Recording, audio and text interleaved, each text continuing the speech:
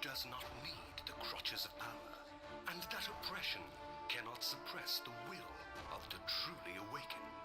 Today, his legacy is inspiring a new breed of Indians whose strength, vision, and idealism is changing the face of India.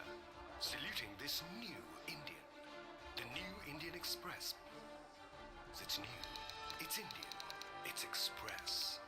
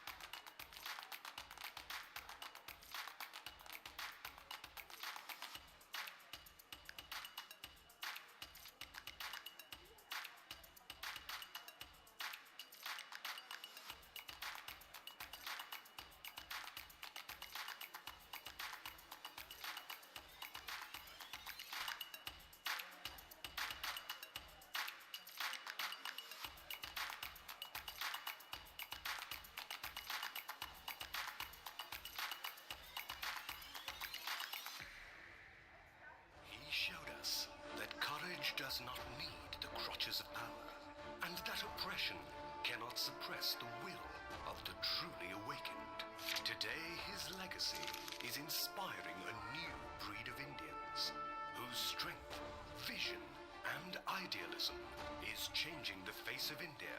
Saluting this new Indian, the New Indian Express. It's new, it's Indian, it's Express.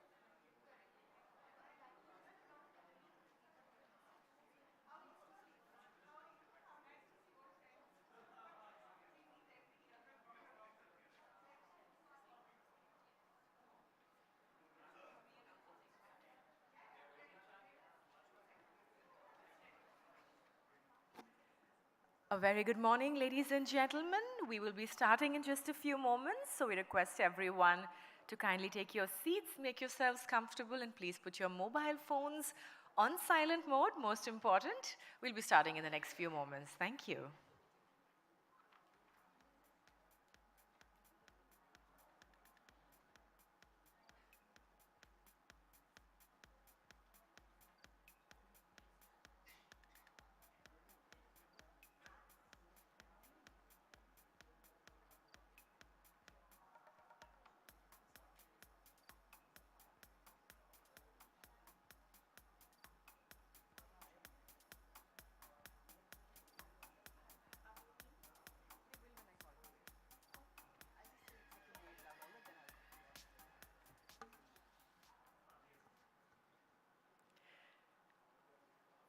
A very good morning, ladies and gentlemen. It's wonderful to see everybody reading the newspaper, the New Indian Express, at all of your tables.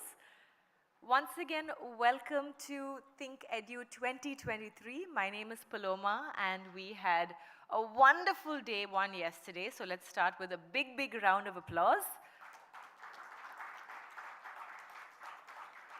And we loved how engaged and how interested our audience was. So we're hoping for the same level of interest and participation today. And I'm sure we will have that. So ladies and gentlemen, it gives me great pleasure to begin with a message from our dear Prime Minister. Can we have the message, please? It is a pleasure to learn about the 11th edition of ThinkEdu on the theme New India, Rising for the World.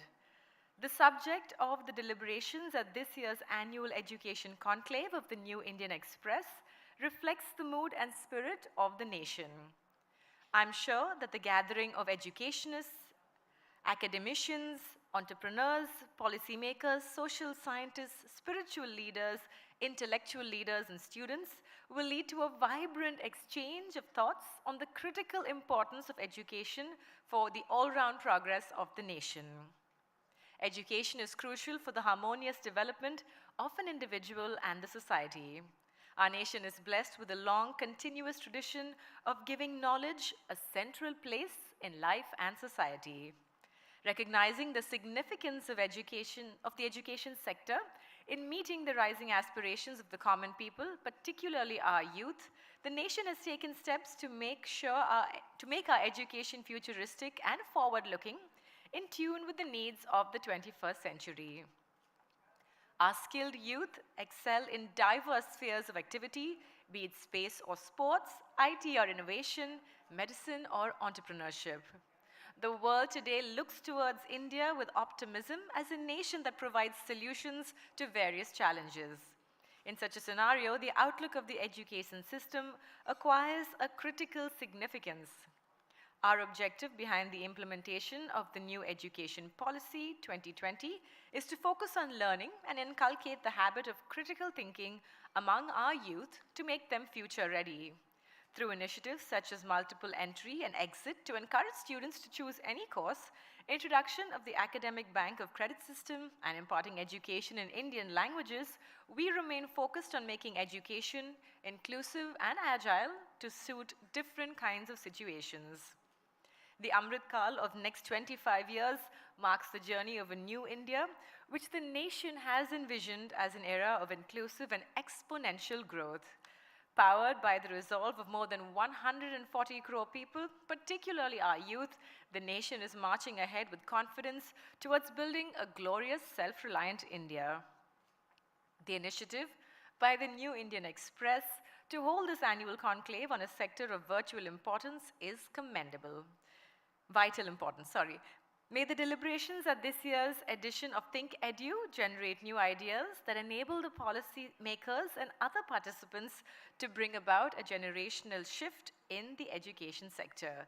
Greetings and best wishes for the success of this edition of ThinkEdu.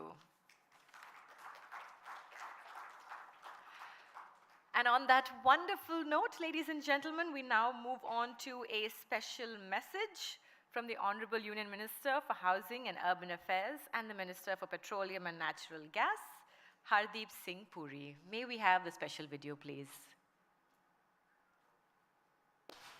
I thank the New Indian Express for inviting me to be a part of this 11th edition of the ThinkEdu conclave.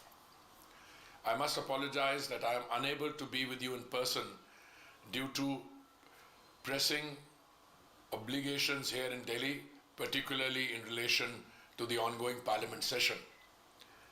I would like to speak today about India's status as a rising power.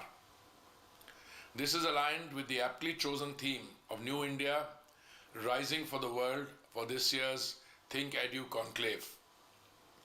At the heart of India's extraordinary growth in the last 9 years has been a relentless focus on leaving no one behind. I draw your attention to the Pradhan Mantri Awas Yojana, which has addressed the challenge of housing poverty in India. More than 3.06 crore houses have been sanctioned in rural and urban areas for the economically weaker sections and the middle classes, thus providing them financial security and dignity. India's leadership is also reflected in its sustainable development agenda.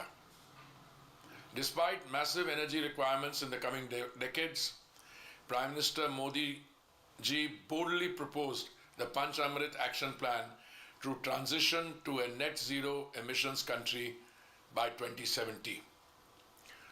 India is working aggressively towards doubling its share of natural gas, while also drastically increasing ethanol blending.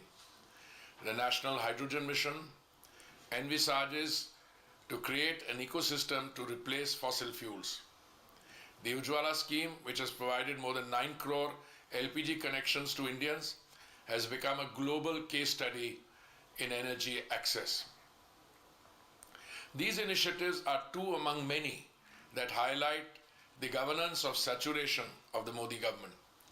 Our primary objective has been to improve the quality of life of every Indian by providing them with the infrastructure they need to be productive citizens. This unceasing determination has inspired the world. India is the fastest growing major economy in the world today. At a time of global uncertainty, India has shown a path of inclusive and sustainable development. It is because of these reasons that India is recognized as a Vishwa Guru, the guiding light of the world. There is a growing consensus that India will play a central role in driving global growth. Prime Minister Modi himself recently said, "When India grows, the world grows. When India reforms, the world transforms." Our education must reflect this evolved stature of India. We are now in the Amrit Kal of India's development journey, where our youth will be the leaders of tomorrow. As the Prime Minister has said on many occasions, India's youth are not just job seekers anymore, they are job creators now. The explosion of startups and entrepreneurial ventures since 2014 reflects the changing dimension of Indian education. The new education policy seeks to harness this unique moment and ensure that the fruits of holistic education reach every last child. Transformational reforms in housing and energy access, among other sectors, fuel India's progress today. In the future, it will be our human resources that will drive India's growth. It is imperative that they are taught to be independent, confident, resilient, and innovative, much like their motherland. Thank you.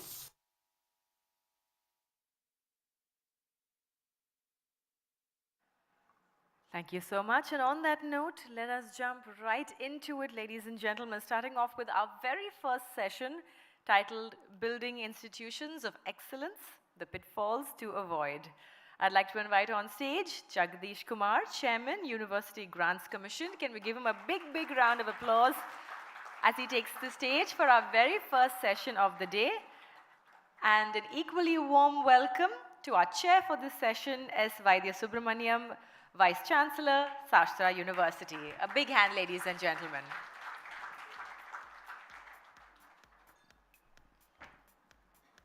Over to you, sir.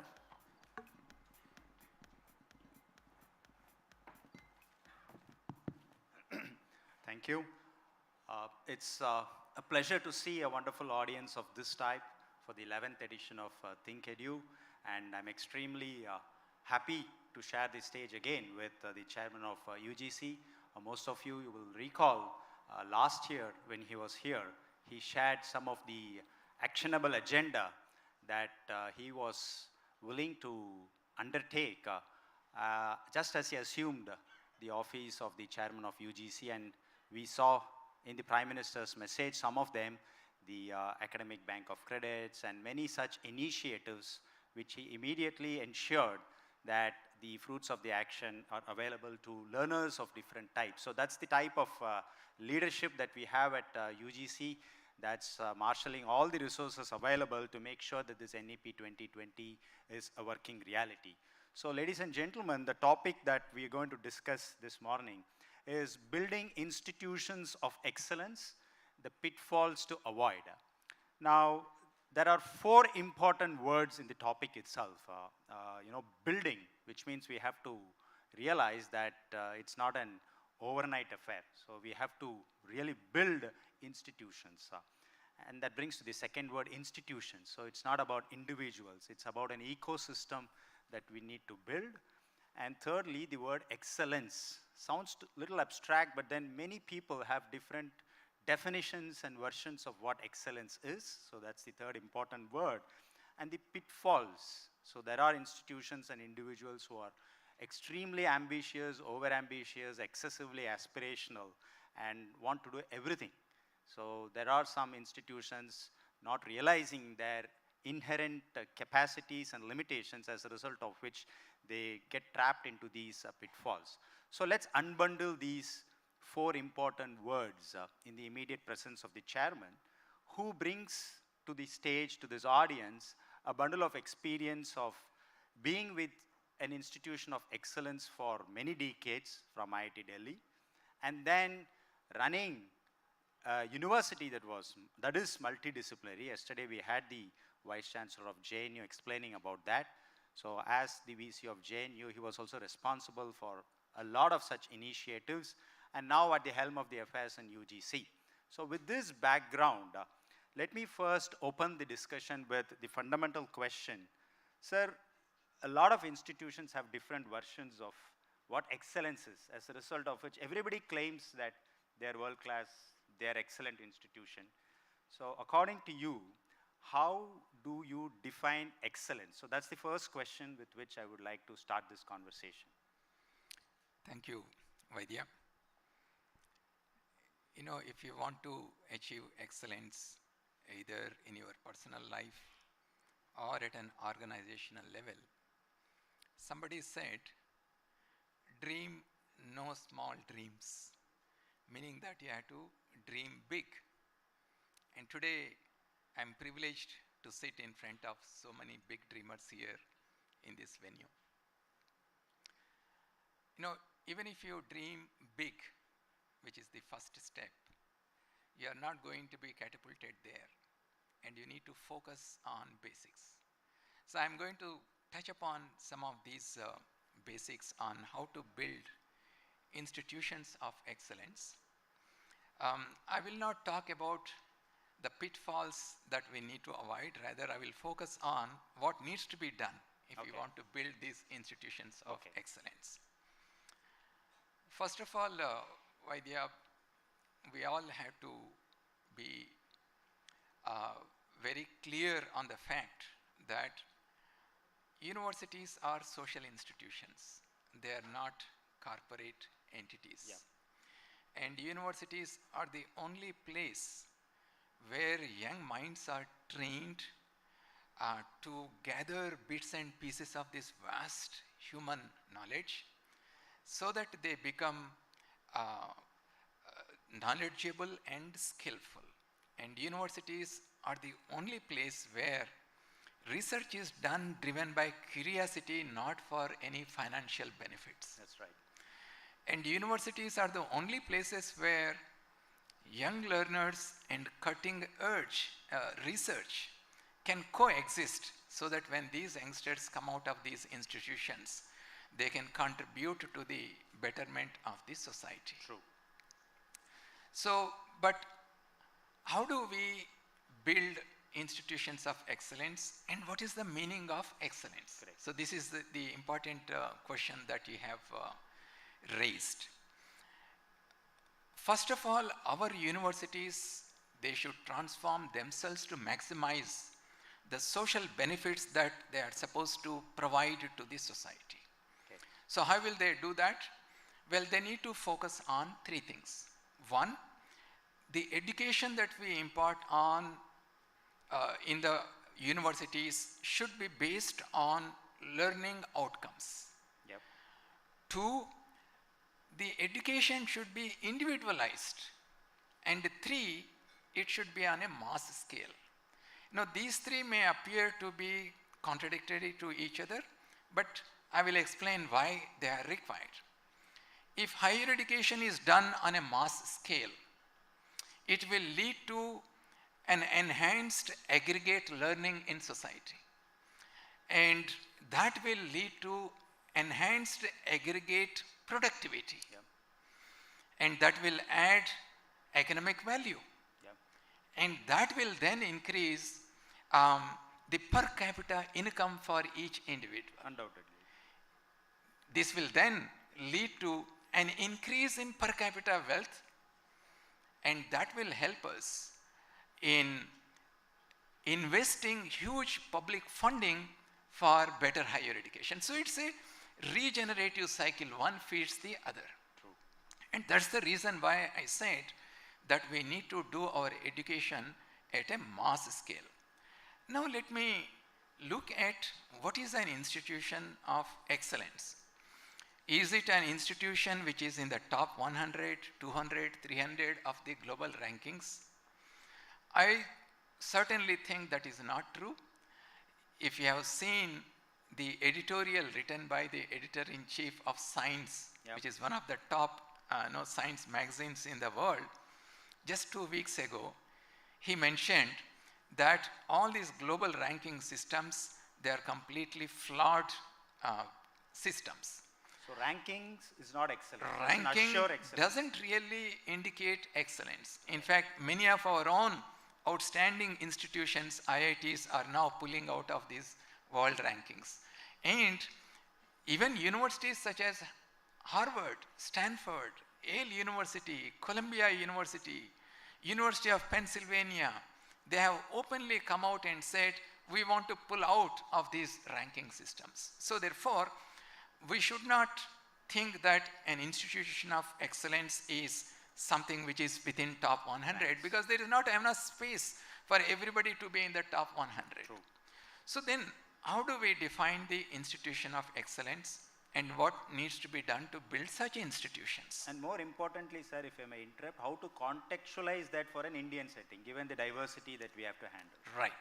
So I feel that the first qualification for an institution to be called institution of excellence is that the education it imparts should be relevant to the local and national conditions. True. That's the first condition I feel should be satisfied. The second one, of course, is that the institution should have such a governance system which fosters freedom of thought, which gives freedom to the faculty and students to pursue knowledge in diverse areas. Yep. Right? And such institutions also should be partially at least be internationalized, so that there is a free flow of faculty and students among the institutions. True. And they should also strengthen the research and academic processes in their institutions. True. There is no single definition for institution of excellence, because there is so much of diversity, as you said, and therefore, when we actually measure the performance of a university, typically when we are ranking the universities, it is a norm-based process. True. Meaning that you take an aggregate and compare against that aggregate and say, you build a hierarchy. True. And say you are number one, number two. But if you use criterion-based evaluation for the institutions, then we realize that each institution has its own capacity. Correct. And it is established to achieve certain goals, and against these goals, if you measure its performance, then you can say whether the institution is an institution of excellence or not. Yep. Just as we do in our houses, we don't compare one kid to the other kid and say, no, you are bad unless you become like that kid. True. We say that each kid has its own potential and they should excel based on that potential that they have. A similar thing that we need to do for institutions of excellence. In fact, excellence also. In fact, you're inviting me to the second question. In economics, you have this Gini coefficient that measures the unequal distribution of wealth. And likewise, in the higher education ecosystem, I feel there is kind of an academic Gini, which means not all institutions are endowed with all types of resources. As a result of which, as you rightly said, there are limitations based on the type of institutions they are.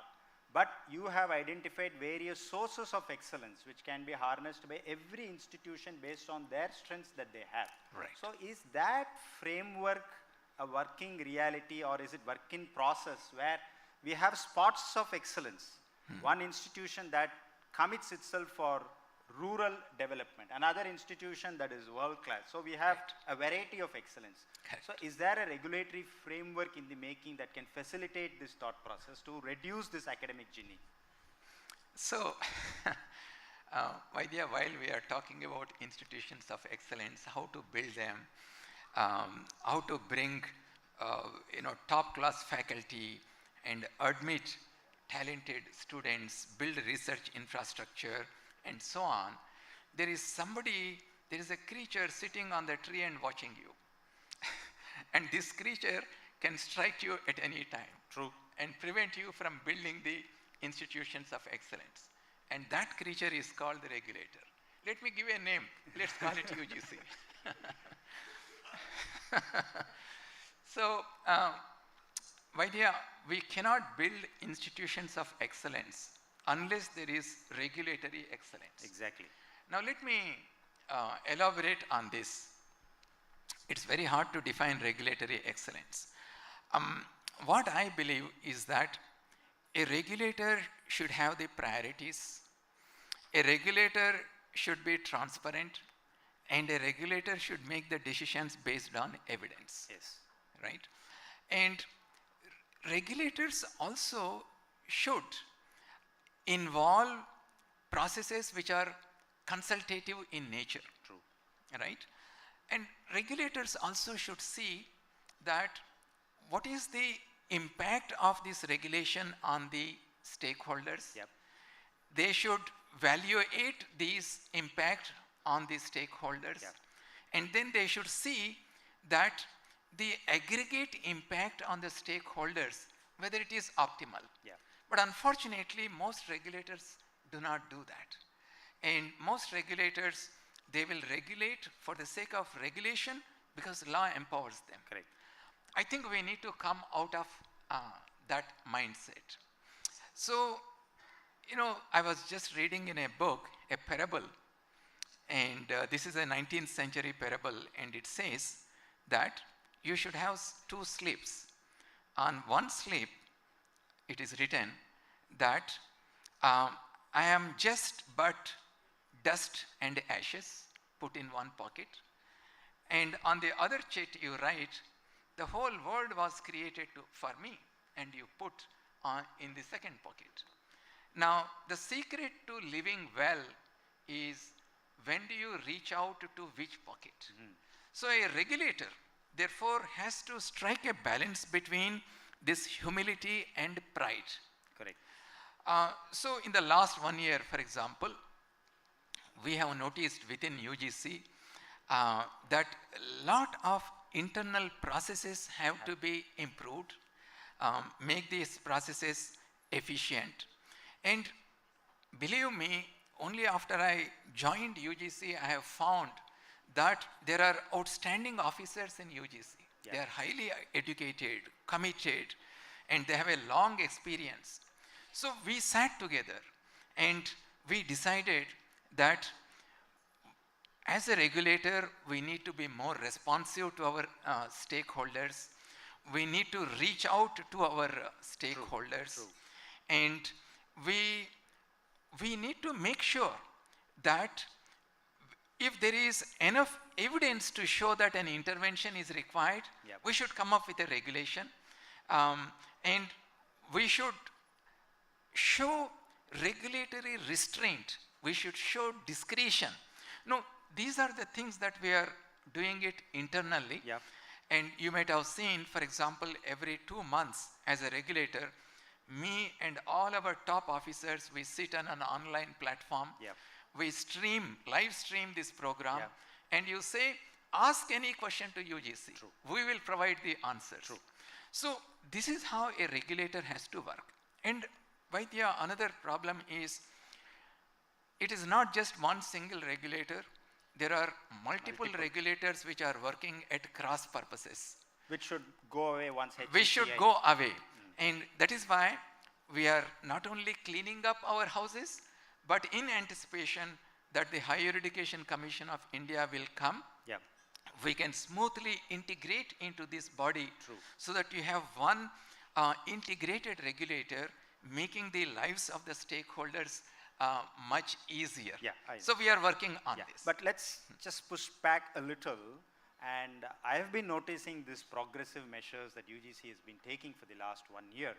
But from your viewpoint, what is your assessment of the institutional readiness now that you have clearly said that it's all going to converge, the regulatory agencies converging, Right. and then if HECI is there, what's your assessment on the institutional readiness? Because that's very important to build excellence. Only if institutions are ready to absorb what HECA has got to offer. So where do you see the readiness level of institutions, sir? You know, when we spoke about excellence maybe 50 years ago, it was in a different context. But today, in present times, the context is different. Yeah. Let me tell you why. See, in 2014, globally, in all higher education institutions, there were about 200 million students. By 2030, globally, in all higher educational institutions, the number is going to double. Yeah. It will become about 400 millions. And a significant part of this student population will be from India. Yeah. Currently, it is 41 million of students, and it is going to double and triple. So therefore, in the present context, if you want to build the institutions of excellence, we need to focus on few things. I wouldn't say these are pitfalls, but these are things that we need to do. Be cautious. Be cautious and approach in the a roadmap that we need to look at. First of all, because the number of students is rising, we need to come out of this thinking of having only fewer number of students in our institutes, or selecting only a small percentage of students from across so many aspiring students and say that our admission is so competitive, therefore we are so great university. I think that is going away from our social obligations. Yep. Therefore, what we need to look at if we want to become institutions of excellence and build ourselves as social institutions is we need to educate our students at a mass scale. Yeah. And this is possible only when we introduce technology into our higher education. And towards that end, we are working, all of us, in building a national digital university. And all the universities should adopt this digital technology in their educational processes and be part of the national digital university so that we can reach out to crores of students across the country. Point one. So our mindset should be open for massivization of our higher education. Point two, Vaidya, that we need to encourage diversity in our educational institutions. No doubt. You see that if our admission policies are in such a way that you only tap students from one particular category, then you are not diversifying the student population in the university campuses. And it's well known that when you bring in diversity, when I say diversity, it is not just disciplinary diversity, but students coming from different socio-economic backgrounds, when they live together, when they interact with each other, it will provide an opportunity for them to become better human beings. True. So we should promote this diversity. For example, you have seen how the introduction of CUET is providing an opportunity for students, not just those who get 99.9, but even if I get 60%, 65%, I am from a rural area, I can prove myself in CUET and join in one of the best universities. CUET has been a big boon for the students. Right. Just last night, the registration process has started. Actually, he deserves applause for that. Last night, he's announced the largest testing mechanism for the country. And I welcome all the universities to join the CUET and make use of the CUET scores to carry out the admissions in your universities. So mass scale education, diversity, these are two important things. But there is one more third important thing that we need to focus on is improving the scientific effectiveness within the universities. We need to encourage our faculty members and students to participate in conferences and make use of some of the regulations that we have already brought out. You asked, are our universities ready for many of these reforms? They are actually ready in the sense that to implement many of these reforms, they don't require any funding. All that is required is an open mind and change in our attitude. For example, when we announce the twinning joint and dual degree programs, you don't require any funds to implement this, but you can provide a great opportunity to your students to have access to high quality foreign education by sending them for a semester or two. So this is something that we need to do. The fourth one, Vaidya, and this is where I think we have failed as higher educational institutions, is providing skill education to our students. You know, why do you think lakhs of candidates, they apply for low skill jobs? Because they are not provided the required skills to get employment.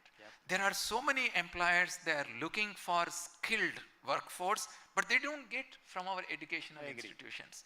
So therefore, I request all the educational institutions to diversify your education and to introduce skill-based education also to our students. I will stop here and take some of your comments and questions from the audience. Not a question, just a last comment before I invite the members of the audience. Actually, you've touched various points. The biggest lesson is there are many sources that are available within the existing system that can prepare institutions to identify the right set of sources based on their capacity, and hence build pockets of excellence, preparing themselves when the real HECA comes and throws a lot of opportunities. And of course, diversity, the massification, the scale at which we need to do is a challenge, and digital universities is also in the roadmap. There is a lot of consumption that's going to happen, but more interestingly, from a personal point of view, I feel that institutions must also contribute. They cannot just consume, they also have to shift as contributors, where you have already mentioned that it is going to be a crowdsourcing effect where all can contribute in the digital university. So it is not just the IITs or CFTIs, it's going to be an open platform. In fact, this, I think, in my view, correct me if I'm wrong, that this will be the largest crowdsourcing of excellence that digital universities is going to provide. Right. So if I may add here, whatever things that I said that we need to do in order to build these institutions of excellence, it is actually preparing for the future. What happens is, in most of our educational institutions, we are bogged down by the day-to-day issues, and we don't see ahead 10 years from now, 20 years from now, where we want to stand. True. And whatever new things that we need to do, it appears they don't fit with our current needs. So therefore, they don't focus, we don't focus on them. True. So my request to all the universities, therefore, is you need to be future ready by doing things which seem uncomfortable now. When I say massivization, it is uncomfortable, right? When I say you have to introduce diversity, it is uncomfortable. But it's unavoidable. But it is unavoidable. And that is what is preparing ourselves for the future. So with that message very clearly from the UGC chairman, let's open the floor for questions. Just short questions, no comments. Yes, the boy with the check shirt there. Yeah. So good morning, sir. Thank you for the enlightening speech, sir. I just have a question. While we can say that the ranking system globally may be flawed because of the parameters and the differences amongst the education institutions, drawing parallels, when the educational attainments and the infrastructural deficits are different amongst ourselves, amongst the states in India, how can a common education testing mechanism like a CUET or NEET be justified, and how do we intend to implement that? This is an important question. You see, the scale at which we admit our students in our country is very high. It is mind-boggling when you compare with numbers in other countries. So how do you introduce objectivity in the admission process? How do you avoid subjectivity? I will give you one subjectivity issue. For example, if I am admitting my students in my university based on 12 standard marks, how are the answer scripts checked? A teacher checks 100, 200, 300. as a teacher myself, I know if I am checking multiple answer scripts of the subject that I have taught for years, there is bound to be variation in the way I am going to mark because of the human fatigue. So that's a kind of bias that is introduced unintentionally. Now, if a student loses admission in a university because she got 0.1% less than, she got only 99.7 as compared to 99.8, she is losing out the admission there. So, to avoid this kind of subjectivity, we want to make our admission process completely objective. And that's the reason why we have introduced CUET. And also, you have not asked, by introducing exams like CUET, some people say that you are promoting the coaching culture. Absolutely not. In CUET, we made sure that the syllabus is confined only to the 12th standard. Yeah. Students are just fresh. They have written their board exams and sitting for CUET. Yeah. We also sensitize the paper setters to make sure that the difficulty level is moderated. Yeah. And you might have seen the comments from the students who are coming out on the TV sets, that they said the question paper was very good. That's the kind of feeling that you have to induce in the minds of the students. So therefore, I agree with you. There is no perfect system. There is no ideal system. We have to go for an optimal, pragmatic system. Yeah. And that's why we have introduced CUET. And in addition, in 13 languages, the examination is getting administered. So you have 13 languages. So Prabhu Chola, you want a question? Yeah.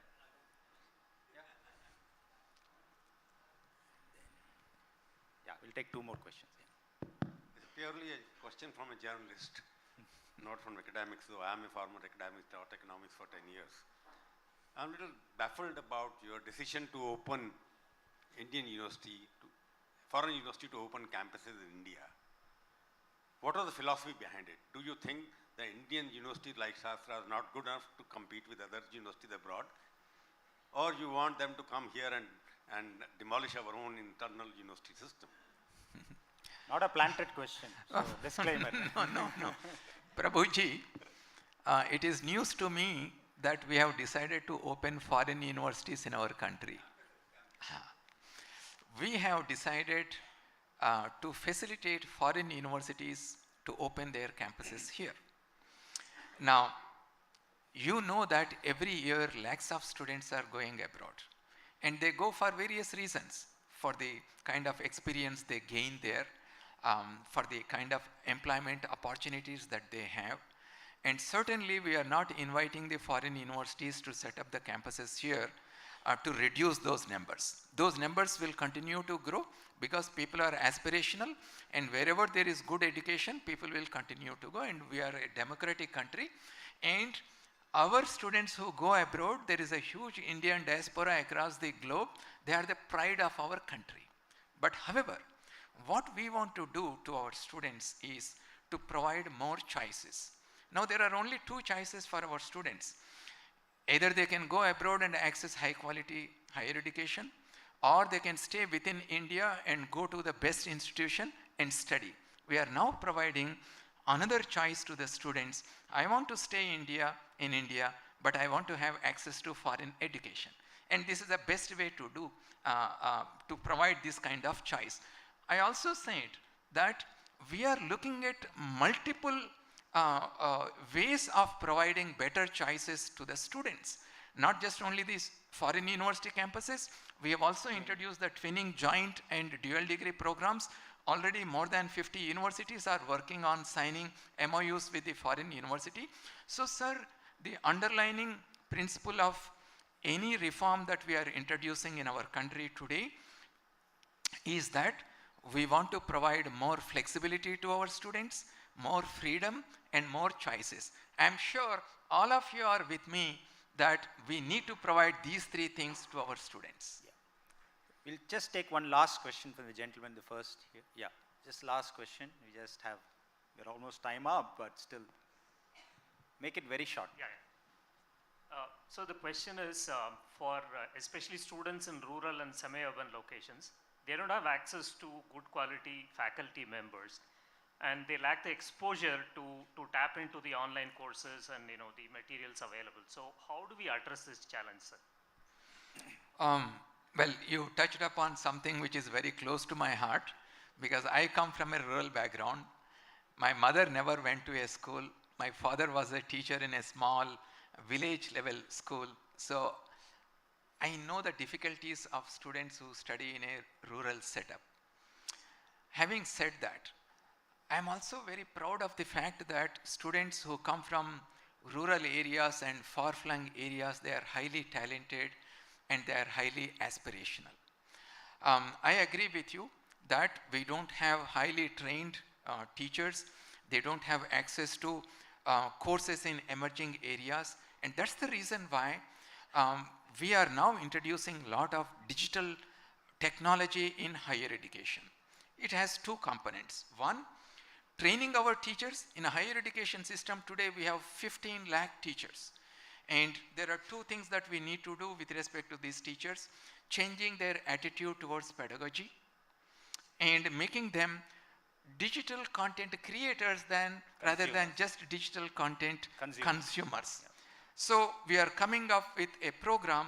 In the next 2 years, we plan to train these 15 lakh teachers in becoming better teachers.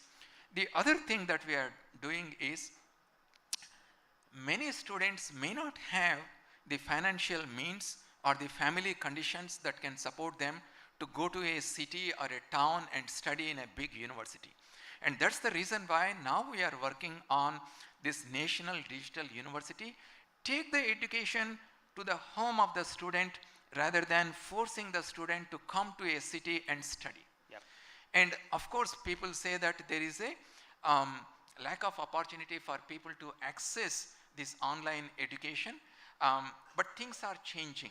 Today, more than 800 million Indians have access to broadband internet connection. I have seen, a lady who cannot read and write using a smartphone in the villages. So the technology is becoming available. Today, electricity is available even in rural areas on an average 20 hours per day. Yeah. So things are changing, and we need to keep our mind open and reach out to these students. Yeah. And unless we empower, I was telling Prabhuji just before this meeting started, I view our entire student body as a pyramid. And on top of the pyramid, you have a small percentage of students who have all the financial means to go to Princeton, Stanford, wherever they want to go. And you have another small percentage of students, they can crack the toughest exams, entrance exams on earth, and join in the best universities. But the rest of the pyramid, that is where the large number of aspirational, talented students are there. And whatever we do, we need to do to empower this large cross-section of students, and that is the only way we can take our country forward. On that count, big round of applause. In fact, the UGC has also very recently shared guidelines to share infrastructure facilities. So amongst institutions co-located within a radius of commutable distance, they can share the infrastructure resources. To that extent, the UGC is also allowed to avoid duplication and also improve access to infrastructure. So that's the point that you also raised. So thank you very much, sir, for patiently addressing all the questions. A big round of applause, please. Gentlemen, request you to stay on stage for a moment longer. We request our editorial director to please join us on stage, Mr. Prabhu Chawla. Also, I believe we have a special something extra from Mr. Vaidya Subramaniam. So would you like to say a few words about what we are presenting along with the memento to Mr. Jagdish Kumar?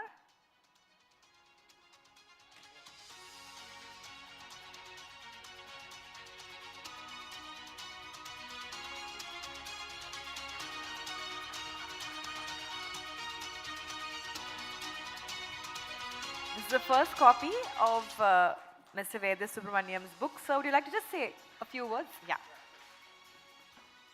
Yes, in less than 10 seconds, this is a compilation of over 200 articles in leading English dailies, predominantly New Indian Express. that I've been writing for the last 12 years, released as 2 compilation, 2 volumes yesterday by the Honorable Minister of Education. So I'm very happy that the chairman of UGC is receiving the first copy. And I should thank Mr. Prabhu Chola for giving me an opportunity to write for New Indian Express as a regular columnist. Thank you very much.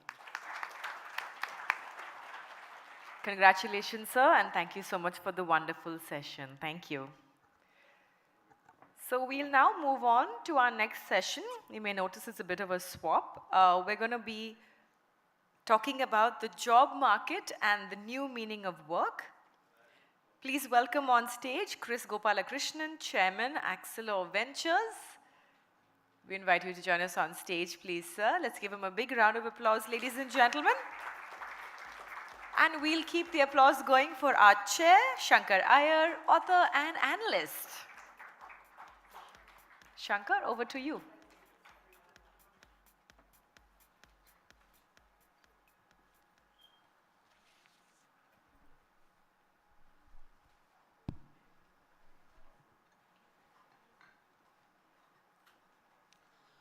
Welcome, Chris. Lovely to see you. Thank you for having me. And you're in perfect setting for a perfect moment of India's rise. I always have maintained and said that India's problems will be solved by Indians and by Indian methods. And that has been proved over the years. And the biggest proof of that is the success of Aadhaar and UPI, NPCI. The digital transactions. I think the UGC chairman spoke about people using smartphones, and perhaps the UGC should commission a study on the level of financial empowerment that has happened because of one institution called the National Payments Corporation of India, because it's amazing. I mean, globally, people have a wow factor when they look at people. I mean, you can go to any street, anywhere, scan a QR code and conduct a transaction. That is an amazing insight into the Indian mind. Today, so to coming back to the sessions, the job market and what's the new job, and we'll look at the whole idea through the prism of Chris Gopalakrishnan's experience at Infosys and now his experience as a venture capitalist. So India, we all agree that it's the Goldilocks moment. We are hitting the right notes, we are at the right place at the right time. And we do know that we have enough challenges, and challenges are opportunities. So how do you see this period unrolling, Chris? So, Shankar, you rightly said this. We are at the right place at the right time. This is our moment, and we have to grab it with both hands. That's clearly what I see. And the reason I say this is India is yet to develop. Hence, going from 3 trillion to, let's say, 30 trillion will be an amazing journey. And in the last 30 years, we have gone from about 600 billion to 3 trillion, and we have seen the changes that have happened. Except for the students at the back, most of us have lived through those changes. And the students at the back would live through the changes of taking from 3 to 30 trillion, and that will be even more exciting than the last 30 years. Second, I see us, creating growth engines in multiple areas. You talked about fintech and the revolution that we have created by uniquely architecting the fintech space, very different from rest of the world. Public infrastructure and private innovation on top of that. Data being available on a shared basis and innovation on top of that. Similarly, healthcare is transforming as we speak. Again, digitization is going to have an impact. We saw the CoWIN app and its impact on how vaccination was given to about 1 billion people. We are seeing the transition to electric vehicles in the automotive space. We are seeing significant investment in infrastructure, road, railways, airports.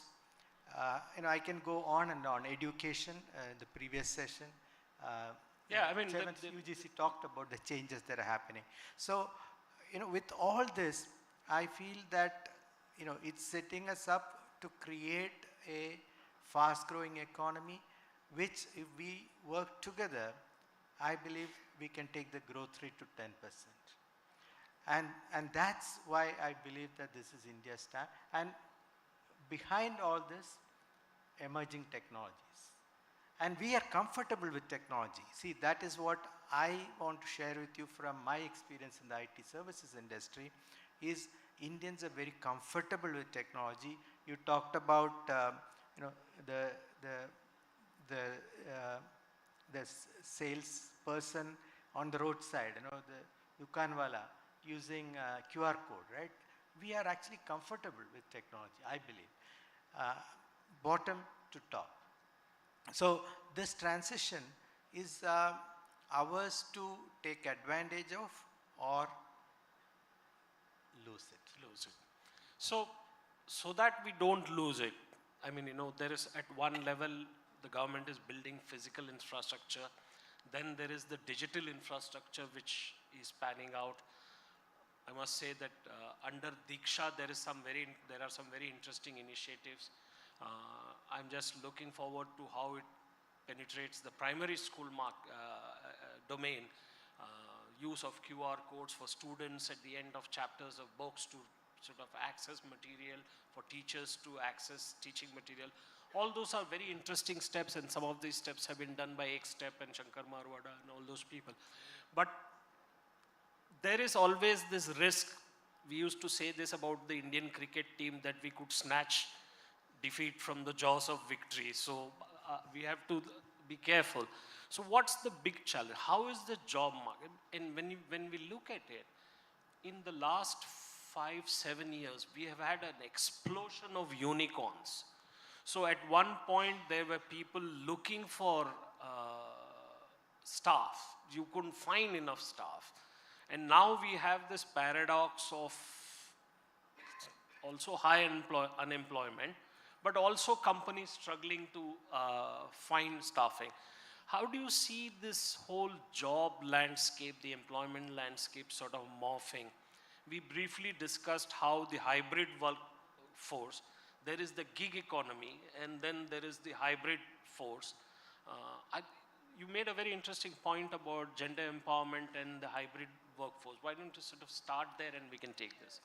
See,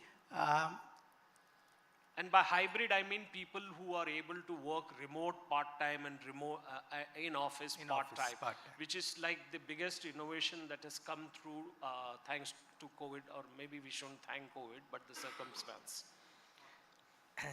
So, see, India always has multiple realities. So, for a substantial percentage of the population, there is a need to transition from dependence on agriculture, where productivity is extremely low, to other parts of the economy. Because they still are not literate to work in the services part of the economy, they need to transition to manufacturing, and some to other services like construction, etc. And that's one part of the economy. Then the other part of the economy, and I'm just jumping several layers, right at the top, the IT services folks, people who talk about the technology changes affecting their jobs, etc. And they are global employees. They are very well paid, and there, if you are willing to retrain yourself, jobs are actually available, because like you said, companies are struggling to staff. So that's one aspect of this. So we do have to create jobs that are meaningful, that will increase the income of people as they transition to the parts of the economy where productivity has to increase, like agriculture. Even in manufacturing, we need to transition to advanced manufacturing. So we need to, because the knowledge intensity, the knowledge content, the skills that are required for any job today is increasing if you want to increase productivity. So skilling is very important because of that. So that's one snapshot of this. The other snapshot is when you talk about the startups, etc. We created huge buzz around startups. Prime Minister leading from the front from 2015, Startup India, Stand Up India program, etc. Rightly so, because that's what gives the economy a boost. Typically, economies grow linearly, 5-6%, let's say. But when you want to take it from 5-6% to 8%, 10%, you need to accelerate it. And acceleration happens, significant investment into new areas, new manufacturing, new industries being created. Similarly, acceleration happens when you create startups. Because startups, especially technology-driven startups, grow, they talk about the J curve, right? They start small, then accelerate, and then exponentially grow. That will have significant acceleration, that will give significant acceleration to the economy. They attract significant external investments. The startup industry has attracted about $45 billion of investment. I think last 12 months, about $25 billion. So, which is very important. Now, they don't actually employ a large number of people. And we also should not, get carried away when you talk about job losses in the startup ecosystem, because when a company runs out of money, right, they shut shop. What do you do with the employees? The employees lose the job. So when I talk to a person, when I talk to a student who is seeking job, if I say that if you're going to join a startup, just like the investor, you are taking a risk. You could lose your job. If you're not willing to accept that, look for a safer job, which may be in a larger company, which may be a less esoteric area. But it's a bit like playing a T20 match. Yes. There is inherent risk in the startup. Okay, you could Clearly find it exciting, be rising. You can make more money, but you should be willing to take the risk. Now I'm in a forum that's by a media company, but still I will say this. The media doesn't separate these things, and media highlights, 500 jobs lost year. But they don't say that, that industry employs 50 lakh people and 500 is nothing. So you cannot, so we have to set the context properly. And all these things are realities in India. So a large part of the headline is grabbed by the Byju's and the Zomatos and others. But the real startup activity happens in smaller gig economies. I mean, the people who create services, startups and all. Now, there is an employment there which the government is trying to formulate policy as it's evolved. Always technology is ahead of regulation. So, and then there is the hybrid, which is part-time remote work and all. And there is this phenomena called moonlighting, which we've been hearing. I mean, the same person, so it's like the IPL player playing for two different teams. So how do you see all these panning out? Is this a reflection of the competitive spirit in the job market, or is it a reflection of the inadequacies, the gaps in the job market? No, I think it is the vibrancy of the economy. It's creating newer opportunities. The whole space of hybrid work came about, as you rightly said, out of COVID. Right? COVID necessitated people to work from home. Once you learn a skill, it's better to retain that skill because you don't know when you will need it again. And I say that about individuals, I say that about organizations. Do not give up those skills. But coming back to office is very important, because just like in a university campus, you don't just learn what is in the curriculum, you also learn how to live by yourself, how to make decisions by yourself. You become more self-confident, you create network of friends, you get mentorship from faculty. There's a lot more development that happens. Similarly, in an office, the networking with your colleagues, the informal conversations that happen in the corridors, let's get together and build something on the fly. All of those opportunities are lost. Culture doesn't get built when you work remotely, etc., typically on your own. So there is a need for people to come back to office, but don't forget the skills that you learned and the technology that enabled you to learn those skills, etc. Then the questions about there are other forms, like the gig economy, which gives again options for people. Look at taxi drivers. They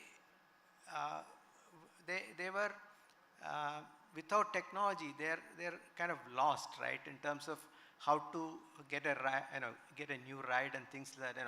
If you think about how Ola or Uber has made our life easier, it has also made the driver's life easier, and they can now decide to work, let's say, between 4 in the evening to 10 in the night, or that flexibility is there, and the whole gig economy is about being flexible and giving the choice to the individual to work at their own conveniences. Part-time work, which allows people to again take care of their work-life balance if they need to, or if they need to take care of elderly parents at home. So I believe that all of these things are giving you new options, new flexibilities. This option has got very important societal gender quotient also. Yeah. Now, I think government also need to think, we had one set of rules for employment, and now don't apply those to these without understanding the positives and the negatives. There has to be flexibility, and we must allow these things. There are significant benefits to doing these things. You will kill the goose that lays the golden egg if you start regulating all of these things with the same set of rules and regulations. I think we are going through significant change. Multiple forces are playing together at this point, technology being only one of them. But technology allows these flexibilities, and when people are taking those choices very seriously. So we must allow this, and of course I strongly believe that regulation is required, otherwise misuse will happen. But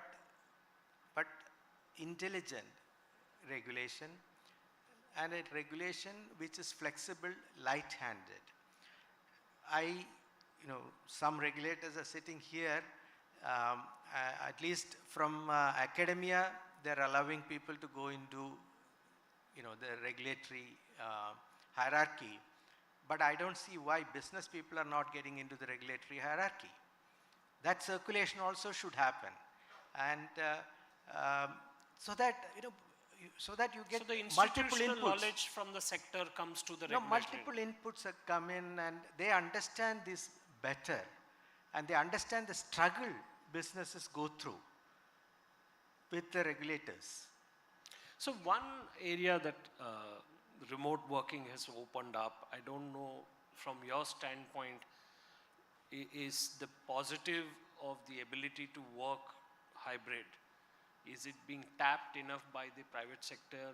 And it's something that the government should clearly look at. I mean, recently the economic survey pointed out the female workforce participation rate is at a historic low. And one of the reasons is that the Indian industry, services companies are not adequately equipped to deal with a mother with a child or aging parents at home, although more enlightened private companies, for instance Infosys or Tata's or all, may be having such systems.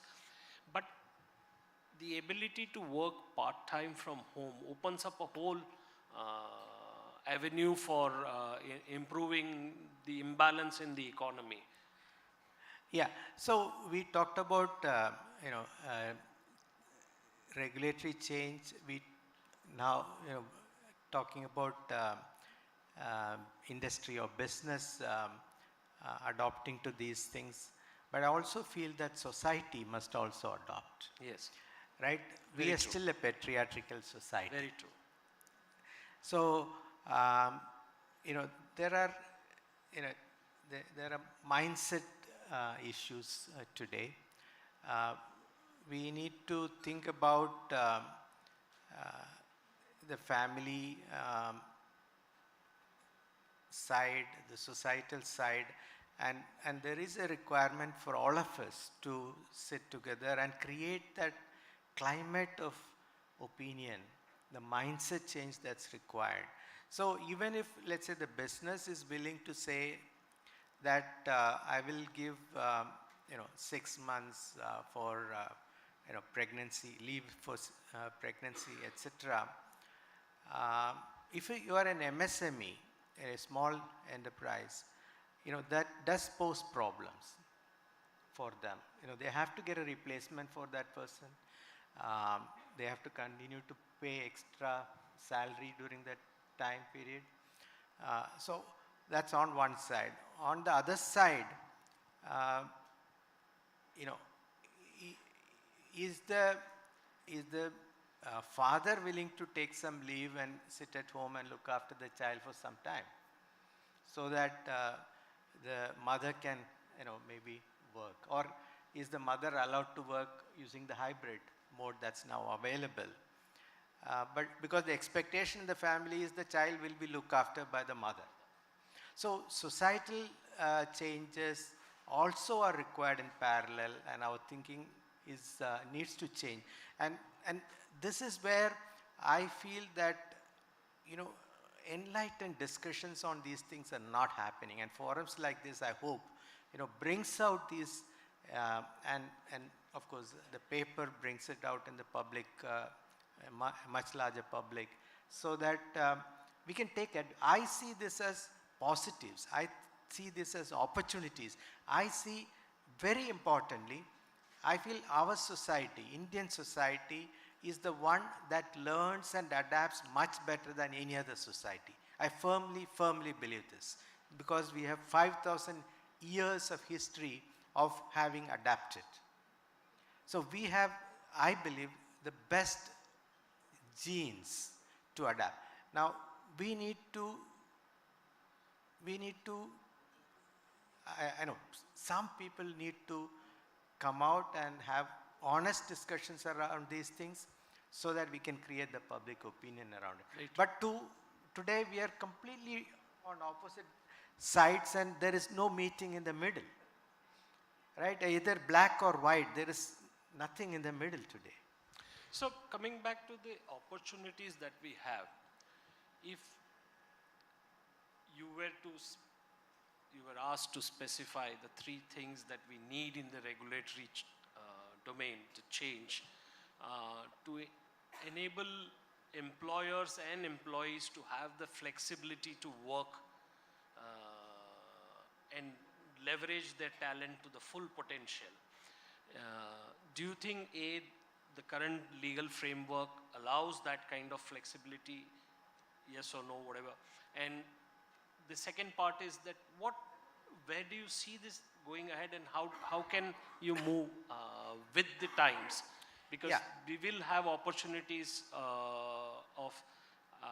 and you probably know this better than most people, a large part of the offshoring is going to be accelerated as the Western world ages faster. So how do we tap into those opportunities? Yeah, our youth is our strength, and their productivity will keep our economy growing faster for at least a few years to come. So again, that's the window that we have.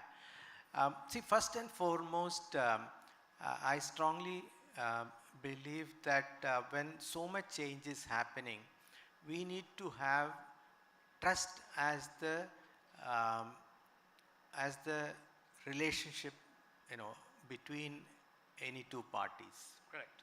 right? Uh, today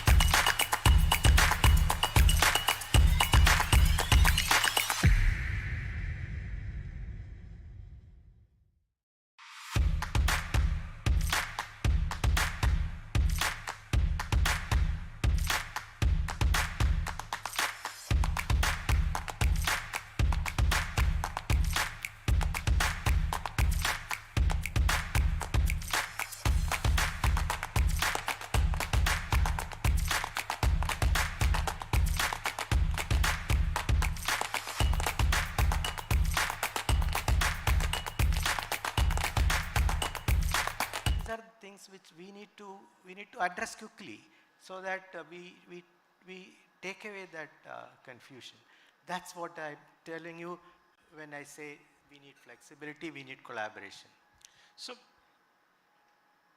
we started by talking about the opportunities that we have. Do you sense that we are at least in the trajectory, in the direction of this evolution of norms, laws, regulations, rules?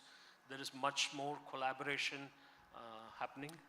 Well, the other extreme of that, or other part of that, is when I see youth today, they're fearless. Okay, they think they can compete with the best in the world.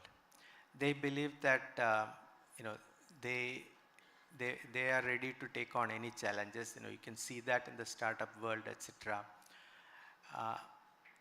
So I'm optimistic when I talk to youth today. I'm very optimistic, and I've seen uh, in the startup space what is happening today. Even when employees lose jobs, in spite of all the headlines that you see, I'm finding that they are able to find jobs provided they stay relevant. So reskilling is important at the individual level. Relevance is important in the organization level. Any organization, any entity today has to be relevant, individual or an organization.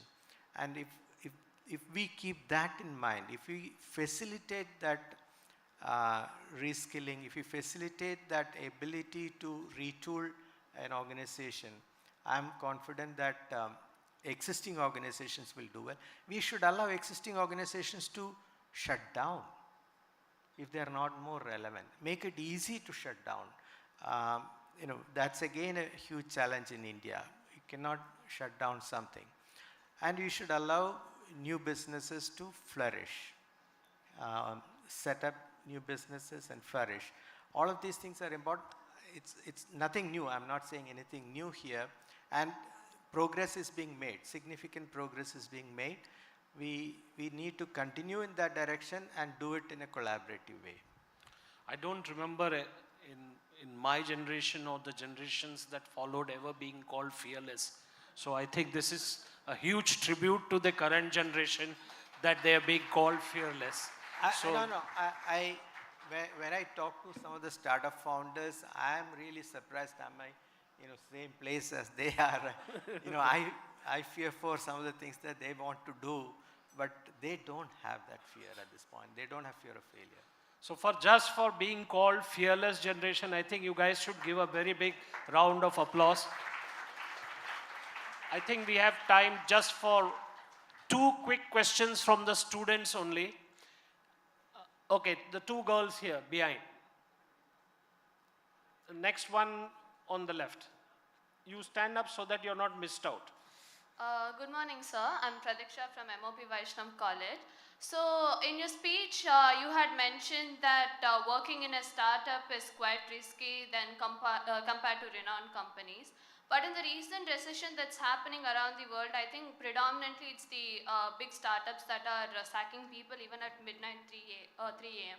So, how would you classify this scenario, and how would you advise to youngsters like us? Yeah, so I will reiterate my statement. Joining a startup is risky because if the startup shuts down, you will lose your job. Okay. Now you're talking about big startups that are, let's say, 10 years old, 20 years old, etc. That's where I said if an organization is not relevant or part of an organization is not relevant, they have to retrain the people. So, see, restructuring the workforce within a company, that flexibility has to be given to an organization. Of course, we expect them to do it. You expect them to do that.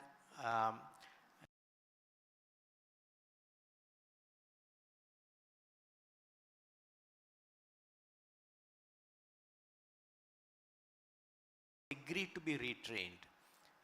Must be flexible to be retrained.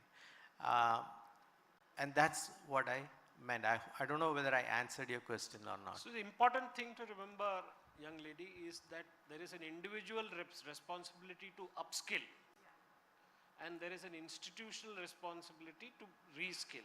And those are a collaborative aspects. There's one more question. One lady was standing. Yeah, please stand up and identify yourself. Hi, sir. So, you touched upon the topic of our generation, the latest youth. One minute. Identify yourself. I'm Sneha, and so you touched upon how the latest youth is fearless compared to the previous generations of workforce. Just like how moonlighting became a predominant hot topic during the COVID pandemic, there's another work culture habit that is being followed by the latest generation, Gen Z, which is quiet quitting, which we don't really see in the previous workforce generations like Gen X or the millennials. Gen Z just sees work as a part of life, and it doesn't really have work as an identity of its generation. And how do you see quiet quitting influencing the company's productivity or the economy as an extension, because we don't really work 40 hours a week as how it used to be 20 years back or 10 years back for that matter. Yeah, so these are transitions. First of all, moonlighting by, in the name itself says that, right? Now you're doing something on the side without transparency, and that's clearly not right. You know, if you want to take up multiple assignments, be open about it. Be, you know, like a consultant. Be a, you can say that I'll work 3 hours here in a day, 4 hours there in a day, etc. Be transparent about it. Then I don't think any company will have a problem. It's not being open, transparent, disclosing it is the problem.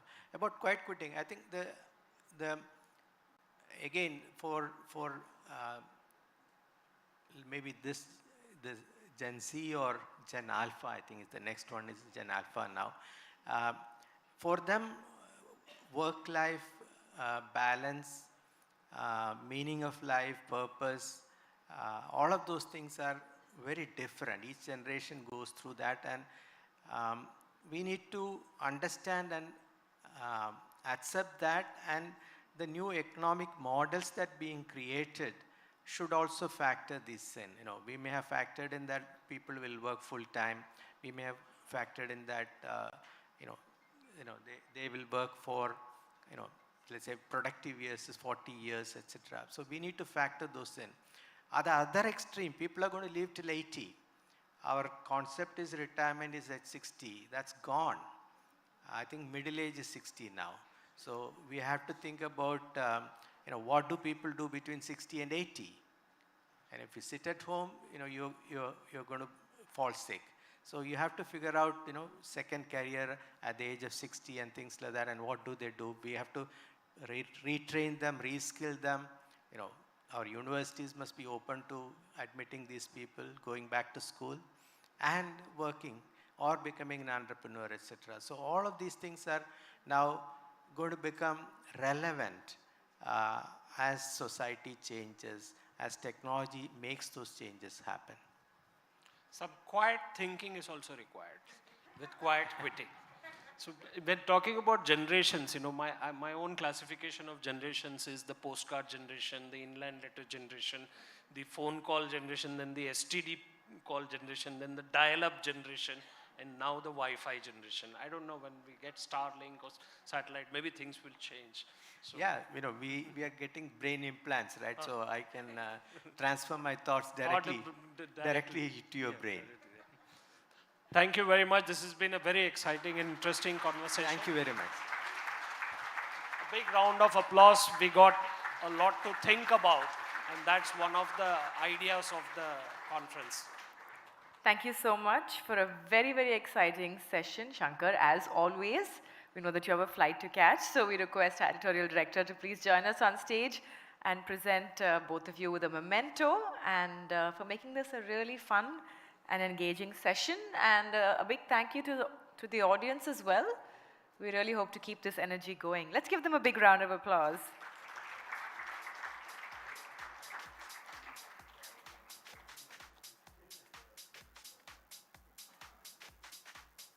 Thank you so much.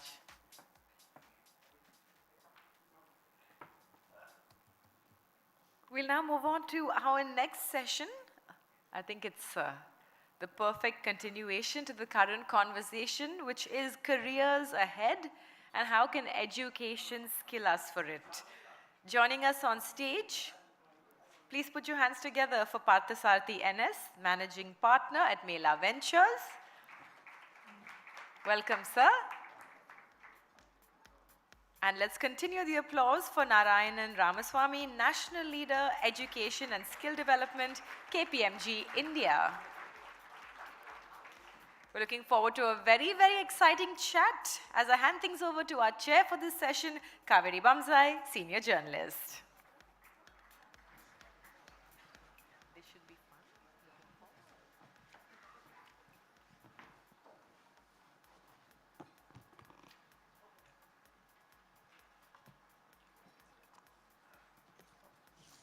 We heard so much in the last session. I want to take off from there. We heard about quiet quitting, Gen Alpha. I didn't even know Gen Alpha exists.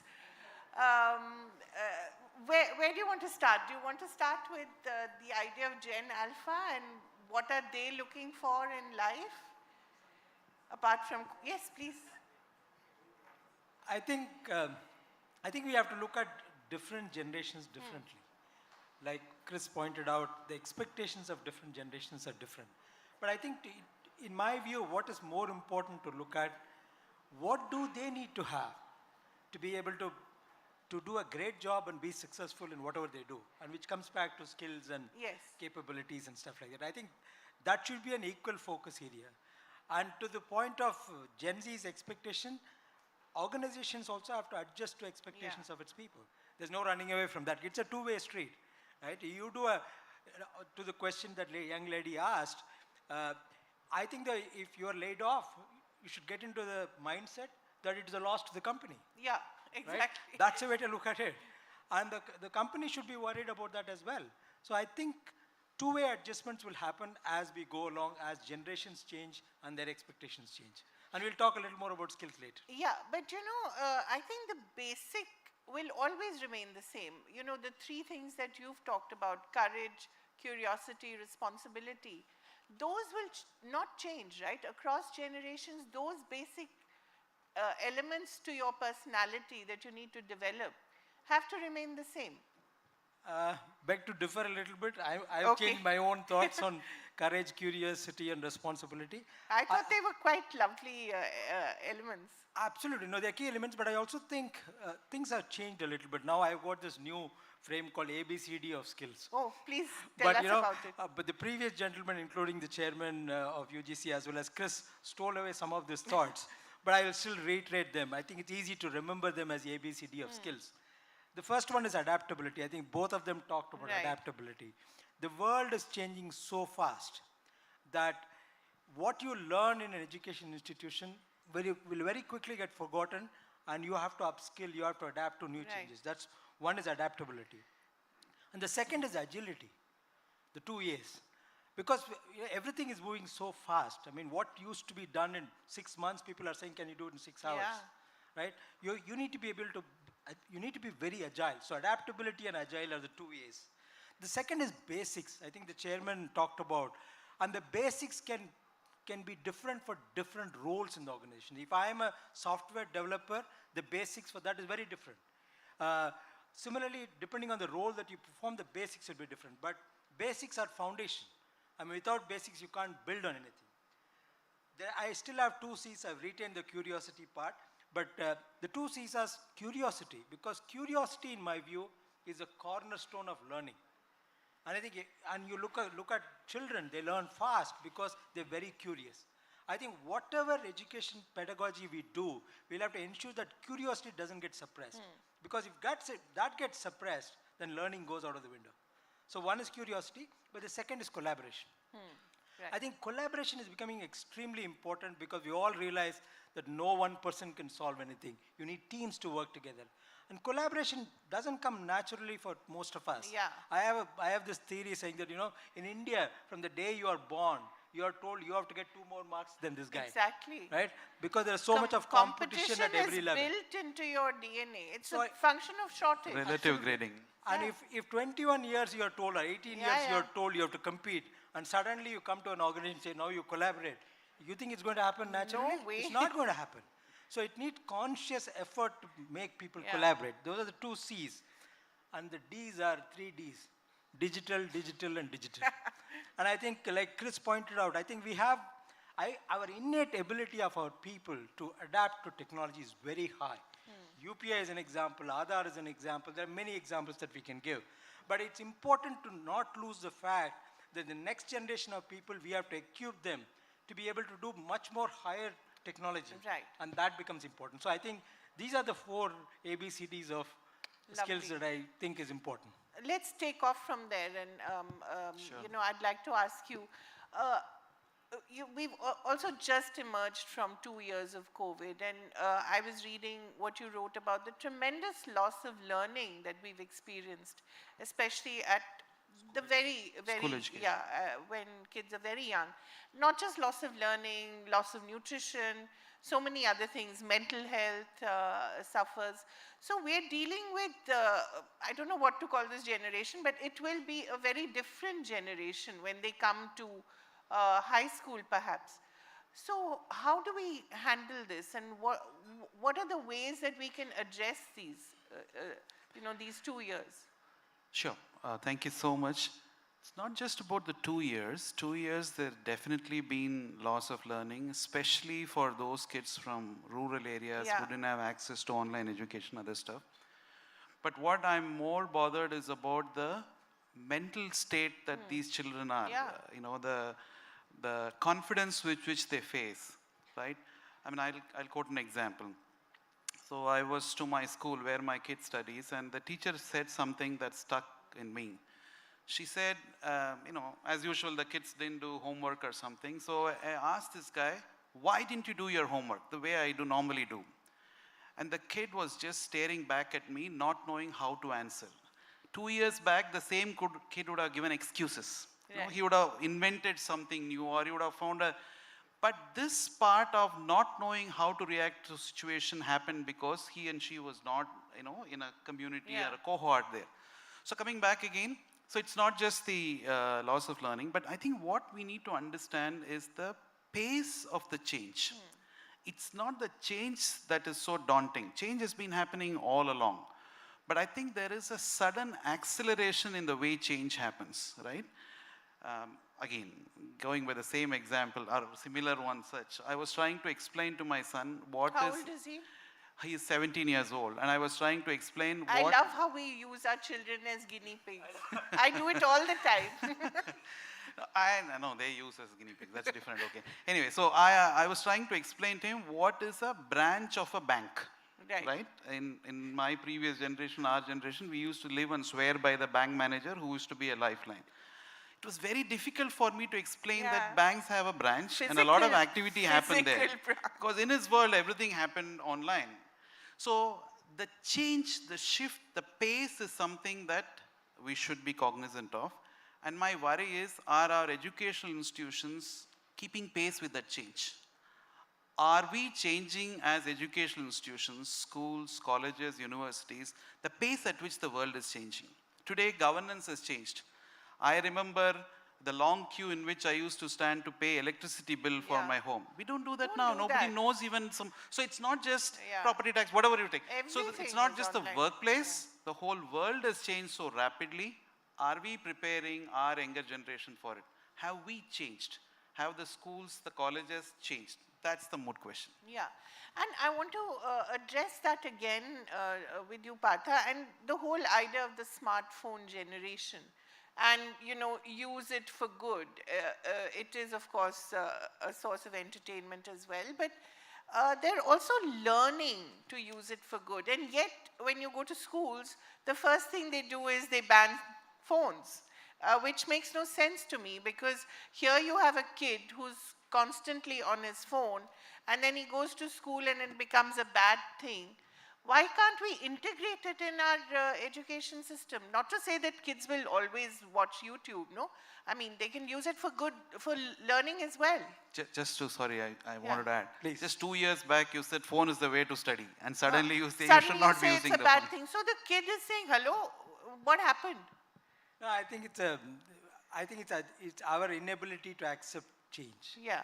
I saw a very fantastic tweet yesterday. I'm sure all of you have been hearing about ChatGPT, right? Oh, yes. And today morning I saw... We had a presentation yesterday. Right. So today morning I saw a tweet from one of the big researchers in Stanford called Andrew Ng, and he said, teachers are worried about saying homework will be done by kids using ChatGPT. And he said, the teacher's job is to give a homework which is so interesting that the kid will want to do it himself or herself than use ChatGPT. Exactly. So I think that is the mindset change with which we have to deal with. But first the teacher will say, hello, what is ChatGPT? Which comes to a completely different challenge. I think we talked a little bit in the previous 2 sessions on education, teachers, educators. I think that's a big challenge. Can I dwell into that a little Yes, bit? yes, please, Even please. at the cost of saying that in front of university vice chancellors and UGC chairman. Very open and... Absolutely, I saw that very visible today in the chairman's speech as well, I mean, chairman's talk as well. I think there is a fundamental issue in terms of how pedagogy needs to change. Yeah. And in my view, and it's a very narrow view because I've not been an educationist, is that if you look at the current pedagogy, there rests on 4 pillars. The first pillar is the concept of a classroom. Yeah. And already people have started thinking that, will classroom exist or not? The second and the third concept are in a way linked in this, this concept of a syllabus, and along with that syllabus is a concept of a proctored exam, right? A way to assess. And the fourth pillar in my view is actually this whole concept of one person knows everything. Yeah. You know, the guru kind of stuff. And I think if you look at it today, if you go to any classroom, you have the student in the classroom for the first 5 minutes, you have the attention. After that, the person is physically there, you have lost the child or the student. Yeah. And I think this has to change. So in each one of this, we'll have to look at it. When I talked about collaboration, I was just thinking, maybe all the universities in collaboration with UGC have to come up with saying, what is the new pedagogy that is required? Yeah. And I think unless we are clear with our new pedagogy that is required, we will not be able to train our own teachers to be able to take care of the students. Right. So I think that there is a fundamental challenge I think we are facing. I'm not a, let me put it this way, I have to carefully word this. While digital technology is great, especially for learning, I think we have to have a nice balance between what I call as high touch. Without technology is high touch, right? You touch and you work closely with people in a classroom environment or a university environment, and a high tech. Right. So you have to get a balance right between high tech and high touch. Both extremes are not good. High touch is not good because it's not scalable. And like the chairman pointed out, scalability is extremely important for a country like ours. Yeah, we need numbers. High tech is also not important because there are lots of other skills. We completely underestimate the importance of soft skills, right? And I think those skills are learned right from day one in school, right? So I think we have to get the balance right between high tech and high touch. Yeah. And that takes me back to schools, really, and how we need to really change right from there. I remember a panel that we had last year when kids were just emerging out of COVID, and the principals were saying the kids are not even making eye contact anymore because they're so used to looking at their phones. That's how they walk now, you know, they don't even look up, and their language has become telegraphic almost.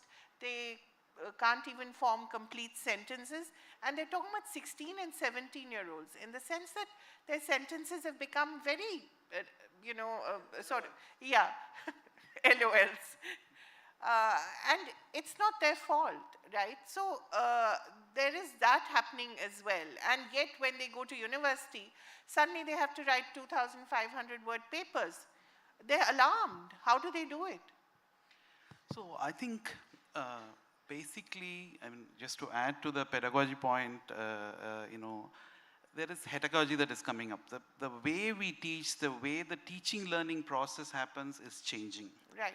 If you notice, national education policy is also talking about converting the whole process to more learner-centric than teacher-centric. Is the ecosystem ready for it?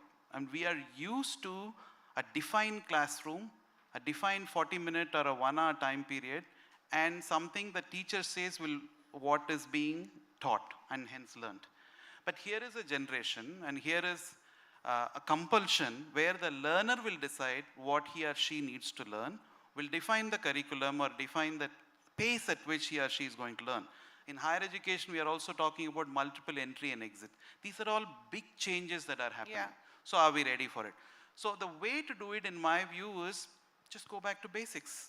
As you rightly said, and as I think the UGC chairman also said, go back to basics. And if you are teaching them to be curious, if you are teaching them how to learn rather than teach, that takes them a very long way. I think what needs to be done in schools and in extension to colleges is we should teach them, or we should give an environment where they learn. In fact, I'm also reminded by how the original teaching learning process used to happen in ancient India. Sri Aurobindo Ghosh says that as holistic learning. He talks about 5 areas of learning in schools. And we do one of them very well, the others we don't focus. They are as follows. One is the academic learning. Academic learning, we focus a lot. There is a curriculum, there are multiple curriculums, and we do a reasonably good job on that. He also talks about 4 other learnings that used to be prevalent and that prepares the children for future. Second is physical. So are we training? There are a lot of issues that people face, health and other issues, because the physical learning part, knowing your body and all those. Yeah. The third talks about intellectual learning. It's not what you learn in academics. How do you apply that? How do you make sure that what you have learned is something that you can practice, or you only go to those areas that you are going to practice? The intellectual part, the drive to actually make sure that to derive a meaning out of it and other things is missing. Fourth talks about emotional learning.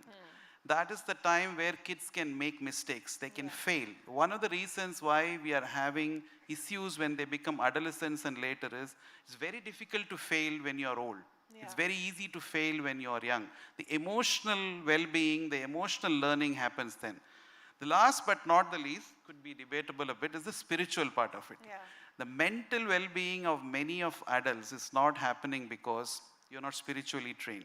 So unless, and today, I was surprised when one of these kids was very worried. So kids as in a youngster in my own team in KPMG. So I asked him, what happened? So he said, I posted something in LinkedIn, there is no likes for the past 4 hours. I said, what, for the past 4 hours? What's wrong? I mean, there are no likes at all. So something must be wrong with me. And he was genuinely dejected. So I think all these 5 areas, academic, physical, intellectual, emotional, and spiritual well-being will happen only if our school curriculum will start reflecting this.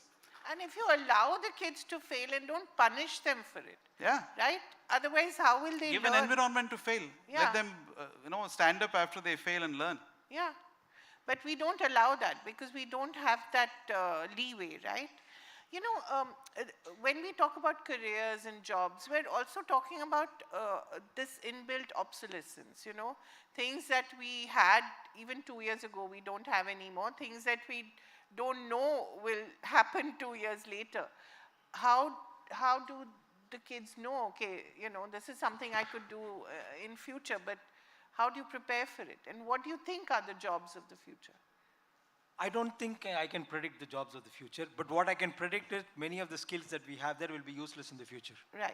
That means I have to get new skills in the future. Yeah. But I think the point that we need to drill into students who are coming through the coursework is that a lot of people get this view saying, you know, I am done with my degree, my learning is over, done for life.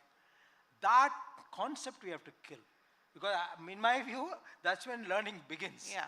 Because at the end of your program, that's when your learning begins. So moment that mindset is there, and the point that Chris pointed out, learning is a two-way street. In the sense that for reskilling, it is in the organization's interest to ensure its people are upskilled. But it is also a two-way street. The employee also has to get into the mindset that I have to reskill myself, otherwise I will become obsolete. And once you become obsolete, if you get laid off, then you have no reason to point fingers. It's because you were part of that problem as well.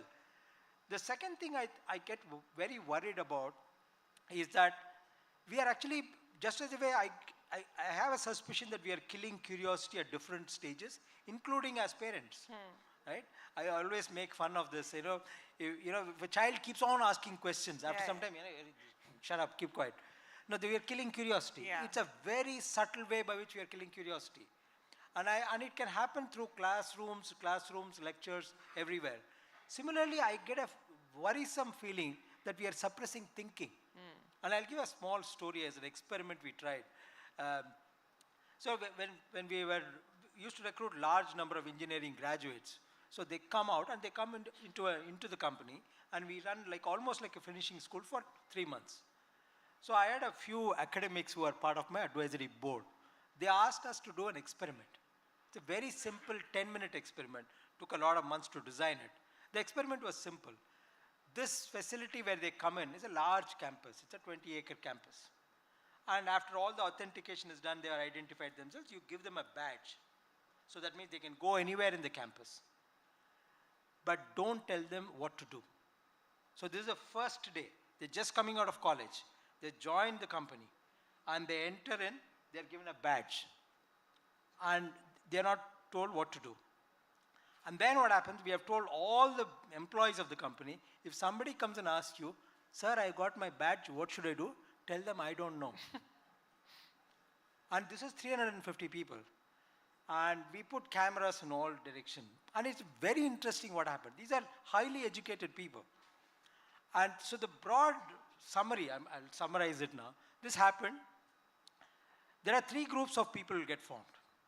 One group of people is what I call the cool dudes. You know, the urban variety. They'll come and ask, what do you mean you don't know? You run the place, no? You have to tell me what to do. You know, that aggressive alpha male behavior. That's about 20% of the people. 50% of the people are the traditional middle class kind of background. Oh, sir, you don't know, sir? Okay, sir, I'll find out. And meekly respond back. There's a third group who are typically studied in a vernacular language, vernacular school, very scared of the first group of people. Right. They meekly go behind the second group and follow whatever that group does. What we had also done in the same campus, we had large displays like this, which showed a path. It says, you have taken the badge, next you go here, next you go here, next you go here, next you go there. Very, very visible, including animation. Not one person looks at that. The point I'm trying to drive is, we are spoon-feeding our people too much. Because of which they don't step back and think. Now, if somebody gives me a badge and tells me, I'm not going to tell you what to do, shouldn't those students step back and say, why are they doing this? Something must be there, right? One, they're not thinking. Second, there's no curiosity. Right. Then somebody will discover the solution. Oh, here is a path. Then everybody will follow. In 2 minutes, everybody knows the answer. Everybody. So I'm saying, so I have 2 concerns as educators, as parents, we should be worried about. Saying, are we suppressing curiosity too much? And are we suppressing this ability to think on their own? Right. The other point is, and it's not necessarily urban-rural, it could even be urban-urban. The divide between the entitled, who feel that they deserve it all, and perhaps don't need to work very hard for it, and the ones who we traditionally call kids with the fire in their bellies, you know. Is that still very much a divide that you see out there? True, there is definitely a divide in terms of and when they see the entitled kids, you know, getting it all, doing it all, having it all, there is a certain resentment that comes in.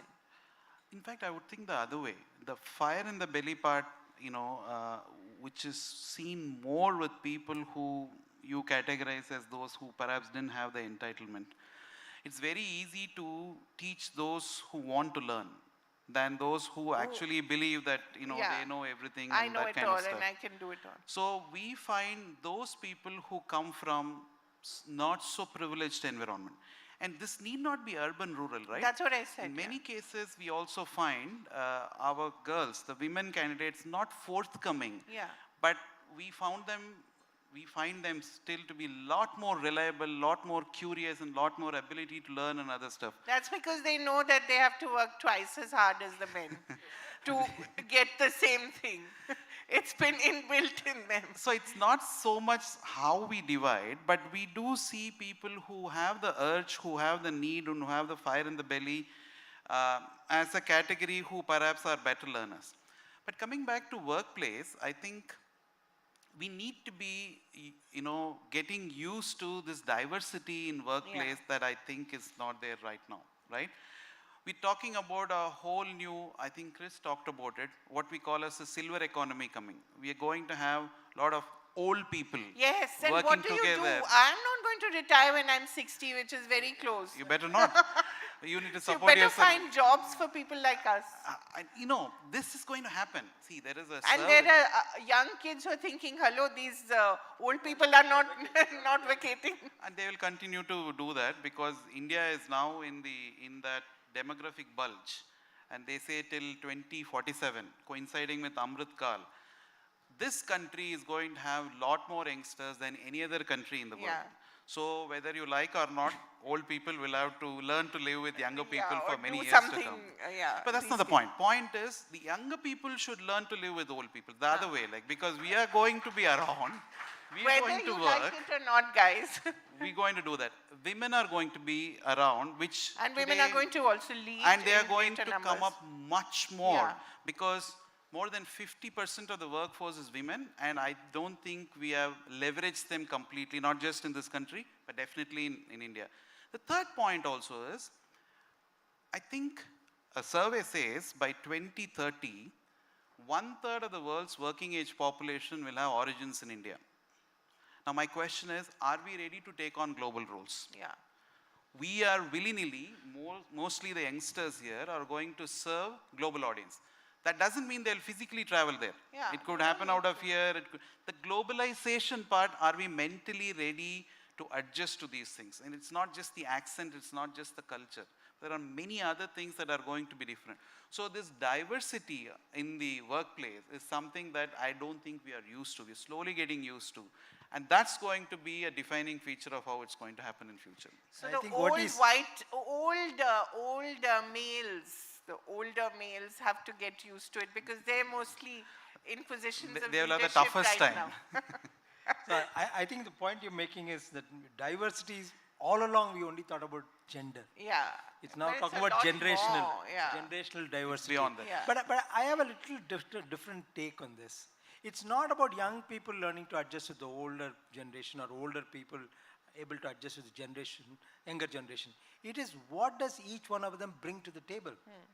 Right? If I am working in an organization, I'm working in a team, we have a goal, what do you bring to the table? Right. And how can you tell the younger people or the younger person tells you that this is what I bring to the table?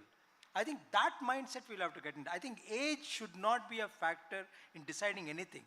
It is what is a value add I'm able to make to the team, to the organization, to the group. That is what should be the driving factor, and we have to push in that direction. Right. And if it's not the group, if it's the gig economy, if you're working on your own. In fact, let me add to the diversity question. You're going to have machines do a lot more work than what it is happening today. When I say machines, it's not very, ChatGPT is just one of them. Exactly. Now, how many of us know how to live with ChatGPT and make the best out of it? Either we are scared or we are overtly leaning onto it and saying it will pass examinations and things like that. But this is going to be a fact of life. Tomorrow when you walk out, machines are going to be part of your life in everything that you do, from your regular cooking to walking out to going to office, helping. Your office assistants are going to be machines. So this man-machine interface, and that is a big diversity that we are not used to. The gig workers are the other diversity. Today I don't know how to handle when somebody says, I'll give you 4 hours of, how do I work with them? I'm used to an employee who's been there 9:30 leaves and doesn't leave. And moonlighting is a bad word. Yeah. And in the future, that's how it's going to be. Yeah. It's going to say I'll give you 10 hours this week, you try and use it. Yeah. So these are the diversities. Diversity is not just about gender, a whole bunch of diversities. Are we prepared for it? Most importantly, in educational institutions, are we preparing them for this? Right. That's going to be important. Yeah. I just want to add one point on this whole man-machine stuff. Woman-machine. Human-machine. Human-machine, sorry. So I studied computer science 100 years back. So at that time, my professor told me that artificial intelligence is coming in, and all you software engineers will lose your jobs very quickly. I'm still waiting for the day. But I think, again, the statement was made by one of the leading artificial intelligence researchers a couple of months back. It is like, there's a saying, right? It's not, in the political world, it's not about what you know, but whom you know. Whom you know. Right? I think the same thing applies for this as well. It is, one is what you know, and what you know exists that you can use effectively. Right. So I think knowing what is there, that these are all should be seen as tools that you can effectively use so that you become much more productive than anybody else. Right. So it is not that artificial intelligence is going to take away jobs, but lack of knowledge of artificial intelligence and what exists is one going to make you obsolete. On a lighter note, they say artificial intelligence is gaining ground because there is native stupidity. Once we get out of it, We can harness artificial intelligence to the best. 2 questions, quick. Yes, please, quickly.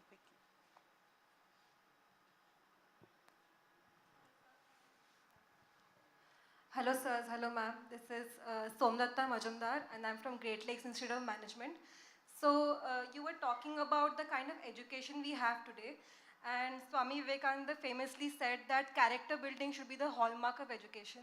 But mostly we sit in class and learn theoretical education that helps us make money, and we don't have any skills to cope with life at all. For example, we have ousted home economics that gave us valuable education about personal finance, first aid, nutrition, etc. We don't have any mental health training or socialization training. So don't you think there should be a plan in place to integrate this into our mainstream education system? Thank you. I think we should, that's what I said, the holistic education is something that we should think through. And with no, offense meant, we are talking about highly of curriculums outside, like IB, like other things at a school level, because they try and provide some parts of the holistic part of it, at least the experiential and other things. It is time, I know there are many eminent people here from other regulators as well, it's time we rethink education, not just change it a little bit, rethink education as to how do we make it that is more going back to basics and preparing people for the world rather than 40-minute period that happens 8 times a day. We've completed the subject and we're through with it. And the first casualty is the PE period always. Yeah. The physical education. I think it's a great point that young lady made. I think we have to start thinking about saying there has to be a certain set of, I won't call them skills, but life readiness and work readiness. Lot of focus is there on work readiness because it's the interest of the organization to make them ready at work. But life readiness, personal finance, for example, or taking care of your health, for example, is not a focus area. And sometimes by the time you realize it, it's too late. Yeah. The other important aspect I think she didn't touch upon, I think it's important to also have some guardrails around morals and ethics. Yeah. Sometimes when I go to deep interiors of the country and talk to people, I get this feeling, these guys will do anything. Yeah, they have a can-do attitude, but they'll also cross lines, break rules and go overboard. So I think some guardrails need to be built in their mindset as well, saying, you have this can-do attitude, but there are certain broad societal boundaries and you can't cross. I think that also should be part of, life readiness and work readiness as we move forward. Yeah. One more question quickly. Yes. Sorry. Hi sir, this is Dr. Kishan from Savitha University. I have a question. Recently we were talking about layoffs. So how can we see that? It will drastically affect our economy, or will this boost our economy by bringing boom in entrepreneurship? Boom in? Entrepreneurship. No, I think like Chris pointed out, this layoffs and going through ups and downs, I think it's part of economy. As we grow as an economy, I think we have to learn this is the reality of the world. At the end of the day, businesses are there to make money. Just as a way, and that's a reality. So if they're going to get affected, they will do whatever it takes to protect. I think in the overall scheme of things, like what Chris pointed out, I think it's a very, very small thing. It's taking the headlines right now. But I don't think, like I said, if somebody loses the job, that person should think, the company lost me, I have 10 other places to go. That confidence that each one of us should have. And the moment that happens, we will not be worried about layoffs. Layoffs are not new in the world. They are new to India because this is part of our growing up. Now, should everybody else become an entrepreneur? I don't agree with that. I think, in my view, entrepreneurship is over-romanticized in our country. It's a very, very difficult very job. tough. Not everybody is cut out to be an entrepreneur. Yeah. Right? So I don't think, and we should not, we are very good at creating this perception ladders, right? I used to, in the software industry, you say, oh, I am a developer, you are a tester. So you quickly say, I am here, you are there. Right. So similarly, today I see in IITs that, you say, oh, you're taking a job? Oh, I am an entrepreneur. Yeah. Right? I think these kind of perception ladders we should kill. Everything has its place in the world, and I think different people are cut out for different roles. Right. Wonderful. Okay, quickly. A teacher, I think. Yeah, quick.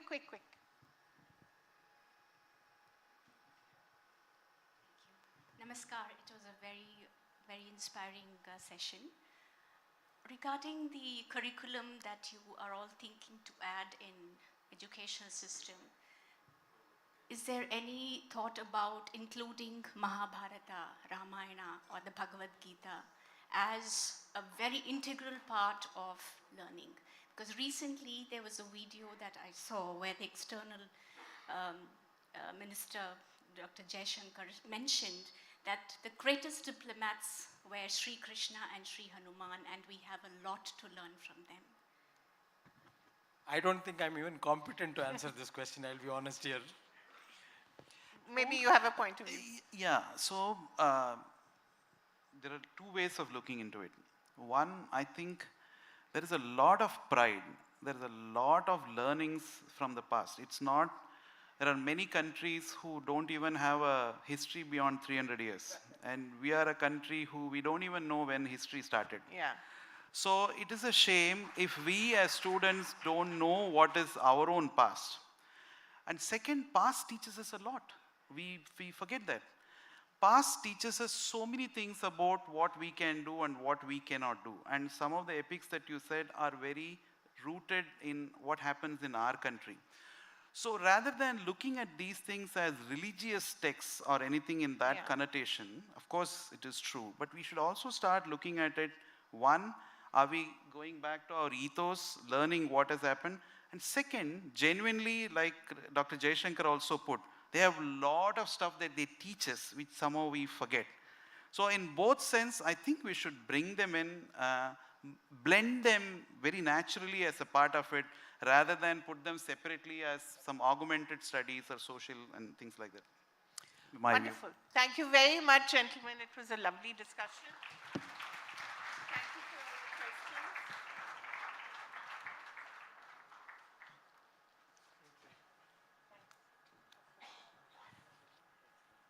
Thank you so much to our panel. We request our CEO to please join us on stage and present them with a memento.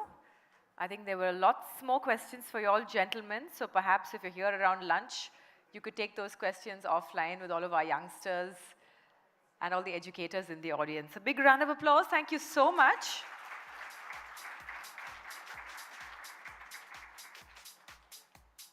And since there's been so much of talk on change, adapting to change, and how good Indians are at adapting to change, it makes sense that we move on to our next session, which is, thank you so much, gentlemen, which is Into the Future, Adapting to Change. And I'd like to invite Anil Sahasrabudhe, Chairman of NETF. A big round of applause as he joins us on stage. And let's keep the applause going for our chair for this session. Ravi Shankar, we'd like to welcome you as well to take things forward.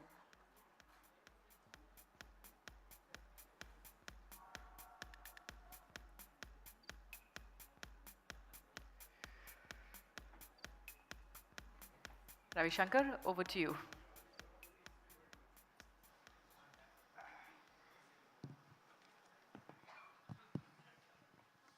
Good afternoon.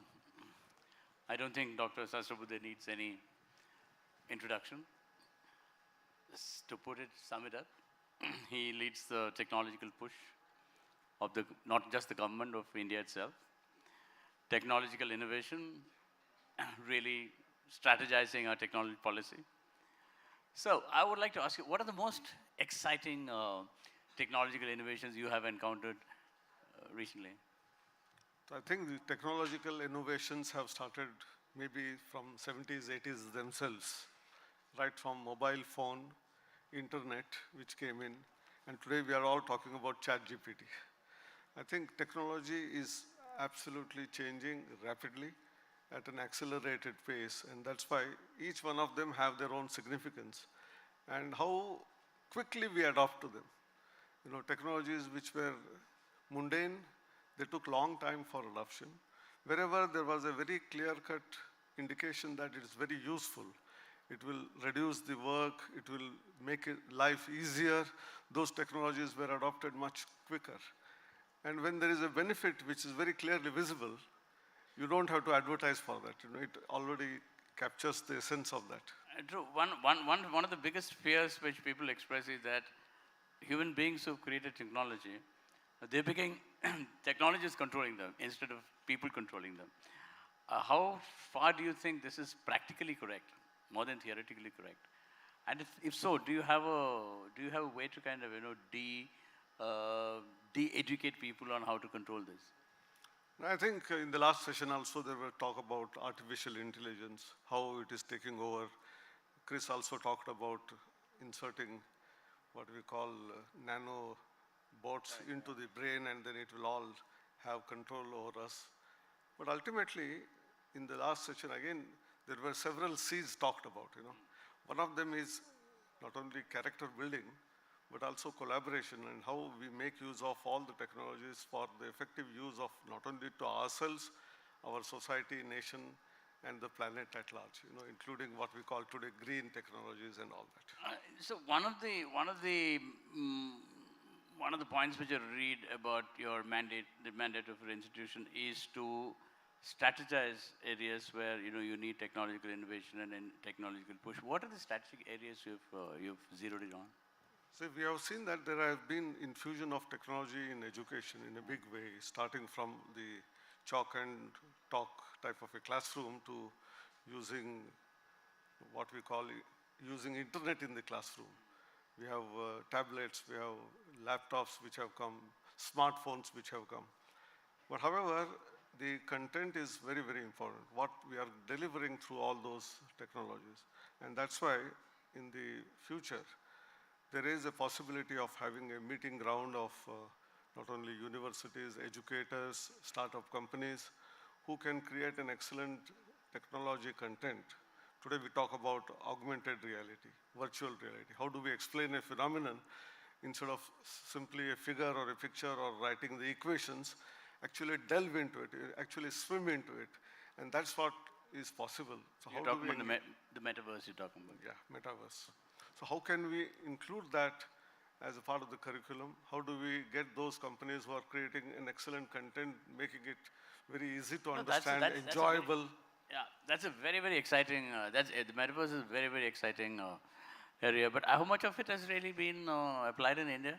Because I read about one of the metaverse classes by the Harvard Medical School, where the student actually enters the human body, and he actually sees the heart, and you can enlarge or reduce the size of the heart in proportion to him in the metaverse. Now, which is a fascinating way to learn, medicine. Are we looking at that kind of innovations? Are we putting them in place? How do we translate them at a larger educational level institutionally? Yeah, in fact, that is what is being done. You must be aware of EPM Vidya, the platform where a lot of such content is being developed by developers, and which will become the order of the day right from school education to higher education. You rightly said about the human body. Medical students, unless you dissect, you will not see what is inside. But here you are actually going into it and then seeing how heart functions, where the valves, where they are located, how arteries and veins function. I think similar to that, even in technology domain, whether it is internal combustion engine or whether it is a rocket engine, how do they actually perform, how gas turbines work, all of that can be very easily simulated in terms of augmented reality, virtual reality, making it very easy to learn. Learning to learn becomes much easier through these kind of technologies. But isn't it, even in the West, where technologically education is more advanced than the developing world, how prepared are we to kind of actually apply augmented reality in the education sphere? I think we are tech-savvy people. In fact, in the previous session and since morning we have been hearing, if you look at the digital technologies, with 140 crore odd population, more than 135 crores are having Aadhaar card. The number of users on UPI, payment gateways, is 40% of the entire cash transactions have gone away. And 40% of them are using digital transactions. So right from some sabji vendor in a rural area to high-tech areas, we have been adopting technology very fast. And that's why it's not very difficult for infusing these technologies in our education. The trouble is in terms of the cost.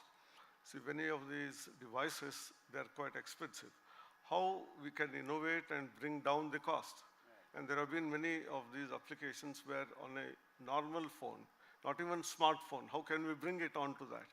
These are the innovations which will really lead to use of these technologies in our education much easier, because we always talk about access, equity, affordability, quality. That is what we need to introduce. So, like the technology innovations you are pushing, how much of it comes from young brains, number one, and number two, technology tomorrow, I mean, we all live with technology. I mean, it's a cliche to even look at technology as something esoteric. How much of employability is part of technological planning or technological policy when it comes to our, emerging youth who are looking forward to getting jobs? So technology is going to cover all domains. In fact, first time when computerization started, people were thinking that there is going to be losing of jobs. But nothing like that happened. It came in banks, it came in insurance companies, it came in travel. In fact, it has made the business much easier to be performed. And same is the case in terms of all the new variety of technologies which are coming in. It is adaptability of that, making use of it effectively for the good of all. It is not for self, but also for the society. Those who are not having this kind of possible facility, how do we provide them? These are the things which we may have to do. So what is it, see, you have some of the best technological brains are Indian, Silicon Valley. Excuse me, I have the bad cough. If we are able to give enough opportunities for our technologically trained youngsters to work in India, to contribute to the Indian economy, there wouldn't be this technological brain drain where you get more money or more facilities or better kind of, lifestyle. How do you have a plan, let's say 10-year plan, 20-year plan, 5-year plan, to reverse this brain drain or stop this brain drain so you get jobs which are more attractive, which are more paying, which actually retain, our youngsters instead of them wanting to kind of work in Silicon Valley? In fact, if you look at the statistics, compared to about 2 decades ago, number of students even going abroad for jobs has reduced substantially. Some of them certainly go out for higher education, but not for jobs. Many opportunities are opening up within the country. And in the last question, like you said, how are our younger generation going to be involved in all of this? There have been huge number of new products created by startups. Those who are still in the education, they are maybe in the second year of engineering, second year of science graduation. They are creating products which are useful for education purpose. EduTech companies are starting from Give me some interesting schools. examples. There have been wonderful, AI-based learning. You want to learn a language. Why can't we have a tool or an app through which you will be in a position to learn different languages by being at home, just at the click of the button? Similarly, you want to learn, say, a language like Python. So there have been tools which have been developed from an IIT Madras graduating company, which is called GUVI, and they trained more than 1 lakh students in 24 hours in writing computer code for Python. So there are a variety of such possible products which have emanated from technical institutions, from young guys. And it's not from technical institutions alone. There have been also from some students from commerce, economics. They have also brought out products in association.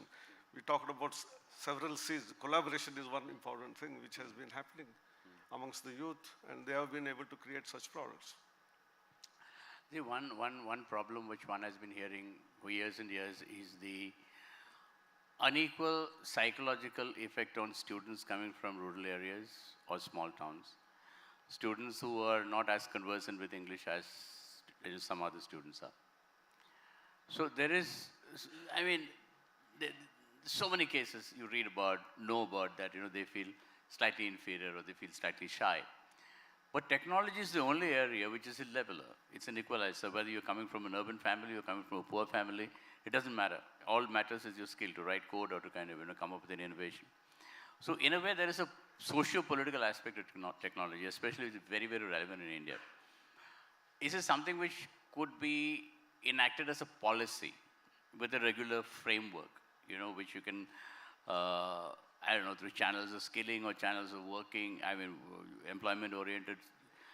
Have you ever thought about planning like that? See, there is a future, but there is a past as well. If you look at starting point of what we called NPTEL lectures in the beginning, then we have this Swayam platform. There are Swayam Prabha 33 channels which have been continuously providing educational content to all the students right from 9th, 10th grade till the higher education. Now, we are talking about increasing these to 260 channels, and just not in English or Hindi, but in all the Indian languages, in all Indian 22 languages. When the content is going to be delivered, be it from a village or be it from a tribal area, I think we will be in a position to take care of providing the content of high quality in their own language, and then the confidence building will happen in the minds of those students who are coming from very poor and rural background. So what are the most exciting technological, I wouldn't say events, technological trends which you see happening in the next 10 years? See, we have talked about AI. AI is going to be one of the finest things which is going to happen. But along with that, we need to build character. And therefore, last session also we talked about life skills. And they are going to be very, very important. How technology can bring in life skills? How? It's going to be a big challenge. And therefore, we must showcase some of the best examples of people. Story of Mahabharata, Ramayana, which was said. How do we animate it and showcase whereby the life skills are going to be earned? So how do you marry the Ramayana or the Mahabharata with technology? How do you do that? There are stories of Ramayana, Mahabharata, which will give you values, ethics, morals, integrity, and they can be brought in the form of excellent stories which are simulated, and people will participate in them. And firsthand they will realize, if I don't do what we want to do, for example, what Mahatma Gandhi also said, that you step in the shoes of that person about whom the decision is going to be taken by you. So that prospect we can bring in using technology as well as the ancient traditional knowledge. So how much of ancient additional knowledge can be applied? I'm talking about technological thing, like when you read epics, you hear about various technology, which is whether it be aeronautics, whether it be weaponry oriented. How much of it can be really translated into a current technological vocabulary which is easily understood in technological terms, not in ethics? See, I'm just giving a hypothetical example. We all know about Asimov. He said that there will be transactions through credit cards. No one imagined that would be possible. Similarly, in the past, we said that a man will land on the moon and also probably in Mars. No one believed at that time. It all happened.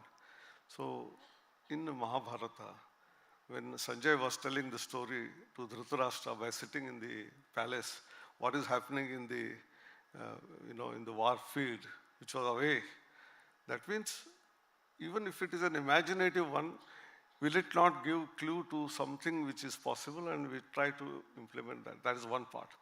And in realistic terms, there were certainly some technologies which were available in ancient times, and India is mother to not only democracy, but art, craft, design, manufacturing, as well as science, maths. It all emanated from here. Unless we tell all these stories to our youngsters, how do they become confident about doing something new in our lives? And that is why all of these technologies have to be embedded, including the Indian knowledge systems and traditional knowledge systems. Okay, you are part of the intellectual brain trust of the administration. The Prime Minister I think we're the first Prime Minister who's really into technology. He's very tech savvy, and he's always, using innovative means to push technology. In your interactions or your knowledge, what is the technology that excites Mr. Modi the most? For whom? The Prime Minister. For him, technology is the one which is That's going what to I be was saying. driving. That's what I was saying. Especially digital technologies. Because digital is the only one which will be creating the level playing field between all those who are from remote areas to the advanced areas, whether it is from cities, whether it is from English educated or those who are learning in their own mother tongue, in their own languages, they can all be on the same level only through the means of using digital technologies. And that's what Prime Minister is often talking about, Digital India. We started in 2015. Now we are talking about a digital university in the hub and spoke model form, where education will come to your home, to your doorsteps. You don't have to step out, go into a city, live there, a lot of expenditure, not only on fees, but also living expenditure, hostel, mess. You can be at home and get the same level of degree as that of one of the finest institutions in the country. This is what Prime Minister is all thinking about. So if I would sum it up by saying that one of the biggest achievements of this government, non-political of course, is to digitize India, to bring technology to the grassroots. How much more has to be done, or how much has been done? Sky is the limit. Now we have said that 40% of the transactions are happening today in digital mode. Why not 100%? Why gross enrollment ratio is only 27%? We are imagining that through national education policy, the next 15 years, we will reach to 50%. Why not 100%? So I think sky is the limit, and digital technologies are the way forward in order to create interesting content, reach out to all the nooks and corners. We have already rolled out indigenous 5G, and if it reaches to all the 600 lakh villages, I think we have done it. One problem, I think we're running out of time. Oh no, so nobody's. So one problem which has been often raised is that the level of a technical education is not good enough for employability. I mean, this is what I read. I mean, I don't have any particular proof of that, but I mean, what I read or what I can learn from reports and all that, that we produce so many engineers, but their employability is not, is not great in the. So, I mean, in a way, the future of a technological policy lies in your hands. So, how would you leverage technology vis-a-vis employability? See, most important thing why employability is poor is our educational institutions deliver a lot of theoretical content, much less practical content. It is not just laboratory content. There may be laboratories in science, physics or in chemistry, biology, or in engineering or... what about resources, allocation of resources? But most important part is how do they actually experience the real life situation. That is internships, apprenticeship. And this was very poor in our country, except domains like medical science, where mandatory housemanship is required before getting a degree. In all other forms of education, we didn't have it. We have this 3-year or 4-year or 5-year program, graduate, and then start working, and that's why industry says they are not employable or they don't know many things. So internships and apprenticeships provide this opportunity to have real life situations and how to handle that. And once that happens, I think employability will automatically come. When is it going to happen in your view? It has already been started. Out of the whole country, 1.3 crore plus students are registered on a national platform called Internship Portal.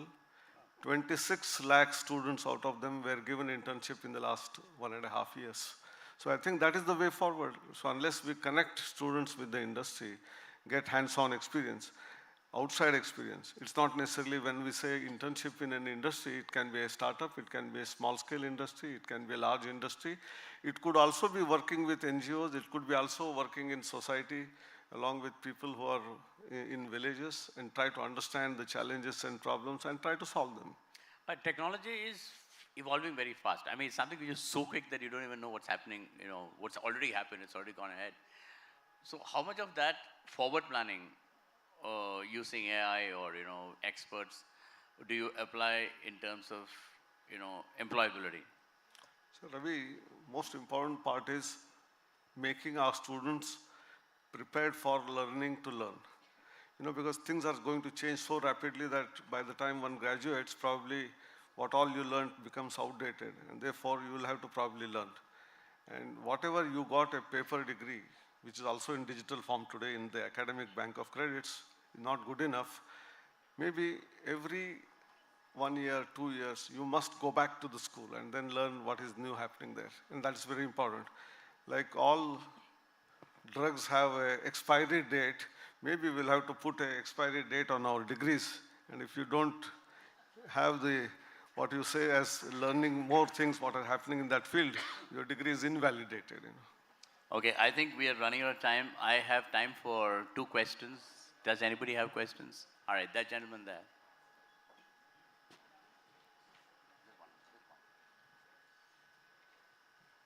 Hello. So, thank you for the speech, sir. So, you talked about internships and apprenticeship, right? And a lot of courses have mandated that internships and apprenticeships are compulsory for them, including law, engineering, even MBA. So, a lot of companies use these platforms as a way to exploit interns. Plus, since they're not regulated per se, so how can the government or any regulation commission help students and future employees in this particular ordeal? See, in fact, apprenticeship is already regulated. Don't worry about that. But as far as internships are concerned, these internships which are onboarded on the platforms like what AICT did in an internship platform, they are all free. There is no exploitation. There is no place for that. Maybe some of the industries do give stipend for doing those activities. Some of them do not give. But certainly they will not charge and will not be in a position to exploit. That is taken care of by the regulatory bodies. Okay, so that's been a fantastic talk, and I hope we'll be able to interact more at a later stage. Thank you so much, Professor. Thank you, Ravi. Thank you so much, sir. Thank you. We request our CEO to please come on stage and do the honors and present you with a small token of our appreciation. Thank you so much, sir. I'm sure a lot of questions will be asked offline as well, so please feel free to connect in that way. Let's give him a big round of applause, ladies and gentlemen.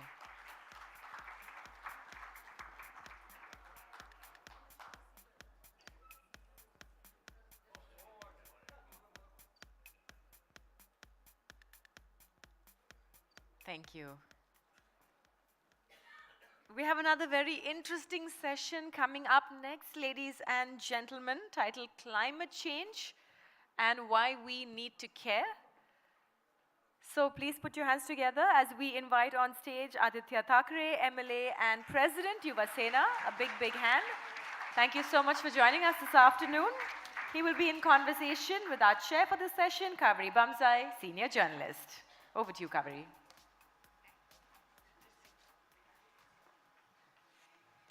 So Aditya's in a hurry because he has to meet the Chief Minister, I think.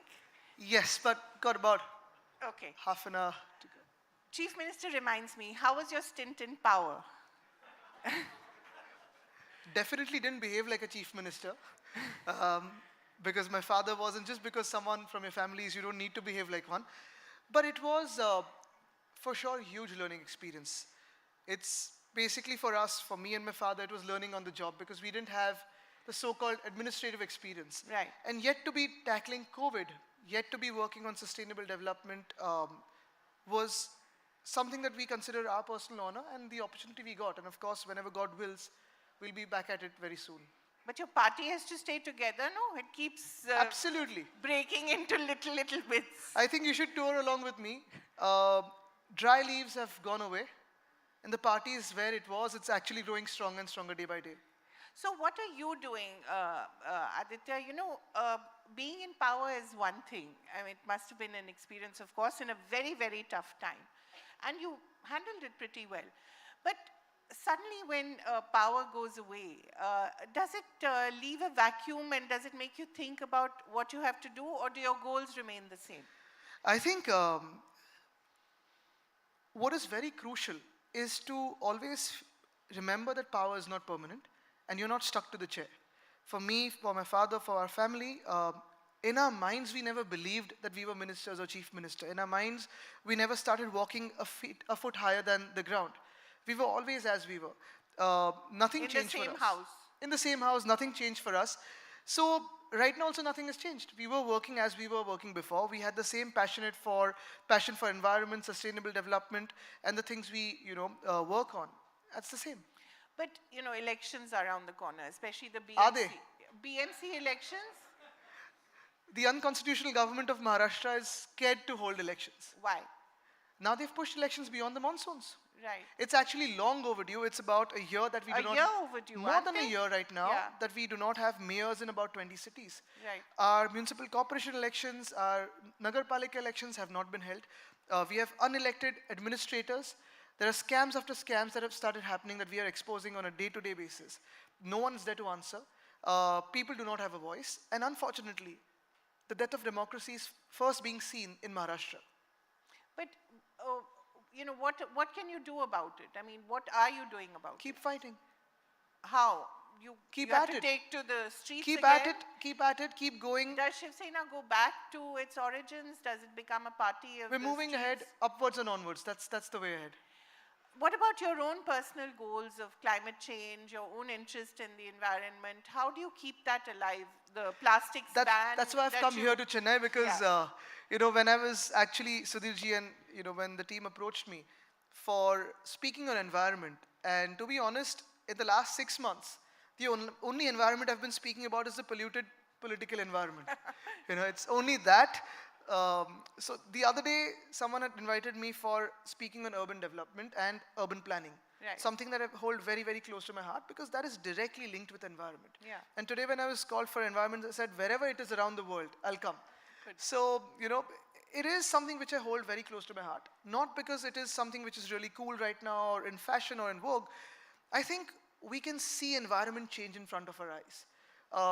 When we were in government... Especially in Mumbai. Everywhere. I'll tell you, when we were in government, we had to almost give out about 14,500 crores as compensation to farmers in the year 2020, in the time of COVID.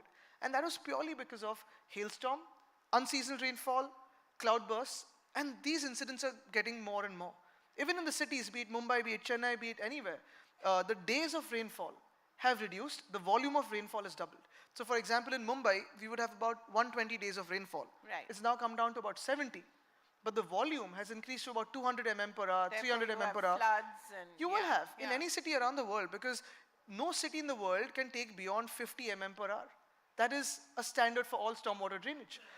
If you're a coastal city tied up with high tides, that's even worse. So what is happening in front of us is something we cannot deny. Climate is changing. It's something that's gone beyond our understanding, beyond our control, beyond any mechanism of predictability. And if that is happening in our eyes, in front of our eyes, yes, one is resilience. How do you build resilience? How do you build adaptation for that? But also how do you try to mitigate climate change, which is what in our hands? One thing is for sure, can we really stop climate change right now? Probably not. But do we act as catalysts to speed it up? We shouldn't. I think that's where we stand. But these are not somehow issues that win elections, which is sad, isn't it? What wins elections is eventually polarization, emotions, otherization of people. And you've seen that in Me your versus party. you. You've seen that in your party as well. How does a young person like you change the narrative of elections? See, as someone who's 32 years old, and I was just joking with someone right now on the way down that this is an education conclave. The And first time I saw you, in fact, speaking was at another conclave. when India you Today were- conclave, I so- think you were all of 19. I was 22 or something. Okay, yeah. that's 19 to me. Yeah. No, so I think I was just joking that, you know, calling politicians for an educational conclave is quite contrary and contradictory, but it's... But you're surprisingly well educated for a politician, if I may say so. thanks to my parents, but, and thanks to my teachers who punished me at the right time. Huh. So, but I think what is very crucial is, you look at the environment in our country today in terms of politics. Every political party is fighting over the past. Everyone's saying 50 years ago what he said was right, 50 years ago what he said was wrong. Vikram Sampath sitting there. We're going to ask him that question Yeah, later. you should. But no one's speaking about the future. No one's fighting for our future today. No one's speaking about how a city will be 25 years down the line, 30 years down the line. We're all looking at past. Yes, our past glories must be restored. Our past heritage must be brought back. But we shouldn't be fighting and be divided over it. Now, what happens is exactly the question you asked me, that is climate change, is environment a political issue? It probably is not something that will get me votes right away. But just because it doesn't get me votes, should I ignore it as someone who can impact policy? Should I ignore it as someone who can create a mindset? Should I ignore it, or should I start creating a sense of importance for it, trying to bring it directly to the homes of people? Because today, whatever the governments do, be it stormwater drains, be it rainwater holding tanks, be it flood barrier systems, be it compensation to farmers, be it any compensation to cities, the impact, the damage we are facing today for our urban areas or our rural areas is because of climate change. Today, our farmers are in trouble because of climate change. Today, our cities are in trouble because of climate change. I think everything we're doing is closely linked with our planet, with the environment, which brings us back to ourselves. Because very often we think that we as a country or we as a society are isolated from nature. We as a people, as the human race, as Homo sapiens, we are isolated from nature and we are doing a favor to the planet that we're trying to save the planet. That's not so. We are trying to save ourselves. The dinosaurs went off long back and human race could go off as well. We are saving the planet is a wrong concept. We are saving ourselves. And that is where I think today, if you look at people in Maharashtra, today, if you look at people in Tamil Nadu, the government of Tamil Nadu actually, I've been following the Department of Forests and Environment here, is doing fantastic work. I must say it gives me a little heartburn because Maharashtra was shoulder to shoulder, now we've gone behind after the change in government, but Tamil Nadu has been doing some great work in terms of climate action. What are they doing? There's so much happening. You've got urban forests coming up. You've got the mahouts being trained for elephant safaris right now and protecting the elephants in the state. You've got tons of work. Part of C40, you've got a lot of work that's happening here. Were you planning to do the same with your tourism portfolio as well? Yes, because tourism is another sector which I believe can create jobs. And closely linked to the environment. Absolutely. Tourism and hospitality is a sponge sector. What we worked on as tourism department back then in 2020 was, one, we gave industry status to the hospitality sector, something that was pending as a promise from 1999. Two, we reduced the licenses for setting up hotels and resorts in Maharashtra from 80 to 10.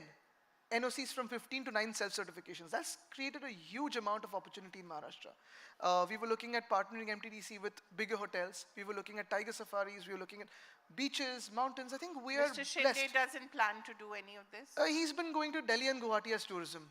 Okay. At least that's something, I guess. But talk a little about this idea of sponge cities, which I really found fascinating.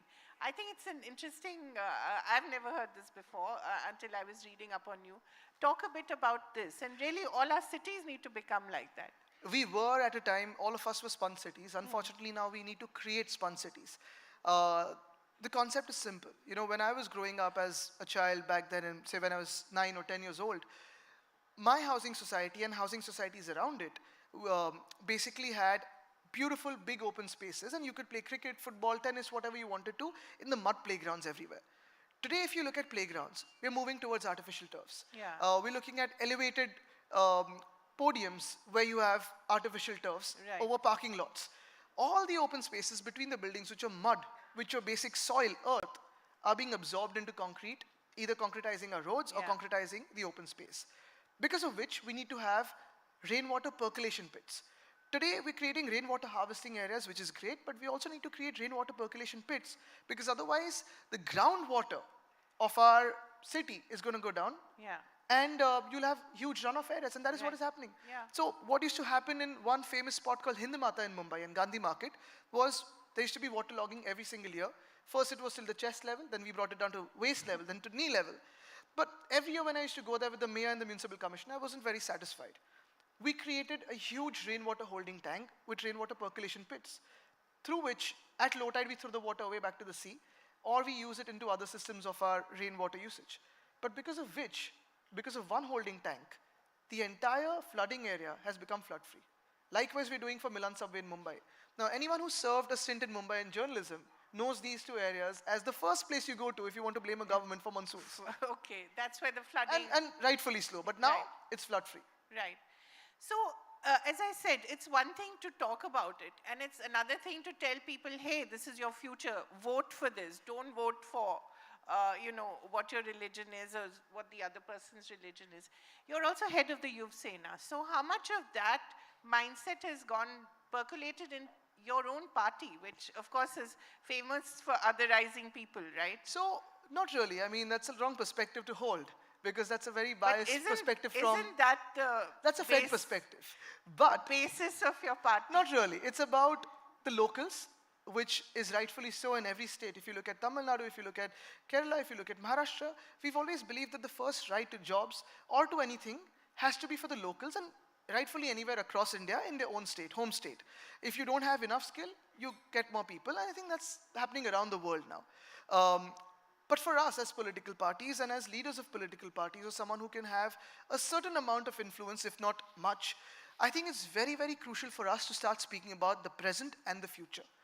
One of the most important aspects of our life is going to be climate action. You come to Mumbai today, and unfortunately everyone's been shouting hoarse about air pollution. And the government's response, current government's response is, let's put air purifiers everywhere. That's a bogus knee-jerk reaction. You don't need air purifiers. Air purifiers are for the room. You can't put air purifiers out in public. Right. What you need to do is identify sources of pollution, track them. How do you mitigate those sources of pollution? We actually created a document called the Mumbai Climate Action Plan with C40 cities. We've created that for Pune, for Navi Mumbai, for Solapur, for Kolhapur, multiple cities where we've actually documented everything on a short-term, medium-term, and long-term basis. I think that is very crucial for us because every aspect of your life today is going to be governed by climate action. You look at what's happening in Delhi or Telangana, sometimes you have to give holidays to schools for air pollution or heat. Now, sensitive governments do that. Insensitive governments like the one in our state currently do not even recognize this as air pollution. Right. Great. I want to give an opportunity to young people here to ask questions because it's very rare to have a young leader like Aditya here. So we have just about 11 minutes. As I said, he has to catch the Chief Minister. So quickly, let's have a few. Meet the Chief Minister here, catch the Chief Minister in Maharashtra. Well said. Just one thing. I wanted to ask you how much of what you are now is also because of your father's interest in photography, your brother's interest in wildlife photography. How much of that has influenced you as a person and as a politician you've become? A lot of it. My grandfather actually had a deep sense of interest in nature and wildlife. He was deeply Which we didn't know about except for the tiger. Exactly. So reviving the tiger, yes. But apart from that, he was very much into plants and bonsais and trees and nature. My brother is a wildlife conservationist. He's also a researcher, so he's discovered more than 50 species of frogs, snakes, scorpions, all the things that I choose to stay away from. Does he have them at home? No, but he has them in labs where he goes and, he's also come here quite often to click pictures of various animals. My father has been a wildlife photographer and has held multiple health camps for wildlife wardens and forest guards. I think I take a little bit of everything from that. So in city planning, I use the artistic sense of the family, and in nature, I use the wildlife conservation bit of it. Well said. Yes, quickly. Hello, am I audible? Can you hear me? Yes, but we can't see you. He's there. He's in pink, Yeah. Okay. Yeah. Oh, yeah. I can see you there, right. Yeah, so recently there was a World Economic Forum report about sinking cities, and particularly India, where we have cities like Bangalore, Chennai, Hyderabad, where lakes have disappeared perpetually from British rule until now, and how it has completely disappeared from all these cities. As youth, as future of India, we see lot of reports, lot of scary reports which say that these cities will be underwater by 2050, by 2100. What's your take? How do we tackle this? How do we tackle climate change, particularly in the cities? Thank you. To be honest, I don't want to start creating fears of climate change, but 2100, 2050 is a lot of time we're giving to ourselves. We don't have the luxury of time. If you look at India as a country today, if you look at the vulnerability index of population migration, of the women and children who are vulnerable to climate change and the disaster it brings along, the farmers, the amount of people who are probably unemployed, the amount of people who are urban youth, urban people, is huge. We are probably number one on the vulnerability list of climate change, and we need to work on climate action. On one side, you have the ocean level, the sea levels rising because of Arctic and Antarctica, sort of melting and the ice shelves melting. On the other side, we also keep forgetting that we have the Himalayas. And if those ice caps melt, if those glaciers start melting, you have a huge region of India that can either go without water or be under water completely. The third thing we're looking at is our sense of development, the way we look at creating highways or railroads or tunnels and overpasses by creating these projects that chop trees and forests, the way we are going that without a thought, I think that is very, very dangerous. You look at what's happening to Joshimath today. There's no word coming out from Joshimath because there's an embargo probably on the news coming out from there. But if you start looking at the way we have developed our cities, first we settled around rivers and water bodies because they were sources of water for us. Very, very crucial. Then we started converting those rivers into nalas, nalas into gutters, and now we have schemes of government to convert them back to rivers. But the fact of the matter is, we as a people, or we as a race in India, largely were nature worshippers. And what did we worship? It was simple, the sources of energy. The minute we converted them and brought them into a temple, we started polluting those sources of energy and we gave them forms. I think that is what has, sort of created this. If we actually start worshipping nature again, and by worshipping I only mean to not pollute these sources of energy, the 5 sources of energy, I think it'll take us a long way. Again, the opportunity for us is, for us as probably the most populous country on earth, if we take a huge step towards climate action, think of the amount of impact, positive impact it can have on the planet. Well said. Yeah. Quickly. So, good morning, sir. I'm Sanjit from Chennai Institute of Technology. So, at one period of time, we needed a development in education, and it has become a business, and eventually it has become a negative effect for people. What if the saving environment thingy becomes a business and becomes a bane to people? What will it be? I think saving environment has to become a business because the fact of the matter is you cannot do work without profits for most businesses around the world. For politicians, for charity organizations, NGOs, it's fine to work as charity. But if you want the human race to move naturally towards sustainability, towards green energy, towards decarbonizing a lot of our life, we need to have profitability. We need to have some sense of achievement in what we are moving towards. Especially, say, something like our country where we're looking at hydrogen energy. We have put a huge target on that, and the fact that private players are coming into hydrogen energy, the fact that private players are wanting to come into green energy says a huge, speaks volumes about the opportunity there. A simple thing like EVs. I know Chennai is going big on EVs, especially the public transport. For us in Mumbai, when we were in government, we were looking at creating a fleet of 10,000 electric buses, at least 40% of them to be double-decker electric buses. We were on the way.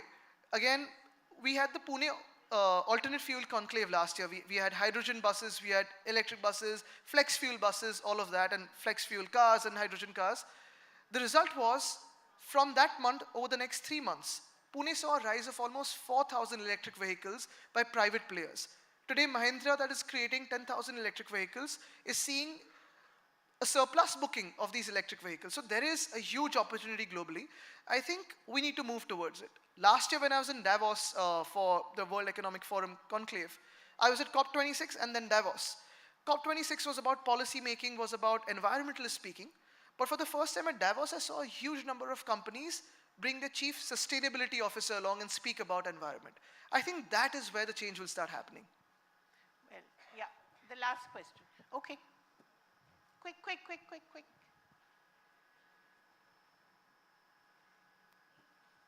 Good afternoon, Mr. Thackeray. So, I'm an economy faculty. So, generally there is this dichotomy between the economy and the environment. So, when we need ports, we need metros, we need infrastructure, we need bullet trains. At the same time, we need trees, we need greenery.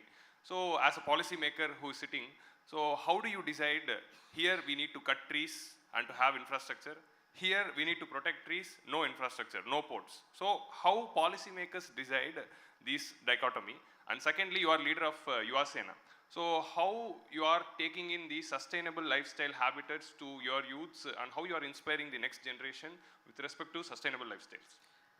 I think inspiring the next generation is about all of us working together.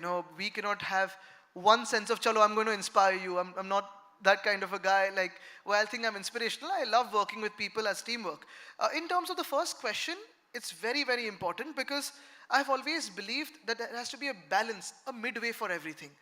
Every answer has, every question has an answer called depends.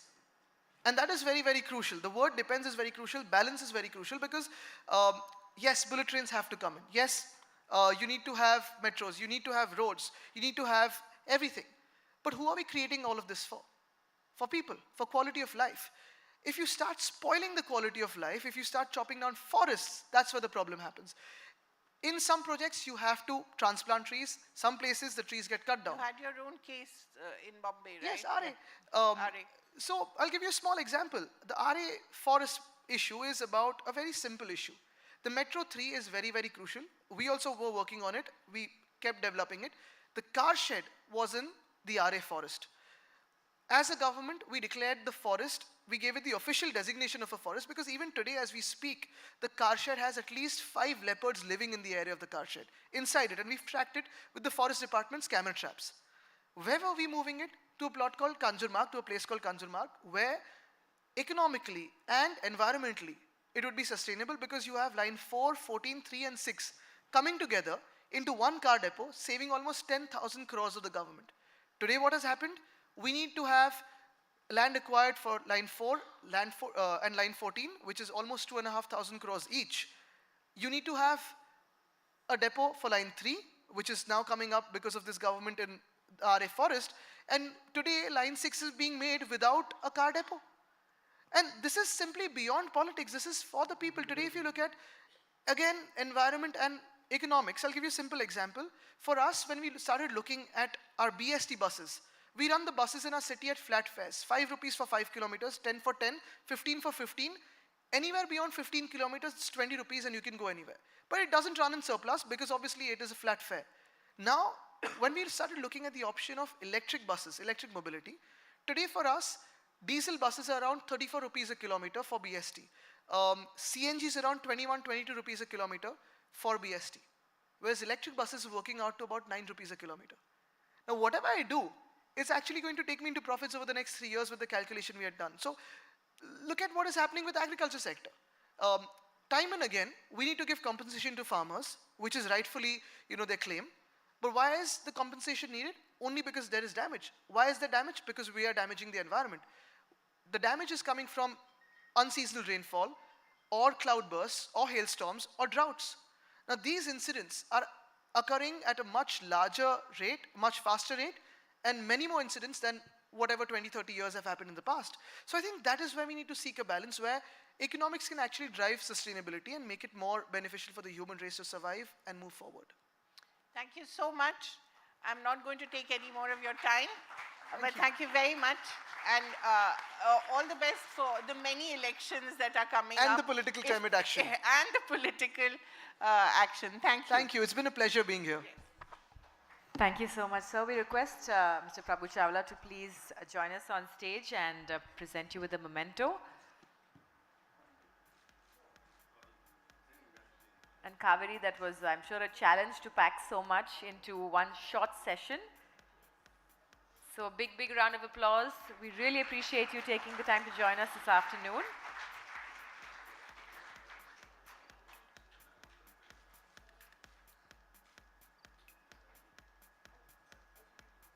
Thank you, sir. Thank you for being part of ThinkEdu 2023.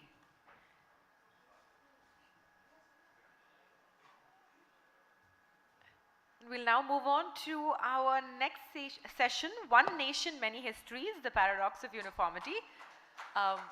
Please put your hands together for Vikram Sampath, historian and author.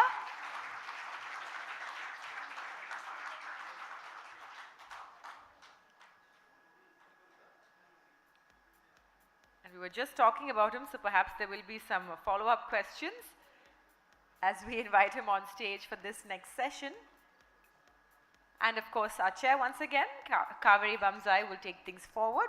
Welcome, sir. Thank you so much for joining us this afternoon. We look forward to a very interesting session.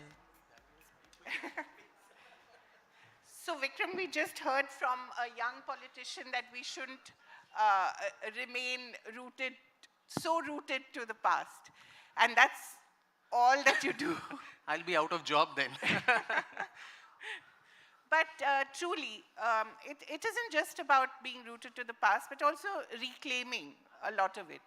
So let's talk about the multiple narratives that we are now looking at instead of just that one single narrative that we grew up with, and how much of it is required, and how much of it is in the best interests of the country. So Kaveri, I think history to me is not just a subject that you probably study in school, in colleges, mostly learn by rote, memorize all these facts and then vomit it out on the paper and somehow pass the exam. As you grow older, you realize that history is that very important mirror in which we identify ourselves as a nation, as a civilization, as a people. It gives us that very important sense of self-identity. And without being rooted, as Sri Aurobindo had said, earth bound, heaven amorous. You have to have your roots bound very firmly, and those roots come from your past. So as much as we can talk about the future, which is most important, unless you have a sense of where you have come from and what were the achievements, what were the mistakes, I don't think a meaningful road can be built for the future. And that is very important. Unfortunately, in India, as you rightly mentioned, there's been a very, very linear, simplistic, monochromatic view of a subject like this, which has multiple shades, multiple opinions. And it's been held in the stranglehold of ideology, particularly how academic history has been held captive and continues to be held captive to the ideology of what is Marxist ideology of how history as class struggle, as constant struggles between peoples is how it's represented. And your thesis is that we've seen Indian history has been looked at as a series of failures, yes, rather than as a series of triumphs, so as a mix of both. Let's talk a little about that. Why is it so important to correct that perspective? And sometimes you can go overboard there, yes, right? No, there's a very, very thin line between, jingoism and Mera Bharat Mahan, everything about the past is great. We had all the best things. We knew it all. Then there's nothing for us to work for in the future. But then the opposite, which is what I think has been dinned into our heads, particularly through the narrative of history, is this entire sense of self-loathing, looking at only the negatives. Now, every society has positives and negatives, but we overemphasize so much on the negative aspects of our society and our failures that that almost makes us feel, as I said, a sense of inferiority, a sense of self-loathing. It's not a historian's job to whip up jingoism or pride or whatever. We have enough politicians. Yeah, we have enough of them to do that. But then at the same time, this is also not something that is the role of a historian. And as Nigerian author Chinua Achebe had said, that until the lions find their storytellers, the history of the hunt will always glorify the hunters. And in the case of India, I think for the longest time, it's been the hunters who've been writing our history. So Indian history is seen as the history of invaders. Now, even in our history textbooks while we were growing up, we would all know the genealogy of the Khiljis, the Lodhis, the Tughlaqs, whose contribution, I think, to this land or the civilization was next to zilch.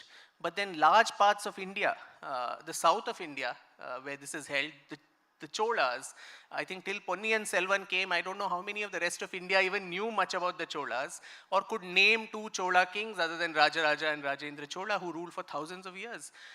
Similarly, the Rashtrakutas, the Pallavas, the Shatavahanas, the Gangas, the Kadambas, the Vodayars of Mysore, the rulers of Travancore, very, very enlightened royal houses, don't even feature in this larger narrative that we call the history of India. The Northeast, I don't know if people in this room can name two Ahom rulers from Assam. The Ahoms ruled for 600 long years, but how much of their story forms a part of the history of Bharat? So if you say history of India, it is certainly not just the history of Delhi, which unfortunately has become this highly Delhi-centric narrative, whether it's in the media, whether it's in mainstream narratives, or even in the telling of our history. And I think Bharat needs to snatch back her story from Delhi. And that's what is a reclamation of history.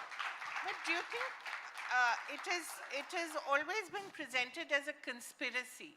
Do you think it was a conspiracy or was it sheer carelessness? I mean, how could it be carelessness when you ignore vast parts of your own country, even while there are sources? For instance, they say Indians don't have a sense of history writing, but then Kashmir, for instance, you're from there, and Kalhana and the Raja Tarangini documents 500, 600 years of the entire pre-Islamic rule of Kashmir. The Cholas left multiple accounts of their times, the same information in triplicate sometimes, on temple walls, on palm leaves, coins, in multiple languages, in Tamil as well as in Sanskrit, so that if one is destroyed, another holds.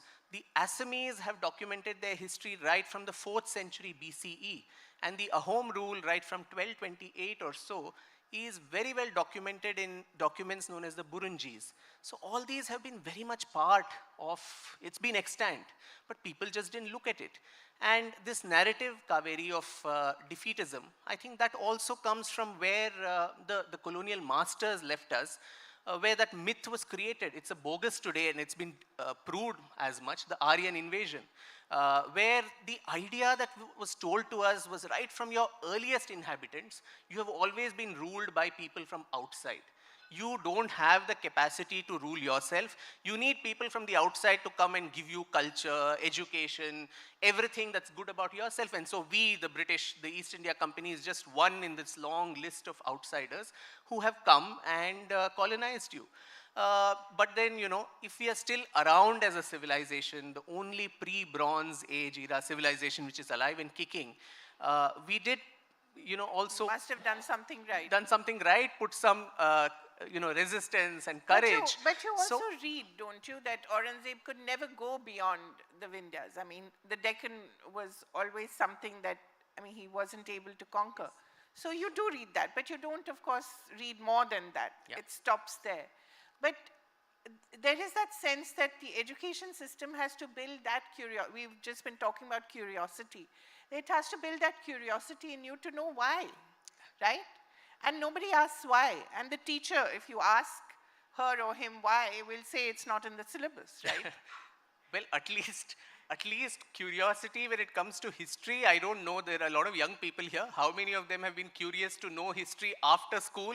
I think they all must have just been waiting to get rid of the subject even while they were studying. Unfortunately. Because, as I said, the rote learning, the memorizing facts. So beyond that, it has been made into such a dull and drab, even the categorization of ancient, medieval, modern, these are ridiculous distinctions. And this whole thing about regional stories. If you actually go to the NCRT website. No, vernacular. Vernacular. Regional. What is regional? Are the Cholas regional powers or are they national? So no, they're actually international. Yes, exactly. They went beyond the borders of what is today India to Sri Lanka to Maldives to Sri Vijaya. But we need Mani Ratnam to tell us that. Which is unfortunate. Why can't we have... So when you see the new education policy, for instance, does it address all this? It's great in intent, Kaveri. I don't know, the proof of the pudding is finally in eating it, because I don't think the new textbooks and so on, or the new content, as much as one berates this government, its opponents for not, for changing and saffronizing and all of that, its supporters actually berate it for not doing enough. Because in 9 years, it doesn't take rocket science to change books. How long does it take to write a textbook? I guess a year. Less than that, perhaps. You just need to find the appropriate experts to sit in a room, and those who come from all over India, and who bring in perspectives from every part of India. But then that doesn't happen. So it's nice, the education policy in the way it is conceptualized, but then the proof of the pudding should be, once the books come out, do they actually capture that spirit that is encapsulated in the policy? Are they being written? Do you know? I have no clue, because I have no insight or this thing into the government or how it works. So we have to read your books to know what happened beyond the Mughals and beyond East India Company. That will be a lot of self-plugging. I wouldn't want to say only my books, but I'm sure there are lots of others who are writing these days, which is important. And on every aspect, even on the freedom movement, for the longest time we've heard of the freedom movement almost like this very, very simplistic, linear, almost cut-to-cut, frame-to-frame Attenborough film. De di hame azadi bina, khadg bina dhal, sabarmati ke sant tune kar diya kamal, and so on. where But we've also had the legend of Bhagat Singh. Maybe it didn't win Oscars, but Bhagat Singh is as much a hero. But unfortunately, Kaveri, even today in the Delhi University textbooks, Bhagat Singh, Bhaga Jatin, all of them are called as revolutionary terrorists. That's the term used for them. In fact, in 2016, the descendants of Bhagat Singh had written to the then HRD minister, Mrs. Smriti Irani, that this was a term that the colonizers gave our ancestors. They have someone who sacrificed their life. And today, so many decades after independence, the textbook is conveying to the young mind that people like this are terrorists. What is the connotation of that term? How loaded is that? Did they change it, by the way? I have no clue. That needs to be checked. But the thing is, yes, so this constant, right from 1857, which was the first war of Independence, independence. but we are always told that it was the mutiny. It was a mutiny, which incidentally Savarkar was someone who recoined as the first war. We'll come to Savarkar, your hero, later. To 1946, which saw, unfortunately we use the same term, naval mutiny, while it should be the last war of Indian independence, which was in Mumbai. And it spread across various army and naval units across India, the heroics of the Indian National Army and Netaji Subhash Chandra Bose. There's been an unending chain of armed resistance, which is what ultimately got India her freedom. But then that is really not, spoken about or shown in the manner or commensurate importance that it deserves. It is not my case to disparage anybody or to undermine the non-violent movement or anything, but then the converse is also not acceptable, where the sacrifices of so many who have actually contributed through this violent means, and laton ke bhoot baaton se nahi mante. Every time there was a very bloody revolution, that was when the British gave in and reforms came in, whether it was the Morley Minto reforms, the Montagu-Chelmsford, the Government of India Act, or finally independence. All these reforms were preceded by terrible, bloody acts of revolution, and the British were petrified. They did not want a repeat of 1857 and the carnage that was there in the army. So the Congress too was created as a safety wall to ensure that this repeat does not happen. So I think these aspects of our freedom struggle too, forget ancient history, medieval India and all of that. Even something as recent as this, we do not talk about in a holistic manner. Don't undermine anyone's importance, don't take away. In my own state in Karnataka, there's been a lot of talk by the government there that Tipu Sultan's name should not be featured, which I think is a very foolish thing to say and do, because you can't wish away your history. Whether you like a person or not, that person has a role in annals of history. So the good, the bad, the ugly of anybody needs to be shown to the young mind, and it's for them to make up their minds. So don't undermine, don't censor anything, but then make it more holistic, make all regions of India included. There are many histories, as this session is titled. I think you call it a history of India, all these narratives, all these stories need to find a legitimate place. So that's why the work that you're doing and people like you are doing is important. But then there is this other argument that, oh, your sources are perhaps not as kosher as they should be, and there's pseudo history happening, and there's all this. So there is the pushback from the conventional establishment which continues. So what's your defense against that, or what's your argument against that? Well, I don't want to be defensive at all, because I think it's expected. You said establishment, conventional.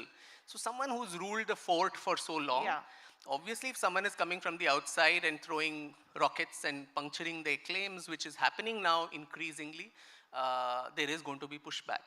But then, as someone said, history is too important to be left only to the historians. In this case, maybe academic historians. There are lots of us who have chosen not to be in the university setup. I have a PhD in history. I've trained, in the discipline, but then still that is not good enough. So this constant derision of people who come from the outside, and this dog in the manger attitude that some of them have, that only I have the key to knowledge and nobody else can. And they are the same ones who talk about Brahminical patriarchy and so on and so forth, whereas this is something like that. You're holding on to your turf without allowing any alternate voices to flourish. Whereas a discipline like history thrives on multiplicity of voices, on dissent, on discussion, on debate, and differences of opinion. But in the decades following independence, unfortunately, at least in the academic arena, as I said earlier, the stranglehold of ideology and one kind of group has been so bad that careers have been destroyed. Yeah, that is true. Careers have been destroyed in academia. People have not had a voice, and this whole thing of pseudo history, some mythical paycheck which is supposedly coming from somewhere. I'm really curious to know where that money is coming from, if at all it is, and who is sponsoring that. So all these, when you don't have an argument, personal attacks, allegations, these become the main defense. Who determines what is a correct source? Who actually sits in judgment of all of this? So I think that needs to be assessed. And who decides that the court poet in one case, his history is fine, but the court poet in another case is perhaps just exaggerating, right? Yes. That often happens. Correct, correct. And even there, I'll just give one example of how distortion can happen. We are told time and again that, when the Jyotirling of Somnath was attacked by Mahmud of Ghazni, it was not done for theological purposes. It was more economic. There was a lot of wealth, and the cunning Brahmins had cheated everybody, that stored so much of wealth there, and that's why he came and looted it. But you go to the chroniclers of, Muhammad Ghazni himself, his own time, and also later, people like Farishta, Al-Baruni, Minhaj-e-Siraj, all these people. And what do they say? They are all unanimous in the manner in which, first of all, when Muhammad came there, he saw about 50,000 common Hindus who were defending the temple. These were not even members of the Chalukyan army, because the king had run away and there was no one to defend. It was common Hindus who were defending that place. It took him 3 days to kill all of them. And then when he entered the sanctum and wanted to demolish the shivling, the priests come there and say, you are a lutera, you want money, so we'll give you as much money as you want, you please take that and leave.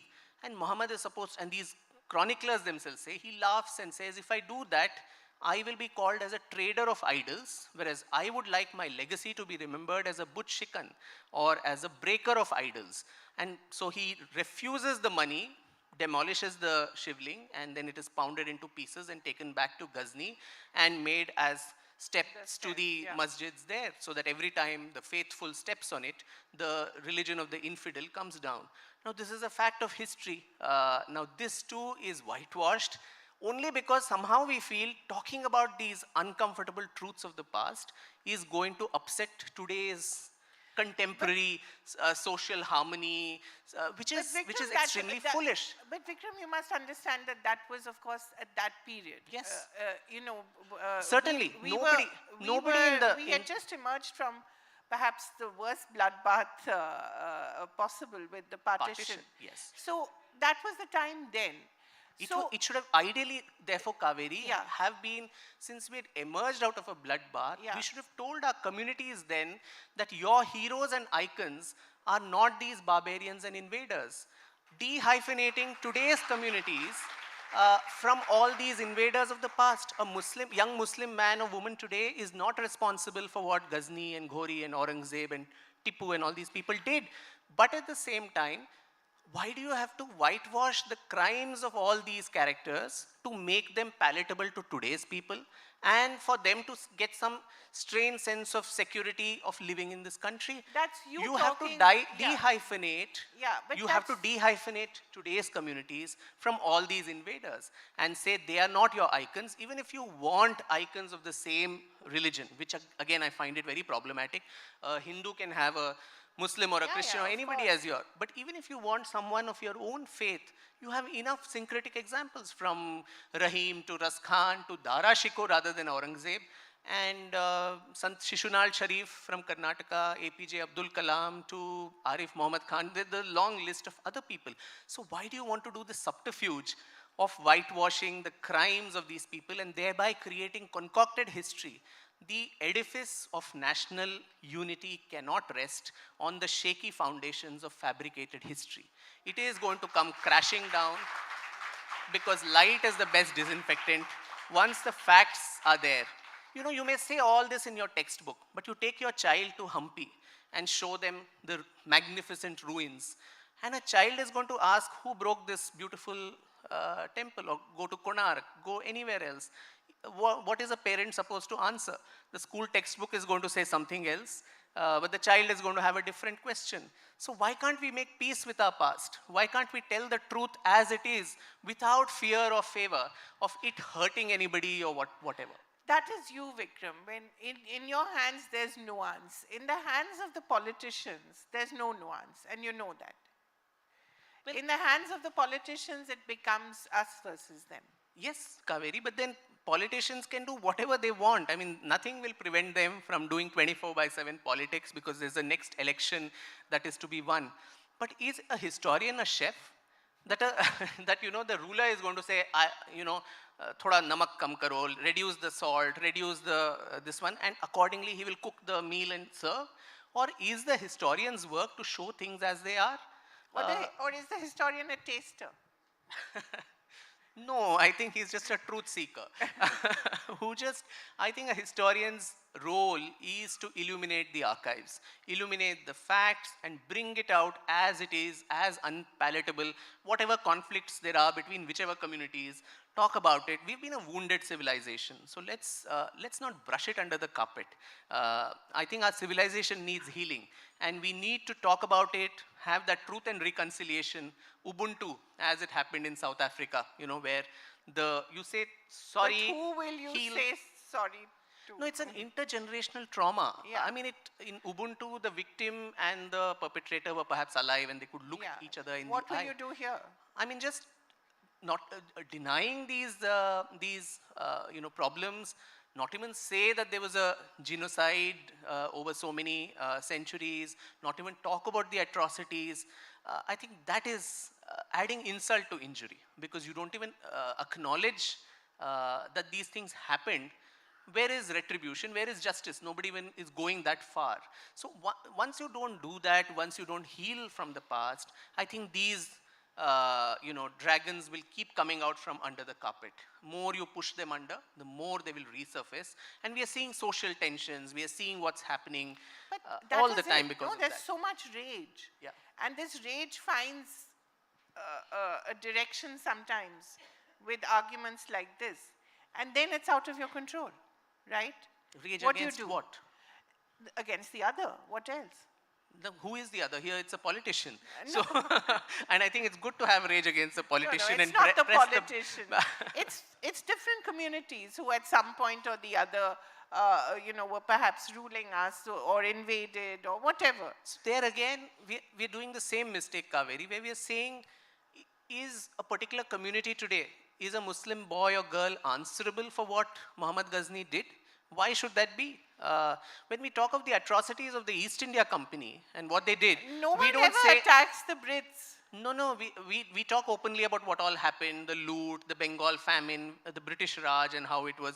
Dr. Tharoor has written an entire book on that, the Inglorious Empire. And it's been called Nazis with better PR. But then at that time, no one thinks this is going to upset the Christians of India.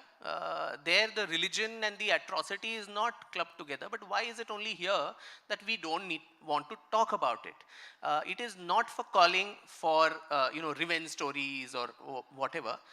History is nuanced, but at the same time, it has been a handmaiden of the politician.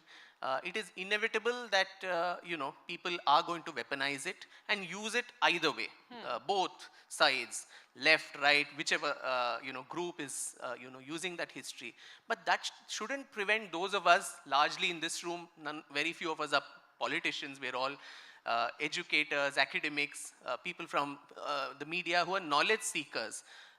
Do we hold our knowledge captive to the constraints of politics and what politicians might do, and therefore not say what is honest and what is truthful? That is something that needs to be addressed. let's talk about the other silences. You've talked about so many of the silences which you've broken. You've talked about this in your new book. You've talked about the other so-called subaltern rulers who never actually featured in our textbooks. What are the other silences that worry you? For instance, the contribution of India to the First World War or the Second World War. There are so many, many gaps in our history which we don't address. I mean, where does one start? Where does one stop? That's a good question. I think we have such a long and vast history. The list is endless. Yeah. So even in this latest book of mine called Brave Hearts of Bharat, where I'd listed only 15 people, a lot of people said, why 15 and so on? There should be more. Obviously, there are hundreds of unsung heroes and heroines from different parts of India, and these are stories which deserve to be told. Now, there was someone called Lachit Barphokan from Assam, a home general who in the Battle of Saraighat in 1671 ensured that the Mughal army of Aurangzeb was completely devastated and sent back. And Assam has been an invincible area right from the early centuries till the recent times, till the 1850s when it finally got occupied. Whether it was the Afghans, whether it was the Mughals, whether it was the Burmese, they could not capture Assam. And probably that's why Assam's story doesn't get featured, because we don't want to know stories of resilience. What happened? Resilience, of pushback, of success in that resilience too. And recently, I think Lachit's 400th birth anniversary was celebrated with a lot of band baja in Delhi. Himanta Biswa. Yes. So till then, no one even knew this man even existed. In neighboring Kerala, you have someone like Martanda Varma, who in the Battle of Kolachal in 1741 ensured that the Dutch East India Company was completely devastated. Now the Dutch by then, it was one of the first companies to be listed on the global stock exchanges. It had a sphere of access which went from South Africa going all the way up to But they never recovered Asia. from that. Yes, Asia, going up to Japan and Maldives. And but for the Battle of Kolachal, I think we'd be having this conversation in Dutch. Exactly. Because we'd have been colonized by them. But, he ensured that in that Battle of Kolachal, this man was defeated. The Dutch were defeated. In any other country, you would have had the statues of Martanda Varma in, street squares, and the Battle of Kolachal would be something that people would feel very justifiably proud of. What is wrong? That's not a jingoism. These are places where your ancestors have won.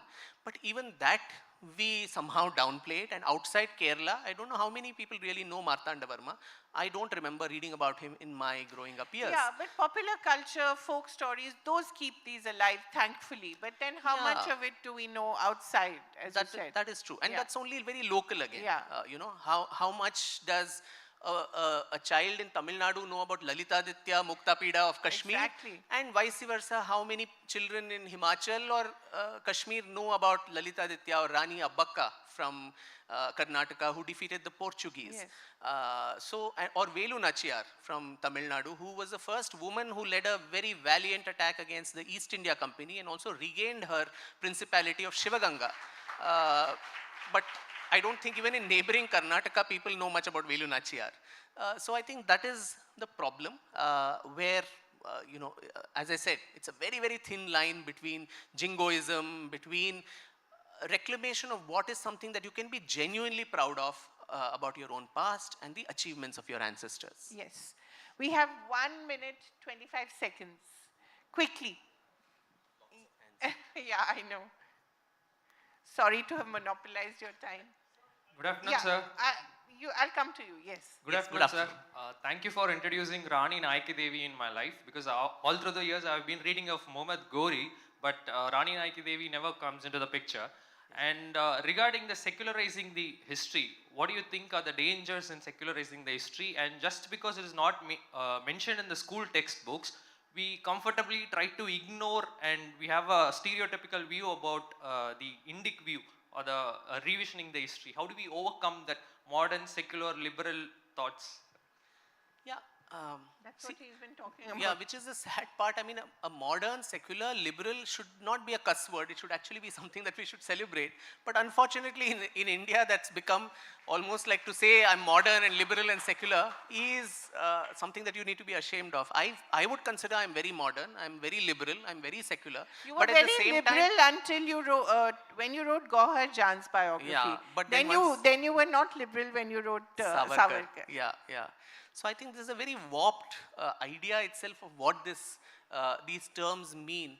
And I'm very grateful to you that you, remembered Nike Devi. As for those who might not know, she was a Chalukyan queen who actually defeated Muhammad Ghori in the Battle of Kasarhada in 1178. Ghori was so badly defeated that he was so humiliated that a woman had defeated him that he didn't even turn towards Gujarat again. But again, she would not feature in the larger narrative. I think what you spoke about, to say that if you talk about the Indic narrative, you are somehow regressive, you are somehow a bigot, I think that needs to go.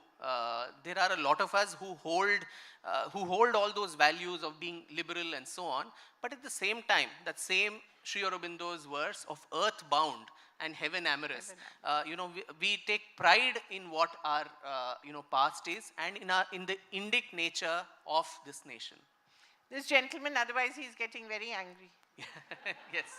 Sir, I should have asked this question to, thank you, I can hold it, to Aditya Thackeray. We understand that history's narrative has got changed. But this is a case in which 1966, his grandfather, the most brilliant Marathi whom I know, Balsaheb Thackeray, started a party called Shiva Sena, which is clearly based on Shivaji, Chhatrapati Shivaji, 400-year-old history. And 2 generations later, the grandson is disowning history. I thought of asking this question to the grandson himself. My hand was equally raised. Kaveri missed my hand, yeah. So I'm asking you, sir, why are people forgetting what their own grandfather did? Oh my God. Putting him in the spot. He has to go back to Bombay at some point, no? Yeah, that is true. No, yeah, I think that's where I think political considerations of today ensure that you forget some of the things that your own ancestors have come up with. Yeah, that lady, and then I'm sorry, we'll have to call it a day. But I'm glad a girl, because another aspect that I've tried to balance is the story of women. Yeah. Women have an equal contribution in our history, and history is always his story, where her story doesn't get the importance. Vikram is full of such wonderful aphorisms and wonderful statements. You'll have to keep clapping. Yes, please. Good afternoon. I'm Nandini. I'm not sure if you might be the right person to ask this question to, but since you said that... As long as it's not about Shiv Sena and Mr. Thackeray. Yeah, sure. Or the DMK. Okay. So since you said that a Muslim girl or boy cannot be, blamed for something that the Mughals did, I'd like to know your opinion on this. Don't you think that it's wrong that, certain castes are being denied reservation for something that their ancestors have done? True. Good point. True. It's a very, very valid point, and the converse is also true. All those people who keep saying, let's not demonize communities, let's not demonize anybody. The Brahmin caste is the very, very favorite whipping boy even now. Every day in and day out. There it's okay to demonize. There it's okay to call names, including in Tamil Nadu, where the entire politics revolves around anti-Brahminism. Careful, you have to leave the city. Leave very quickly. So, yeah, those are one among numerous hypocrisies, double standards, which keep happening. The mythical conquest between Hindus and Buddhists, which is sought to be created, again, by eminent historians, who when asked, called upon to show evidence for that. No, there would be conflict in this long civilization with so many thousands of years.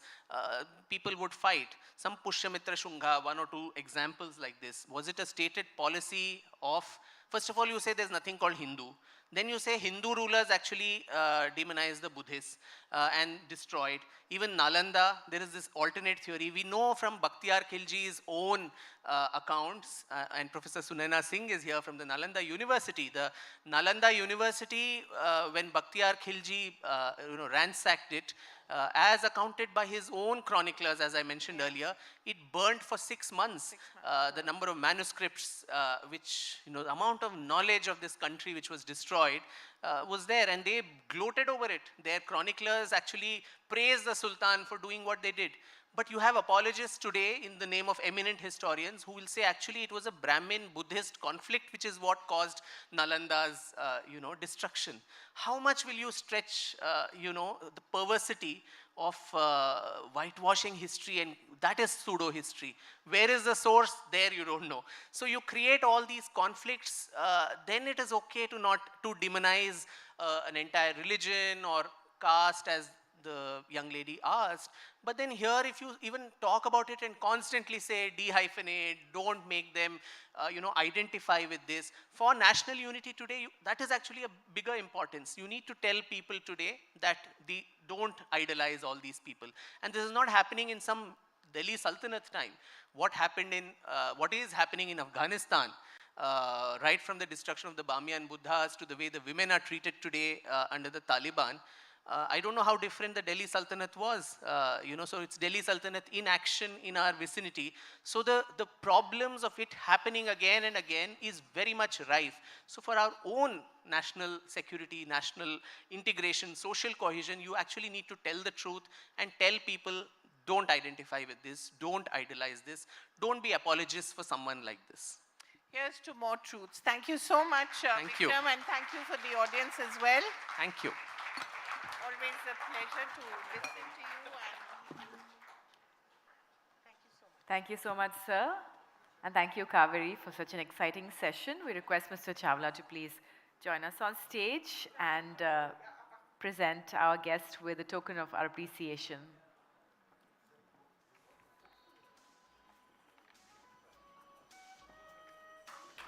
A big round of applause, ladies and gentlemen.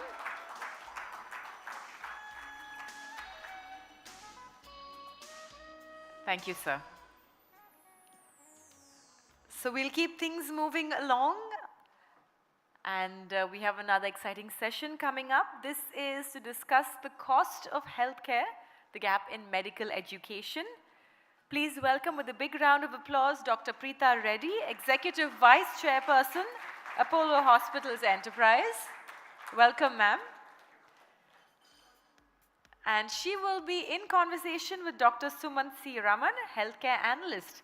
Let's also give him a big hand and welcome him on stage to chair this next session. Dr. Sumant, over to you.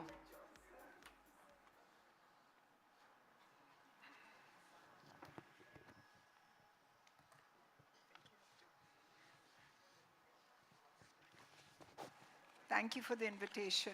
Really happy to be here with everyone today. Good afternoon, all. And again, honored to be here and have this conversation. At the outset, a very brief introduction, though if there's someone who hardly requires one, as the cliche goes, it is Dr. Preeta Reddy. She is the Executive Vice Chairperson of the Apollo Hospitals and, of course, a member of the founding family. And she is widely recognized for her contributions in making quality healthcare accessible to millions of people, not just in India, but in different parts of the world. Dr. Preeta is the managing trustee of the Apollo Hospitals Educational Trust, which is a body which steers the educational endeavors of the group. And she also works extensively with industry bodies and the government of India to advance policy decisions on healthcare. In 2013, along with Dr. Pratap Reddy, she championed the establishment of NAT Health, which is the Healthcare Federation of India, which represents the unified and credible voice of Indian healthcare. She is also a governing council member of the International Hospital Federation, and she is an independent director on the board of companies, and she's also part of several social projects where she has provided leadership projects like Sachi, or Save a Child's Health Initiative. She's received multiple honors, including the Economic Times Businesswoman of the Year Award, Sir Jahangir Gandhi Medal for Industrial and Social Peace from the Xavier School of Management. She was also conferred with the Healthcare Personality of the Year Award by FICCI. So a round of applause for Dr. Preeta Reddy. Today's topic, cost of healthcare, the gap in medical education. I think all of us know that the quality of healthcare that we receive in India is patchy. There are centers of excellence that we know very well exist in the metros, and despite all the improvement that we've seen over the years, there are massive gaps in both access, affordability, and quality in many, many parts of our country. One of the problems that has been identified is medical education itself. In fact, that's where a lot of it is believed to start. So I could start this debate by getting or getting your inputs on what do you think are the primary problems with medical education in India as it stands today, and how some of these could be addressed? Thanks, Sumant. Really happy to be here. Very clearly, I think health and education are a fundamental right. You know, every citizen of India is entitled to good quality, at least good quality basic education and health. And I think, you know, everyone has tried, particularly the present government at the center, by putting in multiple focus in investment, change in policy. So I think we are, in a way, on the right track. And, you know, all of you are reading, and if you look at the NHS in the UK, sometimes I think they're in worse shape than we are in India. So I think we must be very cognizant of the fact that a country of 1.3 billion people, we really over the past 5 to 10 years are doing so much more so that the future generations have good access to healthcare. So, you know, I want to be very clear on that point. The second is, there is a problem as far as medical education. And when I say medical education, I don't want you to only think of doctors. You know, we always do that. We think medical education means doctors. There's this huge workforce behind the doctors who are, you know, who can perform well. And we must think and plan for nurses, allied healthcare workers, physiotherapists, nurse clinicians today. So I think we have to think a bit differently. And to me, that's a big challenge. We're living with the archaic norms, which, you know, which is the British legacy. Until recently, if you wanted to do a medical college, you needed like 40 plus acres of land. You needed this much of building and infrastructure. You could only do 150 students. So there were so many norms put in which worked very well in the past. But if we're thinking future, you know, forget about the past. You have to plan for an aging population. India wants to heal the rest of the world. Very ambitious plans. Whether we like it or not, our nursing staff are waiting to go overseas because they make so much money. So there's all this which is, in a way, a challenge in the ecosystem. But we sitting here thinking future, thinking policy, trying to make a difference, have to say what are the 1 to 10 things we can do to make a difference. And I think change in policy is happening. A lot has happened. Lots more to go. Change in mindset, because, you know, we have to think technology. We have to understand that you don't need 1,000 square feet to just take care of 10 people. You have to say 1,000 square feet will take care of 100 people. So I think these are the kind of thoughts which have to come into our mind. Challenges are there, everybody has them. The cost of medical education has been a huge problem. I mean, governments are heavily subsidizing the cost of medical education for students. But the private sector, it costs around 20-25 lakhs a year. And over a period of time, if somebody has to do undergraduation and post-graduation in the private sector in India, you end up spending around 2 to 2.5 crores. Now this money needs to be recovered. How do you think this can be addressed? Because clearly one of the problems that we are seeing is that there is an explosion in private medical colleges. The government also feels that, you know, our doctor population ratio is not as what should be, therefore we need more medical colleges. But then governments, except in states like Tamil Nadu, where we've done very well and opened so many medical colleges in the government sector, many states predominantly depend on the private sector. So what can be done to sort of, this cycle has been going on for now 30 years. How do you think this can be changed? I think things have changed, but you have to put a cost to anything. You know, everything comes at a certain cost. So if you want to have 1,000 beds, which technically are free beds or take care of that population of society, you still have to fund it. If you need infrastructure for housing, training, teaching, pay faculty, you still have to fund it. So all this comes at a certain cost. I mean, we should not charge to such a level that you're, raking in so much of money that historically it has happened. So I'm not saying let's not forget that it's happened. But going forward, for example, if you take the 2 medical schools which we run, if that helps, it is not a university, so it is with the local universities.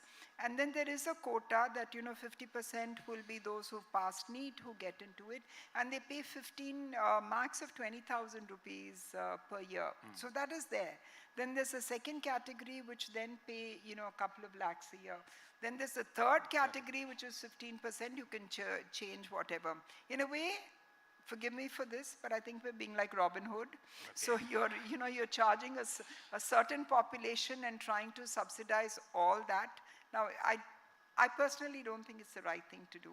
Yes. You should have like a decent norm, and then give scholarships, give it to deserving students, have a system in place so that you do that. This way, it is skewed. So I really think India as a country is not getting the best.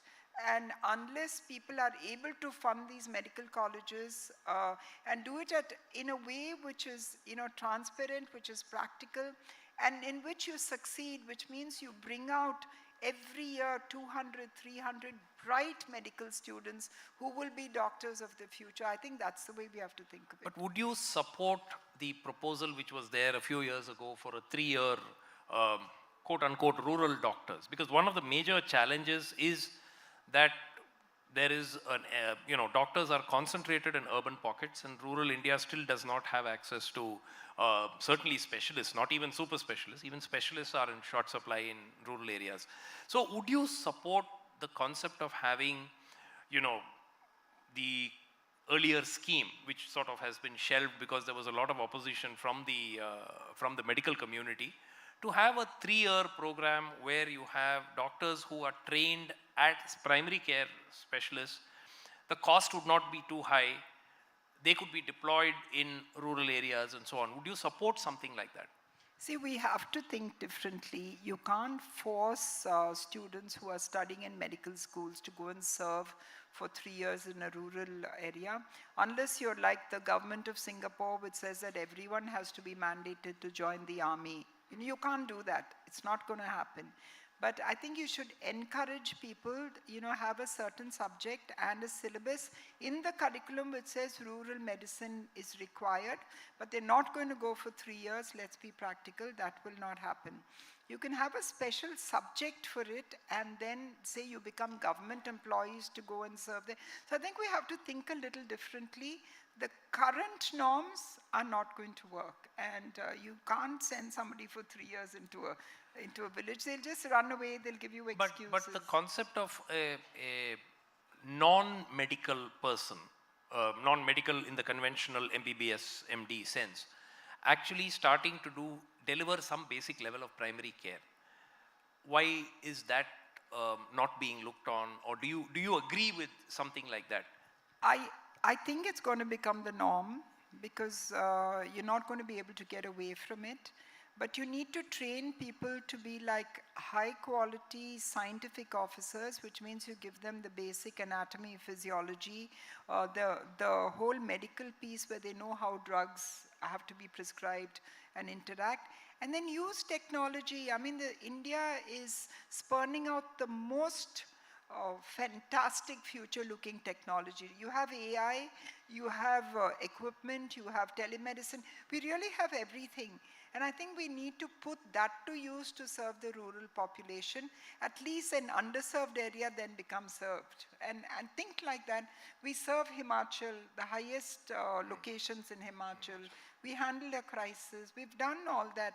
We just have to scale it up and put let the regulation open up in such a way, but keep oversight for outcomes. So think differently. You will see that the traditional MBBS won't go and sit in the rural areas. Do you somehow feel that the healthcare industry itself is resistant to change? I know any industry is resistant to change, but the healthcare industry particularly seems to be resistant.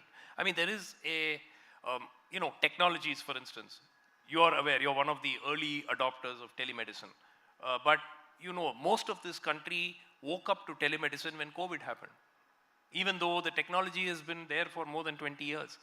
So, why is it that doctors and the industry sees a challenge to revenue that makes them insecure? For instance, now the AI models which have come in, why is there so much resistance to change? The Clinical Establishments Act, I mean, some of the rules there were so straightforward. It said that, one of the rules which doctors objected to was that you should have a hand wash area and a source of water supply in a clinic to wash, for the doctor to wash his hands. Otherwise, you're not supposed to be running a clinic. And even something as basic as this has been objected to. So, do you think that, one of the stumbling blocks in this entire ecosystem has been the attitude of the industry in some ways? I don't know as much as attitude as, if you can communicate. Maybe we haven't communicated it right. Instead of saying you must have a hand wash, you'll have to say, listen, doctor, if you don't have a hand wash, they won't even look at you and say you're a doctor. Educate the patient. Let the patient say, where is the hand wash? I think the way we have to approach it has to be a little bit different. And I just want to give you a quick quote, which is Abraham Flexner. He's an American educator and a reformer in the medical education space.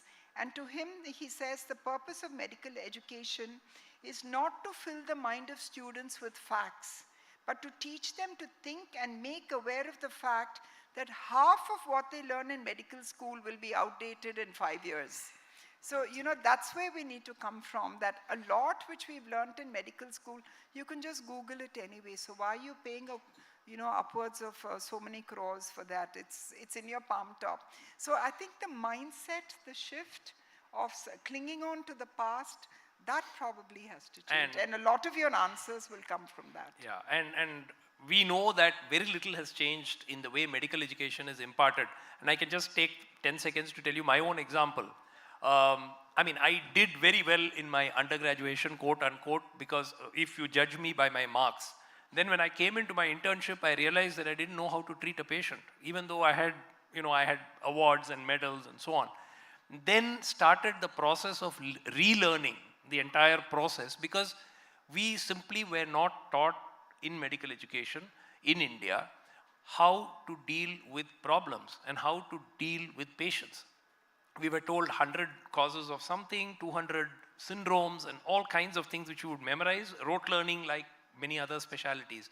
And today we see that, 25, 30 years later, almost nothing has changed. We are still having doctors who are coming out who know very little about how to handle patients. The even more worrying part is that they haven't even seen too many patients, because many of the private medical colleges don't have patients. They have patients, by the way, in their registers. You will be interested to know there is now software that can cook up patients for private colleges who don't have enough patients. So that is the level to which we've gone. But coming back to this issue, do you feel that there needs to be a complete overhaul as far as medical education goes? I definitely think that there has to be, in terms of content, in terms of the norm. NEET is good. I think they did a good thing by bringing NEET in. But the problem with NEET is that, we're so attuned to learning by rote. It's like you get your multiplication tables right, you'll get 100 on 100. You can't afford to have a doctor treating you who's learned by rote, who's, everything by going to those centers, coaching centers. That won't work for healthcare.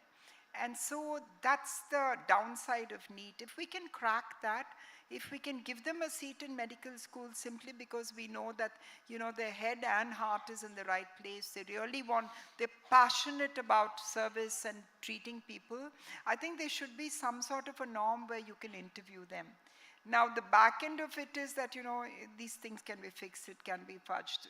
That is, you can't run away from that, find answers for it. I completely agree, but I think the curriculum has to change. And I'm not talking for Apollo, I'm just talking about, how institutions can think forward.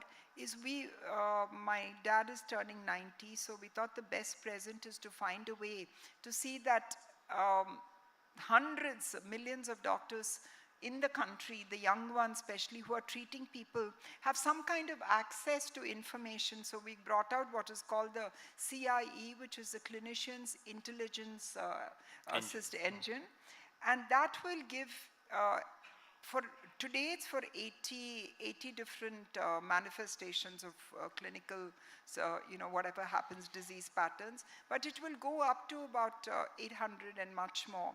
But this will at least give you the basics in hand. And it's going to be rolled out free to any doctor in a rural area running his own little practice. He just has to get into it. It's completely free. It's just a platform. Later on, it will probably be on their phones also. So I think the knowledge is there. There is AI. There is technology. If we can use it to reach the person and see that patients get the best out of it, it'll be a great thing. And tomorrow I'd like a day where people really don't go for unnecessary investigations. I know you were dying to ask me that question, so I'm saying it myself, that, armed with the right information, there's a lot which can be curtailed, which means healthcare costs can be put to the right use. We don't need to spend that much. The other issue which I think we have to quickly think about is one the pandemic taught us, how unprepared we are as a human, as a race. It also taught us that countries like India, because we came together so well, have risen in people's estimate. We were like totally up there, which other so-called developed nations were not. We have to be so proud of that fact. But the other learning is there's a huge graying and aging population. It's going to cost the world billions of dollars. If you don't change the way that medical education is, allied healthcare professionals are today, there's going to be a bigger problem. And there is nothing we're going to be able to do about it unless we think and we should have done it yesterday. But if we don't fix it today, we don't change the syllabus, we don't change the norms, we really have a problem. Yeah, and I think that is a huge challenge, because the thinking even from the NMC, for instance, what would you like your doctor to have? You'd like your doctor to have knowledge, information. You'd also like your doctor to have good communication skills. You'd also like your doctor to be compassionate, and you'd also like your doctor to be aware of the regulations that exist and so on. But except the first part, and that too patchily, none of the rest is actually taught in medical school. So they are sort of let loose on society to sort of find their way, as it were. What is it that prevents, and you would have interacted with the likes of the NMC and the MCI earlier and so on, what is it that prevents them from introducing IT skills, for instance, which today is a given, but 20 years ago it could have happened. India today, by the way, still does not have a mandatory law for an electronic medical record, which means that even in an outpatient setup, you are not required to maintain, as per law, at the doctor's end, a copy of what you actually prescribe. You can do it. Only for inpatients are you actually required to retain data. So what is it that prevents these things from actually happening in India? I mean, clearly these are policy issues which government can say 10-year time frame. It's been done in almost every developed country in the world. Why can't India do it? Suman, two things. One is the National Digital Health Mission is actually addressing a lot of this. So it's hard in a country where even literacy, it has to be in multiple languages in the first place. So I think the journey has begun, And there will be a backbone, a digital backbone with all health information coming, which again will help change the rules of the game to a large extent. And I think, I'm confident it will cut healthcare costs for the country. Because you will just find disease patterns, you will be able to do it. So that data, when it happens, is it going to happen in the next 2 to 3 years? I don't think so, that's too ambitious. But it happens, 10 years will fly. If it happens 10 years from now, it's still a great win for us. So let's think about that. But where you need a law is to insist that people use technology. That is not there. You can get a license to practice. You may not be using electronic records. So even if you can access it, which is available, you're not mandated to do it. So to me, the problem lies there. And when we talk healthcare, I don't want us to forget the fact that the doctors are a large piece. They're always in the front of our eye. There's this silent workforce, which is the nursing workforce. For heaven's sake, we have to do something for them. Because that's why they're going away. They become nurses. They do because they want to go abroad and earn a better living and things like that. So what are we doing for them? We're not even thinking about that group of people. I think that's where I think I agree entirely, because the nursing education area, there is no great excitement in starting nursing colleges even. For instance, in this state where we've had, now we have something like 35, 40 colleges in the government sector for medicine. There are hardly a handful of government colleges for nursing. And then there have to be, even private sector doesn't come in because it's not that high a revenue earner. And by the way, nurses spend, it is estimated, 10 times more time with the patients than the doctors do. So we have to understand that they are the backbone of the healthcare system rather than just the doctors. One controversial icing on the cake, budget announcement was 157 nursing colleges. I wish there was another zero next to it and it was 1,570. Yeah. But having said that, that's what keeps me awake in the night, to think that, yes, even if I look for data, it's all about this many doctors, this many medical colleges, so on and so forth. If I ask for data saying how many nursing colleges are there, public sector, private sector, they have to search for it. And that's a worry, that nowhere in the world are we thinking of this workforce. They take on 50% of the burden. And I'm not talking India, by the way. Global. UK wants a shiploads of Indian nurses. Australia wants, Canada wants, the UAE, they're going anywhere. So what are we doing? Yeah, absolutely. One controversial question. Do you support medical education in regional languages? Now that's a big push by the government. I mean, in fact, now they've introduced medical education in Hindi. They want regional languages also to follow. I mean, state governments have been told you're welcome to open medical colleges in your states in the regional languages. Does it make sense? Because one of the things is it's been said that such a move would make medical education more accessible and thereby inherently have a cost impact in terms of bringing down cost. So plus and minuses. You could get a medical degree in France and only speak French. So why not? Some of our states are larger than France. So that's one side of your question. The second half of it is that the portability issue. Let's say you, in Oriya, let's say you do everything in Oriya. Can you really access all that language? Do we have search engines which will come back and give you that kind of language in your language? I'm not equipped enough to answer that. So you have to think it through a little bit. So the ethos is fine, but the practicality doesn't seem to be there yet. Okay. Couple of questions from the audience and then we'll have to. Yeah. Yes, sir, please.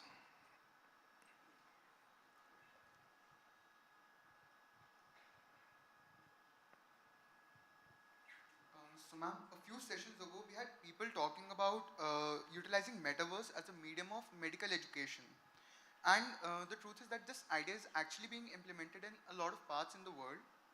But my question is, like, do you think that these developments will add to the cost of medical education vis-a-vis the quality of the doctors that are being produced? And will these developments be feasible for a country in terms of the quality of doctors and in terms of the increased cost and the limited accessibility that we have? So it should not add to the cost, then it's self-defeating. We should be able to use technology so that you can keep the costs within that budget. So that's very important.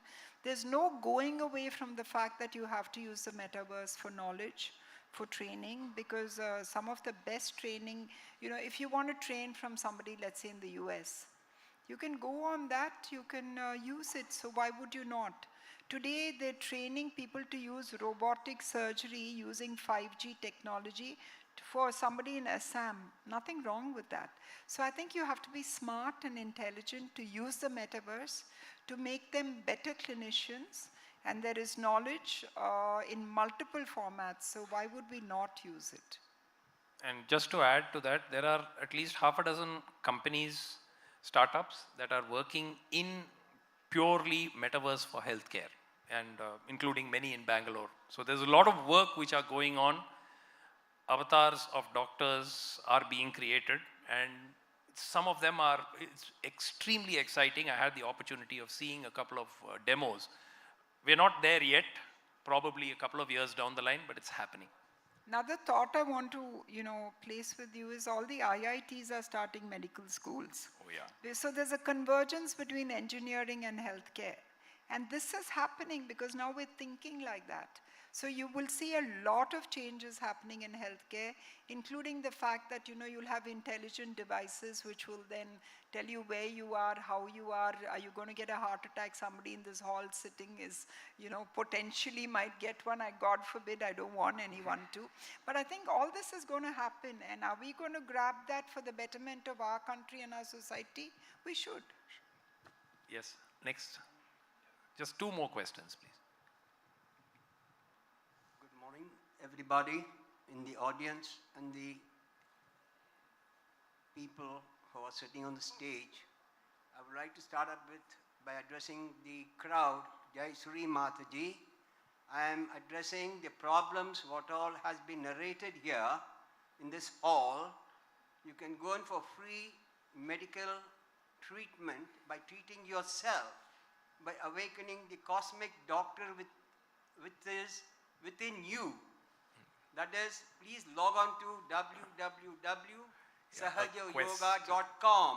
So any specific questions, sir, please? No, this is what I wanted to convey. Yeah. I'm answering all your problems will be solved if you log on to www.sahajayoga.com. And all your answers are answered, and everyone can treat himself absolutely free. Okay. Thank you, sir. Thank you. Yeah, we'll take the gentleman at the back. Yeah, the lady, and then the gentleman at the back last. Yeah. Yes, ma'am. Good afternoon, ma'am. Good afternoon, sir. My name is M. Sneha. As the doctors and the frontline workers or nurses, as you said, are considered as the most noble service, why they take a step back when they have to serve for a rural background people, where the service is much needed? Why are they reluctant to serve in rural areas? So I think this is a problem. Let me tell you the problem we have. It might help. We built a beautiful hospital in Karakudi, which is near Chettinad, near Madurai. And we built a beautiful hospital in my dad's village, which is Aragonda. But for both those, we're not able to really get somebody to move like a super specialist from the city to go there, because they have children, they need schooling, they need a social life, they need to go shopping. There's so many things. You can do it for 6 months, you can do it for maybe a year, but it's hard because you need the surrounding of the city life. Now in Aragonda, which is again my dad's village, our super specialist knee transplant surgeon has done 500 knee replacements, not a single infection. So they've gone there as a team. You know, they work for 24/7 for a whole week. They do, and you get the outcomes. So I think we shouldn't be fixed in our mind that the specialists will really give up everything and go and live in the rural areas. It's a bit hard. From sheer experience, I'm saying that I don't think that will happen unless the rural areas also give you that kind of a city life. Last question. Yeah, the gentleman at the back. Hello, my name is Nitin. Thank you for the talk. So we were discussing a lot about medical education in university, so I want to take a step back. A lot of students from school, for example, who get into the medical education line come through influence from their parents. So there are so many young minds who are thrust into this line against their interest, and the irony is that we don't have enough doctors and not good doctors also. So to some extent this requires counseling, but how do you generate interest in high school students to pursue this as a profession apart from just selling be a doctor? Like, what is it about the study itself that can make them enthusiastic about being doctors? You're younger than me, Sumant. Do you have an answer? No, I've got a very difficult answer to that. Look, today if you go and check the families of doctors who do not have nursing homes or hospitals, my gut feel is that 80% have asked their children not to do medicine. So I think that there is this pressure that you talk about that comes predominantly from parents who have invested in a healthcare setup. They have either a very large practice, or they have invested in hospitals or healthcare infrastructure, and therefore they want their children to get into that. Otherwise, most doctors, in fact, the joke in our batch itself is that the vast majority of our batchmates' kids did not choose to do medicine. Those who did are those who generally had hospitals. So I think that is changing. But your question of what needs to be done in schools, yes, aptitude has to be assessed. Right now, we are not assessing the aptitude at all. But parental pressure is not as big a factor as it used to be in those days, because multiple options are available. In the earlier days, you either did engineering or you did medicine. You didn't have, too many other options. Maybe you did law, one or two other things, but that's about it. Today, you have 100 different options, so opportunities are there. So the pressure comparatively is a little less. But yes, counseling, aptitude assessment, we are not even doing that at a basic level, assessing what is the child interested in, what does the child have an aptitude for, and therefore could he or she pursue that. We're not doing that. Perhaps that would be a good idea. No, I totally agree, because it was you either had to be an engineer or you had to be a doctor. And now it's like, you have to be like in software and find a way to go off to California. That also, parents are pushing in that direction. Then financial services. I think today it's much better to be an investment banker. It's cooler than to be a doctor. So I think it's changing, and we have to understand what the future students want. And today is not the day to really force them to do anything. We'll have unhappy doctors, which is scary. Yeah, I know. And healthcare is at a tipping point. It's my very firm conviction that we are, maybe 3 to 5 years away from a massive disruption in healthcare. I know that many may not agree with this, but people like us who've been in the healthcare IT industry for a long time feel that we are probably 5 years away from a major disruptive change in not just medical education, but healthcare delivery itself. So I think it's been a very interesting session. Thank you so much for sharing your thoughts with us. And so many fascinating insights have come from it. Once again, thank you for being here Thank today. you, Sumant. Okay, we request Mr. Chawla to do the honors. Please join us on stage and present Dr. Preeta Reddy with a memento. Thank you so much, ma'am, for being with us this afternoon.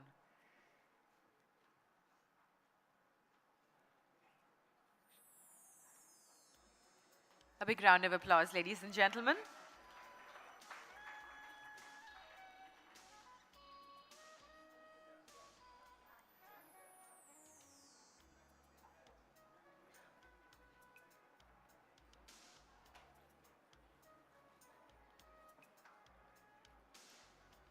Thank you.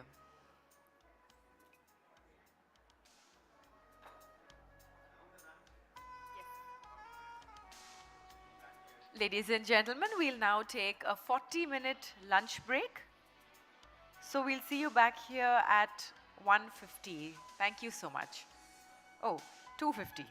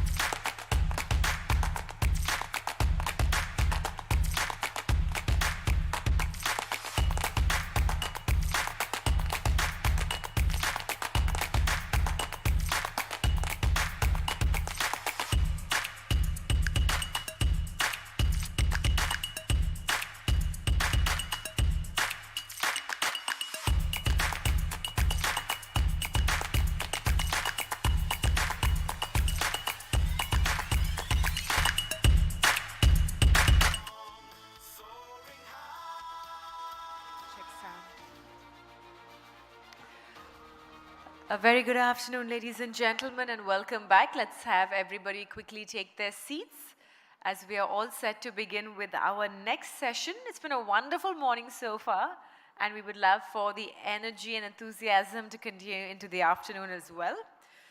So we're going to quickly get started on our next session, and we've had lots of questions from the students this morning, and I think this one will be exceptionally interesting for all of you. So we're hoping for lots of questions from that section of the audience. So we're going to be talking about Indian higher education, the global dimension. And I'd like to invite our dignitaries to join me on stage. Starting with the German Consul General, Michaela Kuschler. Can we have you on stage, please, ma'am? A big round of applause. Thank you so much for joining us this afternoon. Please continue the applause for Sarah Curlew, Australian Consul General for South India. Welcome. And Lise Talbot-Barré, Consul General of France in Pondicherry and Chennai. Welcome. Also, a big round of applause for our chair for the session, S. Vedya Subramaniam, Vice Chancellor of Sastra University. Over to you.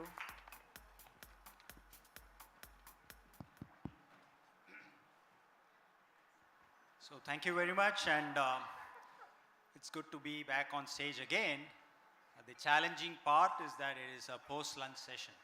So we'll try our best to ensure that you are attentive and awake. So the session, as you can see from the representation on stage, is about internationalization. And it's come at a time very appropriate when the national education policy has also given some space for not only Indian institutions to internationalize, but also for foreign universities to have their presence felt in the Indian geography.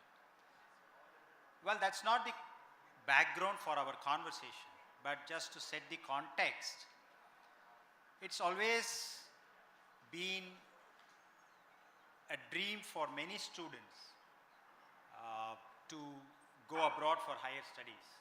So that's one of those ambitions that many of the students nurture right from their schooling stages.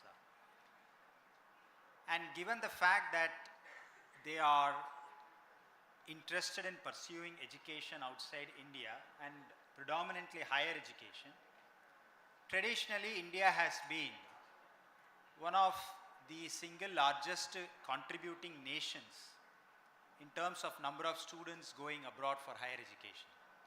China being the #1 country and India a close #2.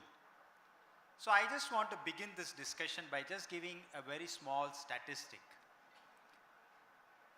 In the year 2000, when you measure global mobility of students by way of number of international students studying in different countries, the top 5 countries that hosted international students was the United States of America, United Kingdom, France, Germany, and Australia. And then in 2020, the top 5 countries, again, the United States of America, UK, new entrants were Canada, and then Russia and Australia. But France and Germany still had a significant share of the number of Indian students coming. Another interesting statistic is, for example, Australia. You know, amongst the total number of students studying in Australian universities, close to 32% of the students are foreign nationals, which means, you know, the total number of student population has got significant international community of students studying in Australia. And France and Germany also, not in that large numbers, but a significant population. So the statistic clearly says that international students in foreign university campuses is one kind of an experience not only for the students, but also an engagement model for universities in different countries. So let me begin this discussion by requesting all the three consul generals from France, Australia, Germany to have their opening remarks on, according to them, what do you think is the key differentiator that attracts Indian students to your home universities? So in any particular order, I just leave it to you. You can decide who wants to go first, and then your opening remarks, please. Shall we go in a row? Yes. Okay. There were three reasons which brought me here today. First one is EDU is a very renowned conference on education, on higher education.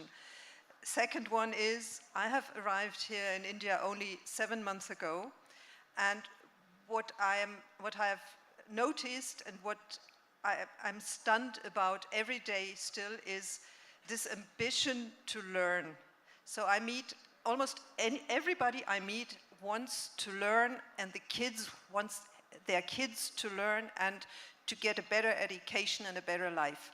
And the third reason is when I was a student, I had the chance to study abroad for 1 year, which was at the time when I did my studies in the early 80s, not a very common feature, especially not in law. So thank you very much for inviting me here. Well, why should you study? Why should you come to Germany and study at a German university? You said that Germany wasn't among the 5 first-ranking countries. Yes, but Indian students in Germany are the second largest group as foreign students, and they're about to overtake the largest group, which are the Chinese students. I'm sure that during this year, India is going to overtake China, not only population-wise, but also in the number of students in Germany. Last year, it was 35,000, so I hope we'll scratch the 40,000 this year. So why should you study in Germany? It's a country with, one says, a difficult language, there are winters, the climate is not very, very nice, but Germany offers you the possibility to get a foot in the international labor market. German universities are quite renowned. And they're all state universities, right? I mean, public most of them are state universities. So we have 106 universities, 216 universities of applied sciences, 21,000 study programs, and 1,600 MA and BA programs in English language. So you can study in Germany without knowing German, but I think you should know German because you're going to miss a lot if you don't. And I leave it at that. Okay. Hi, thank you very much for having me here. I'm Sarah Curlew. I'm the Australian Consul General for South India, and thanks to the ThinkEdu conference for putting together this session. I'm really pleased to share the stage with my distinguished colleagues. A bit of a competitive pitch, I guess, which of our countries you would like to study in, and I just hope that Australia does better here than we're doing at the cricket in Nagpur at the moment.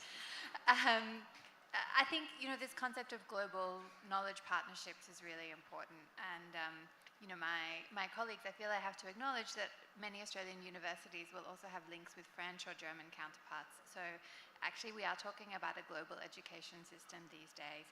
I actually wasn't aware of that global stat that Australia is in the top 5 for receiving countries for international students. And I'd like to put that in the context for all of you that Australia has only 43 universities. 7 of those universities are in the global top 100, and roughly 50% of them are in the global top 200.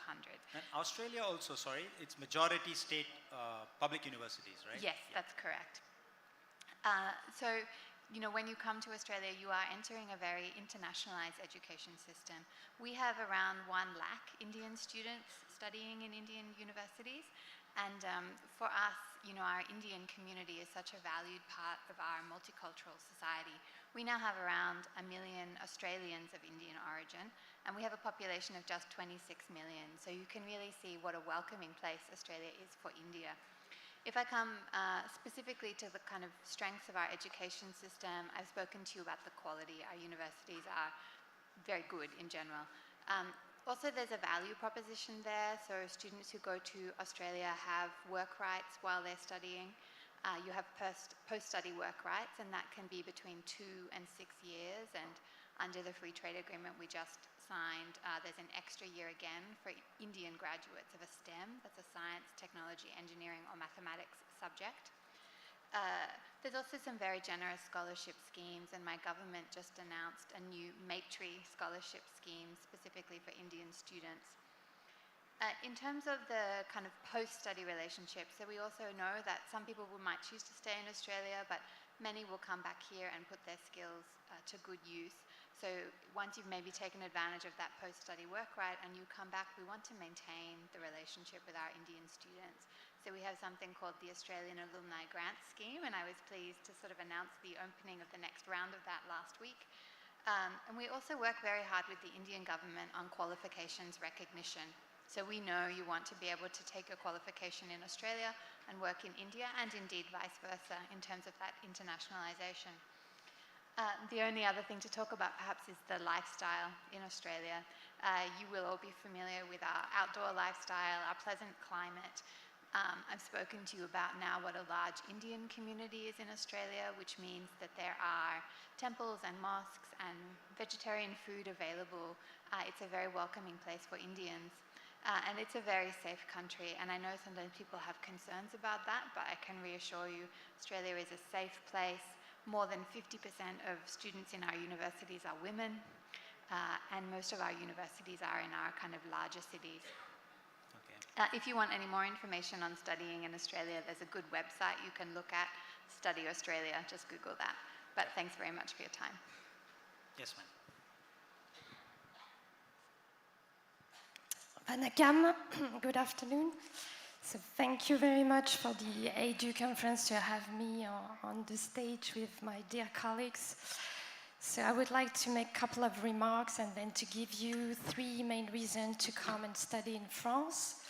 So first of all, France has a very special and long relation with India, dating back to the 18th century, that gives us a lot of strong ties, historic, cultural, and even family ties, especially here in the south of India.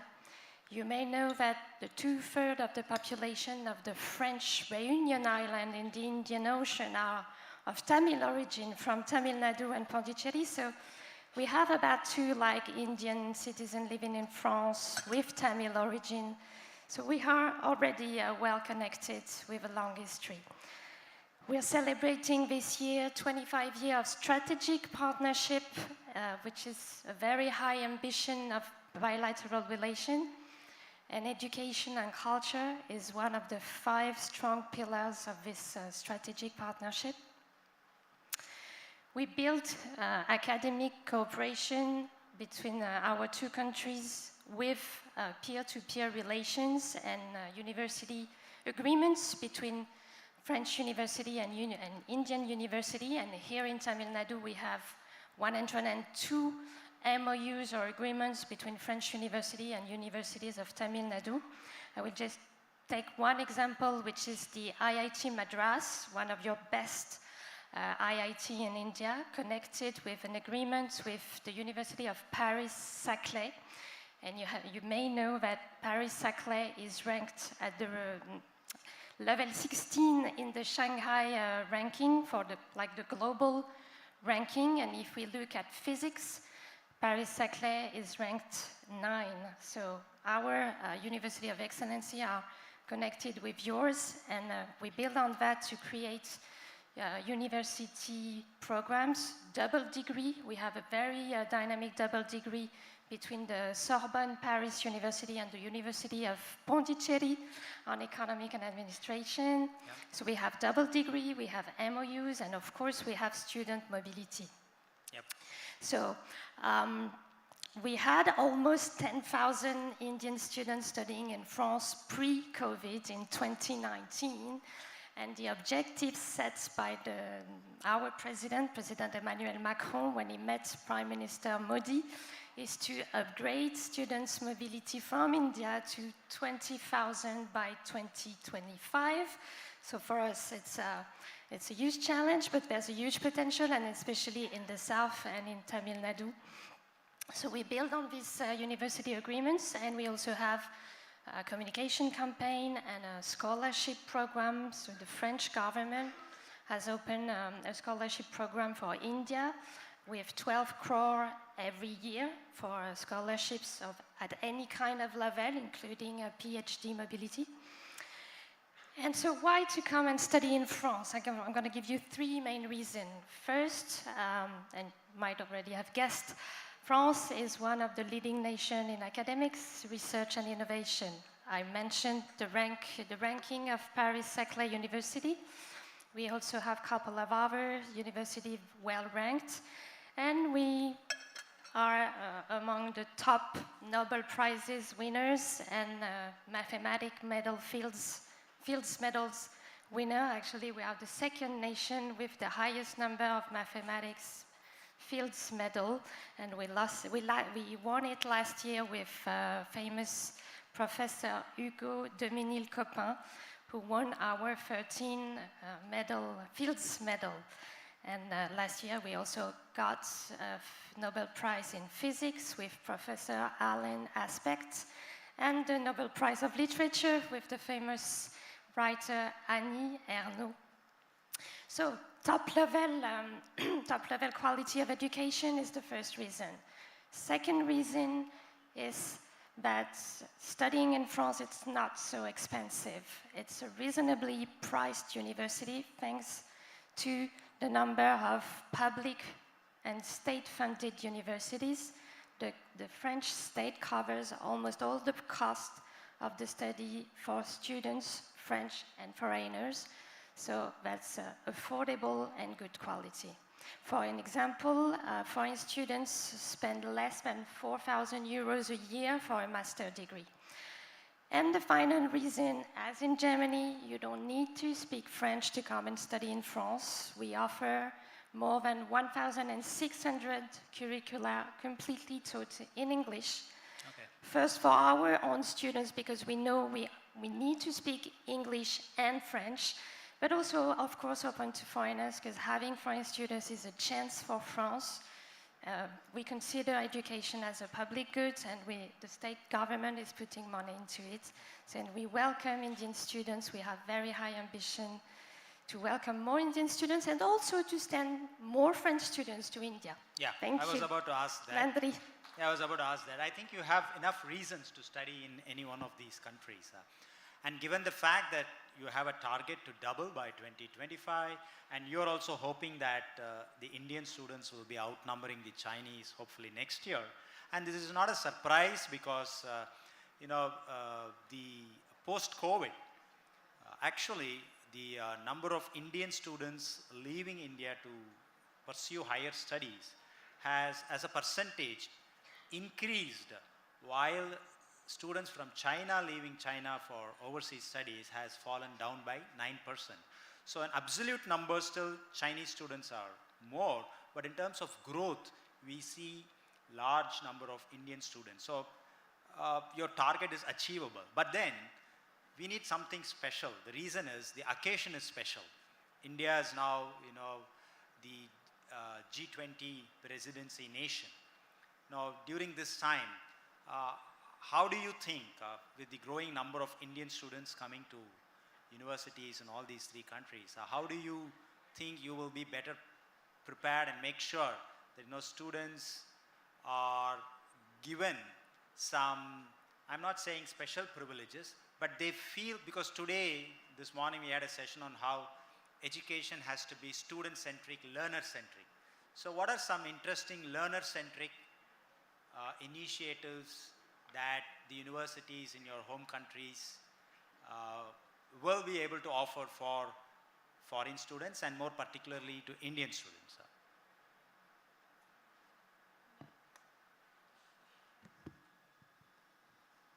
Well, I would say one advantage of the German education system in general, not only at universities or universities of applied sciences, is that they very well combine theory and practice. So if you want not only to have an academic education, academic studies, but also want to try in practice what you have learned at universities, then you're very well placed in a German university. So that's a huge advantage. You get that hands-on feeling.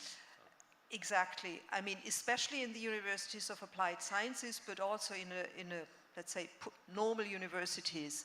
Even in a matter like I studied law, even during my law studies, I went to court, and I had, for a period of a month or so, I had to work at court or in a lawyer's cabinet to be able to pursue my studies. So that's clearly one advantage. And I would also say you can continue that work because you're getting a work permit while you are studying, and even when you have finished your studies, you can, without any break, you can continue working in Germany. Okay. Anything? That's STEM. Any non-STEM? I mean. Yeah, I mean, I like this term. What is it? Learner-centered education. I mean, surely that should always be true. I kind of can't think what education that is not learner-centered would be in the modern world. And I do think that these kind of connections between study and work are very important, and likewise our universities take them up. I want to take a slightly different angle on answering the question. As India has relaxed some of its education policies, we've seen Australian universities coming to India with some really quite innovative degree options. So that might be a 2+2 model, where someone studies for 2 years in India, for 2 years in Australia, and then graduates with a degree in the name of both institutions. And so that, you know, it can be cost effective. It can mean a student can spend the first half of their degree close to home, getting settled into the university environment, but then still have that overseas and international experience as part of the degree. Another model, University of Melbourne, which is one of our best universities, they worked with the University of Madras on an undergraduate science curriculum. So students here in Madras can study the University of Melbourne science curriculum, and then of course if they want to go to Australia for, say, master's level education, there's a very seamless transition. So I think increasingly we see universities looking for those learner-centered options that are also around how do we structure this to make sure students can get an international experience and also an Indian experience. You want to add something? Maybe complementary to what Michael said about Germany. First of all, we have a bilateral agreement of academic qualification recognition between France and India, so you can cross from one system to the other with official recognition of your degree. Second, like in Germany, with a student visa, you can have you can do internship during your studies. Most of the French universities include a period of time of internship in the degree, and the visa also allow you to apply for a first job opportunity after graduation. And of course, students are looking for good job opportunities back home in India. In India, we have more than 500 French companies, and if we talk only about Tamil Nadu, we have 170 French companies or Indian French companies doing business here. We have our two major automotive companies here, hiring more than 3,000 employees each, and not mentioning Saint-Gobain with the largest glass factory in Asia. So there will be job opportunity, and this company will look for students graduated with the two culture, or intercultural experience, international exposure, and that makes the difference. And of course, the knowledge of several languages is also a plus on the labor market. Thank you. My last quick question, I need a quick answer before the students can ask their questions, is, I'm sure you're aware of another policy that's in the draft form available in the public domain on allowing foreign universities to set up campuses, establish their campuses here in India. So you want to take a shot at that. How do you see that as an opportunity, or what's the readiness level amongst universities from each of your countries? Not necessarily all of you have to answer. Maybe you can choose whoever wants to take this question. Yeah, this is a huge opportunity for all universities, but for French universities as well, because many French universities already have campuses abroad, but not in India. We have representatives of French institutions, French colleges, French universities settled in India who are running double degrees or exchange program or university cooperation program, but no abroad campuses in India, so I'm sure they will work on it. Like I graduated from the Institute of Political Sciences of Paris, which is called Sciences Po. Sciences Po already has campuses in Singapore, so I'm sure India will be a potential opportunity because many Indians come and study in Sciences Po. I had an alumni meeting with like a dozen of Sciences Po graduated only in Tamil Nadu, so if we consider the whole of India. Like the French business school called INSEAD have a network of 500 alumni from India, and they are looking for opportunity to settle a campus in India. Yeah. You want to answer? Yeah, just to add that I know our universities are looking at these opportunities very carefully, and actually it's a very positive signal that it sends, I think, for the appetite of India and Indians for higher education, right? There's just enormous demand for skilling, and we haven't really talked about the skilling component, but that's also something where we want to work with India on the future skills, the industry-led skills, and how can our training institutions also partner here in India. Okay. You also want to answer? Yeah, well, actually our universities don't have such a tradition on going abroad. What we do, or what we did in two cases I know of, is to found, together with the host country, universities, like we did in Budapest or in Istanbul, German-Turkish University, German-Hungarian University. On the other side, research institutes, which in Germany do the bulk of research work, they have a tradition to go to foreign countries, like Fraunhofer Association, which is present here in India. They are really doing research work for companies, and this is something we do. Okay, so we have time for just two quick questions. Except for a visa, please ask any question. Two quick questions. Students, I thought you should be ready with a question paper.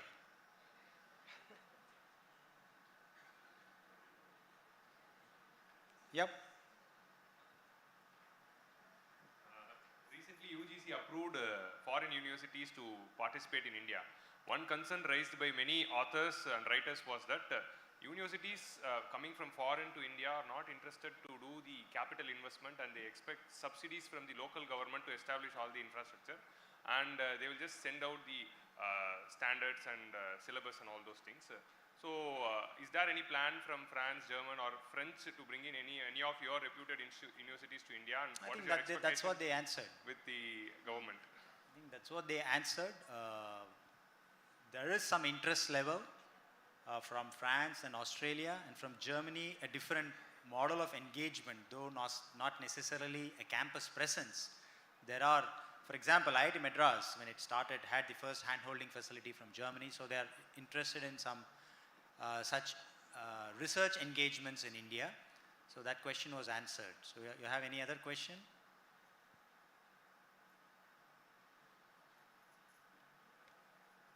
I'm just making your life easier. My question would be, where can I get written information on all of that has been said here? And we'll leave, I think all of us are going to leave link lists or information that is available here with the organizers of this conference, and you can address yourself to the organizers and find out more about the possibilities of all the places. Okay.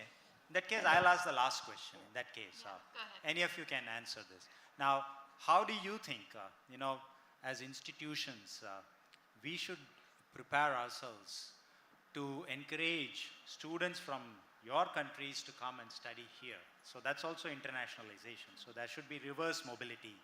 So how can students come here?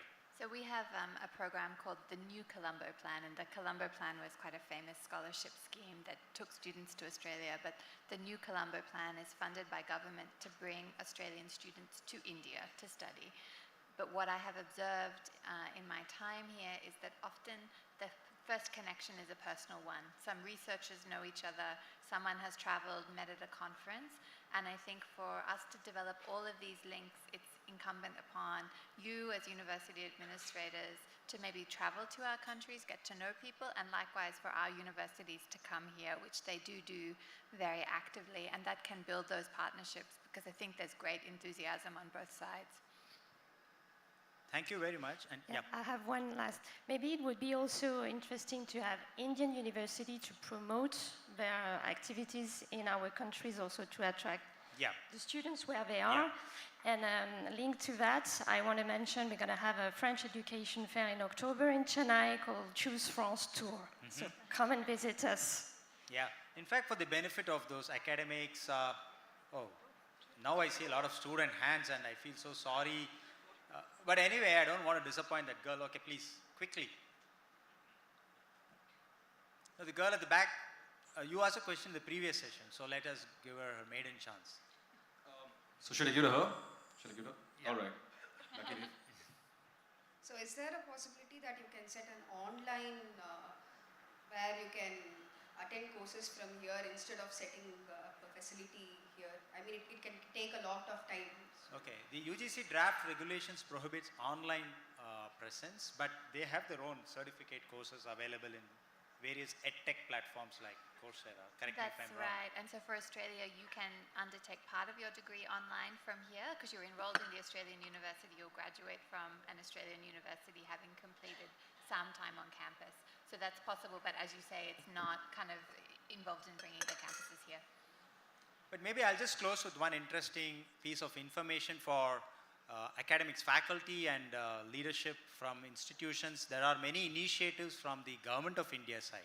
The GYAN program, the Spark program, DST's Vajra. I mean, these are initiatives where the Government of India, the Ministry of Science and Technology, the Ministry of Education, they are funding these international collaborative programs to promote academic relationship through research, through various types of engagement, and these are things that can actually internationalize and increase physical presence both ways, faculty and students, fully funded by the Ministry of Education, the Department of Science and Technology. So please use that opportunities as well, and a big round of applause to all the three who have shared a lot of information. And they definitely have a lot of information available in the public domain. Please fully utilize them and get benefited out of that. Thank you very much. Thank you. Thank you so much. I request our CEO to please do the honors and present our guests with the memento. A round of applause for Michaela Kuschler, the German Consul General.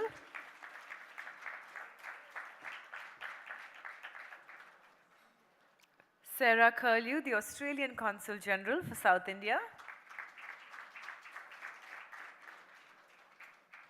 And Lise Talbot-Barret, the Consul General of France in Pondicherry and Chennai.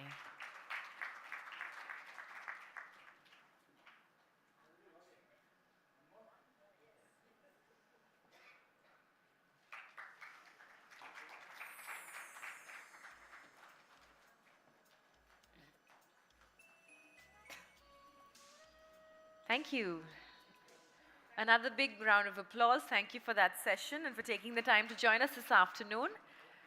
We will jump right into our next session, ladies and gentlemen, and we have quite a large, substantial student contingent in the audience. So our next topic is the way forward, opportunities and challenges for young India. So please put your hands together and welcome our next guest, Mr. Varun Gandhi, MP. Welcome, sir. We're so happy that you could join us this afternoon. And our chair for this session, Ravi Shankar. A big, big round of applause.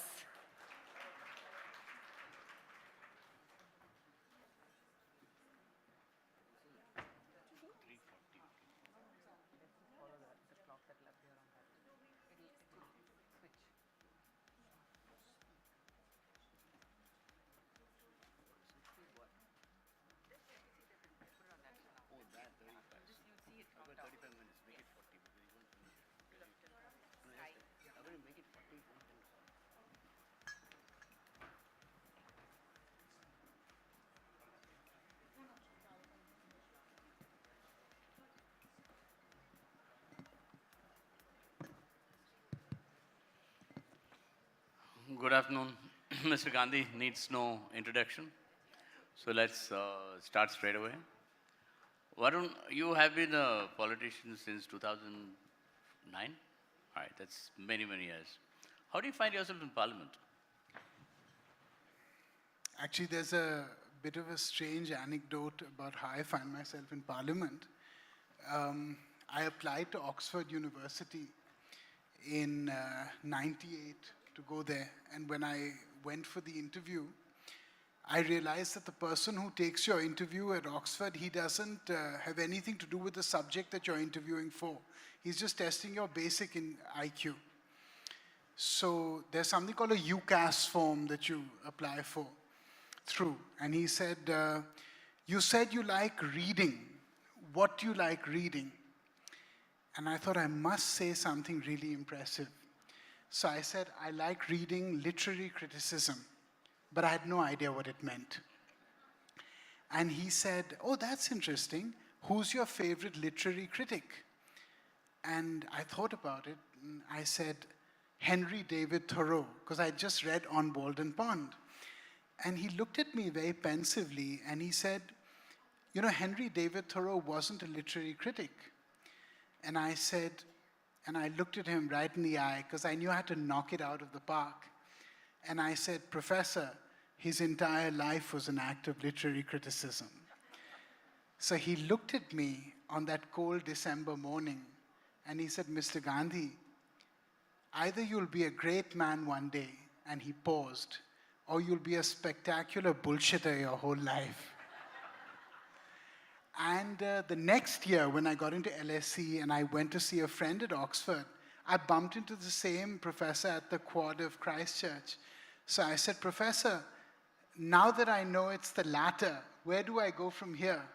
And he said, get a seat in the Indian Parliament. So here I am. So does that mean you're bullshitting in Parliament a lot? No comment. Okay. Ajay, you floated a bill recently on the Rozgar for the youth thing. What are the salient points of that bill, and how much do you think your government is going to be able to kind of get it through?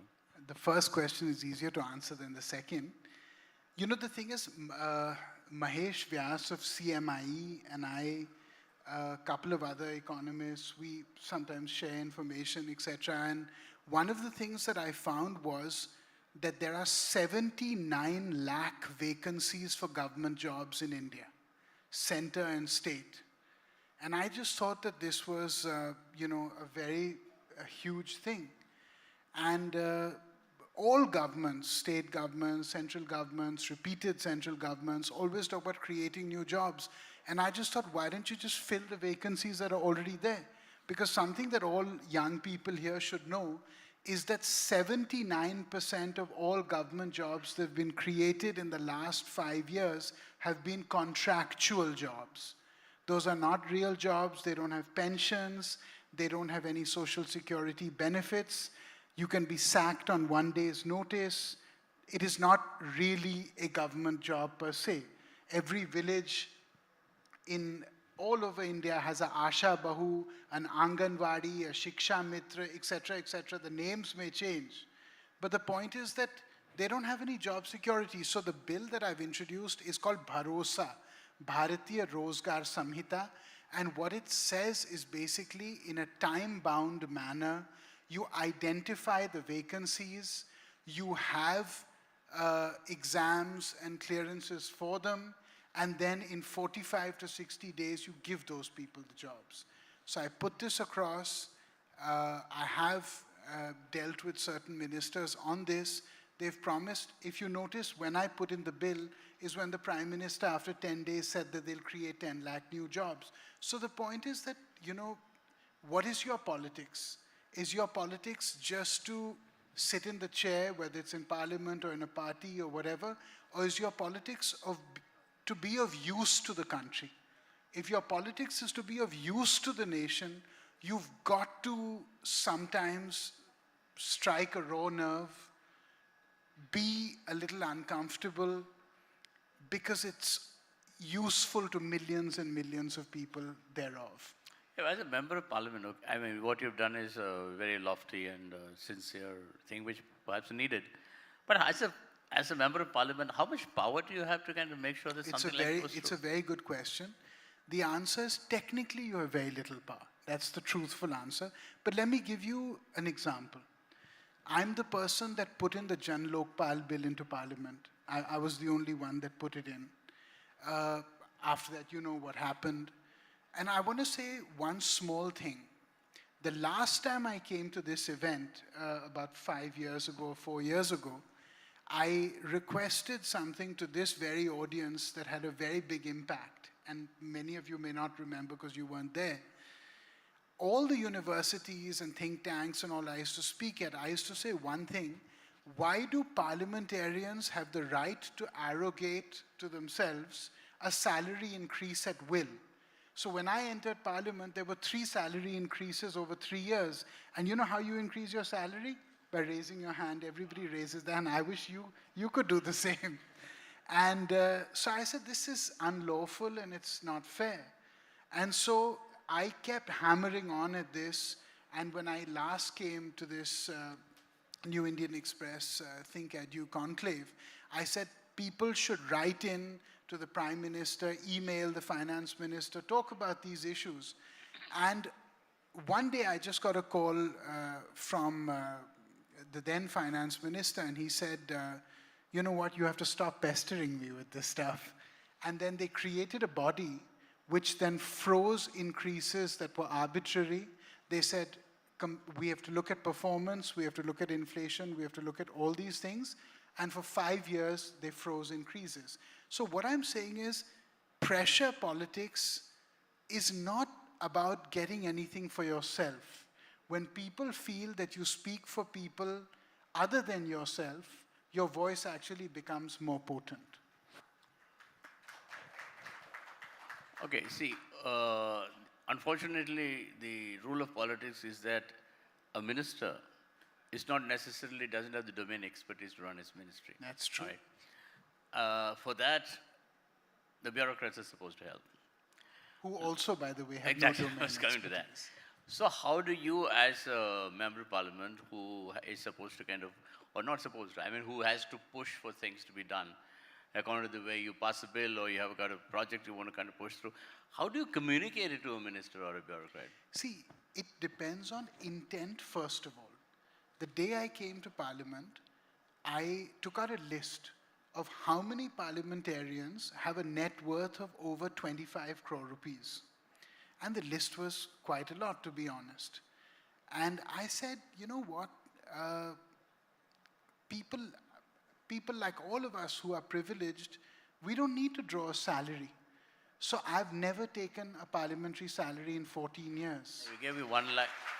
And you gave 1 lakh as to a fund, right? No. So what I do is that every month I write a letter, because Parliament doesn't have a provision to negate your salary.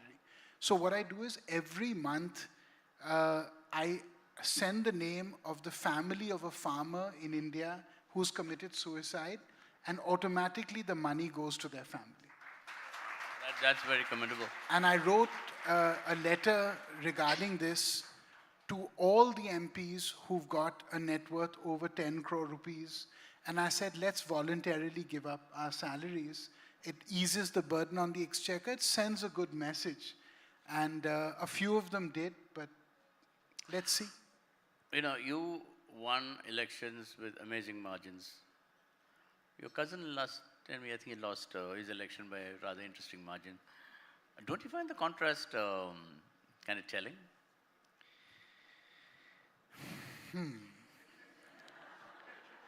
You know, I will say this, which is that there are many reasons for winning. There are reasons for losing. I'll be very candid. The first election, the second election, I think I won on my steam. The last election, almost everybody that had a BJP ticket won. So the truth is that winning elections doesn't make you a leader. And losing elections doesn't diminish you. So Bharat what, Jodo. no, but I will say this, that what in my frame of mind makes you a leader is that you don't prepare for the next election, you prepare the country for the next generation. So it's not just, everything in India today is election-centric. I have to go back to my constituency because now there are municipal polls, then there'll be Zilla Parishad polls, then there'll be MP polls, then there'll be MLA polls. It never ends. And I just feel that maybe we just need to take a step back. And, you know, John F. Kennedy said, I spent 20 years trying to get the job. I didn't spend 20 minutes thinking about what I would do when I got the job. Okay. You know, so... Yeah, I mean, it's touching not on this particular point. I mean, it's personal, of course. See, your father would have been, if he had lived probably the way he was going, be the architect of a new India. You know, he was into industrialization, into modernization, he was into swift action, etc., etc., etc. Unfortunately, his brother who became the prime minister, he was more of a, not that kind of active, let's kind of put his legacy wasn't that active. Now, you were, I'm supposing what Sanjay Gandhi had done, he hadn't died.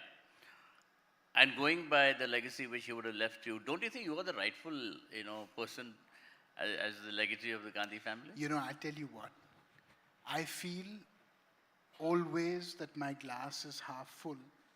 I want to, can I take 2 minutes to tell 2 stories? Sure. While I was writing the last book, A Rural Manifesto, I came across 2 people. And you know how in life we always feel like we're not as fortunate as we should be, or we've got a raw deal. Everybody here feels that. And I met 2 people. One guy was called Babar Ali. And Babar comes from a small village called Bhapta in Murshidabad in Bengal. And he every day went to school 10 kilometers away. And every day he came back and he said, everybody else is doing marginal labor, all the young kids. So he said, every day what I learn in school, I'm going to come back underneath a guava tree and teach all the kids in my school. He was their age. And soon it grew to 300 children. And he would get broken terracotta tiles and make a blackboard, steal a little bit of chalk.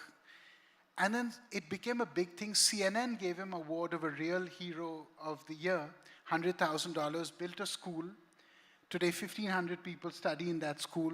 People took inspiration from him and went forward and then started making satellite schools, saying if this poor person can do it, we can do it.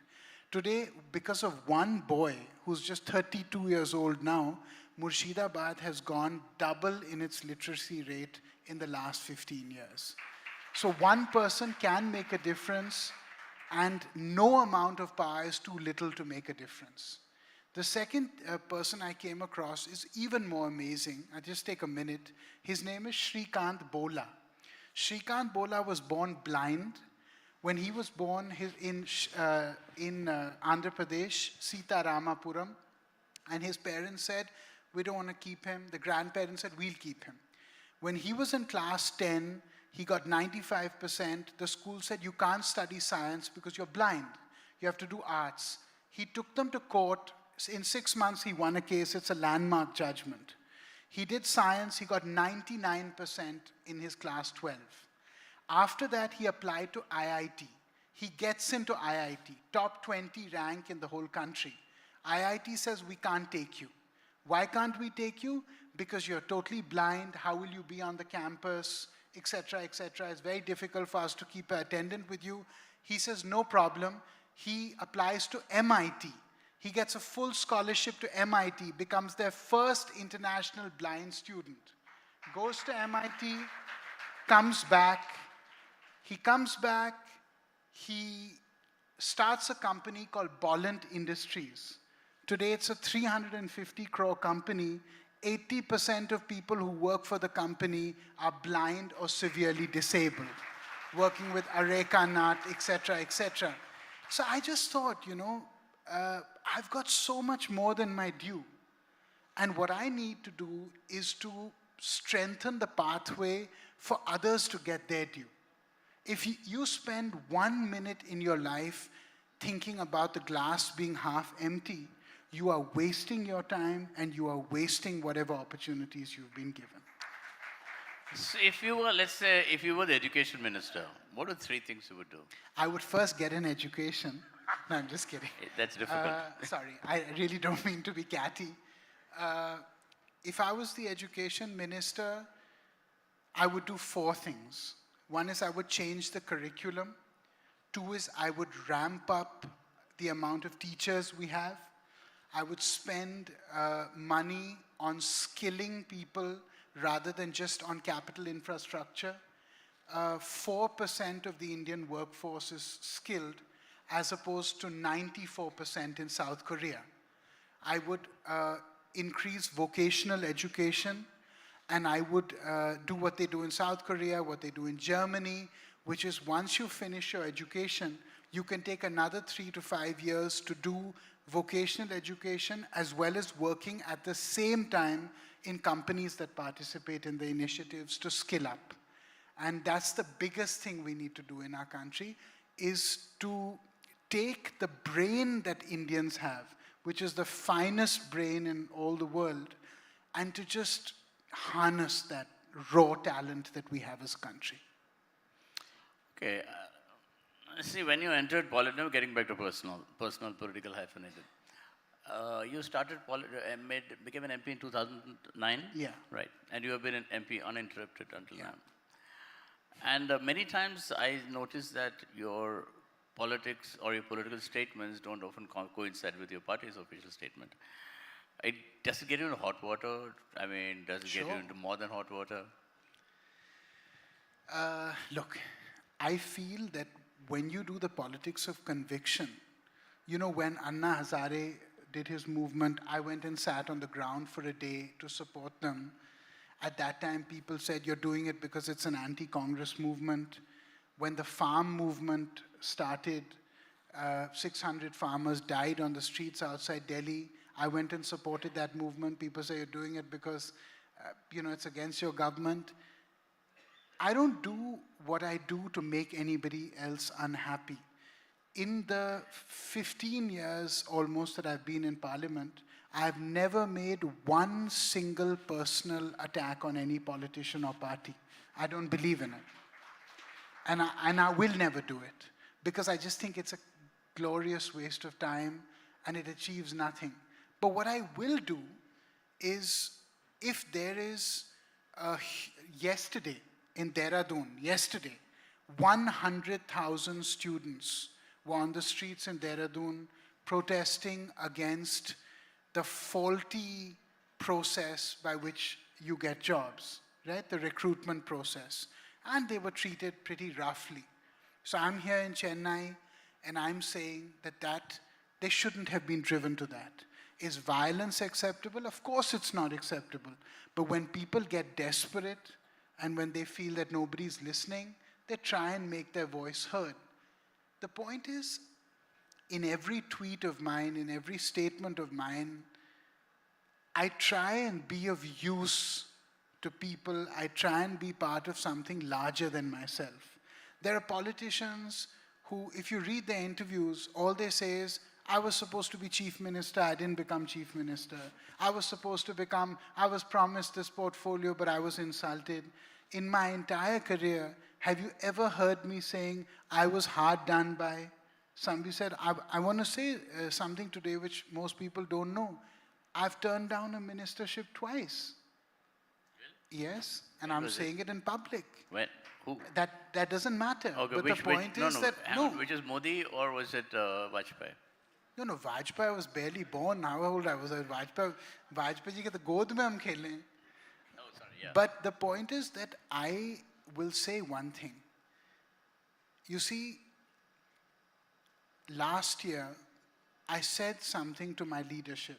I said, sir, if I accept anything from you, the message that will go in the country is that this guy was only speaking to get something, now he's got something, now he's quiet. This message should not go in people. See, posts come and go. It doesn't matter. The only thing that matters is the goodwill that you have in people, and how much you can fight for people who don't have the necessary ability to fight for themselves. I remember I was sitting next to respected Montague Singh Ahluwalia ji on the flight, and I told him an anecdote. I'm sorry, sir, to repeat it. I said, when I was young, we used to live in a colony in Delhi called Maharani Bagh. And my mother had this habit of taking in stray dogs and animals, etc. People used to throw them out. We used to take them in. And I had a habit of, feeding birds. In the morning and evening, I used to feed birds. I don't know why, so from a very young age. And one day I came home from school. I was about 8 years old. And I was trying to pet a dog, a new dog, and the dog bit me. And then it chased me around the garden. So I shouted. And I thought that, some security person or some gardener may come and save me. But nobody came. All those birds came down from the tree and attacked the dog. And that was the first time in my life that I realized if you obey the laws of the universe, those laws sometimes protect you in turn. So if you do good, your neighbor may not appreciate it. The person in your automatic, immediate milieu may not appreciate it, but somebody somewhere is racking up points for you. See, the BJP, that's why I was talking about, the BJP of Vajpayee and Advani was very different from the BJP of today, right? Sure. I mean, you had a poet, you had a person with a Renaissance kind of mindset. And today you have a more practical BJP. My poetry book is coming out at the end of this year, sir. I should plug it, no, Prabhuji? Plug everything. So, you write poetry, you're a writer, you're an intellectual. You're more like a great-grandfather than your cousin is. How does that fit into this new BJP? New BJP or New India? New India, I haven't gone that yet, but... See, I'll tell you something. Vajpayee ji was an extraordinary person in many ways. Prime Minister Modi is also an extraordinary person in many ways. You don't get to where you get to by being an average person. Whether you're Dr. Manmohan Singh, whether you're Vajpayee ji, whether you're Prime Minister Modi, these are all outstanding people in some shape or form. So rather than nitpicking and saying, this is a little sideways, or this is a little acute, or this is a little, disproportionate, I prefer as a younger person to learn from people elder than me. And I think everybody's got a lot to teach. One of the things I will say about Vajpayee ji, he was a very big-hearted person. And he was a very kind person. And, he was like a grandfather, not just to young people like me, but he had that fatherly, paternal sentiment towards the whole country. Prime Minister Modi has raised the game of Indian politics. You can't be lazy anymore. You can't be entitled anymore.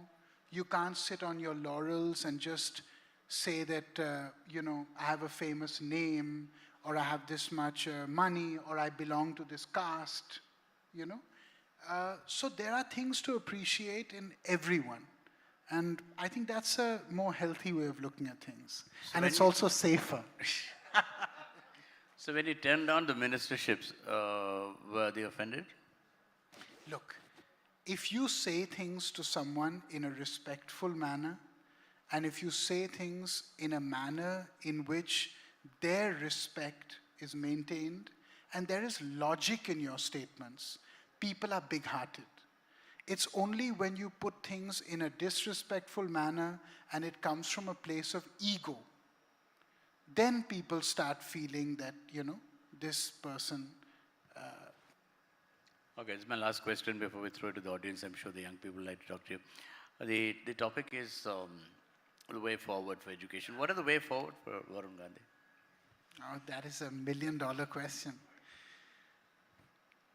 Look, I think that what I would like to do is always keep the last man of India in my sights. And I know it's very fashionable now to talk about the poorest of the poor, etc. But I will say this, as long as young people are struggling, as long as farmers are struggling, as long as small entrepreneurs are struggling, as long as there is still some miles to go in the pathway towards creating the India of our dreams, people like me will always keep pushing back. And that's the way forward. You know, you've written the book on urban solutions. Yeah, put it, urbanization, yeah.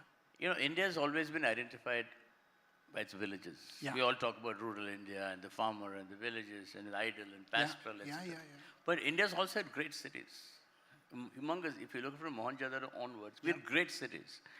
But nobody talks about the city as important a geographical entity. You know, I, in this book, have not simply looked at cities as economic engines, which is one very important aspect of them. I've also looked at them in a manner that we need to humanize them, make them more inclusive. We need to look at the urban migrant experience, right? We need to look at ecological factors. Why is it that, you know, I read an article today saying somebody's bought an apartment in Bombay for 250 crores. You know, the way Mumbai is going, I don't know if it'll be there 100 years later, the way El Nino is, the way all these climate change factors are. So we really need to look at decongesting our cities. We need to look at urban financing. We need to look at ecological factors. Look what happened in Joshimath. It's not a small thing. Look what's happened in Turkey and Syria. Right? Of course, those are vastly different factors. One are man-made and one is nature-made. But the point is that, I don't mean to be disrespectful, but today if you go to any hill station in India, you know, it's almost like a slum. And these are the most beautiful crowning jewels of India. So my feeling is very simple. How can we make cities more livable? You know, there is many ways to look at the future. But we don't need to look at cities versus villages. If cities do better, villages inadvertently will do better. If villages collapse economically, cities will have an influx of poor migrants and they will crumble. So both need to do better, and that's the way forward. Last question, are you planning any Bharat Jodo Yatra or UP would? Or you don't believe in Padyatras? ऐसे भारत तो जुड़ा हुआ ही है. So you mean that Bharat But I don't want to talk too much in Hindi lest somebody heckle me. No, I'm sure that it's a national language. So my Tamil is not so good. All right, so I'm throwing open the session to questions. I can see a lot of hungry sharks out there. The lady in black there. Yeah, please. I'll just come to you. Yeah, please. Hello, sir. Hi. Thank you so much for the insightful session. Thank you, ma'am. Actually, I wanted to ask about lateral entry of corporate and academic minds into the government to make policy. And following up with that, I sincerely think that the government should use market research and design thinking techniques when they are crafting policy, because they are very humanistic centered. You get quantitative significant data which you can use to create your policies. I think policies right now are being created on the basis of less data. So can I hear your thoughts on that? I mean, I think what you said is absolutely brilliant. It's correct. We need the best minds on this. And the fact is, like when not this book, for urbanization, there's a lot of data available. But when I wrote a rural manifesto, one of the things, let me just digress a little bit. I took one constituency where I was the MP for that time, Sultanpur. I'm now the MP of Pilibhit. And I wanted to know, why is everyone fighting with everybody in the villages? Right? What is the empirical evidence of this? What's the data? And I didn't know how to approach the problem. So I just did one thing. I found out intra-village. I took 10 villages. Intra-village, what were the amount of court cases filed from people against each other in one village? And in 1952, it was 4. And today, it was 62. So I just wanted to know, why is the social fabric breaking down? Is it because optimal population is no longer there? It's been breached so badly? Is it because of, less resources? But I completely agree with you. The more we know, which is what data really is, the more we'll know what we don't know, right? And the more we know, the more we'll know how to deal with any given problem. And I completely agree with your view of lateral entry, of policy experts, of the best minds in India. I completely agree with that. In fact, one of the good things about this government is that, and this is a growing trend, government to government, is a lot of people from non-political backgrounds have been given ministerial responsibilities based on their ability, which is, I think, a forward-looking trend. Thank you. Yeah, please. Sir, I'm Manoj Prabhakaran. Hi. College student. Sir, my question is, Parliament is meeting at least 3 times during a year. In each session, barely 60 days. Yeah. But even in that 60 days, we are not able to achieve 100% of attendance, member of Parliament. So 100% of? Attendance of the Attendance, member of Parliament. Yeah, okay. Because well, I missed Parliament to be here today, so kindly don't give me a red mark in your book. Yeah. So it's not about you. Because if a college student fails to get at least 60% of attendance, yeah, he is not able to allow.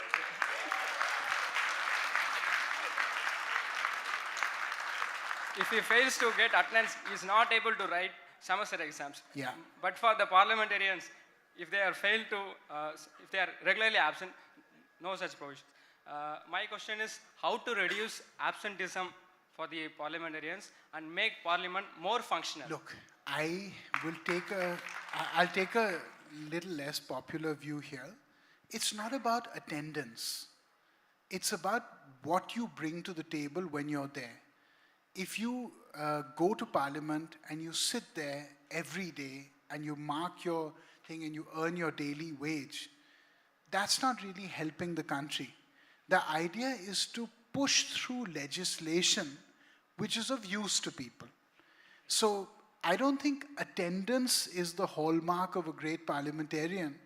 Who are the great parliamentarians? You have people like Hiren Mukherjee, people like Atal Bihari Vajpayee, Indrajit Gupta, Somnath Chatterjee. I don't know why I'm only naming leftists for some reason. Firoz Gandhi, my grandfather was a great parliamentarian. Pilu Modi, you had people like Dr. Karan Singh, you had great parliamentarians in India. I don't know whether they came to Parliament more, they came to Parliament less, but I tell you what, they amplified your voice, which is the voice that needs to be amplified, and they pushed for legislation that makes more avenues available to you and more self-respect for people like you. And so that, I think, is more important than just showing up. One of the things in Parliament is, should we have a whip system for every single thing? Should we, in America, you have individual voting records. They're very important. Because when you judge your member of Parliament, you say, was he pro-industry? Was he pro-farmer? Was he pro-LGBT? Whatever, right? But in India, we don't have individual voting records because I vote my party's line. So which, I can agree with or disagree with, but if I go against the line, I'm expelled. So I think this is a parliamentary reform that should take place.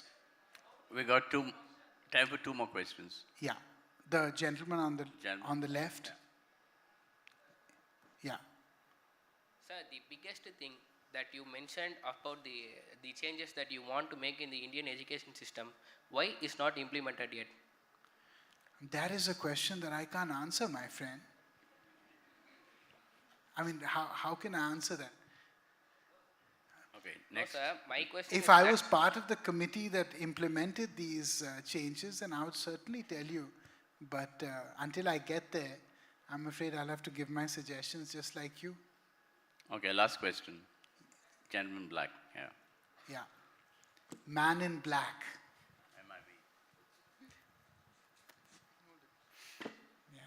So, good evening, sir.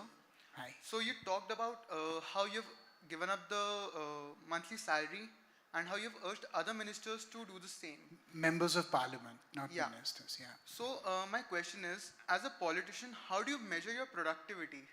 It's a very good question. And I So if you just can answered it right now. Yeah, if When you I can just spoke to shed the some other light on person, it. look, productivity is about two things. In my constituency, my productivity is the amount of solutions I can offer people in their daily problems. So being a member of parliament on the policy end is different from being the member of parliament on the executive end. So when a poor person calls me, as they did when I was in my room just now, and one person said to me that I'm standing outside All India Medical Institute in Delhi, and I've been here for 1 day, but nobody's giving me an appointment. So I called my office, I said, please go to All India Medical Institute right now, get this person an appointment, see to it that his tests are done immediately. So that's a small way of measuring productivity. The bigger way is, what do you add value to in terms of policy? Do you have anything original to say? Are you adding value to the existing body of knowledge? That's one way to measure it. So these are two different ways. All right, now time's up. Thank you, Mr. Gandhi. That My was a great time's up? session. I think we need to get the books. Prabhu, do you mind coming up? Request Mr. Chawla to please join us on stage, and a big thank you to Mr. Varun These Gandhi books for... can be either used to read or as door knockers. And we're presenting Mr. Varun Gandhi's books, and we'll have Mr. Chawla do the honors and release them.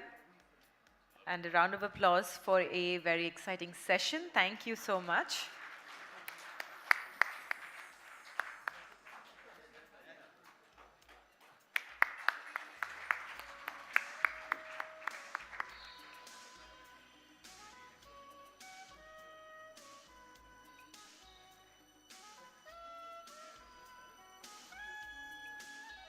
Thank you, sir. Thank you so much.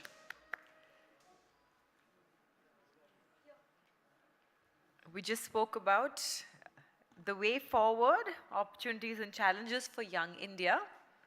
And up next, we're going to be talking about resilience and reorientation, tomorrow's economy. So please put your hands together as we welcome on stage Montek Singh Ahluwalia, former Deputy Chairman, Planning Commission of India. Welcome, sir. Please join us on stage. And also welcome our chair for this session, S. Vaidya Subramaniam, Vice Chancellor, Sastra University.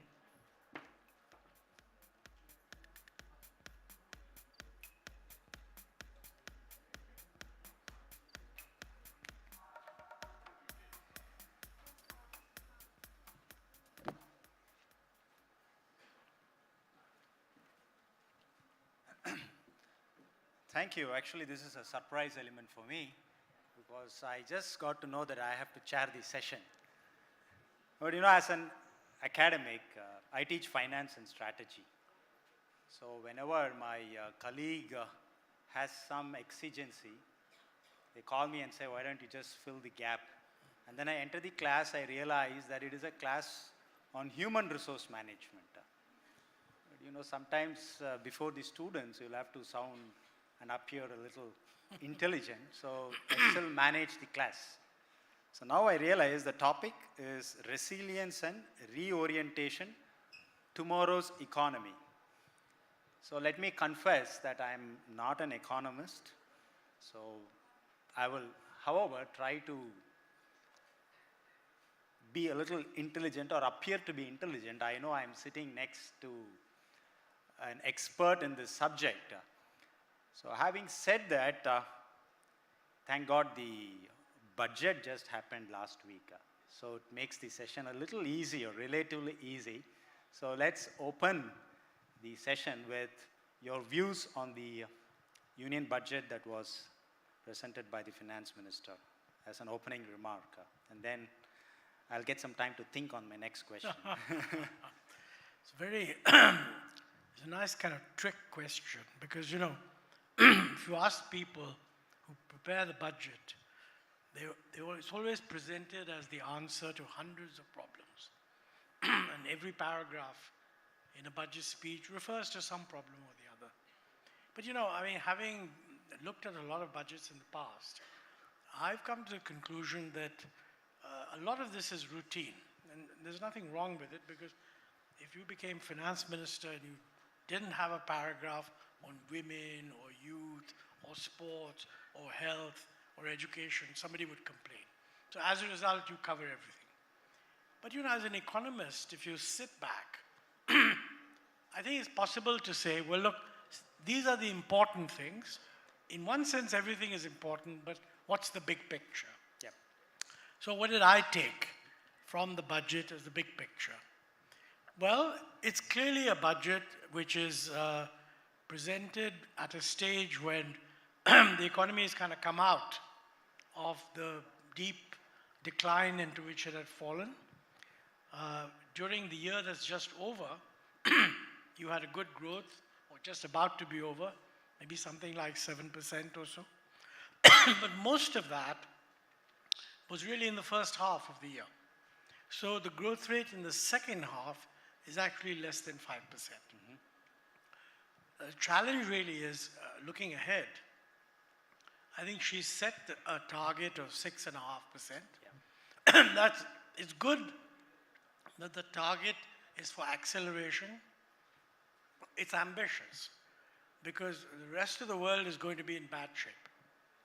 The global economy will slow down compared to the previous year. And most of the international organizations are predicting growth in India something like 6.1 or something. The fastest so actually, the fastest. Yeah, we will certainly be the fastest growing. But remember, an important reason for that is that the whole world is down. And the earlier rapidly growing country was China, which is going through a declining phase. Yep. So I don't think we should take too much satisfaction from being the fastest growing. Even if we grow at 5.5%, we'll still be the fastest growing. The real question is, what is it that we need? And you know, my feeling is that if you're concerned about employment, giving the kind of jobs that people now increasingly feel that their education entitles them to, I think we have to aim at a growth ideally of about 7 or 8%, but maybe in the first normal year after the pandemic, 6.5 if we achieve, that would not be bad at all. Okay. Now the question is the budget tailored to do that? See, I think the most important thing about the budget is that the fiscal deficit she's going to reduce. Many people might think that, look, if you want rapid growth, and the world isn't going to be growing very rapidly, then maybe you want to continue the stimulus. I think that's wrong.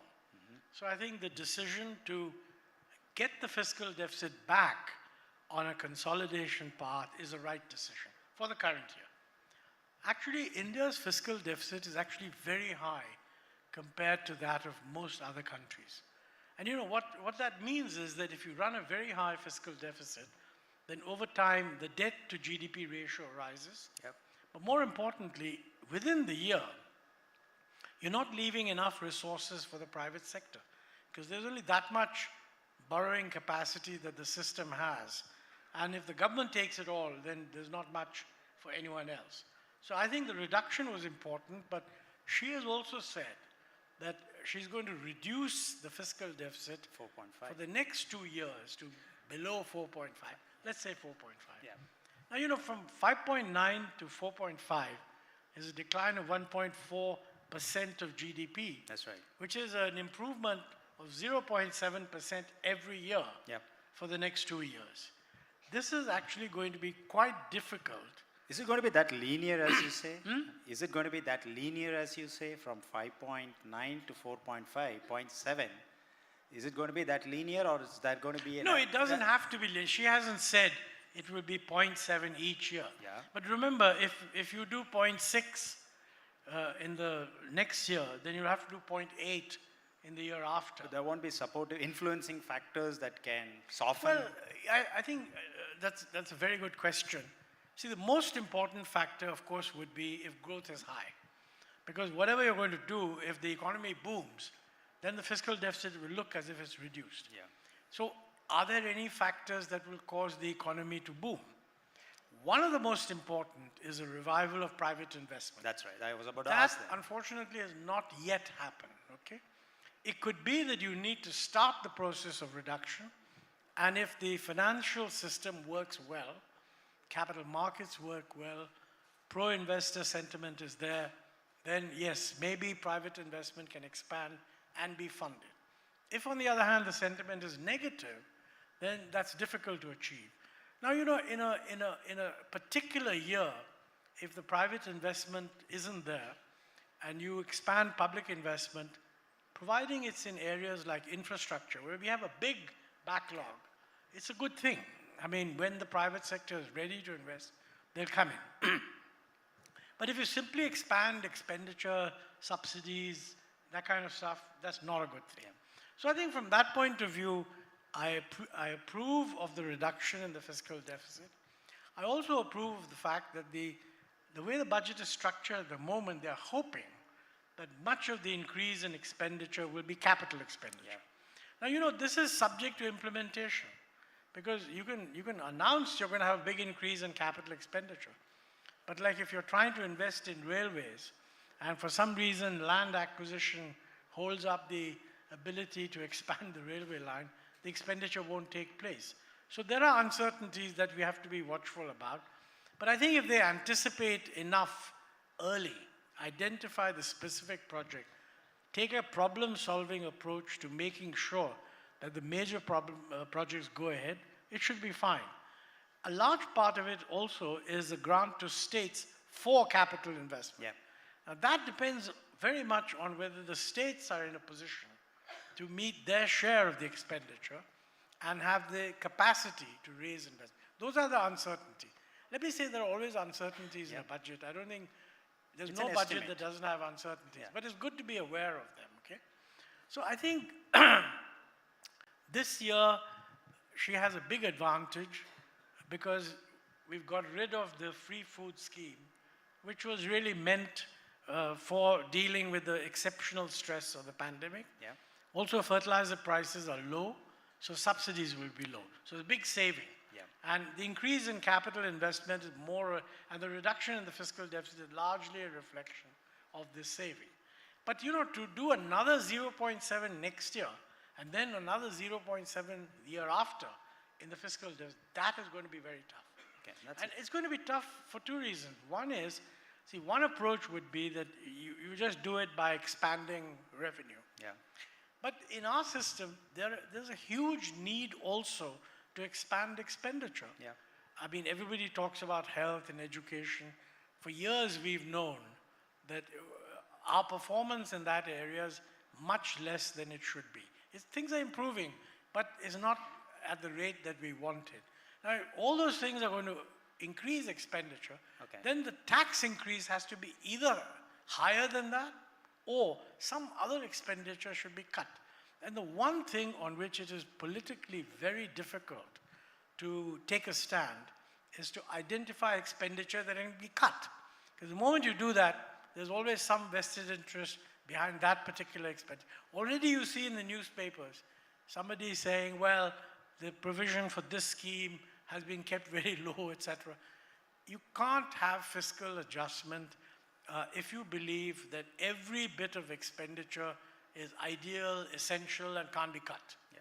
And the government and public opinion will have to be mobilized, you know, behind that. Now, one more point I want to mention here by way of background. Looking ahead, one of the biggest challenges we face is going to be climate change. It's staring us in the face. Yeah. We know what needs to be done. is going to take money. I don't think the money is going to fall from some international tree, although certainly there can be significant international support. That's something perhaps in the G20 context the government will try to negotiate. But most of the money will have to come from domestic resources. So if you're going to manage the climate change well, and that's very important, because if we don't manage it well, we'll have problems on water, we'll have problems on... I mean, look, the rise in temperature, the fall in agricultural productivity, all of those things will create major difficulties. And that means more spending. So how do you bring about a reduction in the fiscal deficit while accommodating all these demands for expenditure? Since you mentioned health and education, and since we are in ThinkEdu, roughly, I'm just a trespasser into the subject of economics. So, tax GDP ratio is somewhere around 18 to 20%, not more than that.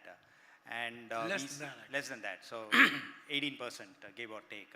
So, given the priorities of the government, and especially, as you mentioned, railways, roadways, waterways, utilities, so there are some public infrastructure that needs to be created. And there is always this call for 6% of GDP to education. Now, if education wants 6%, and we need defense and all of that, so is it actually, and education and health, by the way, education is concurrent and health state subject, is it really a reasonable ask? Is it not a tall order to expect 6% of GDP? If so, how do we then incentivize private investment in education, given that private institutions are also delivering public good? Well, let me say that, when you say private investment in education, I don't think that by itself solves the problem, because they may be bringing in investment, but they will expect the students to pay for it. I mean, they're not doing this purely as a philanthropic activity. Yep. Some of it can be, but most of it is, at least it's meant to cover costs and make some kind of a But profit. student education loans are priority sector lending. But so banks, this is the point that, are people happy with an education expansion which involved a big increase in expenditure by the individual, or are they asking for a highly subsidized form of education? There's a good case for an education subsidy, but it has fiscal implications, and I don't have a good answer. By the way, I mean, I should emphasize that I'm a complete newcomer in the area of education. I mean, you described yourself as a newcomer in economics. The essential thing about education, quite frankly, is that I don't think we really know how money spent on education will deliver the goods. Yes, everybody is in favor of private universities on the grounds that if people are willing to come, why stop them? And if some people are willing to pay those fees, why not let them? But that's not going to solve the massive need for education. Massive need for education will either require government education at very low fees, or scholarships that will enable students to get seats in private universities. That involves expenditure too. Yeah. You know? Now to the specific word in the topic, resilience. And you rightly pointed out that this budget is after the pandemic, and also the Ukraine war is more or less behind the budget. But at the same time, we should also understand that certain happenings that creates turbulence at a global level will definitely happen. I'm not saying there's going to be another round of pandemic, but the way in which we are integrating supply chains, the way in which we are getting globalized, definitely there will be another form of turbulence that will affect global economy. So from that perspective, building resilience is definitely a necessity. Now, as an economist, what will be the metrics on which you would build resilience? I mean, are there any standard frameworks that countries can adopt to build resilience in terms of their economic architecture? Well, resilience, I mean, means a number of things. One is it means financial stability. That is, you cannot be assuming that the world is one in which foreign money will be freely available at low interest rates. So therefore, the financing of your development has to be done quite dominantly on the domestic financial strength with some support from outside. Support from outside. I mean, the current account deficit at the moment is likely to be 3% of GDP, and most people feel that's a little too risky, and ideally it should be around 2%. So 2% of GDP can come from outside. But you know, if you want the investment rate to go up from the present level by 4 or 5 percentage points at least, there isn't that much scope for increasing the current account deficit. So that has to come from domestic savings, private and public. So more productivity, more surpluses, etc., etc. That's on financial resilience. The other thing is resilience to external shocks. I think what you mentioned, by the way, that the Ukraine war is behind us. It isn't behind us. Not at least. It's just sort of, it seems to be at a point where the conflict continues, but it's stabilized a bit. It could flare up any time, and we don't know what that would do. I didn't want a war to happen again, so I just said, nobody wants the war to happen again, but the problem is as long as that issue is not resolved, many of the consequences in terms of high oil prices, etc., etc., we'll have to keep dealing with. There's resilience to climate change. That is, we know that temperatures are going to rise. We know that the monsoon pattern will change. We know that there'll be many more greater frequency, both of droughts and excess precipitation. How do we conserve, how do we manage our water resources in such a situation? You know, other countries are going through this. I mean, in California, for example, they had a drought that's going on for 12 years or some such thing. Fortunately, we haven't had that so far. But if we, given our situation, if you had 2 or 3 droughts in a row, the impact on agriculture would be enormous. And that would, in fact, lead to relief expenditure. So question arises, isn't it better to, so to speak, drought-proof the economy and thus avoid relief expenditure? Drought-proofing the economy means doing a lot more for water conservation, making sure that the water doesn't just drain off, and the mechanisms for that are well known. But it requires expenditure, mostly at the state level, but it does require expenditure. And I mean, that has to be added into the budgeting for the medium term. I would further say that one of the critical things, if you want to insulate yourself from climate change, is doing a lot more agricultural research to develop the kind of agricultural varieties that were a little insensitive to the rise in temperatures and so on. Now that, it's well established by many people. We are not doing very well on agricultural research. We're not funding it adequately, and the way it's funded isn't necessarily geared to the best productivity. And we also seem to have some doubts about whether we are welcoming scientific breakthroughs in agriculture, because a lot of it involves genetic modification. So what is the public's view on, should we try to increase the resilience of Indian agriculture by having more genetically modified crops, or we should only stick to organic farming? There's quite a large civil society group which would say that we should do organic farming. But you know, organic farming will not be able to deal with a 2-degree rise in temperature over the next 25 years in some parts of the country. But so how do don't we have the maximum number of rice varieties compared to other nations?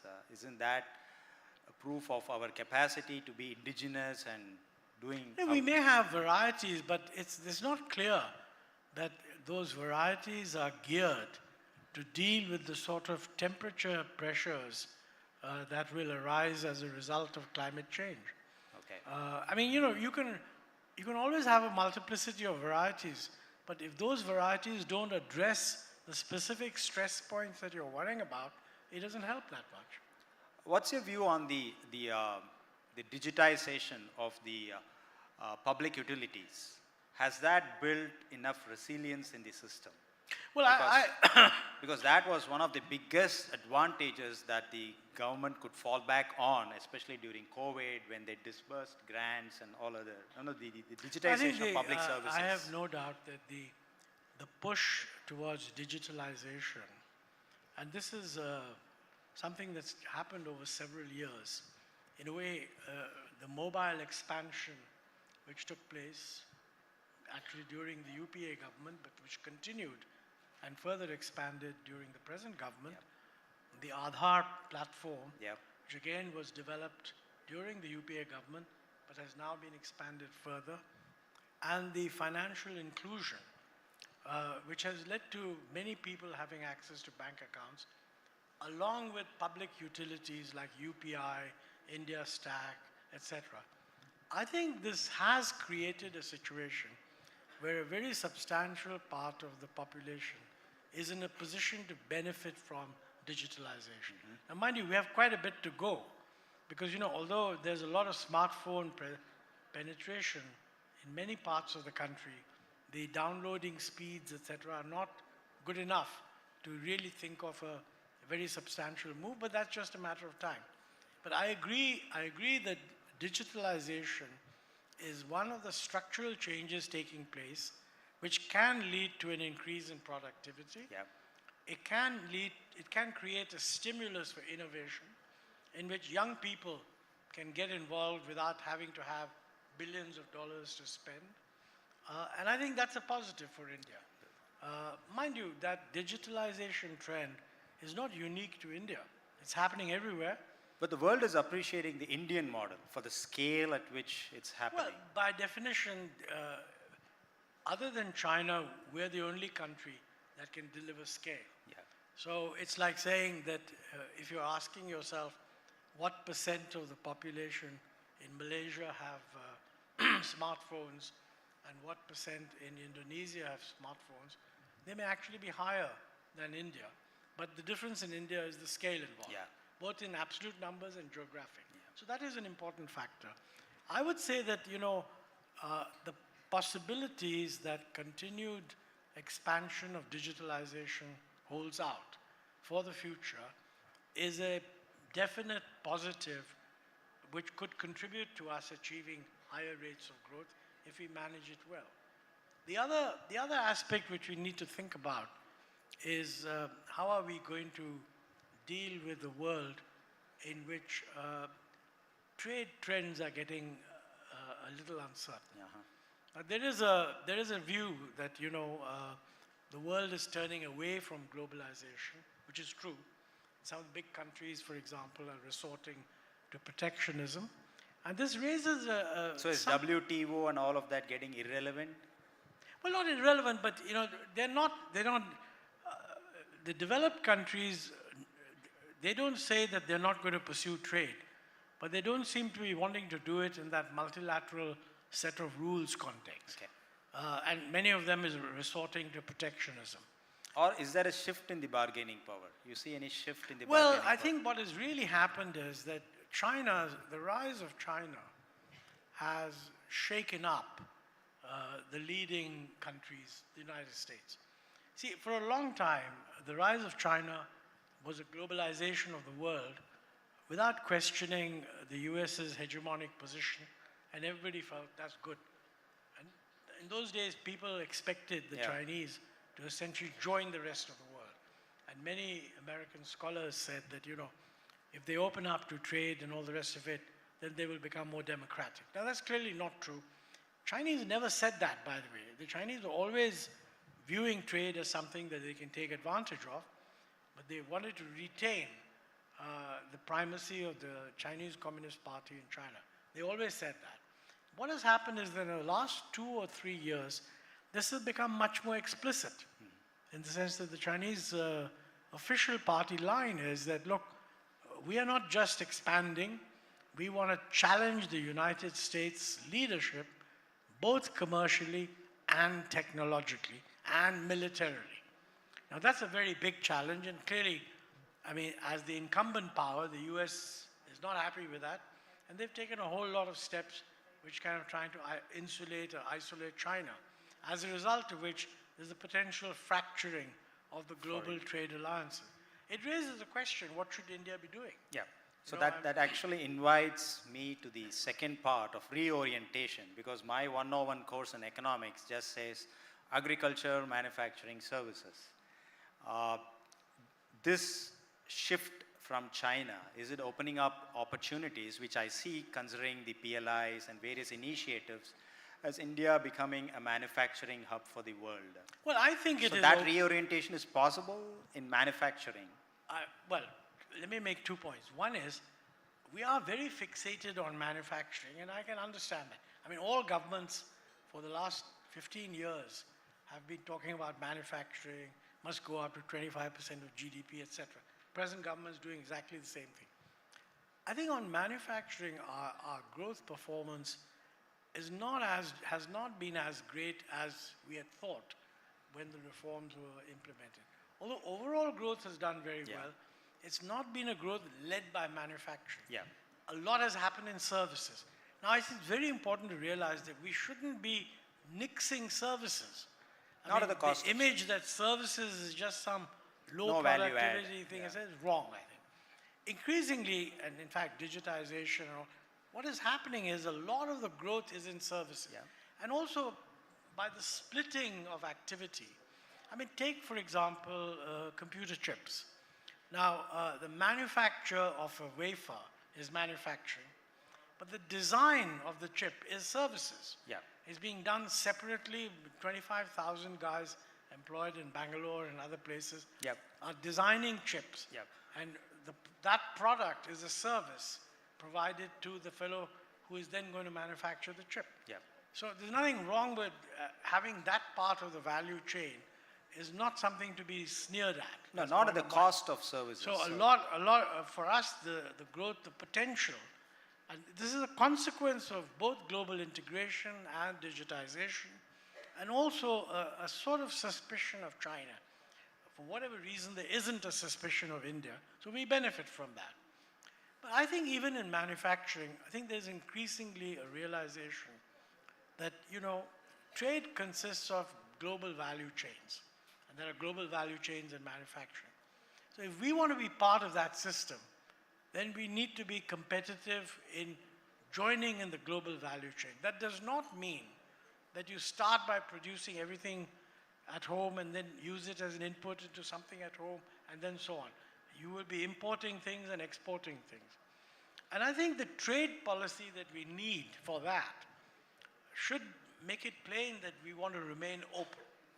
Now, I find in the discussions very often, nobody actually says that we shouldn't, but there are many, many times you hear recommendations that we should raise import duties in order to protect our domestic industry, etc.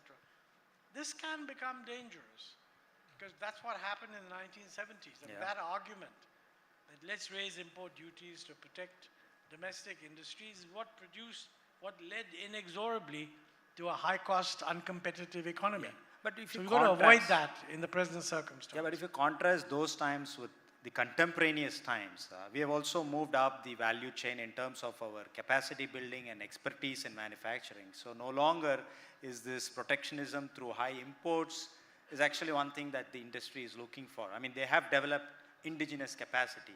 So there is, as you said, a lot of potential for services and manufacturing to integrate cohesively. That is possible, isn't it? Well, I certainly think it's possible. I hope that that's the message that industry is giving to the government. I'm not always sure that that is the message. Some industry seems to feel that the time has come to increase protective duties, some industry. Now, whether the government listens to them or not is an open question. But this is an issue that should be carefully debated. I can fully understand in certain areas at certain times, you decide that, look, we're going to give a little bit of a special protection here for a limited period of time. But the overall framework has to be one in which India remains open. The present position is that, India's level of protection is much higher than that of other East Asian countries. So what I mean is, if these fellows, we are after all growing, we hope to become more important, we want to step into the space vacated by China. Is that possible if we continue with an average level of duties, which is almost twice that of other countries in East Asia? And my view would be that we ought to have a global target that no, we're going to bring our duty levels down to the levels in these other countries.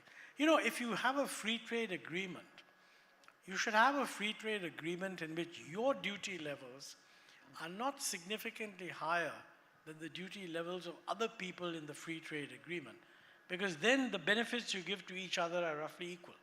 If you have a very high external tariff and you give duty-free access to somebody whose external tariff is much lower, he's getting a much bigger advantage than you are getting. But the solution to that is lower your own tariff. And I think this is an issue on which I hope that at some point the government will clarify what is their approach. Because I think they're getting mixed signals from industry. Yeah, but some of the positive signals, indigenous 5G, the Vande Bharat, which is indigenous, these are some hopes, bright spots that we see. And it's time up, and that's what the monitor says. But anyway, we'll take two quick questions from the audience.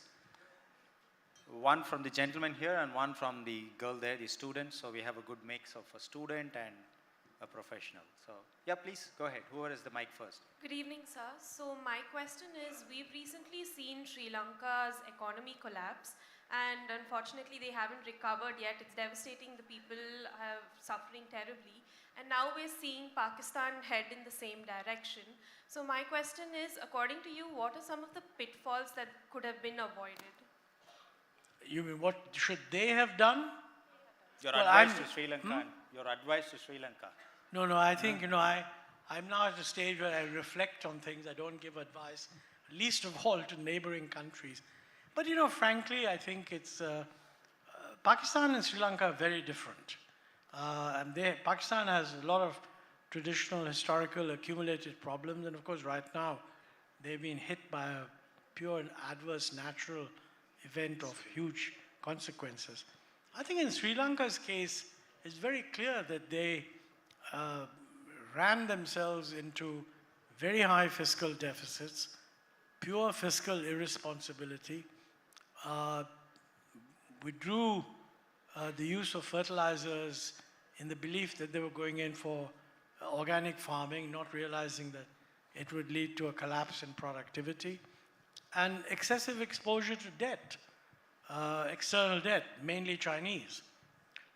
Their big problem, quite frankly, is that they have a lot of debt owed to the Western powers, and they have a huge amount of debt owed to the Chinese. And frankly, they have been allowed to run up a debt which I don't think the country can sustain. So some kind of a haircut is necessary. What the Western countries are saying is that, look, we are not going to do the haircut unless the Chinese do a comparable haircut. And the Chinese are saying, no, we don't do this kind of thing. We have our own ways of handling the problem. And until this is resolved, Sri Lanka will not get any assistance from the IMF. I don't know how they can resolve it, because, when the problem becomes one of the creditors having to take a haircut, anything that prevents an agreement amongst the creditors is going to make it difficult to come to stability. So what will happen is they'll keep getting little amounts of aid to keep the thing going, but only at a level at which they'll never be able to import as much as they need and give the economy the freedom that it needs to recover. So it's not an easy situation. Quick, short question. I have one question, two parts. One is, you have been a Deputy Chairman of the Planning Commission. You have seen the growth of 9%, 8.5%, 9%. And now you're saying it's 5.5 to 6.1, and the current budget talks about 10.5%. Why this huge gap towards the growth? Second thing is, what was the question on this 6.1? The question is, you said the target should be 6.5 to 5.5. No, that he answered when he said also. He said, why there is a global recession, and India's growth of 6.1 will the explains it. budget 2 weeks before said they're targeting 10.5% growth. 10.5? Yeah, that's all. I don't know which budget. I tell you what, let me come clean on that. First of all, ever since we gave up planning we don't have medium-term growth targets. What happens is you have a budget, and the budget gives a nominal growth target. Sometimes they mention the implicit real growth. Separately, there are targets of when will India become a 5 trillion economy, 10 trillion economy, etc. Those targets can be converted into a growth rate. I personally do not think that these size of the economy targets for 8 years down the road are terribly interesting. It's much better to say, well, look, we are going to grow at this percent, because then every year you can check, are you growing at that rate? These ambitious targets almost invariably involve growth rates of 8 and 8+%. Now, we did have growth rates of 8.5% in the year from 2004 for another 6 or 7 years. We haven't had that since. So the question is, what is a feasible target for India? Now, my own guess is that, I think for us to aim at 7.5% is ambitious but feasible. We may not achieve 7.5, but you must always aim a little bit more than you're actually going to achieve. So 7, anything like talking about 8 and 8.5 for the next 5 or 6 years is just not feasible, in my view. I mean, people may have different views. Now the question is, what is needed to get there? Now, I think what is needed to get there is, one, we must achieve the fiscal consolidation which the finance minister has now laid down. That means less than 4.5% 2 years from now, okay? So we need to ask what is needed to get there. That's a whole range of questions. But in addition to that, it's not just stability.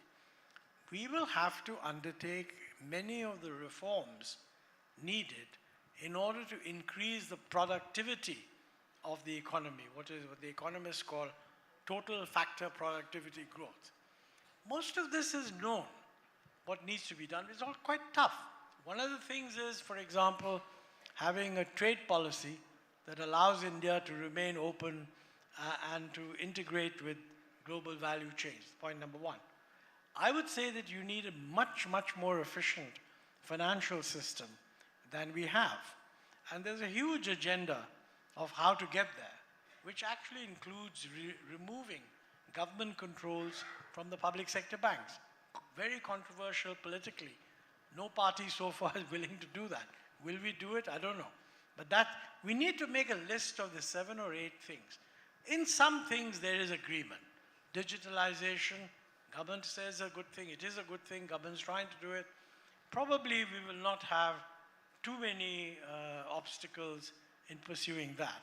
But even there, in a global world, as we integrate with the rest of the world, there's something in the newspapers today that the Europeans want certain kind of agreements which RBI and SEBI are not willing to accept, and unless we accept that, the European banks will have to shut down in India.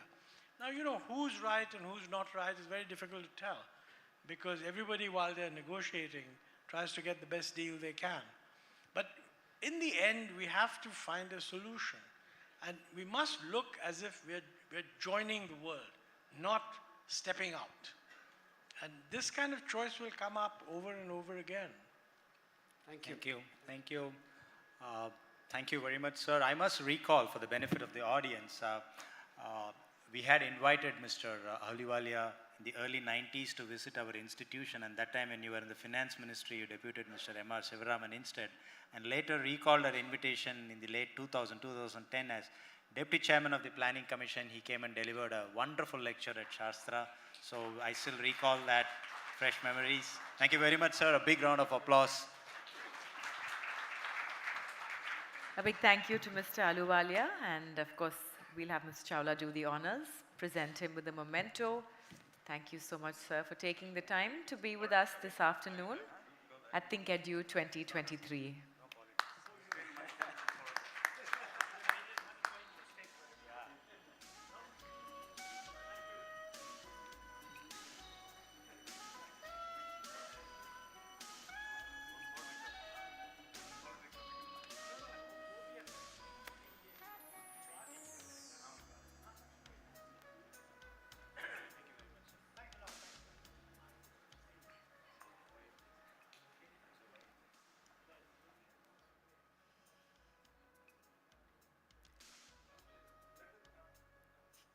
Thank you so much, gentlemen.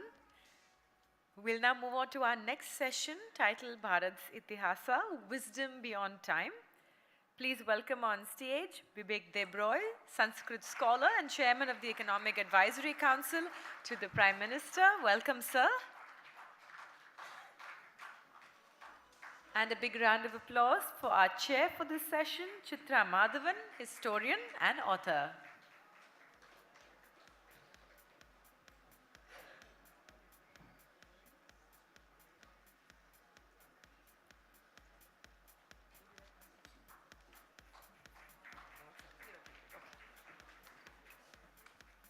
Over to you, ma'am.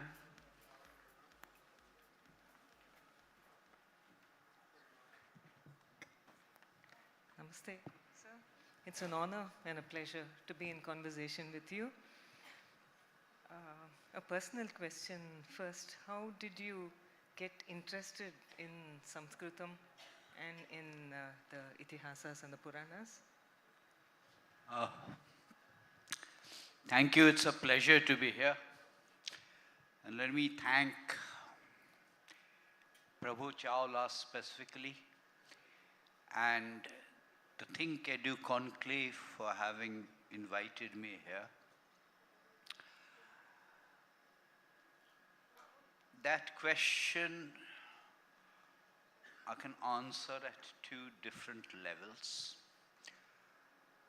But before that, as a prelude, because some of you may not know, that the reason I'm here is because for several years now, I have been translating a certain class of Sanskrit texts from Sanskrit to English.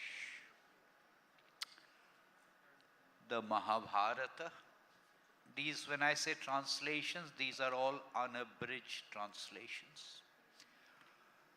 The Mahabharata. When I translated the Mahabharata, often people asked me, why did you translate the Mahabharata? Surely there are any number of translations of the Mahabharata floating around in the world. The answer is contrary to what you might think. There are only 3 unabridged translations of the Mahabharata. The others that you see are abridged translations of the Mahabharata. The 3 unabridged translations of the Mahabharata are one that was done by Kishori Mohan Ganguly in the 1880s, the second one by Manmathanath Datta in the 1890s, and the third one is mine, which probably establishes that Bengalis tend to be somewhat eccentric. After doing the Mahabharata, I did the Bhagavad Gita, but forget that. After doing the Mahabharata, I did the Harivangsha. For those of you who do not know, the Harivangsha is loosely referred to as a Purana, but it is really something like an appendix to the Mahabharata. When we meet Krishna in the Mahabharata, he is an adult, so a question is asked about his childhood exploits. Those are there in the Puranas also, but they're also in the Harivangsha. So I did the Harivangsha. After that, inevitably, I did an unabridged translation of the Valmiki Ramayana. And for the Valmiki Ramayana, it's shorter, more popular. So there are 5 unabridged translations of the Valmiki Ramayana in English. To give you some idea of the magnitude, the Mahabharata is believed to have 100,000 shlokas. My 10-volume translation amounts to 2.25 million words. After composing the Mahabharata, Veda Vyasa, and perhaps if we have time, we'll talk a little bit about Veda Vyasa, is believed to have composed 18 Mahapuranas. Again, if we have time, we'll talk about what these Mahapuranas are. These Mahapuranas collectively amount to 400,000 shlokas. So converted into English word counts, it will be upwards of 12 million words. And unlike the Mahabharata and the Valmiki Ramayana, except for the Bhagavad Puran, which is one of the most popular ones, and the Vishnu Puran, the others have not been translated at all in unabridged form, word for word, into English. So I've started on this hazardous task of translating the 18 Mahapuranas. I've completed 6 of them, 4 have been published. The publisher for all these translations are Penguin. The 4 that have been published are the Bhagavad Puran, the Markandeya Puran, the Brahma Puran, and the Vishnu Puran. The 2 that are awaiting publication are the Shiva Puran and the Brahmanda Puran, which will be published this year. I'm now on the 7th, which is the Matsya Puran. So that is the prelude. I can give 2 kinds of answers. One kind of answer I would typically give a Western audience, that these are important texts which were not being translated, and if they were being translated, they were being translated by Westerners, and criticizing the Westerners for not getting the nuances right is negative unless we do our own translations. And the Sanskrit scholars, the Sanskrit Pandits were not interested in translating these, and hence I decided to get into this. So this is an answer I've given a Western kind of audience. For an Indian audience like this, the argument or the proposition that I decided to do these translations is completely false. I think the right assertion is the translation just happened. They were just being done through me. I happened to be the instrument. That's so nice. That's wonderful. In our Itihasas and Puranas, there's a lot of science, a lot of truth, which is couched in the form of stories and other kinds of literature. How do we take that scientific facts from this? Because the next generation is one that questions and doesn't take anything just like that at face value. So how do we take out these facts and then give it to them? Let me leave the Valmiki Ramayana out of it now, because everything else that I'm translating was composed by Veda Vyasa. Let's leave Valmiki Ramayana out. Valmiki was a superb poet. All of this is poetry, but Valmiki in particular was a great poet, particularly in descriptions of nature. Now, so far as this corpus is concerned, this corpus is called the Itihasa Purana corpus. Itihasa in particular is applied to the Ramayana, Valmiki Ramayana and Mahabharata and the Puranas. Itihasa, Itihasa translates into English as this is indeed what occurred. So this is history. In dumbed down versions of Itihas Purana, we have reduced them to stories. So and so came along, so and so shot so and so did so and so. These are dumbed down. We do not realize that 1/3 of the Mahabharata is Shanti Parva and Anushasana Parva, when Bhishma is lying down on his bed of arrows and is teaching Yudhishthira and his brothers. Often one asks, what are texts of Hinduism? And typically one will say Vedanta, Upanishads, Bhagavad Gita. If one looks at the series of books that were edited and got translated by Max Muller and the Sacred Books of the East series, you will find Vedanta, Upanishads, a little bit of Dharma Shastras and Kalidasa literature. Vedanta Upanishads are meant for people who are interested in moksha, in being free from this world of existence or samsara. All of our texts say, including the Bhagavad Gita, that amongst crores and crores of people, only a few will ever embark on that journey of moksha or mukti. The rest of us are stuck in samsara. In other words, we are not going to go off on vanaprastha and sannyas. We are going to be grihasthas. Thousands of years ago we were grihasthas. Today also we are grihasthas. We are householders.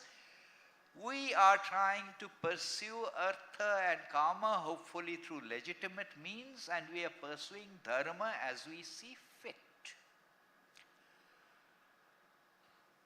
This description of what the grihastha should do, what the householder should do, will not be there in texts on Vedanta. They will be there in texts like Itihas and Purana, to a lesser extent Dharma Shastras.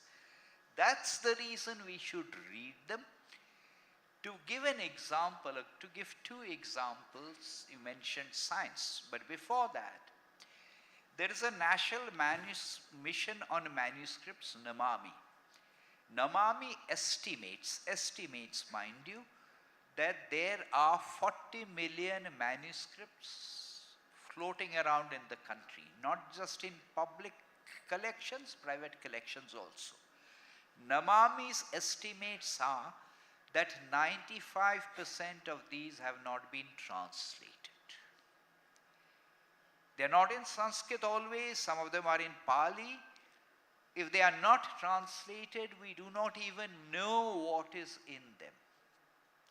Until we know what is in them, how on earth will we judge whether there is information of value or not?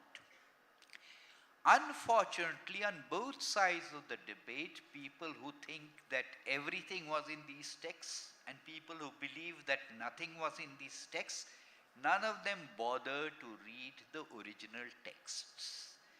And my plea to everyone is, please read these texts. Specifically, let me give you an example from the Markandeya Purana.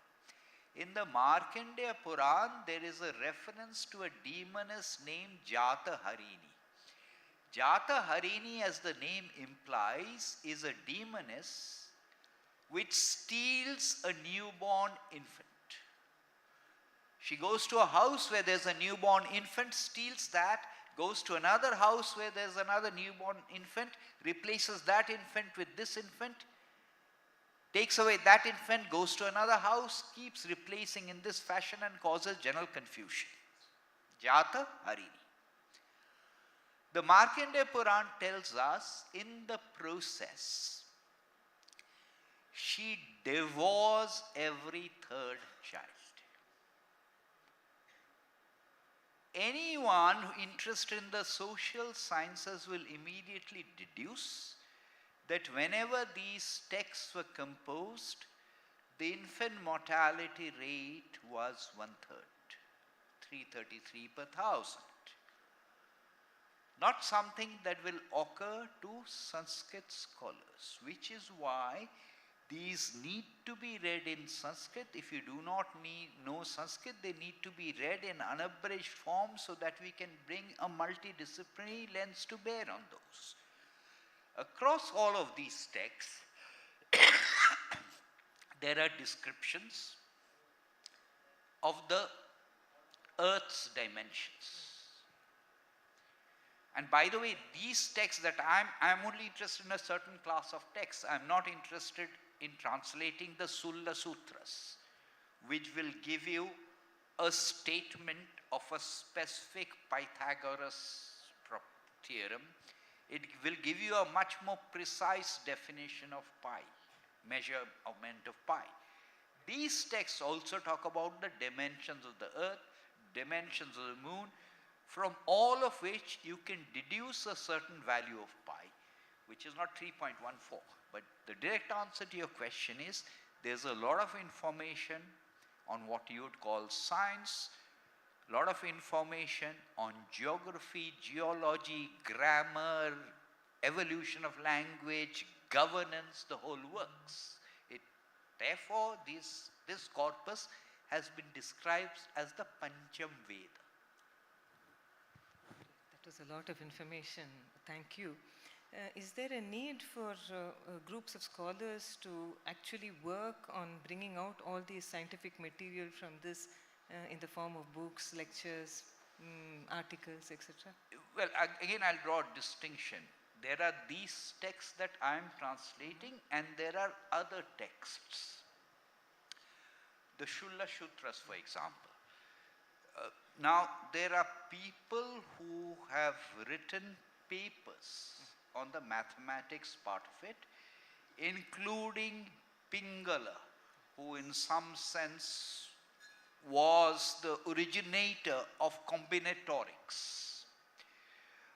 Manjul Bhargav has written occasionally on this. Shailendra Mehta has written occasionally on this. There are several papers on the mathematics part of it, particularly combinatorics. But I cannot think of any book, satisfactory book that has been written yet. Like for China, there is this book by Joseph Needham. I forget what it is called, History of Science and Technology in China. I do not think there is anything comparable that has been written yet in India. So it is waiting for someone to write it. And while that should happen, don't you also think that this should go at an academic level? Fine. But to the common man, for him to understand and for students to understand that there is so much of scientific material in our ancient texts? Let me be very clear. Yes, I agree with you, but let me be very clear. Whatever is the definition of the common person, I am not translating for the common person. Now, please do not misunderstand my choice of words. The common person, particularly in this day and age, believes that everything should be reduced to Itihas Purana for dummies in 140 characters. It should be ready like instant coffee. I am translating these texts in unabridged form. So translating them requires a lot of patience. Reading them requires a lot of patience. So for the entry-level person, I do not believe my translations are the right texts. They will probably read something else in abridged form and then feel motivated enough, incentivized enough to delve into these, because that's the reason I gave the size, because these are huge, huge texts. How far do you think we can rely on the ancient texts, especially the Itihasas and Puranas, as reliable sources of history? History, it depends a little bit on what you mean by history and how you define history. Because history throughout the world has been the history of kings and so on and so forth. Now let's take a specific example. Suppose I'm talking about something like the dating of the Kurukshetra war. Whenever I'm going to look at something like the dating of the Kurukshetra war, I want several different sources of information to validate each other. There are astronomical references in the Mahabharata and some other texts also. If I include the Puranas also, there are about 200 shlokas that have some bearing on the dating of the Kurukshetra war.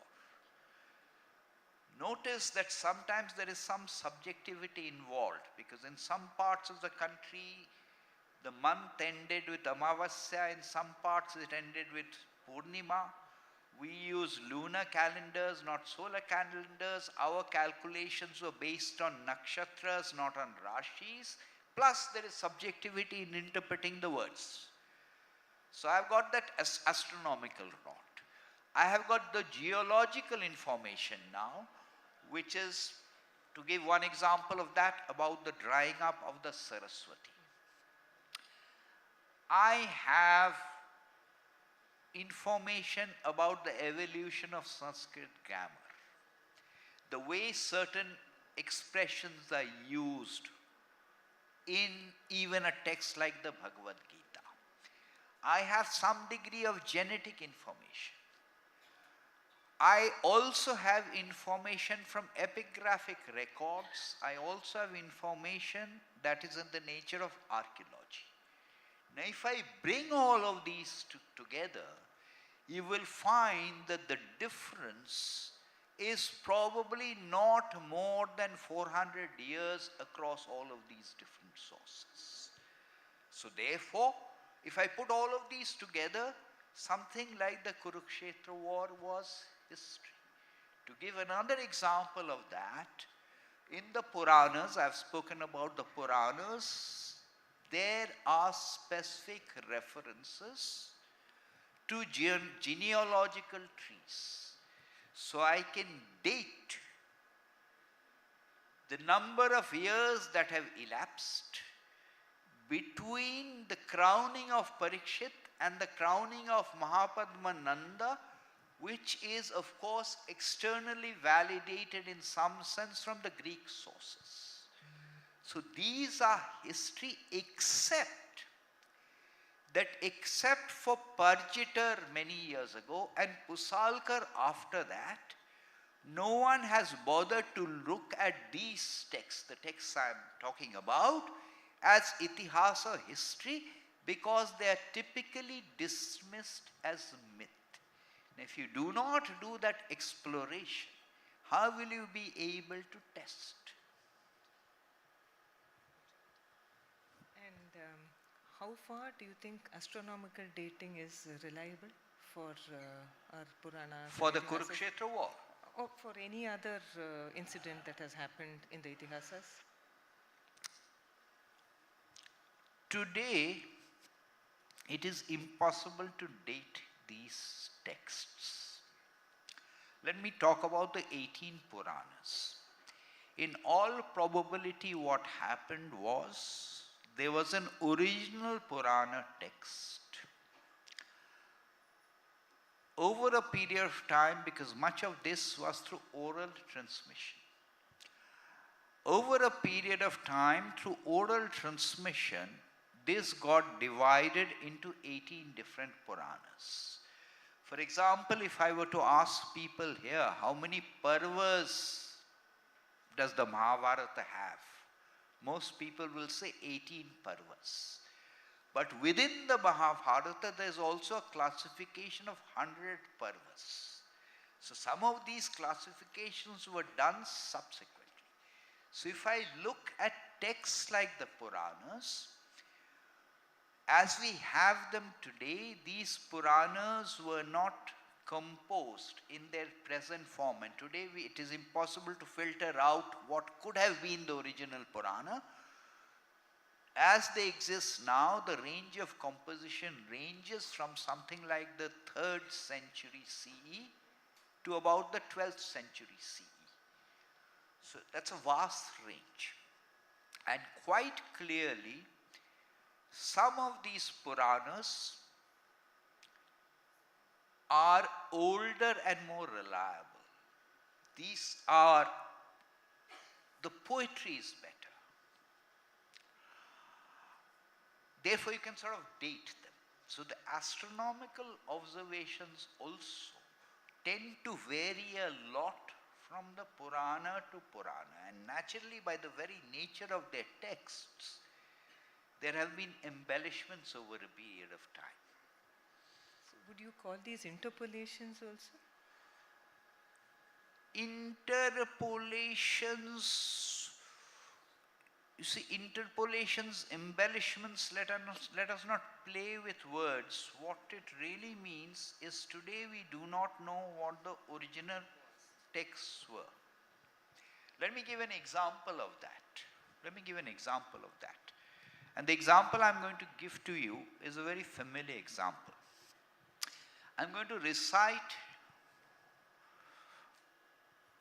a shloka, and I want you to tell me where it is from.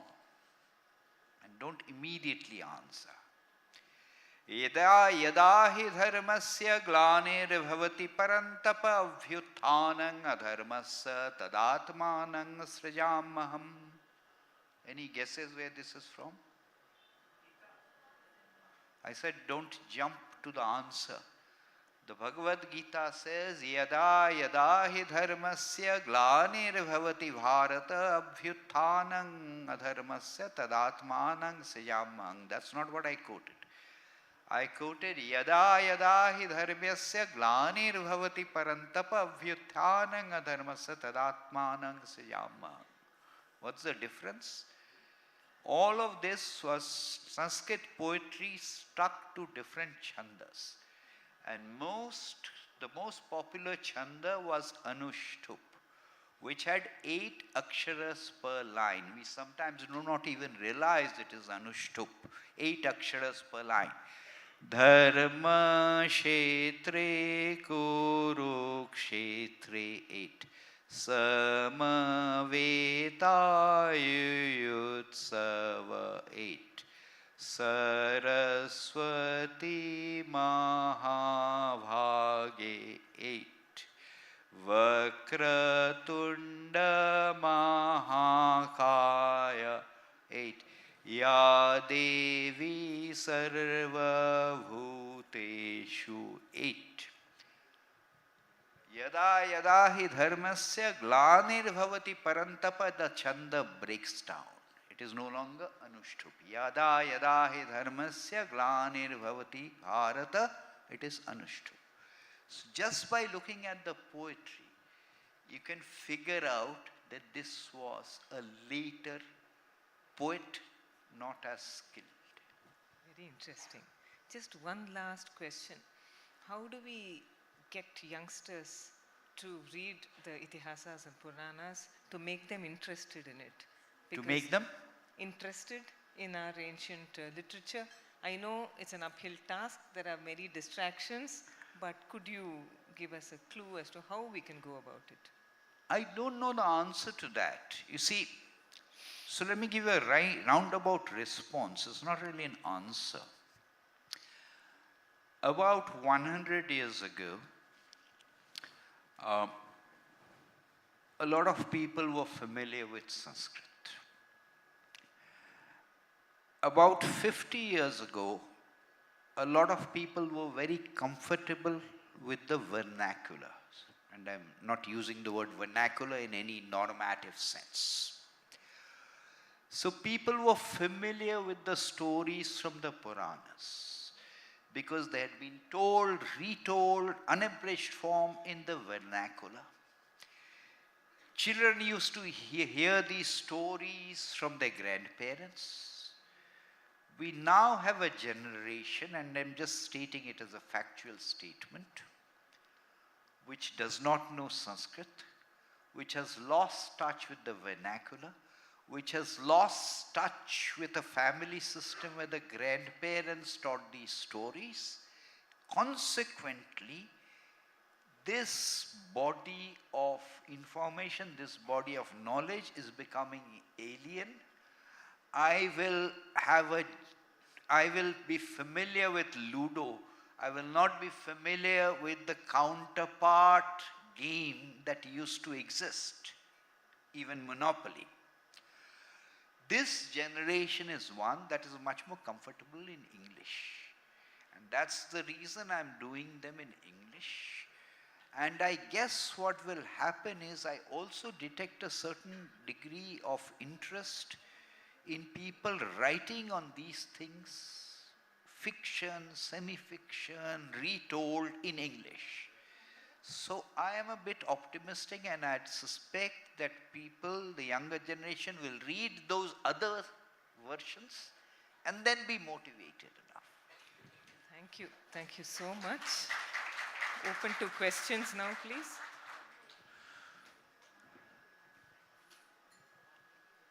Okay, just one question. There are no- Good afternoon, sir. Can you hear me? Good afternoon, sir. Can you hear me? Yes, I can hear you, but I cannot see you. Yeah, There. can't see. Here I am. Sir, there is a difficulty when it comes to translation from Sanskrit to English, and it is believed that the essential elements of certain Sanskrit words will not be translated as equivalences in English, and hence when we read it through English, which is a colonial language, we would also have that colonial essence in our mind. How do we overcome this? What would be your suggestion? There's a simple level answer and there is a more complicated level answer. Both are equally important. What's your name?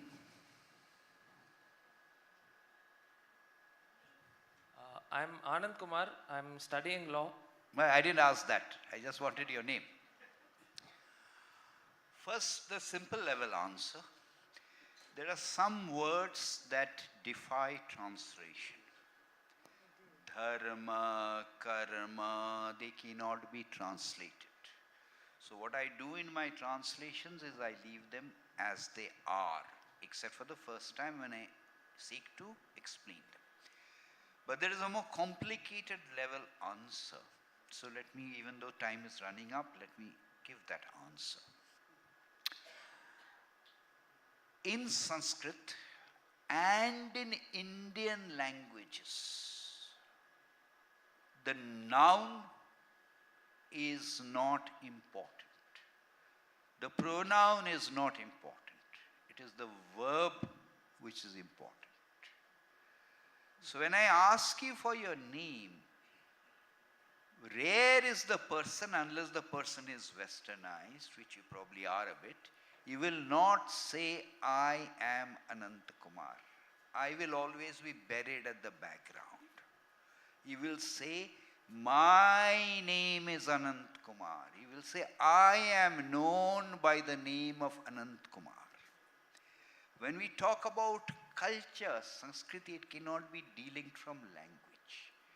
And a major problem, not the obvious one, I gave the obvious one, a major problem with translating from Sanskrit into English is the entire structure of the language is completely different. And just as a final thought, think of the way we write our letters. All English letters will be actually formed in an counterclockwise fashion. I will write all the circular letters. Think of all the circular letters. I will actually write O like this. All our letters are actually written in a clockwise fashion. All the circular letters, think about it. Now this is a much more serious problem with translation because the same word, ajagara, straightforward English translation, it's a python. Of course it is. But what is ajagara? It is anything that swallows an aja or a goat. So if you were to swallow a goat, you would also be an ajagara. Now this is a much more difficult problem of translation. Thank you. Thank you, sir. It was such an informative session. Very interesting as well. Thank you. Thank you so much, sir. We request Mr. Chawla to please do the honors, present you with a memento. And thank you so much for joining us this evening here at ThinkEdu 2023. And thank you, ma'am.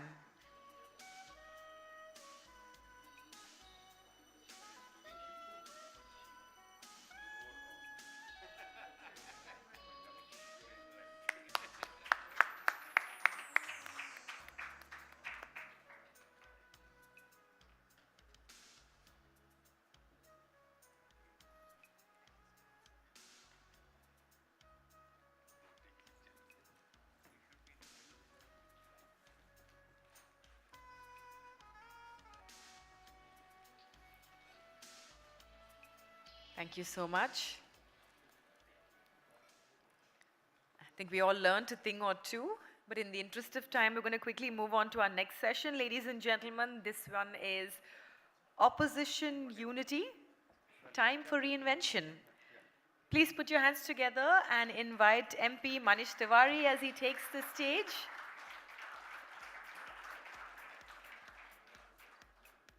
And of course, a big round of applause also, our chair for this session, Santwana Bhattacharya, editor, The New Indian Express. Ma'am, over to you.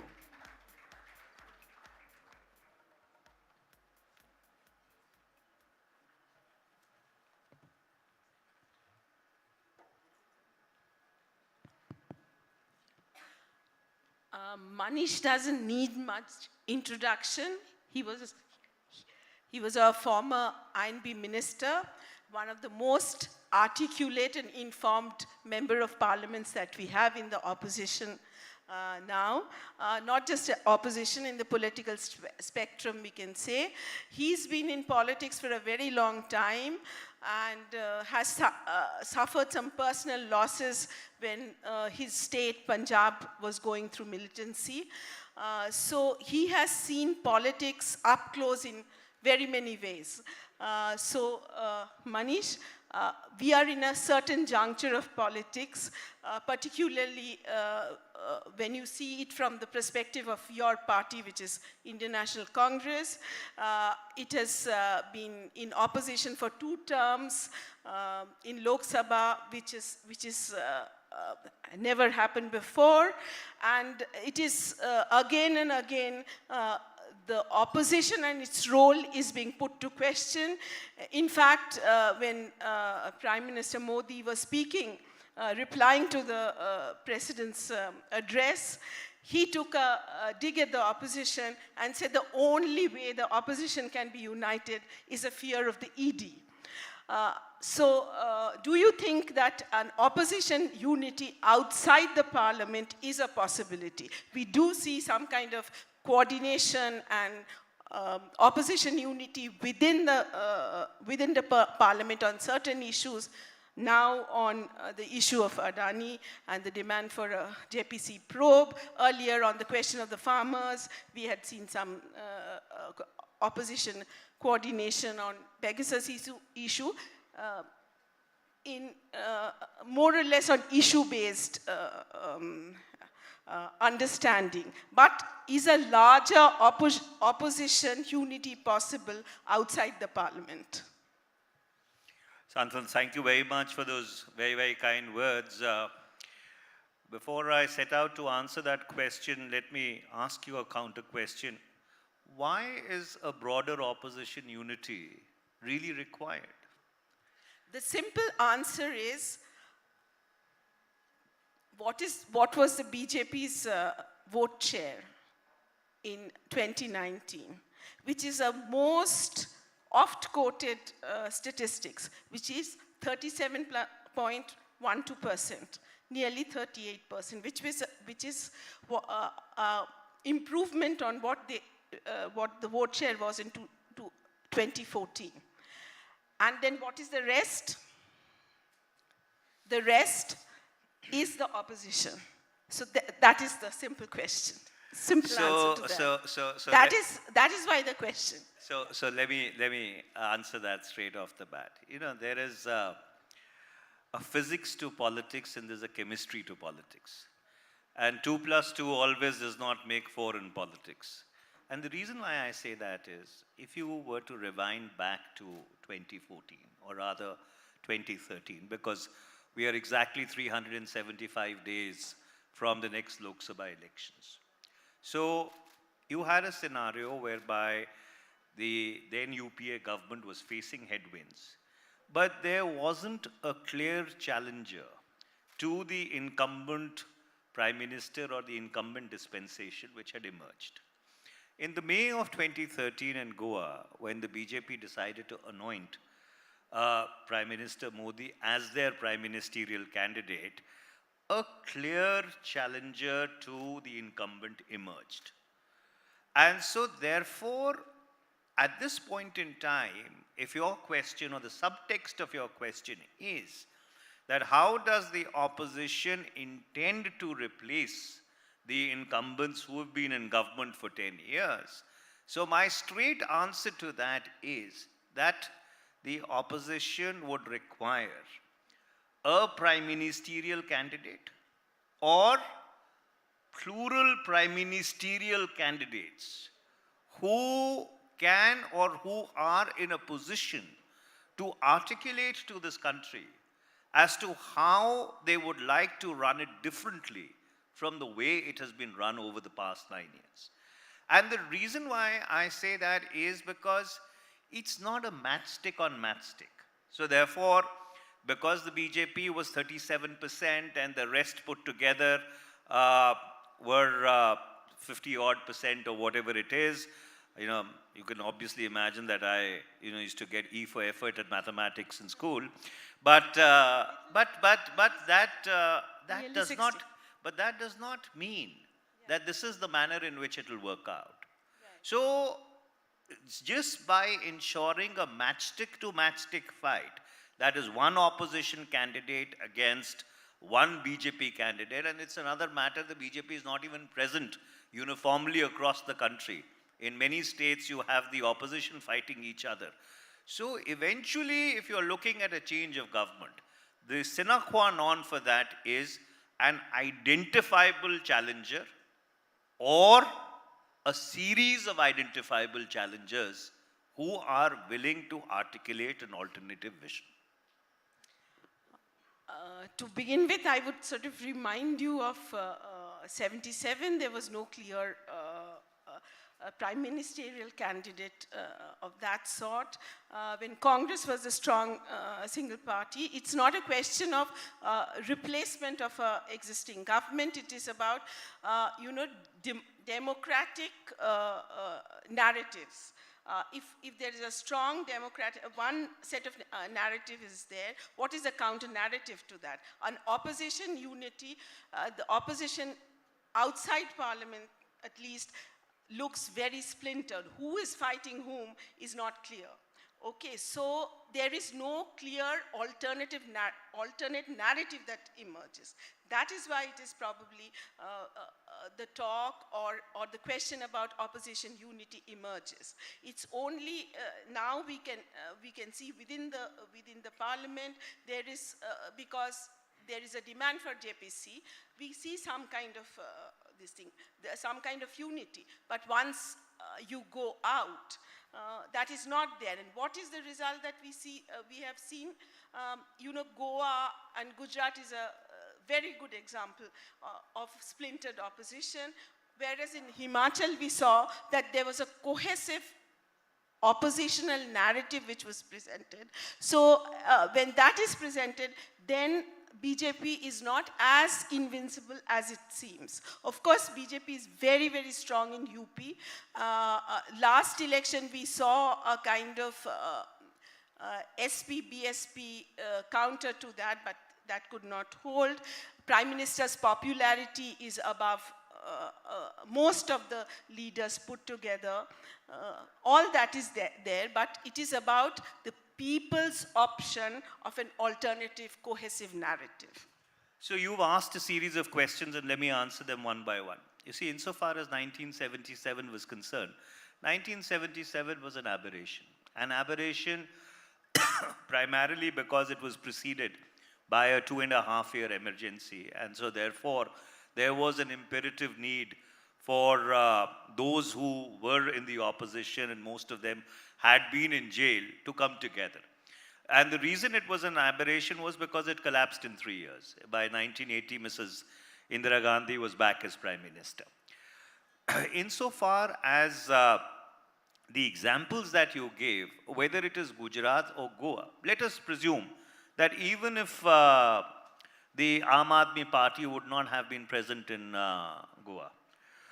in Gujarat, would that have essentially translated into a Congress victory?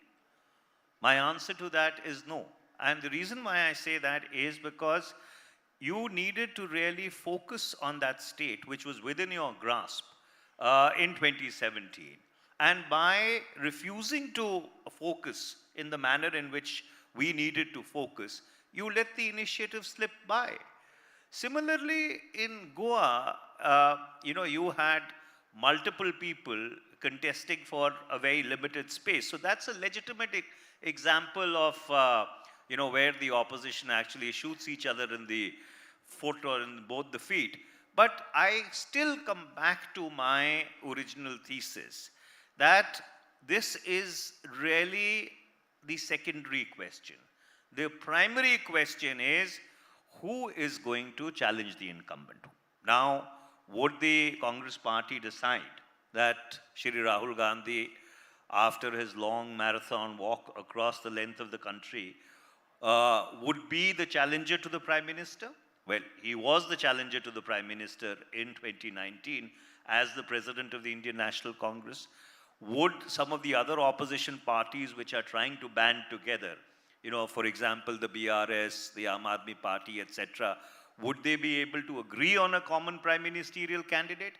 Till the time that one normative question does not get answered in the affirmative, either singularly or plurally, I think the rest of it is academic. Is it also because that the Congress doesn't want to give up its identity as a big brother? Though there is not one single state where, except for the 9 states that are going to poll, where Congress has a fighting chance, is perhaps Karnataka and to some extent Madhya Pradesh, is what we are hearing. Still the Congress doesn't want to sort of be on equal ground with some of the very strong regional powers. Is that the problem? Well, hypothetically, presuming that the Congress is prepared to concede ground, right? And the Congress is prepared to play second fiddle, would that really pave the way for a broader opposition unity? If it does, I don't think the Congress would be averse to playing that role. So therefore, if the Congress feels, and I do think a large number of Congress members of Parliament will have to go back and contest, they do feel that they have an alternative idea of India, which needs to find space and expression. And therefore, under those circumstances, even if you have to concede space to create this architecture of opposition unity, it is worth it. But my fundamental question is that even that sacrifice, would that really pave the way for what you call opposition unity? Because in a large number of states, it's still a direct fight between the Congress and the BJP. For example, you talked about Himachal Pradesh, or for that matter in Haryana. It's almost a direct fight between the Congress and BJP. If you look at Punjab, the BJP at the moment seems completely absent. So under those circumstances, roughly 200 seats in Lok Sabha. And roughly 200 seats, there's a direct fight. So therefore, even if, let's suppose, the Congress was to concede ground in the rest of the 350 seats, hypothetically speaking, would that really pave the way for this matchstick on matchstick fight? And would that matchstick on matchstick fight actually statistically translate into an opposition victory? In my humble estimation, no. I think, clearly the opposition will have to put out a defined alternative, a visible alternative to the incumbent, and then I think build the rest of the infrastructure or the rest of the narrative around that particular person. So Manish, are you saying that it has increasingly become a presidential election, and to counter somebody like Mr. Modi, who's a charismatic leader with popularity, mass leader, you need a singular alternative, not just in terms of narrative, but an individual who can, take him on. Are you saying that? Well, it's always been a presidential election going back to 1952. It was Nehru. It was Indira Gandhi. It was Rajiv Gandhi. When there was a challenge to Rajiv Gandhi it got built around an individual called Vishwanath Pratap Singh. Ultimately, despite the fact that Mr. Advani led the Rath Yatra, the broader consensus around the BJP got built around Atal Bihari Vajpayee's personality. So therefore, it's always been about the individual. So in that sense of the word, Indian democracy has not really been a Westminster parliamentary style democracy. It's always been, for whatever reason, maybe the people who sort of led it were much taller than their contemporaries. It's always been a presidential style democracy. 1984 was, you think, Rajiv Gandhi election, or it was post Indira Gandhi's assassination? That is how most of the state. I remember speaking to Jyotiba once, and he singularly, I mean, the left also got when left was very powerful in West Bengal, got wiped out nearly. And he said that it's just that. It's an Indira vote. But you see it differently. It's a presidential election. And whenever there was a counter, there's an alternative government which has come up. I don't think that, when BJP first comes to power, it's a post-Rath Yatra, which is a very short-lived government.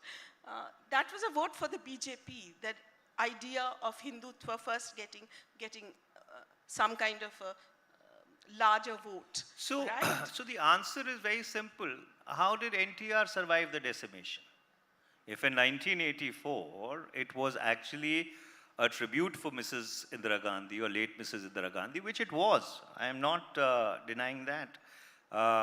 The Congress wouldn't have done 415 seats had the nation not thought that they would like to pay tribute to her sacrifice.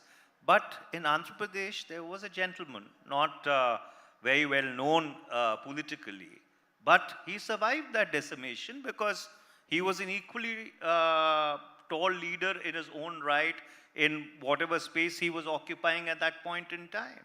So to answer your question, which again validates my thesis about personalities as opposed to political parties, is that we've almost, and this is not only India, the entire ethos of South Asia. If you look, the basic DNA of South Asia is feudal. You look at Bangladesh, look at Pakistan, look at Sri Lanka, look at India from, let's say, Tamil Nadu all the way till Jammu and Kashmir. The fact is that we have an intrinsically feudal DNA which looks to the individual rather than the organization or the party. And then to answer your question, that if the 1996 government of the BJP was really about the Rath Yatra and about an assertion of Hindutva, why did the BJP then actually choose somebody like Mr. Atal Bihari Vajpayee, who had publicly disassociated himself from the Rath Yatra?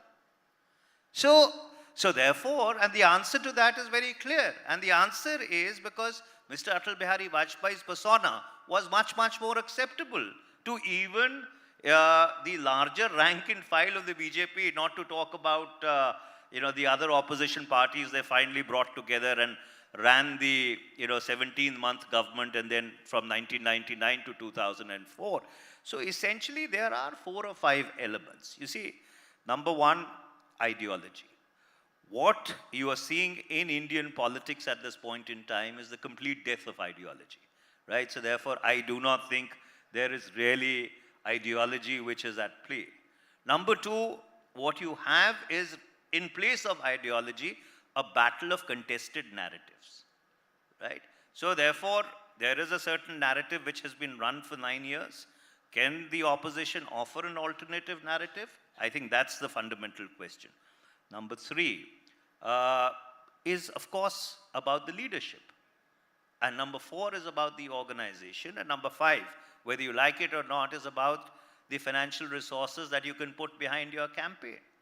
And anybody who's able to get these 4 elements, these 4 moving parts in order, will be in the fight. in 2024. And that's the fundamental challenge of aligning these four moving parts. So there are two things that come out of it. Are you basically saying that it is very difficult, in a roundabout way, very difficult to take on personality or personality cult of Mr. Modi and the narrative that they have set out? Oppositional unity of any sort is not possible, and you are saying that it can be attempted, but it is not possible. Is that what you're trying to say? In fact, I'm saying the exact reverse of that. The reason why I'm saying the exact reverse of that is, because I've had the chance of actually walking in some parts of this country, not very extensively, but briefly. And what I do sense is that there is a fair amount of restlessness on the ground. It's not visible because India traditionally has invested itself in the ballot box. So therefore, we tend to keep quiet till the time we really go and press the button. But there is economic distress on the ground. Inflation is hurting people, right? The last couple of years have not been easy. So that restlessness really requires a lightning rod around which it needs to crystallize. And therefore, the moment that lightning rod is available, and essentially it could just be anybody, you will find that the change which will come about would be something which you perhaps never expected or anticipated. And I'll give you an example to validate that. Till the code of conduct kicked in Punjab, right? We had changed the chief minister, we had put in a new chief minister. Of course, we were trying our best to defeat each other. We were leaving no stone unturned. But despite that, till the code of conduct kicked in, there was a sense that the Congress is coming back. The moment the code of conduct kicked in, things transformed dramatically. And the Aam Aadmi Party, which even today does not have a presence on the ground in Punjab, was given an overwhelming mandate of 92 seats. Something which even the Akali Dal BJP or the Congress at its zenith has never got. So, therefore, today the power of social media has actually reduced the gap which an incumbent has or somebody with an entrenched organization has, which traditionally used to play to its advantage. So today, if you have a block committee or if you have a booth committee or a block committee or a district committee, you have the infrastructure on the ground. That does not translate into a political victory because the scalability of social media ensures that notwithstanding the absence of that structure, you are able to get your narrative and message across to the last person. And so, what I'm trying to repeatedly stress is rather than doing this mathematical calculation, which some people in the opposition are doing, that if we do a matchstick on matchstick fight, we are assured of a victory because they are 37% and we are 63%. I finally got my math right. And I essentially do not buy that. I think when the people of this country will go out and vote, they will look for who they are voting for. You have a prime minister who's been there for 9 years, and as you rightly said, his popularity at the moment seems to be far greater than all the other people put together. But then if there is a credible challenger who emerges, this can flip very, very quickly. And the reason why I say not one challenger, even if let's suppose there is a multiplicity of challengers, there are 2 or 3 people who put themselves out and say that, yes, I am putting myself out as the next Prime Minister of India. This is the platform, this is the agenda that I have. I want you to have faith in me. I will tell you that when the Aam Aadmi Party was fighting elections in Punjab, they were actually asking Congress leaders all the time, we don't have candidates, if there are certain people you can recommend. And those guys actually won by, 50,000 votes, 60,000 votes in an assembly election. Something which is completely and absolutely unheard of. So it's a very transformed reality. And I think it's open season. There is nothing foregone. And it's, as I said, Narendra Modi only emerged in the May of 2013. So I think the next 1 year is going to be really interesting. You are saying that chemistry and sudden changes is sometimes what clinches an election. And Mr. Modi also came in 2014, around 2013 that he emerged as a prime ministerial candidate. And then there was a sweep. But is there a conversation that is happening within the opposition? There are so many issues, it seems, but opposition sometimes have not been able to effectively use those issues to bring or make a connect with the people. Or even when it is not a people-oriented issue, say for example, there is a big debate going on about the executive and judicial powers, about the collegium system. Is there a conversation in the opposition on those issues? So they brick by brick you develop your, an understanding within the opposition forum. Is there any effort? Earlier there used to be those kind of meetings, Tuesday meetings and Friday meetings. Well, Santhana, in my little understanding as a student of politics, I don't think the opposition has ever brought about a change in this country. The change has always come about when the people have become the opposition. So therefore, when people become, do you think Morarji Desai defeated Indira Gandhi or Jagjeevan Ram defeated Indira Gandhi? Indira Gandhi was defeated because the people became the opposition to her. So in this country, when that restlessness starts crystallizing, it is the people who become the opposition, the leaders become irrelevant. So under those circumstances, that is why I say it's not visible, but as someone who represents a purely rural constituency, 1,500 villages, 11 small towns. Mr. Chawla is from our part of the world.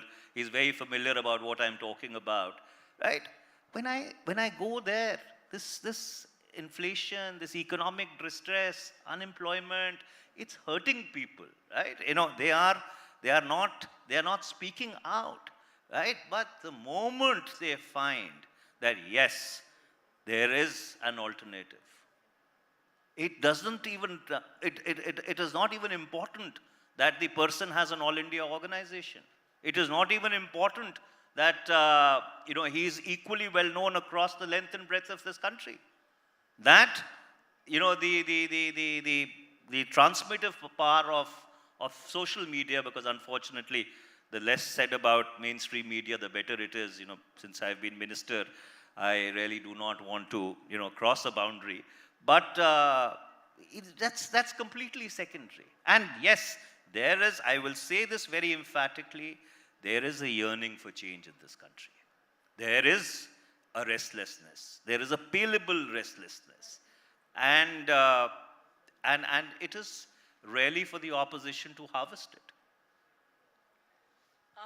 But do you think that even in a rural constituency, when it is issues like unemployment and inflation, can that be when religious identity or national issues like a Balakot comes in, that can be a counter to that? People forget about their, we have seen in election after election, and 2 elections certainly, the last election certainly, where, people tend to forget about the hardships.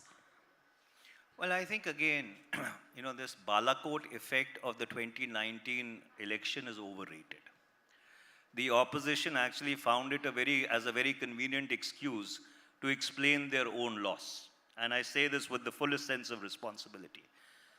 I come from a constituency which contributes per capita possibly the maximum to the Indian Armed Forces, if you look at it district-wise, right? Punjab as a state contributes even today, after that pro rata system came in, 17.7% to the Indian Army alone. How come we won 8 out of the 13 seats in Punjab? How come Balakot never impacted Punjab? How come it had an impact across the country, but that area which sent 17.7% of its young men and women now to the armed forces chose to react in a different way altogether? So I think in 2019, again, with great respect, people thought that Mr. Narendra Modi needs to be given another chance. And the reason why I say that is because you look at the incumbency cycles in India. Incumbency cycles have become very long. Dr. Manmohan Singh was also Prime Minister for 10 years. Mr. Naveen Patnaik has been Chief Minister for 22 years. Mr. Chandrasekhar Rao has been Chief Minister for 10 years. There are a couple of Congress Chief Ministers who've been there for Mrs. Sheila Dikshit was there for 15 years. So incumbency cycles have become longer. So therefore, I think 2020, there are 375 days or 370 days left between now and the next general elections. And these 370 days are going to be very interesting to watch. It is really open season. Okay, thank you, Manish, for taking all the questions and replying in great detail. And, saying that the opposition really doesn't need to do anything, the people will rise. And when the people rises... The opposition needs to find a leader. That's what I'm trying to say. Okay. The people will rise, but the opposition needs to find a leader. Opposition in search of a leader. Okay, thank you so much. Thank you so much, sir. Thank you, ma'am. Request Mr. Chawla to please do the honors and present a memento. A big round of applause for Mr. Tiwari for joining us here at the ThinkEdu 2023.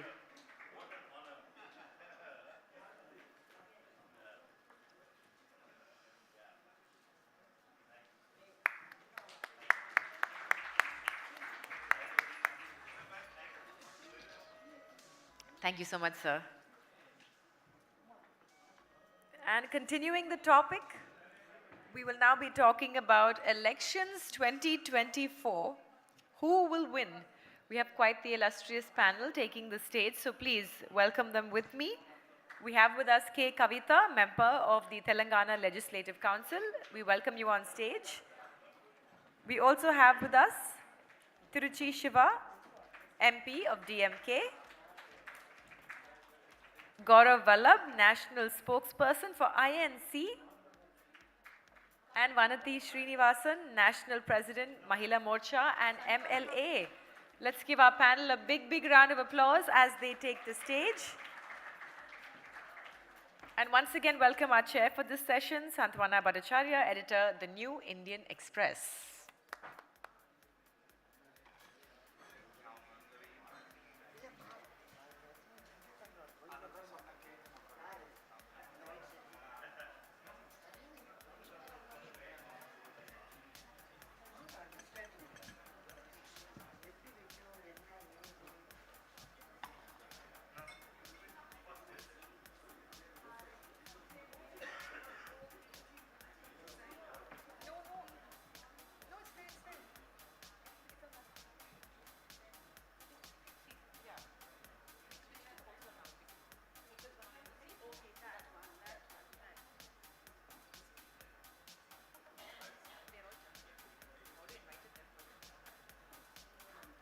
We welcome our panelists on stage. Let's give them a big hand, ladies and gentlemen.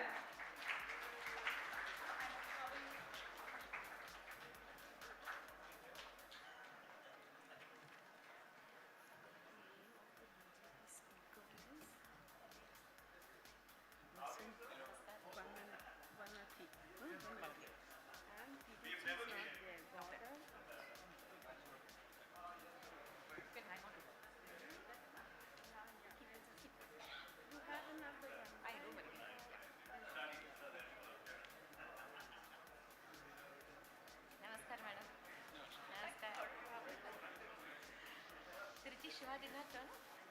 He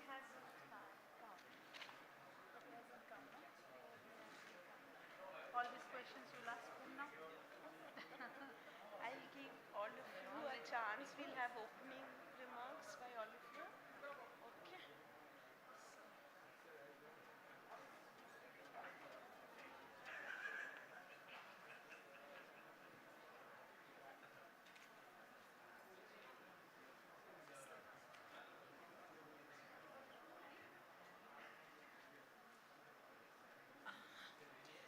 This is almost like a continuation of the last session. So we are going to ask our three panelists here, Kavita from BRS from Telangana. She's the most prominent woman leader of Telangana, and she came into politics and came into her own during the Telangana movement, and has since done some remarkable work among the women and youth that is outside her politics. And of course, she's very prominent member of her, father's political, armory, one can say. K. Chandrasekhar Rao's armory. So are you also reaching out to the other opposition leaders and other leaders to form a kind of coalition and looking for how much 2024 is an open election? Ma'am, first of all, thank you for having me here. ThinkEdu and Indian Express always has been kind to discuss various issues that are discussed very less. And today's topic again is very interesting. Who will win 2024? I can say, ma'am, we hope BJP will not win back, because we have because we have seen a plethora of failed promises and international defamation of our country in various indices. So we really hope that, is the sound all right? We really hope that all of us, opposition, will be able to, as Manishji was just saying, find a brilliant leader, come together and dislodge the current BJP government. That's a hope, ma'am. That's what we are working on.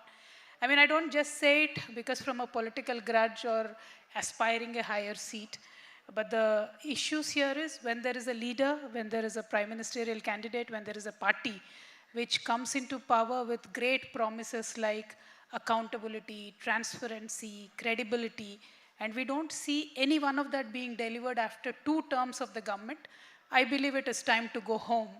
And I believe it is time to give space to somebody new. As in, what was the main plank of Modi ji in 2014? He said there is policy paralysis in Congress. But what has Modi ji done in the last 10 years? If he has done anything, then it would reflect in various indices, ma'am. What I can say, Modi ji's achievement is Human Development Index. We've slipped, ma'am. Kavita, we'll come to that. No, ma'am. Let me just make a point.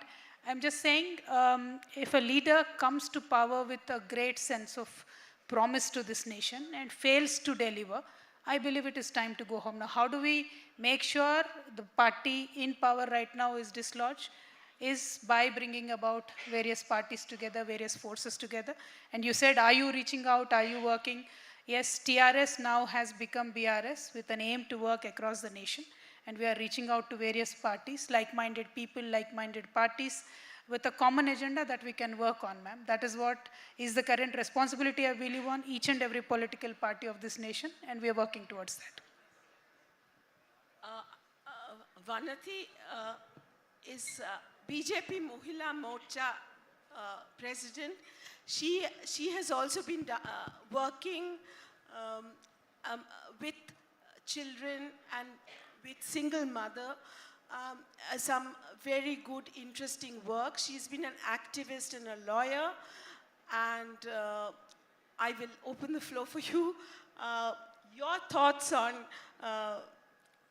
is there an alternative to Modi? Who will win 2014? Is there any doubt in your mind? Thank you, madam. So very good evening to everyone. Vanakkam. As far as 2024 is concerned, now the stage is set and it is a clear message across the nation that definitely Prime Minister is going to continue as a Prime Minister in third term. And when you are asking about that there is an alternative, before us, the earlier session, what the Honorable Senior Leader from Congress has spoken about, how the politics is working in this country. He has mentioned about the various factors, about the personality, popularity, governance, organization, sangathan, then resources, of course. All these factors, when you take it as a criteria, then there is no doubt that again BJP is going to form a government in this country. But you are sitting in Tamil Nadu. You are sitting in Tamil Nadu and talking. So you have to think about that. Yes, you bring that I am very well aware perspective that yes, I am sitting in Tamil Nadu, and I am say with a confidence that after 22 years, the BJP also entered in its assembly. Now we are 4 MLAs in Tamil Nadu. So, yes, you may ask that, whether independently BJP has won. We are having the history, even we contested independently without any alliance, that time also, before 22 years also, we had an MLA in this Tamil Nadu. So now, Tamil Nadu is also changing. So, as it's not just Tamil Nadu. We'll come and talk about the southern presence of BJP, except for Karnataka and Telangana. They're pushing their way. So overall, southern presence. We'll talk about it later. Gaurav is a business analyst, academic, and now a Congress spokesperson. He's every other day telling us what the government is not doing right. So tell us, what is your view? Of course, your party, you will say there is an alternative to alternative in 2024, which will emerge, but why you have to explain and give reason for that. Namaskar to all of you. So, ma'am, you asked a question, who will win? I am just asking all of them sitting here. Who will win? Everybody knows that. Because I am asking the young people there, are they going to vote on a model which says governance starts from tomorrow? I had a small Kirana store in my childhood days. It was written there, credit from tomorrow. Modi's governance model is governance starts from tomorrow. Monday, if you will ask that when governance will start, he will say from Tuesday. Tuesday you will start, then Wednesday. Wednesday you will start, then Thursday. Then next Sunday you will start when? Then Monday. This is the model of the Modi government. And that is reflected in our rankings. Forget about, I'm not going to make many rankings because this is Amrit Kal. In Amrit Kal, our hunger index is 107th in the world. In Amrit Kal, our per capita GDP is 142. In Amrit Kal, our per capita income is 145th. In Amrit Kal, our gender gap index is 135. In Amrit Kal, in last 7 years, 5.5 crore young people lost the job. In Amrit Kal, 75% of population, we are giving 5 kg of free ration. This is Amrit Kal as per Modi ji. In Amrit Kal, in 7 days, LIC and State Bank of India market cap is lost by 1 lakh crore. And nobody is answering that why it is happening. Is this Amrit Kal? Then ma'am, what is the Vish Kal? Ma'am, humko Vish Kal de do. We don't want this Amrit Kal, where the young people are looking for jobs. We don't want this kind of Amrit Kal. Okay, Gaurav, this is what you say every day from the Congress podium at AICC. But are you getting the votes? Are you getting the rankings helping you get the votes? Or is there a larger narrative that you need to build? Ma'am, yeah. Ma'am, in the last 3 elections, the recent 3 elections, the one was in Gujarat, the one was in Himachal, the other was in Delhi MCD. These were the 3 last big elections. What is the result, ma'am? I am asking all of them, what is the result? The result is that at all 3 places, BJP was in power, but they lost power out in 2. And you are saying, are you getting votes? So, ma'am, as per my understanding, we are having a full-fledged government in Himachal, and which is committed to the people of Himachal. what we say, we deliver. It is our policy is not governance starts from tomorrow. What we say, we deliver. But you did have near wipeout in Gujarat. You can't just talk about Himachal without... I'm not saying that. I am accepting that. Yeah. It's not, I'm not going to say that we had done very well in Gujarat also. I'm accepting that. There might be some problems. And I accept that in front of all of you, that there are few problems which we were not able to which we are not able to imagine in advance. There were few issues. We were not able to tackle the proxy firms of BJP. Subsidiary firms of BJP, we were not able to tackle them properly. Because what is happening, there is a holding company, which is RSS. And then there are few subsidiaries. Number one subsidiary is BJP. And then BJP floated few more subsidiaries. In every state, there is one subsidiary of BJP, which works, and their decisions, their policies were decided in the BJP headquarters. Okay, I think she will give a counter to this. Gaurav is saying India has seen a list of indexes. Slide in ranking. Yes, the ranking. Ranking, you talk about Prime Minister says when the opposition parties or regional parties announce a welfare scheme, he calls it Rewari politics. Okay, politics of freebies. But when he was replying to the President's address, what did he speak about? He spoke about the micro reforms that his government has brought about, which is Ujjwala, which is water to water. I would like to tell my friend, which is insurance, okay, health insurance. That is what he spoke yes, about. He has listed out all the rankings about some foreign agencies that they are giving. But I would also give the ranking that whatever the basic necessities for a poor and underprivileged people of this country, they did not get for the past 50 years. Crores of the poor family, they have got the electricity, they have got the gas connection, they have got the roof on their head, they have got the safe drinking water.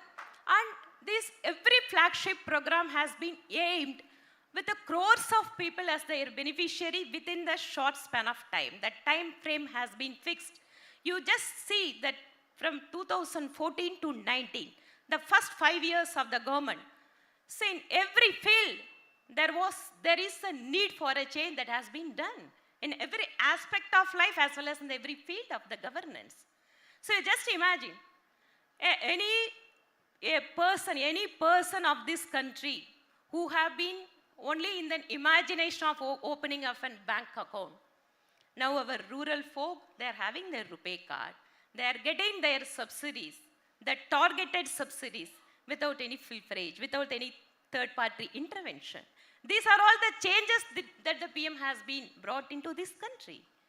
So, only for their hope and their wish, they can tell about all the rankings. But at the ground level, the reality is something different. When similarly placed countries around the world, when they were struggling for their corona management, now India is emerging as the 5th world largest economy.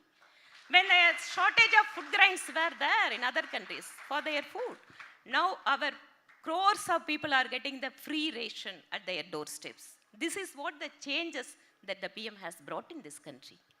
Ma'am, if I can add, Kavita, I will just add one thing. That you began your opening statement was the last 10 years or 8 years, nothing has happened. But your party never fails to point out that Nal Ka Jal, the scheme which is being promoted by the central government now, and about PM Kisan, which both of which the Prime Minister spoke about in Parliament recently. Your party, your Chief Minister, and you whenever when I have a conversation with you, you keep saying that those are our schemes. We tried it. We ran the trial campaign for that. Then you have to decide whether something was done or not done, right? Ma'am, let me tell you one thing.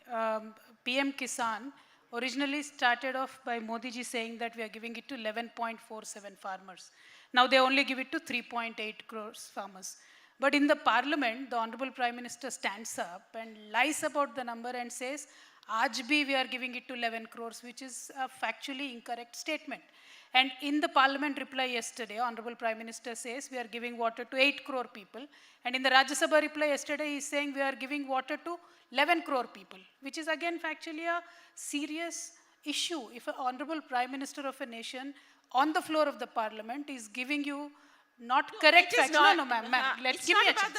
Give me a chance. All I'm trying to say is, the way of bulldozing or ye sina taan ke baat karna hai or bullying, heckling, this kind of politics, ma'am, will work for some time. Now people are realizing, because yesterday in the parliament, Honorable Prime Minister spoke for 1.5 hours. Why was he silent on Adani issue? If you are not corrupt, if your party is not corrupt, as you claim that you are directly descendant from the heaven, you are very pure, then why don't you answer about the Adani question?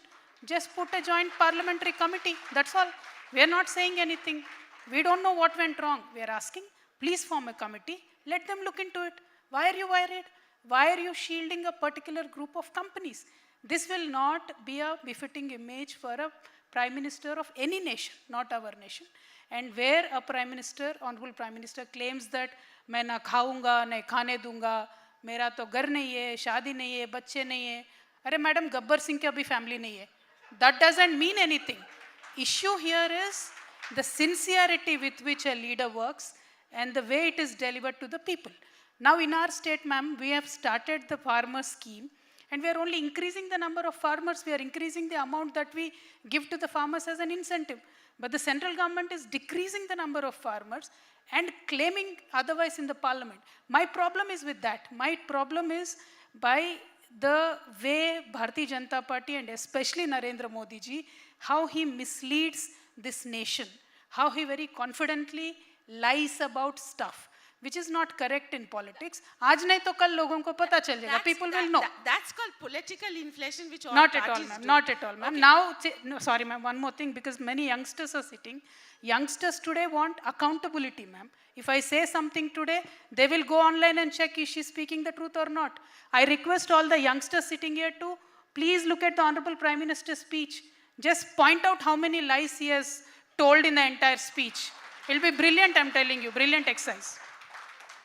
Okay, Gaurav, since we don't have too much time, I would ask you, what is the direct question? Who do you think, you will of course say your party, who do you think wins 2024 election? There is going to be semi-finals. 9 states are going to elections in 2023 to run up to 2024. Is it going to be Modi versus Rahul Gandhi as the Bharat Joro Yatra seems to be trying to project? And does that mean that, opposition unity or an opposition narrative is not possible? A simple example is, at the end of the yatra, you called so many parties, 23 of them. Even from the left also only CPI went, CPM didn't go. And it's only the regional JNK parties who joined you. Whereas, in Telangana, you are in direct fight with, you may be coordinating with BRS, with Kavita in parliament, but you are in direct fight in Telangana, in state. And her party is now going into Maharashtra. KCR had a campaign there recently. So in many places, it is the opposition versus opposition.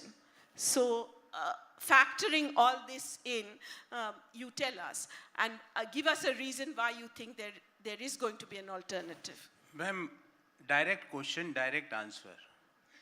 First thing, it is sure that Modi ji is not coming in 2024. So that is sure. Then you call that who will be your, as a Congress Karyakarta, I and crores of Congress Karyakartas had only one wish, that Rahul Gandhi should become the Prime Minister. There is no iota of doubt on that. But first of all, that is your wish, but the political reality that's can what be I am something telling you. else. That's what I am telling you. Because we don't have that kind of style. Mission 105, Mission 1005. Our parliament seats are only 500 plus. You had made Mission 1000. So we don't have that kind of number gaming.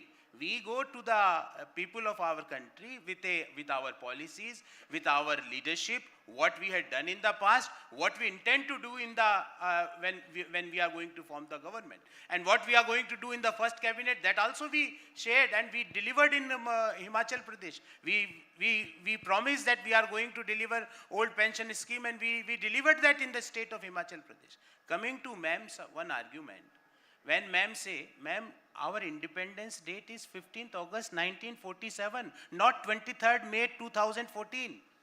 You are forgetting that. You think that India became independent only in 2014. No, ma'am.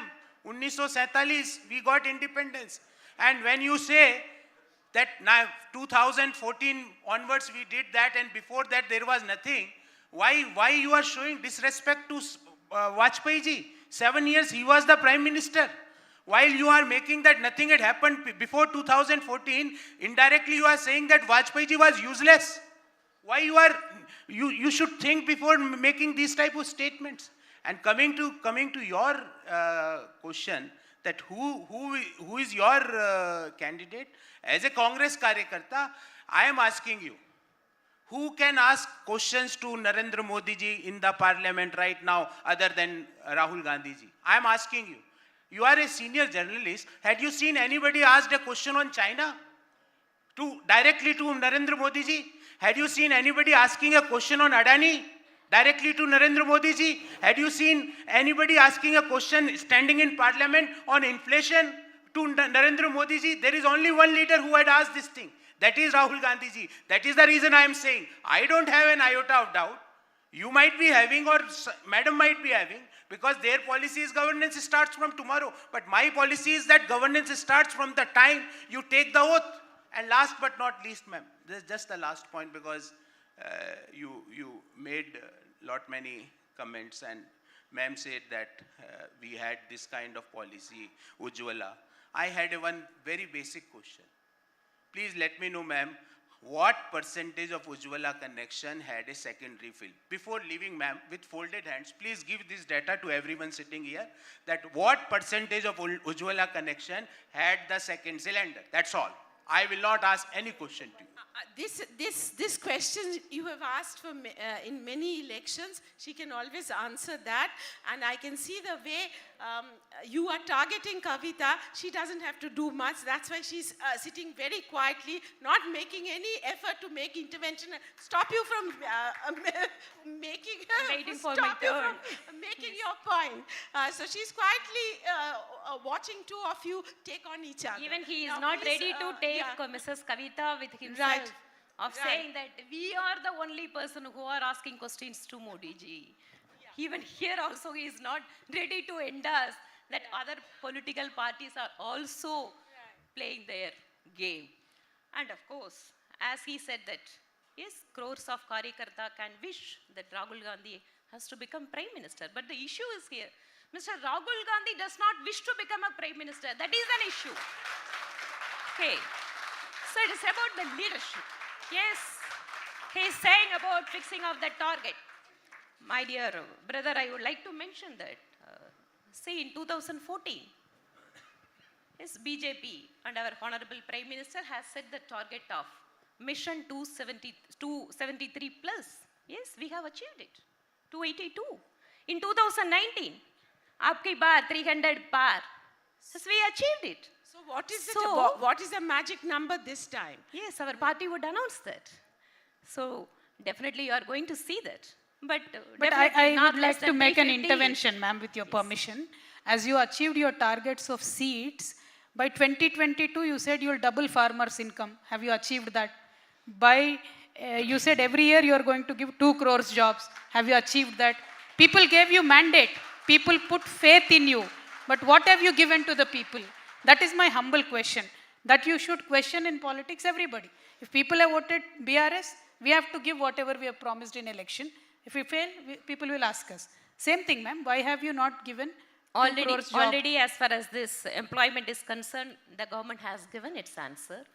And What is even that? for the government jobs, it has been started.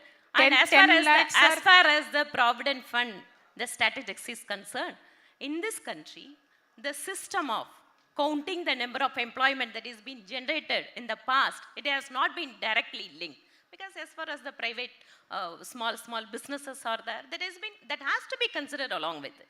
But as a whole, what about farmers, madam? What about farmers? Farmers' yes, income farmers. kab tak double hoga? Yeah, double you just imagine, madam. See the farmers, as far as the supply of fertilizers is concerned, the farmers' insurance, Kisan Samman Nidhi, without anybody's help. Now our farmers, they need not go and wait in front of the Tahsildar office or VS office. Directly they are getting their share. Whenever Prime Minister is giving it in Delhi, within a minute they are getting it in their account. This is the digital transformation that has been happened in this country. Only one question, ma'am. Kisan Samman, Tamil Nadu mein, how many farmers did you start with and how many farmers are getting now? That is for your responsibility, ma'am. Tamil Nadu, you please, because in my own constituency, BJP is PM not Kisan, in power. 50,000 farmers are taken away this year. Yes. That's Nidhi. I don't know why. There is no parameter. Madam Kavita ji, it is not only about taking off. See, after linking Aadhaar with a beneficiary, whether it is a gas cylinder, whether it is a Kisan Samman Nidhi, whether it is a ration, everything now, whoever is deserved, the things that they are reaching to their hand, only the people who are deserved to receive that. So that is the difference that you have to see it. Whether it is a number decreasing or number increasing, it is not a matter. Whoever is deserved, whether they are getting it or not, is the issue. I'm quite surprised that Gaurav hasn't intervened and said, all this I started. We did it in UPA. No. You are taking credit for that. I don't have habit in interrupting in between, but I asked one question to ma'am. She had not responded. It's okay. But I'm okay because if she will share that data, the entire argument on which her premise is there, that need is gone. So I don't expect also answer. But when she shared the data, that international bodies, few data is shared, if those bodies, ma'am, assume, give slightly good data, then in entire Chennai, there will be, thank you Modi ji for this, thank you Modi ji ka dhanyavad. Already And Chennai it is has there. given, thank you So Modi ji. You are not answering my question. And second point, ma'am, had you seen a typical nature of our honorable Prime Minister? That things which he is having fear, he will not take the name of that. When there was on our side of LSE, China was there and is still there. Prime Minister had not said in any international forum the name of China. Now, because of Adani, in last 7 days, State Bank of India and LIC lost 1 lakh crore of market cap. People are struggling with the money. The entire market is not able to come out of that. Small investors had lost big money. Prime Minister is not making Adani's name. Are Pradhan Mantri ji, no need to fear. We are with you. Adani can't touch you. We are with you. China can't touch you. We are with you. Take the name. Take the name and ask the appropriate questions. That why 84,000 crore rupees of loan is given to Adani ji. This is not your AICC munch, so you can't throw the barbs at the Prime Minister here. You were asked to categorically say what will help you win the election and whether opposition unity is possible. Our time is up. I think we have given all of you... Modi ji will only help us win, ma'am. Modi ji will only help us win. Modi ji's wrong policy will help us to win the election. Is there anybody wants to, since I'm hearing a lot of clapping, any question, one or two questions we can take. Time is up and yeah. Ma'am, this question is for, excuse me? This question is for Kavita. We were seeing the images where you were sitting in the car I think CBI was taking you for, interrogation. We didn't know what really happened after, whether you were removed forcibly after that, or we didn't see that, because it was flashed all across, and we were really worried. We are really concerned that is it What's the way the question, sir? What really happened after that? You were sitting in a car where your car was... CBI came to my house, sir. You please sit down, I'll answer. CBI came to my house because Modi ji wanted CBI to come to my house, sir. Not only to me, to my 4 MPs' house, 5 cabinet ministers' house, 2 or 3 MLAs' house also, CBI, ED both came. And it is a well-known fact, sir, wherever there is an election, before Modi goes there, ED goes there. So it is a basic funda. There's nothing new, sir. I'm very fine because I've done nothing wrong. So are most of the opposition leaders who have done nothing wrong. ED aayega, yahan pe bhi before Tamil Nadu elections, ED came, CBI came, and it will go away after elections, sir. So don't worry, I'm fine. Election Telangana mein ho jayega, to ED bhi chala jayega. Thank you so much. No, I think Vasanthi, she can give a reply to that, but you can't, there is a investigation. This is going no on. debate, ma'am. This is to be questions. No? Okay, one more question. One more question. Ma'am here. Ma'am, I'm Manoj Prabhakaran. My question is, in the last year, during the monsoon session, there is a report submitted that in the last 5 years, more than 400 people, manual scavengers' death has been reported in India. I don't care it is the India government or UPA government, any party maybe. But in 2013, the act was passed, Prohibition of Employment for Manual Scavenging Act.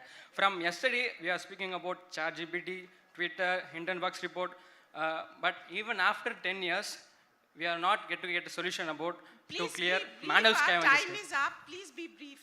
Okay. You have finished your asked your question?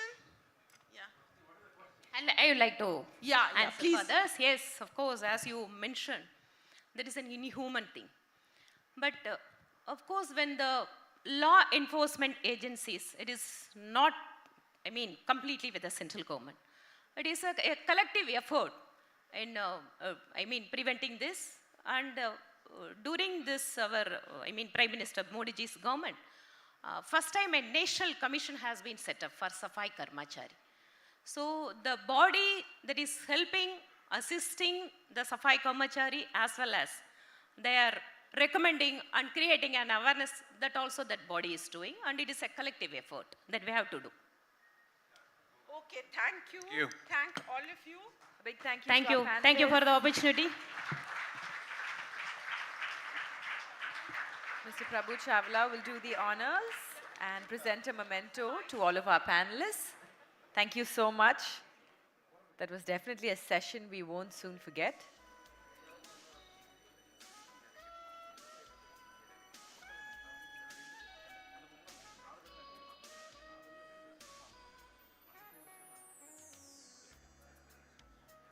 So big round of applause for Ms. Kavita, Ms. Vanati Srinivasan, and Mr. Gaurav Vallabh. Thank you so much for that session. And Mr. Chawla, we request you to remain on stage as you are the chair for our next session.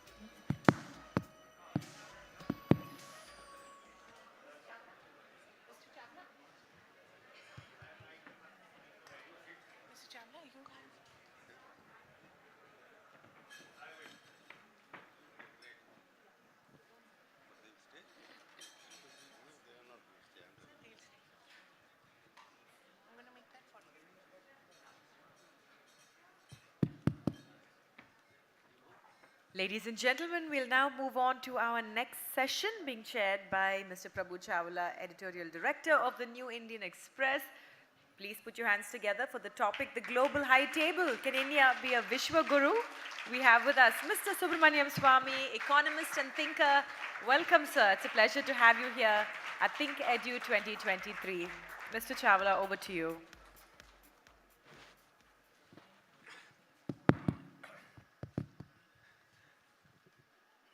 This is the only session I am moderating, and I'm afraid of moderating it because the person sitting next to me, I don't know, because he himself is a Vishwa Guru or Vishwa Shastri or whatever.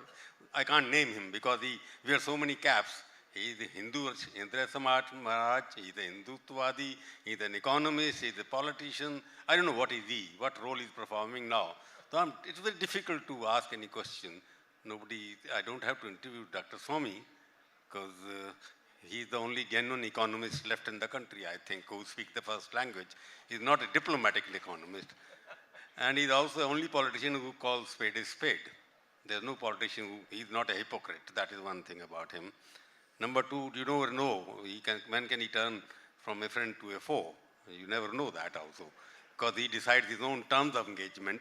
His terms of engagement decides his friendship. Today is my friend, tomorrow he will be my enemy if it don't work according to each other. So it is a very unpredictable personality and which is good. Therefore, he looks very young and biographically he may not be that young, but mentally and physically he is very young now. And we have called him today. The topic is what they call global high table. Can India be a Vishwa Guru? Because the new terms are being created these days, every day. As the panel were discussing, we are a Vishwa Guru or Vishwa Neta or whatever we are being defined. But one thing is, which I know Dr. Swamy will give a different interpretation to that. India is definitely much better in global sense. Our recognition much better than it was many years ago. India is on the high table. There's no doubt about it. I'm not saying about individuals, because India as a country, it definitely, we are all proud of. India today is much more better recognized all through the world, whether it's an economy, as a political stability or financial stability. So I would like to know from Dr. Swamy now, because he was one of the most admired person of Prime Minister Modi. I don't know who discovered whom. I don't know yet. Whether he discovered Prime Minister Modi or Modi discovered him, brought him into party and made him the Rajya Sabha member. So are we part of the global high table where we can dictate terms now? When Russia is fighting America, China is fighting America, everybody fight, because he knows Americans very well, he knows Chinese very well, he knows India much more than all of them together. So he's the master of all. I won't call the jack of anything, but he's the master of all and jack of none. So let me ask him, Dr. Swamy, what do you think is happening in India in terms of, is Hindutva going forward? In terms of globally, are Bharat going forward? So there is a Bharat becoming the world global leader and India Indianized becoming Bharatiya. Over to you.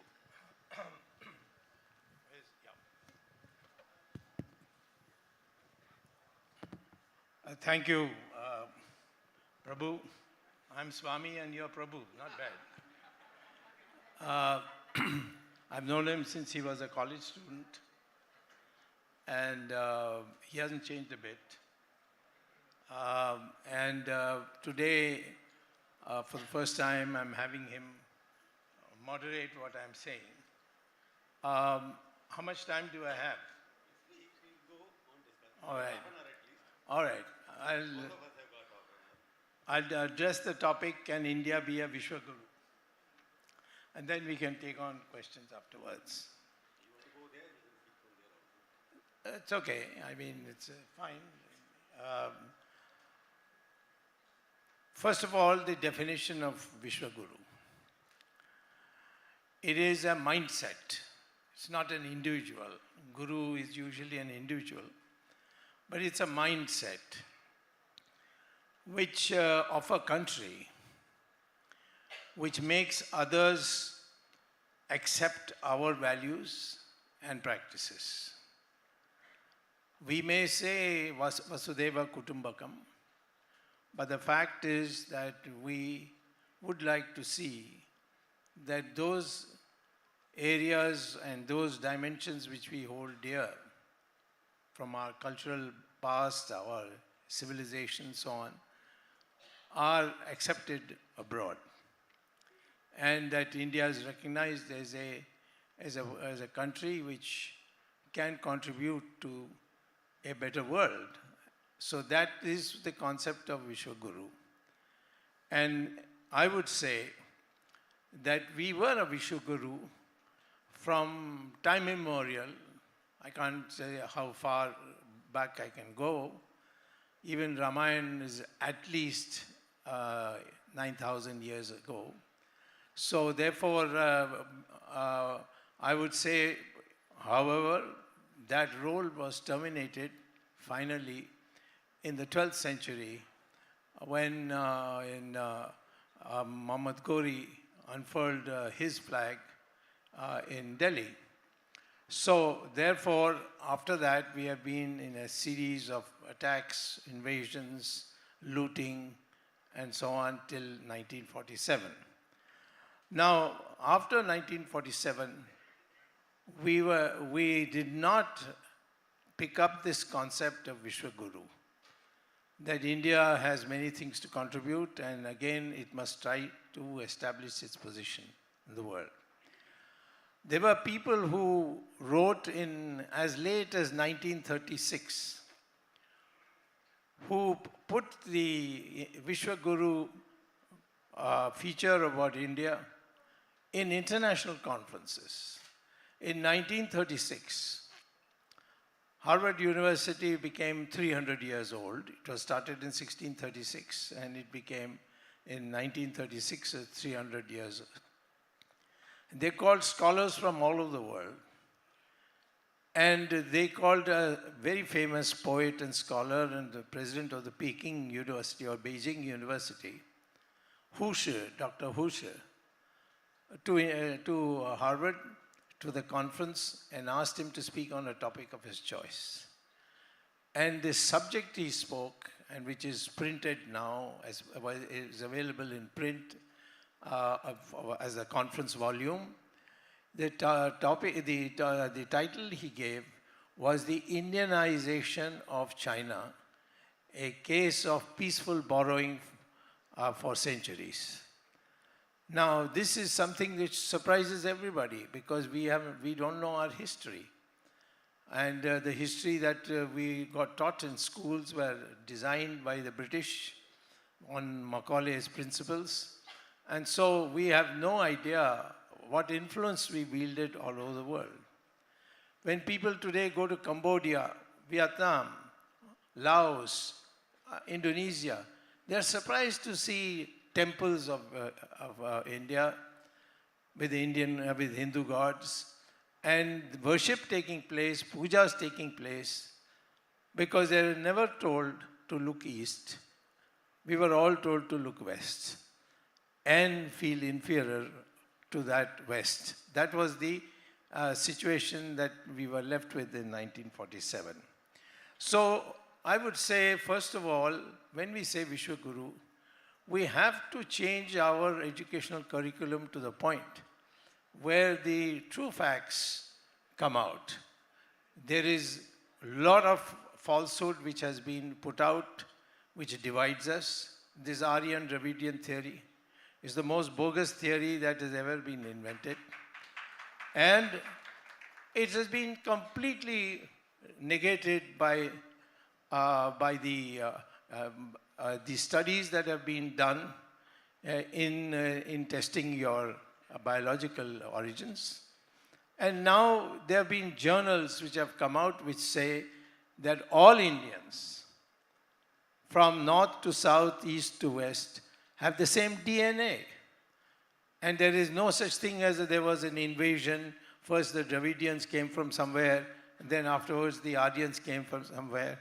In fact, if you trace the word Dravidian, it can be traced to Adi Shankara, who went from South India to North India, persuading people to give up Buddhism and return back to Hinduism. And in his case, when he was in Bihar, he was asked who he was. He said, I'm Dravida Shishu. And Shishu means, of course, a child. But Dravida, he explained, is where the three oceans meet, which is Arabian Sea, Bay of Bengal, and the Indian Ocean. And he said that portion is Dravida, Travid, as he explained. So the word Dravida comes not as a question of race, but as a regional, that is South India. Unfortunately, it has been foisted on the Indian people, and a section now think that they are race apart because they are Dravidas. And I don't think that with this kind of brainwashing that has taken place in the past, we can be a Vishwa Guru. So we have to get at least to learn what the true history of India is. So I would say today the question will be, can we regain the Vishwa Guru status that we had in the past, and what we have to do for that? Now, there are today indications that the international opinion of India is changing. And they are beginning to give India not only the current state in terms of its current status, but India is also being, its history is being revised in a very slow manner, but it is being revised. I noticed that as far back as 2009, the editor of the Newsweek magazine, which is an American magazine, had an editorial article in Newsweek saying, headed, we are all becoming Hindus. And I was very surprised. You can get it in Google if you go and type, her name was, the editor's name was Ann Miller, and say Newsweek 2009. And you'll get from the internet the article. And what she says is that there are so many concepts of Hinduism that we have now begun to accept. The one that caused most furor was when she said the Hindus burn their dead people who die, they burn them. That's the most scientific thing to do, because their theology says that a body is only like the cloth you put on your body. The soul is something that travels without the body. So therefore, she says, look at when you come from the New York airport and come to New York City, how many acres and acres of land is now under the graves that have been put in. So the land which is should be used for other purposes, housing and other such things, is being used for graves. And these graves are very old. People come even now, generation after generation. But the truth is that is not a concept that is scientifically viable. And therefore she says this is a Hindu concept and we should accept it. Like that she is given. That began in 2009. Now again, if you go to Google and type St. James School, London, and Sanskrit, you will find something. You will find very, if you have not done it, you have not seen it, then you will find this, what I'm telling you is unbelievable. In that is a news item which is an interview with the principal of a very prestigious school in London called St. James School. And the principal is asked this question: why is it that you require children of the ages of 6? And it's an all-white school. He says, why do you require children of ages 6 to 11 every morning for half an hour to recite Sanskrit shlokas? Not only they recited Sanskrit shlokas every morning in school, but just now when Prince Charles was coronated, there was a group from the same school which recited Sanskrit shlokas during his coronation. Which I don't know how many of you were able to see it in the media, but I'm sure that if you had seen it continuously, you would have seen that too. Now, the principal is asked, why are you doing this? He says, I have come to conclusion after my study that if Sanskrit shlokas are recited by children of the ages of 6 to 11, every morning, then their brain development is much better than the brain development of other children who don't go through this. This is something which, again, you should look at.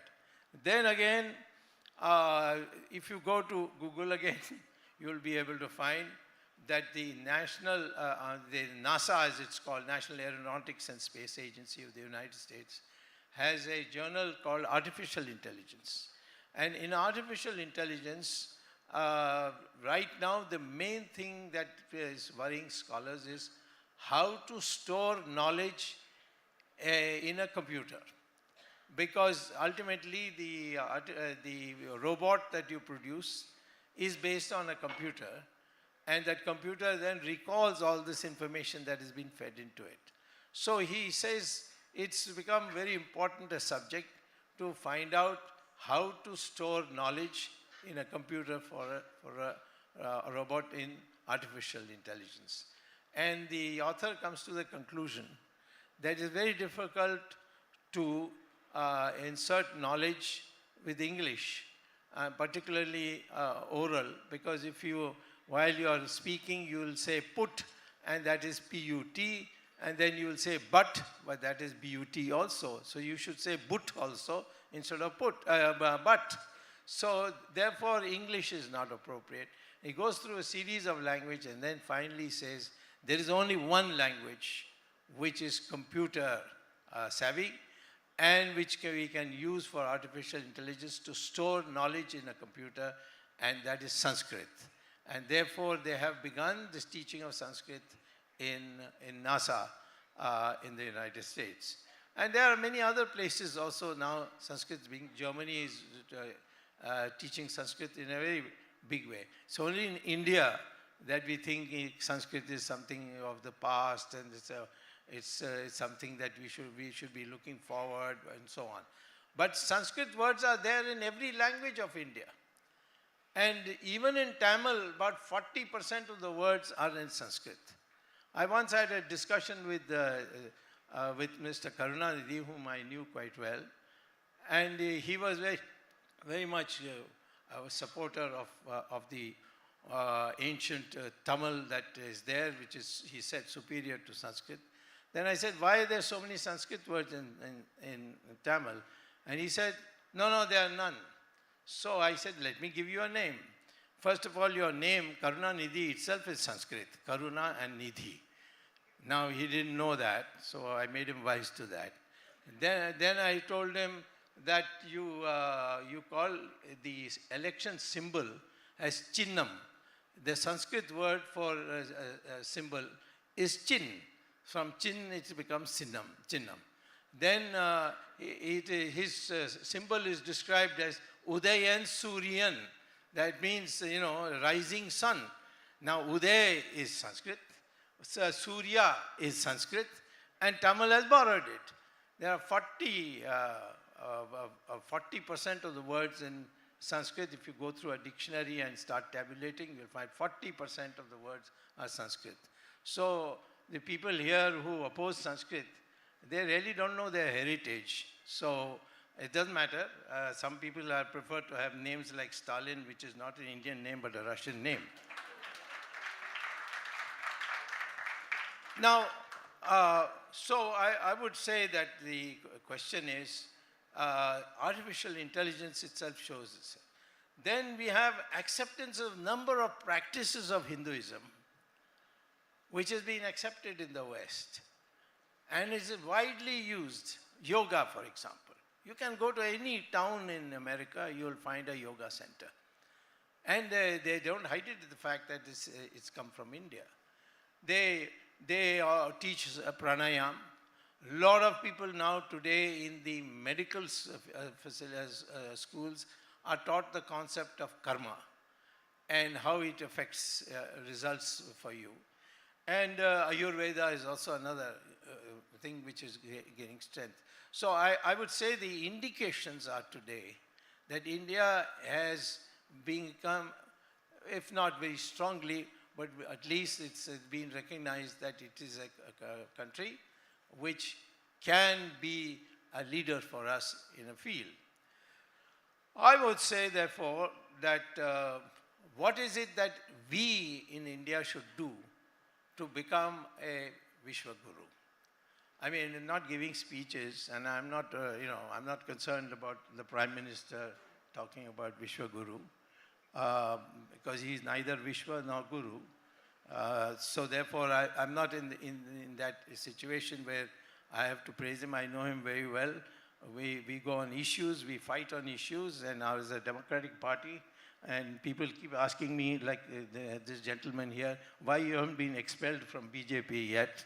So I tell him this is a Democratic Party, and you're not used to Democratic parties, I think. So therefore, in issues there can be differences. And I would say there's a very strong difference with me and Mr. Modi on the question of the economy.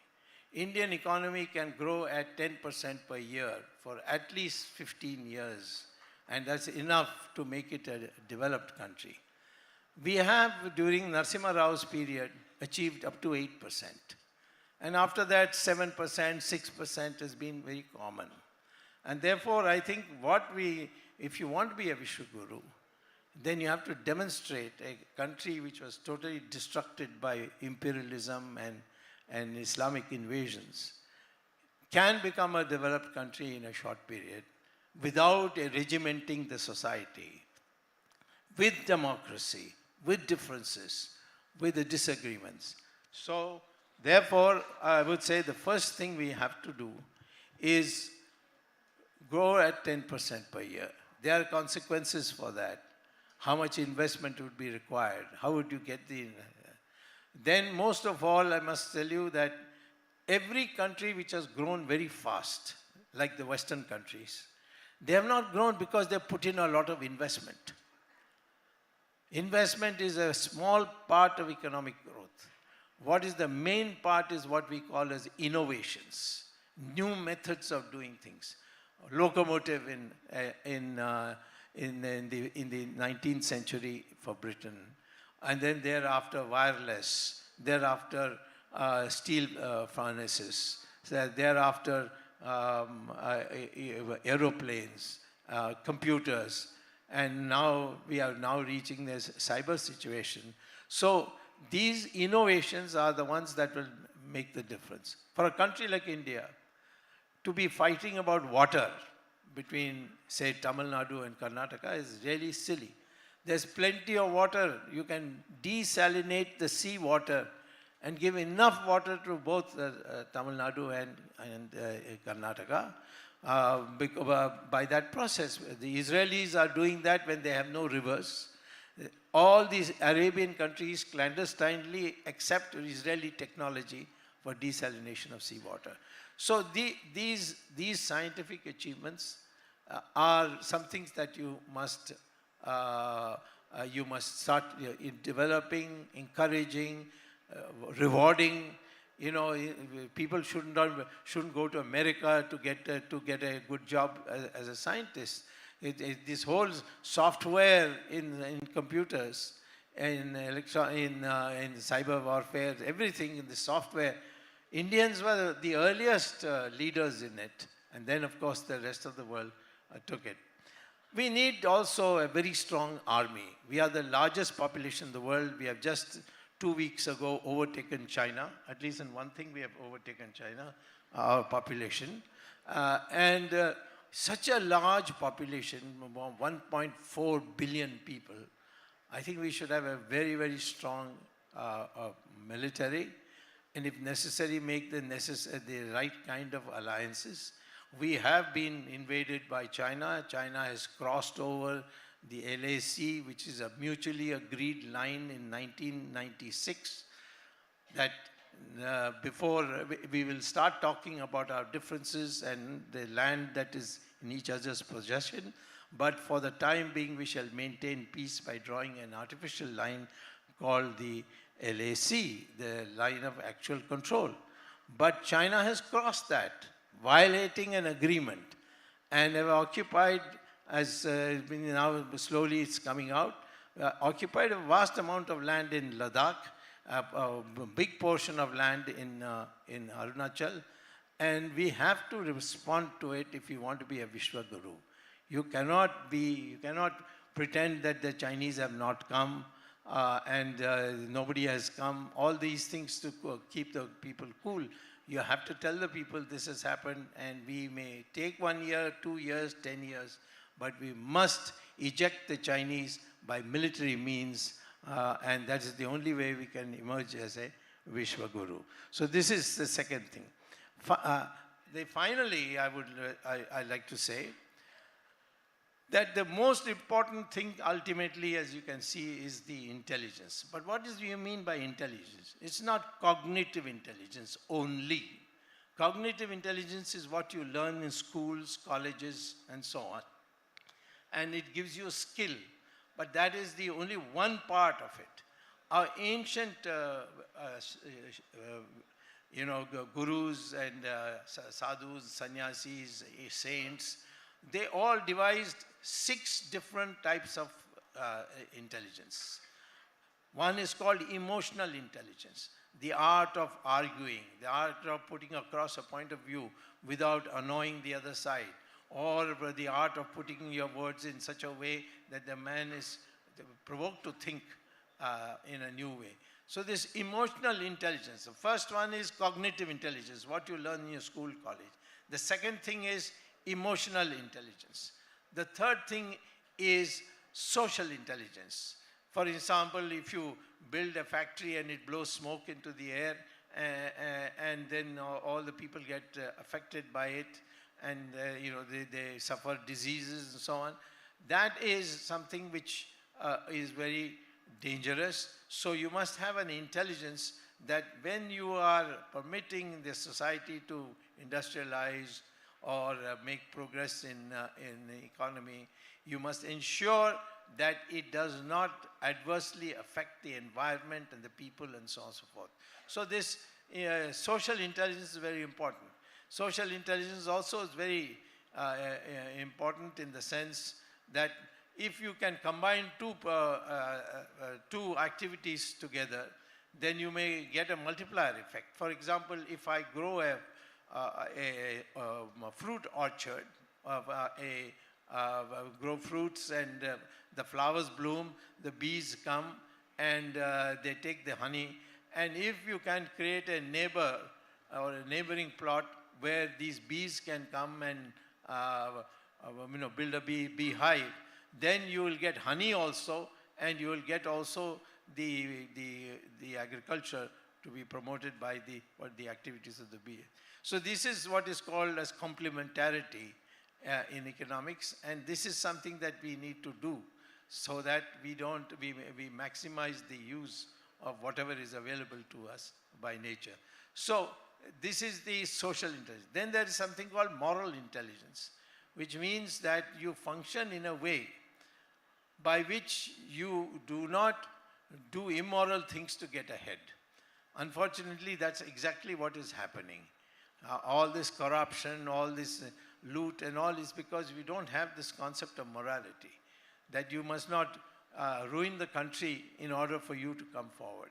So the ability to interact is something which is very, very important, and that should be such that you may compete with somebody, may try to get ahead of somebody, but you don't do it by harming that person or cheating that person or using the powers of the state to put him out of action and out of competition. So this is a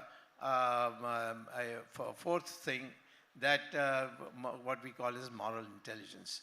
The fifth thing is called spiritual intelligence.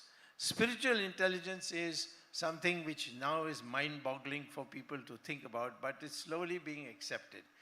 It is believed that, and it was believed by Shankaracharya and all the people who became later as his chelas, that all the knowledge is in the biosphere, that is that area surrounding the earth. And if you are able to train your mind, and that is why these shlokas are so important, so that your brain has a wireless communication with the cosmos. That is where you get the maximum knowledge. You can download the knowledge from the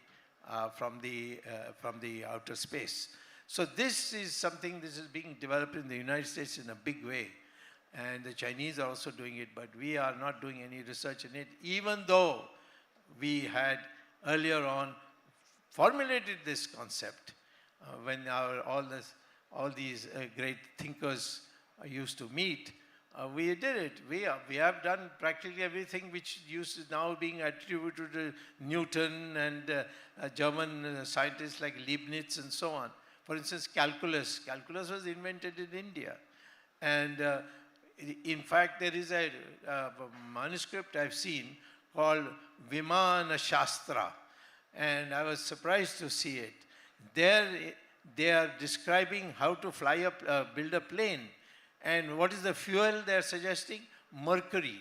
So I asked a scientist that can mercury be a fuel for an aeroplane in the future? He says it's a long time in the future, but it is something that is being studied. When you say that Rama came back to Ayodhya on that Pushpak Viman, and the Ramayana text itself says that the fuel was mercury. Today you can imagine, we have forgotten all about it. Even the world didn't know about it. It's only now in the research stage. So in that sense, the spiritual thing is very, very important, and particularly the fact that if your mind can connect with the cosmos, then that is where all this japam you do in the morning, all the prayers you do in the morning, all these are aimed at making your mind connect with the outer space. So we will become a new kind of human being. So these are some of the things. There are other intelligences also, like environmental intelligence and so on. But these main five can shape a new Indian, and that new Indian can then can lead the country to become a Vishwa's Guru, where everybody will come running to us to learn. Like they're coming running to sit with our gurus here. You go to any of our sadhus and sannyasis who have got some reputation, you will find lots of foreigners wanting peace, how to get peace. And they are being taught how to get peace. So the same way you will find in all these other areas also, we will be able to attract the whole world. The world and a large country like ours becoming a Vishwa Guru is something that is very much within our reach, and this question is how we reach out to it. Thank you very much.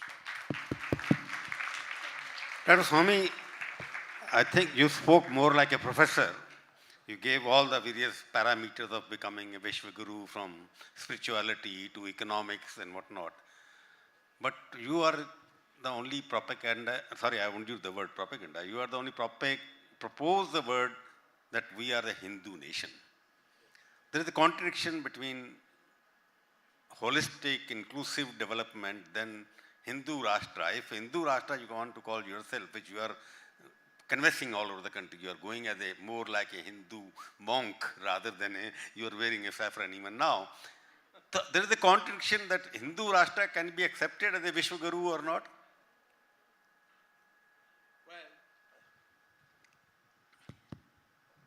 If you go by history, we are Hindus. As Hindus, we made the progress, and nobody else made the progress we made, and most of them copied us in the beginning, and then after suppressing us, they made whatever progress they made. So I won't go into the question of Hindu. It's not a religion that we are talking about. It's a way of life. It includes a religion. It's not just a way of life. We say all religions lead to God. Is there any other religion in the world which says all religions lead to God?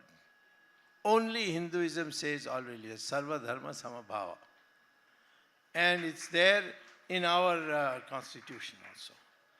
So why should anyone object to, and we are 80%. India in population is 80% Hindu. And we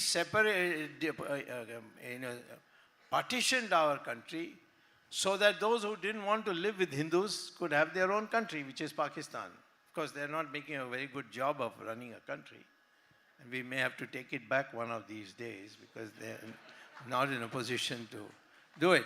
But the fact is, Hindus are the most known. I mean, I'm not talking about riffraffs and gundas and thugs and so on who have to be dealt with in a very strong way. But internationally, nationally, Hindus are the most tolerant people if you are a genuine Hindu. Professor, I'm a little confused about it because I've been raising this question for many years in my mind. Hindu way of life or Hindutva, Hindu Dharma is the ancient, which is not known. I'm a little worried why it was known as Bharat and not Hindu. Of course. So what is the difference between Hindustan, which was the Urdu mixing of that? No, there's no Urdu. Why we still call India, that is Bharat? Why not calling it Bharat, which means Hindu? I'll give you a shloka from Rig Veda, which says that he from Himalaya and Hindu from Hindu Sagar, what lies between is what is called as Hindustan. It's there's all this that the Arabs brought this word, or they couldn't pronounce Sindhu river, so they called it Hindu river because they, instead of sir, they use her. All this is but nonsense, you see. What is the difference between Bharat and Hindustan? The difference is that Bharat is the concept of our republic. And we've given the name of a king who first brought this whole idea that my children need not become kings. If you find the best person better than my children, then they become kings. And so he himself chose somebody who was not his child and made him a king. So we have named the country as Bharat in honor of him and to represent the concept of a republic. Whereas Hindu and Hindustan it describes the nation as a people, that these are the people with these beliefs. And these beliefs are of course multidimensional, but they are beliefs in which we also say that all religions lead to God. Sarva Dharma Samabhava. It's there in the constitution. I'll ask you the last question before I disperse. Do you think the Vishwa Guru concept which your party is talking about, you're still a member of the BJP, I assume so? Well, I'm a member of the BJP till you throw me out, and I don't. And you won't be able to. No, I am because my support is very, very solid. So in the party. you're supported to the cause. You are only, infatuated by the individuals in the party. So, I'm not. So I'm talking about Vishwa Guru, the concept they are talking, the party is talking, that we... Party is talking of whatever Mr. Modi says. They don't apply their mind. The crowd that is surrounding Modi... They are linking it with an individual. Vishwa Guru. That's wrong. It's got nothing to do. The concept of BJP it has got nothing to do with the individual. It is a concept, as I told you, of what we are. It's not a question of who Modi is. That's not got nothing to do with it. Well, flatterers are there who do this, and Modi would be making a mistake if he thinks that he can run the party or take the country forward based on people who are mediocre, because he has chosen his cabinet also on the basis of mediocrity. He has implemented the Hindutva agenda. He has got the three... No, he hasn't implemented. He's got the Ram Mandir going on. No. I'll stop you here. 370. He opposed Ram Mandir till the end. he got his friend Mr. Gurumurthy or his Chela, Mr. Gurumurthy, to even present a petition while I was arguing in the court that the land which Narasimha Rao had nationalized so that we can build a big Ram Mandir, that land should be returned. It was rejected by the Supreme Court and it never got any publicity. On Ram Setu, it has to be declared as a national heritage monument. Every day, every week I have to go to the Supreme Court. Supreme Court then asks the Solicitor General. He says, oh, we are working on it, we are working on it. Therefore, last 8 years he has not done it. But the impression that No, wait a minute. All the temples of Uttarakhand were nationalized by the Uttarakhand BJP government on the direction of Mr. Modi. So don't say he's a Hindutva man. But he's the most popular among them. That is a different matter. You see, even Hitler was very popular. That doesn't make him think. I am saying that as far as Hindutva is concerned, Modi's contribution is zero. What do you think? What is the future of Professor Swami and Modi, both together? Well, he's an old friend of mine. I know him since 1972. When he was in the Vidyarthi Parishad. You were also in the Vidyarthi Parishad. We were together, both of us. Yeah, that's why we quarreled. I have no personal differences with him. But I am against the policy to keep silent on China. His economic policy is a complete rubbish.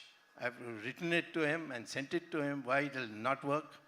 You may say India is a world leader, 6.5%. You will say it before the budget starts. At the end of the budget, you will forget what you said and you will give a new number. I can tell you, if you want to see the true statistics, the GDP, which was at 8% in 2015, has come down every year. And today, if you take the average between 2019-20 to 2022-23, you will find that the graph is down. Call any economist, you call him on this as a platform, and ask him to debate with me. No one will come, I'll tell you, because they know what will happen when I... What do you see him in 2024? Huh? 224, Modi is baar 350 par. Modi, what about 24? How can I say what is going to happen 24? There are so many actors in the BJP, there's RSS, I don't know what they are thinking, they won't also disclose it. Then there's all these Bharatiya Mazdoor Sangh and Vishwa Parishad and so many things, you see. But they will win or not? Huh? He will win or not? BJP will win, that I'm 100% certain. There's no challenge to BJP. But who will be Prime Minister, I can't say. Thank you very much. That BJP will decide probably. Exactly, BJP will decide. And the BJP is Modi now. That's what you see. See, the main problem with us is that outsiders are more sycophantic than those inside. Thank you very much.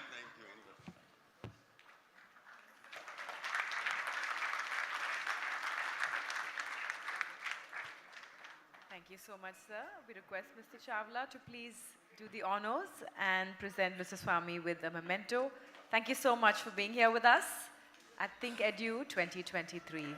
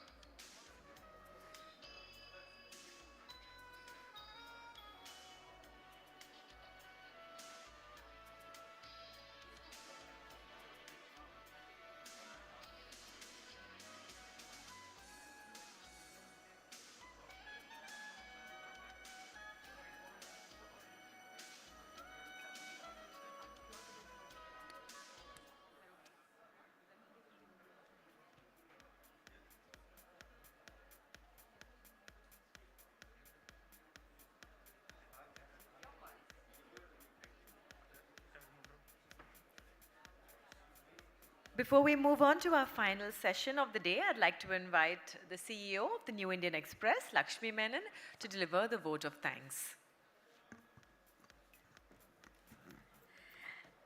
As we near the end of this wonderful edition of ThinkEdu, a big thank you to our audience for making it so special year after year, for coming out here cheering for us.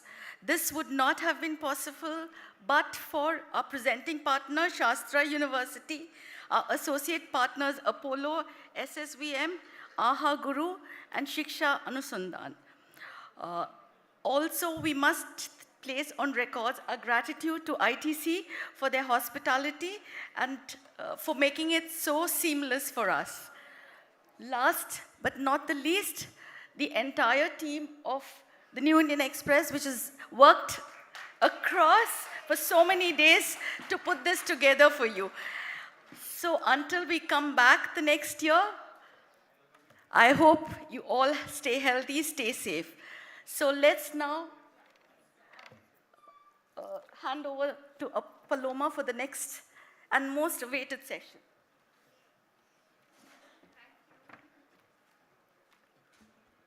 All right, we'll move on to our final session of ThinkEdu 2023. If we could have everybody take your seats. I think a few people are outside.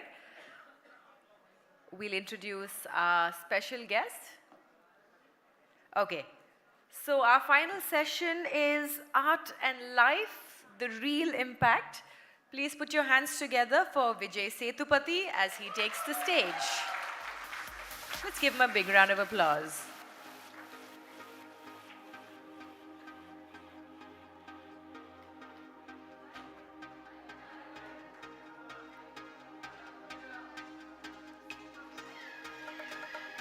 Okay, konja nalla kai tatla. Okay, let's give him a big round of applause.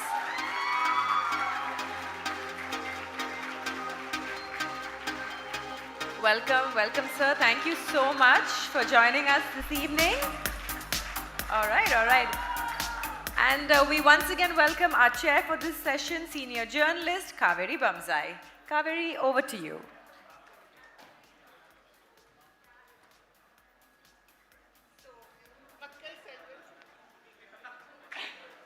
What a pleasure it is to be here. I must be one of the most envied people today in Chennai. I'm very happy to be in this position because I have the honor of interviewing you. So thank you so much for coming. Thank you. So I have also had the honor of watching Farzi, which is just released on Prime Video. I got an early screener. And I have to tell you, it's one of the most amazing performances. He plays Michael Vedu. Michael Vedanayagam. Who is a super cop, an encounter cop who has fallen on somewhat bad days, but he is determined to hit back and catch this gang of counterfeiters. And he has this wonderful relationship with the minister who keeps speaking to him in Hindi. And there are a couple of dialogues which Vijay has really funny ones where, this minister is saying, if you don't do this na, tumhare department ko main nishkasit kar dunga. And Vijay, with a straight face, says, what does nishkasit mean, sir? and the minister says, minister ko translator bana ke rakh diya hai. This is terrible. So there's lots of fun in it. He's constantly smoking, constantly drinking. What was that experience like? You mean constantly smoking and drinking? Constant smoking and constant drinking. It's not good for health. Hi. Lots of young people, please don't smoke and drink the way he does in this series. So I'm here example for what? What not to do. My English is very bad. No, it's perfectly all right. We all understand. Speak in Tamil, I'll understand. So Tamil, you understand? Yeah. I mean, I'll try. Okay. Yeah. If she can't understand, somebody translate. Yes, okay? please. Please help me. Yeah. So உங்க எல்லாரையும் சந்திச்சதுல மகிழ்ச்சி.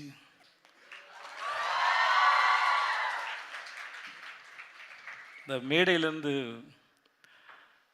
பெரிய வரம் என்னென்னா, நம்ம எதுவுமே பேசாமல் எதுவுமே பண்ணாமல் சும்மா எதுக்கு பார்க்கும்போது சிரித்த முகங்களாக இருக்கீங்கல்ல, அது இந்த ஆர்ட் எனக்கு கொடுத்த ஒரு பெரிய blessing. Thank you so much. Thank you. நான் இப்போ தான் ஷூட் முடிச்சுட்டு வரேன். நிஜமாகவே செம்ம டயர்டு. உங்களை பார்த்து ஒரு பெரிய எனர்ஜி கிடைச்சது. Thank you so much. Thank you. I have to tell you, the only reason he agreed to come here today was because there are a lot of young people in the audience, and he said he wants to meet them, he wants to talk to you. So I'm not going to ask too many questions. I will ask the audience to ask questions as well. But I wanted to ask you about acting, and you know, this whole idea that it's about the box office and how much money the movie makes. It's not, right? It's about something that comes from, as you said, dil se, dimag se nahi. Talk a bit about that.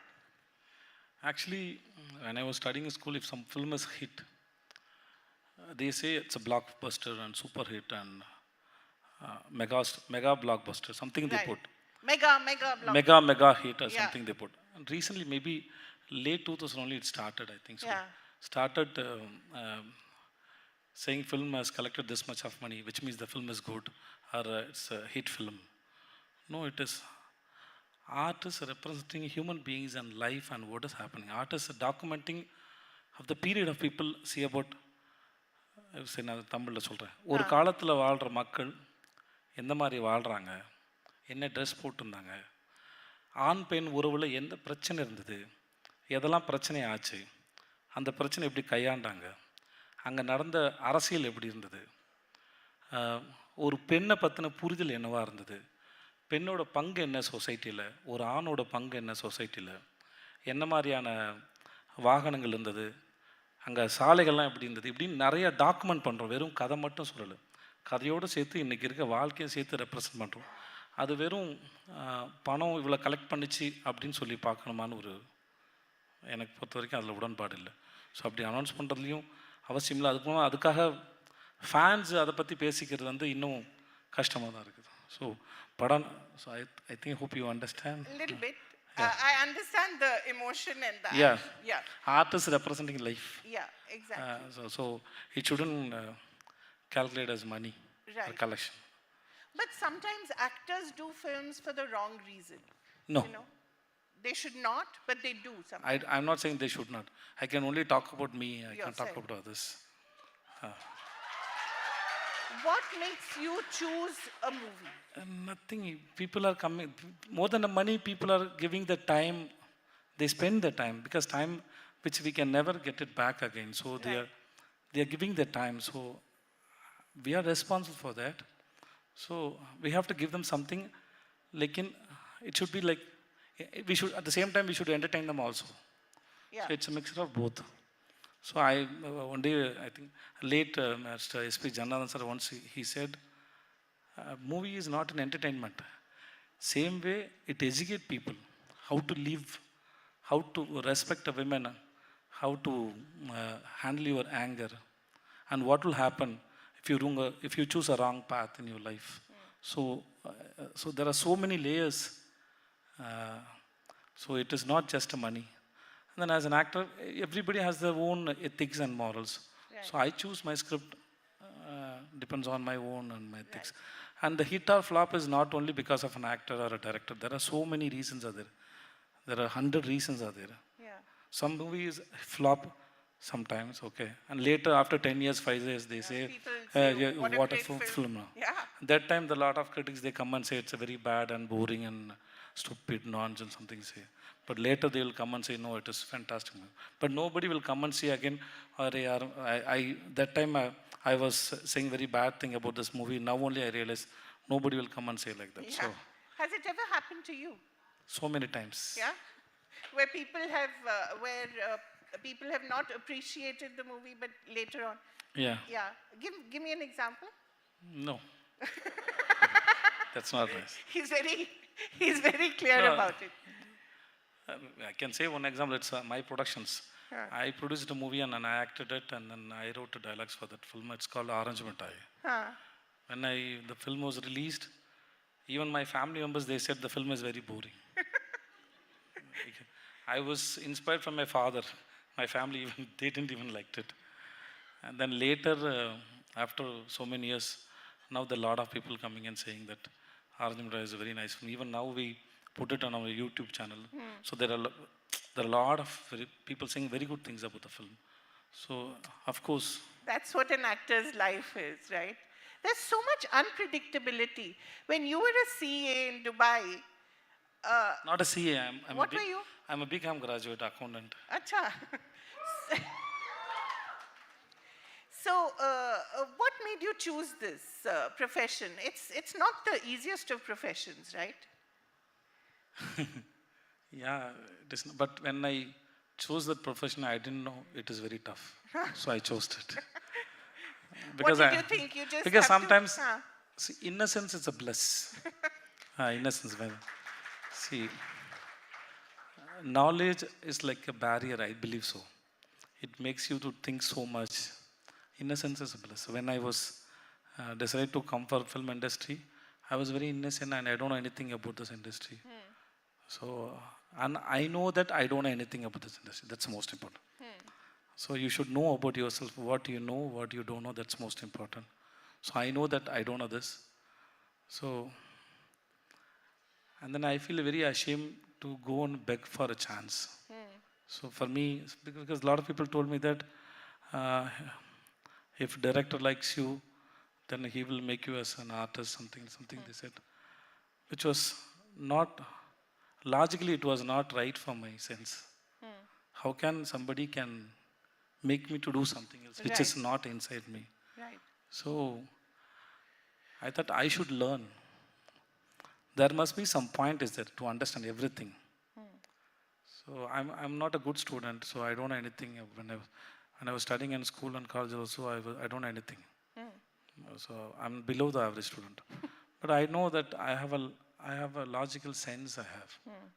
That's what I know about myself.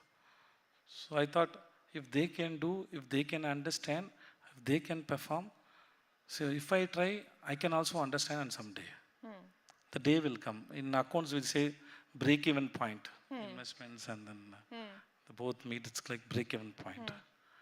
So that break-even point will happen one day for me. I expect that. It happened. I don't know. It is happening, I think so. What happened? What was the break-even point, you think?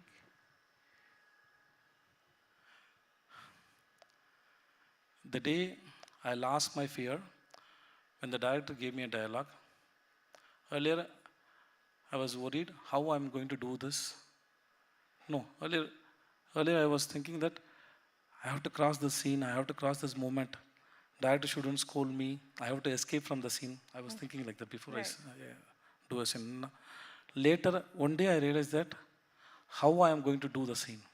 That is the change. Break-even points, because now how I'm going to approach the scene. Right. That happened. That fear is gone. Right. So that is the break-even point. Then I started learning from everybody, every moment, not only from actors. Yeah. I suppose everybody, whoever I meet, You whatever observe happens. them. You observe them. Yeah, I observe subconsciously. Because conscious means it will ask you to hold it, memory it. That's not, you can't memory everything. But subconscious, if you observe, no, that will become your habit, that you start practice it. That's, I believe that.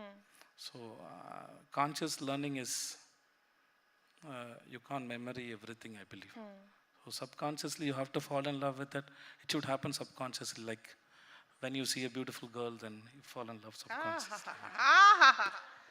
I'm sure a lot of young people relate to this bit No, of... fall in love doesn't mean it's only for young people. No, don't say like that. Well said. Love is the greatest gift from the God. So Wonderful, yeah. wonderful. You know, talking about love, when I saw you in Super Deluxe, Shilpa, she's so attractive. How did you create that? Create that Shilpa. I mean, when she's putting on the, I'm sure you've all seen it. When she's putting on the sari, I've never seen anyone put on a sari with so much grace and perfection. Really? Yeah. Thank you. Did you have to practice a lot? Yeah, I practiced a little bit. Yeah, I practiced. And then actually, Shilpa, I have to, as a credit, everything goes to Kumar Raja. So he's one of the greatest person more than a director, he's greatest personality person. So I respect him so much. I love him a bit. Okay. So Shilpa, because we had a freedom that I don't need to observe anybody to do Shilpa. Because the characters, he was a guy, then he became a transgender. Right. So I try to feel that feminine inside me. So if I become a girl, what are the feel I have? What will you feel like? What will I feel I have? So we practice like that. Because it was for a very short period. Because feminine is very attractive actually. It was very dangerous. Why was it dangerous? Because maybe I may change that body language, maybe it may come to me. Because we shot for 25-30 days. It's really serious. And walking like that and always carrying yourself. Right, in that way. And that way. I felt, I don't know about that, how girls they feel, but I felt being a female, I always carry myself. So the way I see Shilpa. So beautiful. So I learned a lot from Shilpa. So every time when I play a character, I teach to my character. Whatever I know, I teach them and they will play, which means me and my characters. But when it comes to Shilpa, Shilpa taught me so much, then I listen to Shilpa, then I perform. That's what I feel. Yeah. I feel like. But you didn't get her right initially, right? You had to work on her. Yeah, that's not easy, no. Yeah, if it was easy, everybody would do it. So in first take itself, I think I did 50. The coming out from the car, no, it's 50 takes, more than 50 takes. I don't know. Wow. So working with Kumar Raja, no, that it's like he knows what he wants. So I don't worry about whether I'm doing it right or not. Right. Until he says okay, I'm okay. So I never had that pressure that I have to impress my director, first take, second take. Actually, that's not good for the art also. Right. So we keep trying to give something better than the earlier. Yeah. Do you watch yourself on the monitor? No. Never? I actually, past 4-5 years, I'm not even watching my film also. Really? Why is that? I don't like my performance. I'm not trying to be humble. What is he saying now? Seriously. I went to master, I watched it till interval block, then I came. I didn't watch the balance film. I think most of films, past 5 years, I don't know, I feel very shy to watch my performance. But Vikram Veda, I mean, the kind of swagger you have, I mean, and the way you talk, and your conversations, you know, I mean, there was, watching it, there's so much joy in the words, you know, the ability to use words like that. Vikram Veda is, it's a fight between two ideologies, not the fight between two persons, people, not two people. And then for Vikram, his ideology is from the law. For me, I'm creating my own ideology and I'm the one who own it. Yeah. So I should have very good command over it. So I own it, and then how to say that? நான் தமிழ்ல சொல்றேன். Okay. எனக்கு லெவல்ல இருந்தா நானும் தாக்கு பிடிப்பேன், சொல்லுங்க. I think I can understand. Vikram Veda பொறுத்த வரைக்கும் என்னுடைய தர்மத்தை நான் தான் பேசினேன். ஸோ இந்த சென்ஸ் வேதா தான் பேசுது தர்மத்தை. ஸோ அவனோட தர்மத்தை அவன் பேசும்போது அவனுக்கு ரெஃபரன்ஸ் பண்ணுறதுக்கு எந்த புக்குமே இல்லை, ரெஃபரன்ஸ் பண்ணுறதுக்கு எந்த புக்கும் கிடையாது. அவனோட புக்கை அவன் தான் எழுதிக்கிறான். ஸோ அதில் இருக்க ஒரு கான்ஃபிடென்ட்டு, அது அவனோட கிங்டம் அது. ஸோ அவன் தான் ரூல் பண்ணுறான். அவனுக்கு யாரும் இதுதான் தர்மம், இந்த தர்மத்தின்படி தான் தண்டனை கொடுக்கணும் அப்படின்னு யாரும் சொல்லலை. ஸோ அதில் ஒரு பெரிய கமாண்ட் இருக்கணும், அவன் லைஃப்பை பற்றின அண்டர்ஸ்டாண்டிங் இருக்கணும். அவனோட philosophies அவன் தான் பேசுகிறான். So it's about life. So நீங்கள் லைஃப்பை புரிஞ்சுக்கிறதுக்கு to understand life you don't need to be a great personality. Anybody can understand life if they can watch it intensely. Yeah. Yeah, that's all. In 96, your character, Ram, he goes through such a long period, and there's love, there's loss, there's longing, so much of all that. How did it affect you? It's such a beautiful lyrical film. One of my favorites. Ram is a very simple person. He's very simple. Yeah. He was in love with the girl, and still he is in love with that girl. And he don't have any other diversion or anything. He fixed with that girl. Yeah, she got married, okay, no problem. So he's very cool. And then whenever he meets Janu, he's going back to that old 10th standard kid. Yeah. So still he is same. Still he sometimes, so we have that 16, 17 years, we have that bubble, when we fall in love, Yeah. Still Ram have that bubble, and that is only for the Janu. Right. And that's the sweetest part, and I enjoyed it. And yeah, so innocent. So innocent, so pure.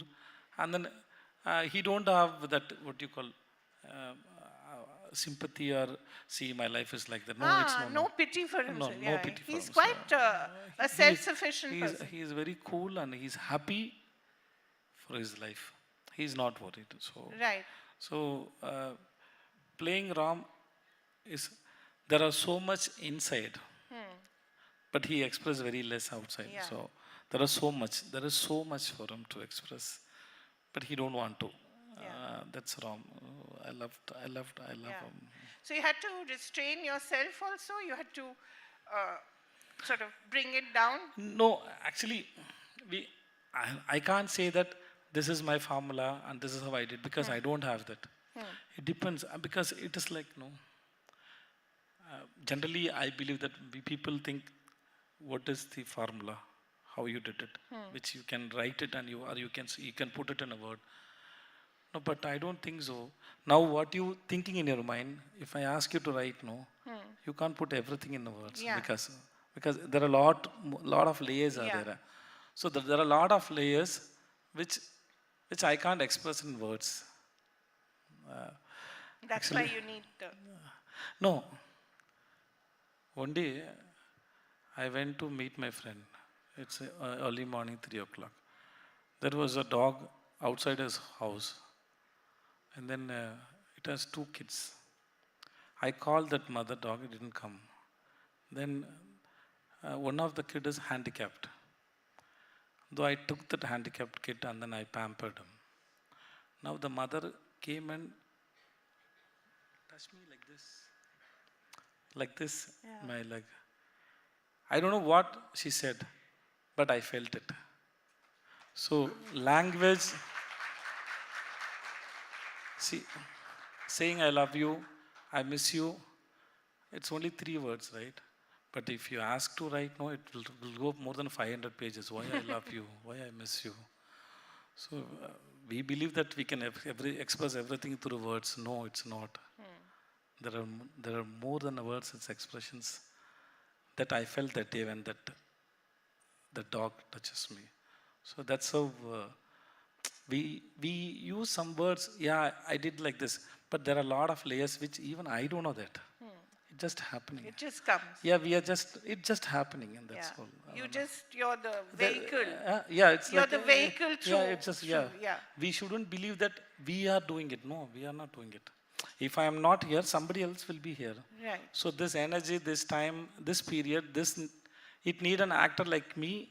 So it is not me. It need an act like me. If I didn't do my work or something, if I didn't try for film or something, somebody will be here. Somebody will talking to everybody. So it should happen now with both of us. So we both are representative only. So it's not we are. That's what I believe. It's not. That's a great way of looking at life. I think it keeps you very grounded and it keeps you very real. Doesn't it? Yeah, it's not about me. That's what I mean. It's not Yeah. about. It's not about me at all. Right.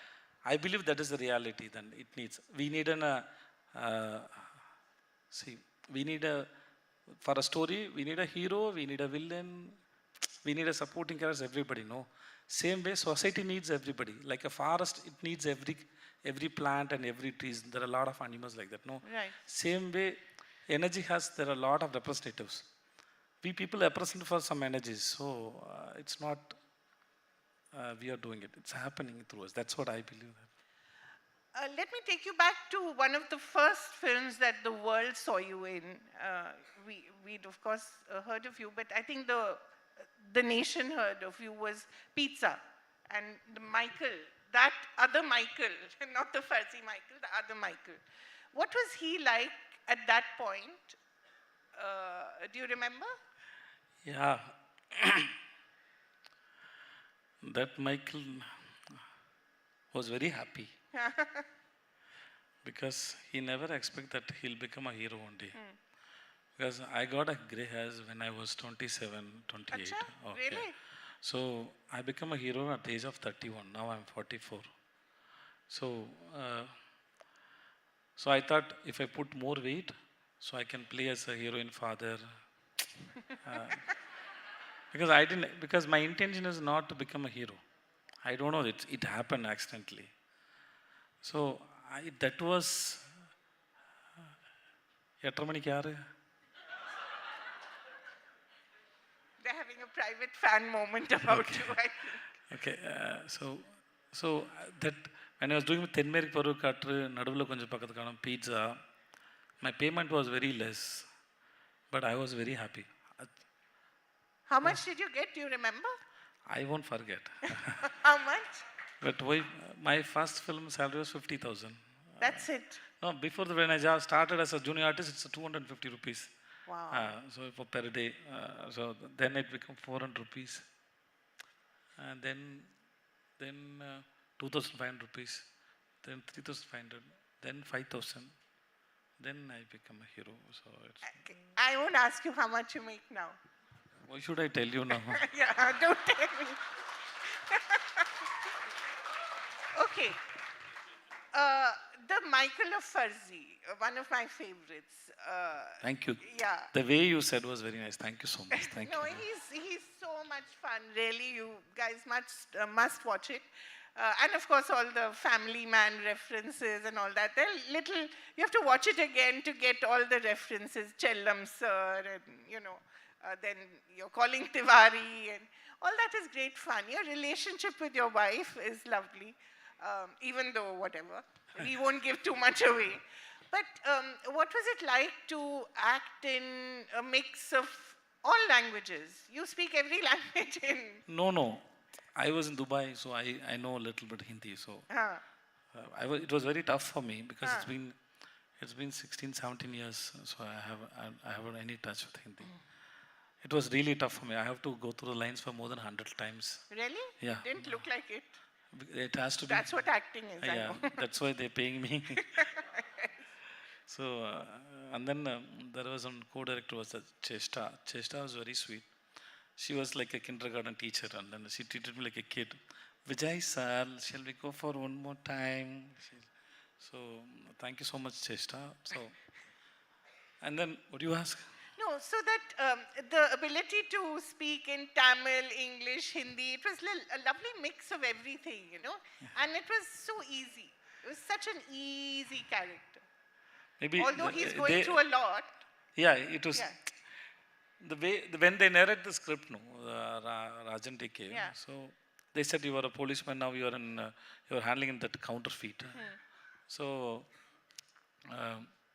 I said if I was a policeman means I know a lot of criminals who kill their own friends and family members.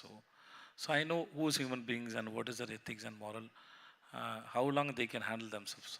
So I want to tease human beings whoever I meet. So through that I can make dark humors in the shows. So they liked it. So we handled like that only. Right. So I personally, whatever role I do, I try to crack humor from it because people are coming and watching. So we have to make them happy sometime. Right? Right. Are you, you seem to be embarking on a new path. We'll see you now in Jawan, we'll see you in Merry Christmas, Jawan with Shah Rukh Khan, Merry Christmas with Katrina Kaif, then Mumbaikar. Yeah. um, Gandhi Talks. Gandhi Talks, which is a silent film, I believe. Yeah. This is what we'll see apart from the Tamil movies that you're doing. This seems to be a new phase in your life, in your career. Yeah, that's very nice. Yeah, it's a new phase only, but I'm very happy because it's been so many years I stopped anything new. I stopped learning anything new. So going new places, I'm meeting new people and then working with new people and then learning new language and how. So again, I believe that I'm activating that learning cells in my brain. So yeah, so that's very nice. That keeps me young, I believe that. So I learned when I was in 20s. So then past 13, 14 years, I didn't learn anything new. So now it's nice going away from your comfort zone and working somewhere, and then it's nice. Can I ask what you learned from Shah Rukh Khan? Did you learn anything? Yeah, of course. That's the reason I'm working with all senior people. Yeah. That's why I worked with Kamal sir, Rajini sir, Vijay sir, Vikram, for instance. Chiranjeevi sir. Brilliant. Because they've been in the industry for so many years and people love them so much, which means they have something. Through watching the films, I learned something. But when I work with them, it's like, no, if the scene come to me and say Shah Rukh sir or Rajini sir or Kamal sir, anybody, they come up with an idea and then I'll also go with my idea. So it is like, it is not two actors are interacting. It is, I feel like it is two minds are interacting. So which I want that excitement. So I like that. So when I work with Shah Rukh Khan also, I like his energy and then I like his hospitality, the way he take care of me, the way he give me freedom, and then he didn't say anything. And then he has one energy when he is in the set. That's very nice, and he's very handsome. But so are you. Questions from the audience? Oh my God. Please. They were talking the most. Keep your questions short. Thank you. Sir, I have two parts in my question. Yes, madam. Okay. Number one, உங்களை எது grounded-ஆ வச்சிருக்கும் ஒரு விஷயத்துக்கு. அதே மாதிரி after the cinema, what is your learning and how do you go about it?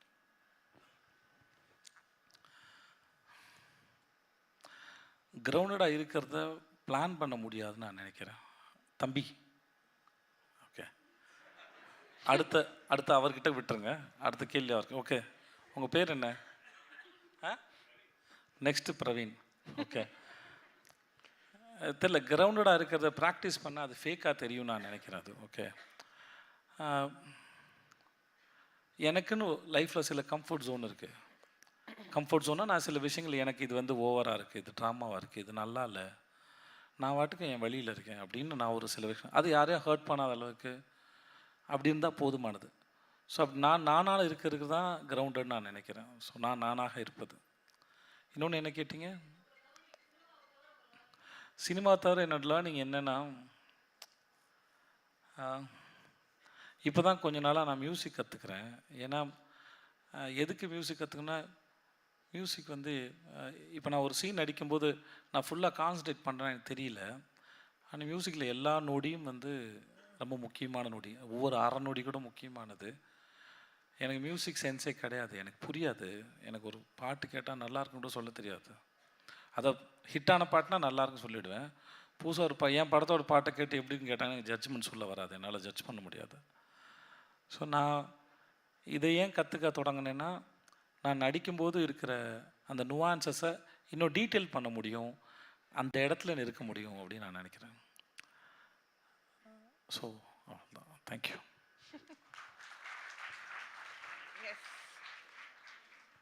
சொல்லுங்கள் Praveen. Sir, நான் ரொம்ப செல்ஃபிஷ். இந்த இடத்த எப்படியா யூஸ் பண்ணிக்கணும்னு பார்க்குறேன். எல்லாரும் அவங்க கேர்ள் ஃப்ரெண்ட் எதிர்பார்க்கறத நான் உங்கள்கிட்ட எதிர்பார்க்குறேன். கிஸ்.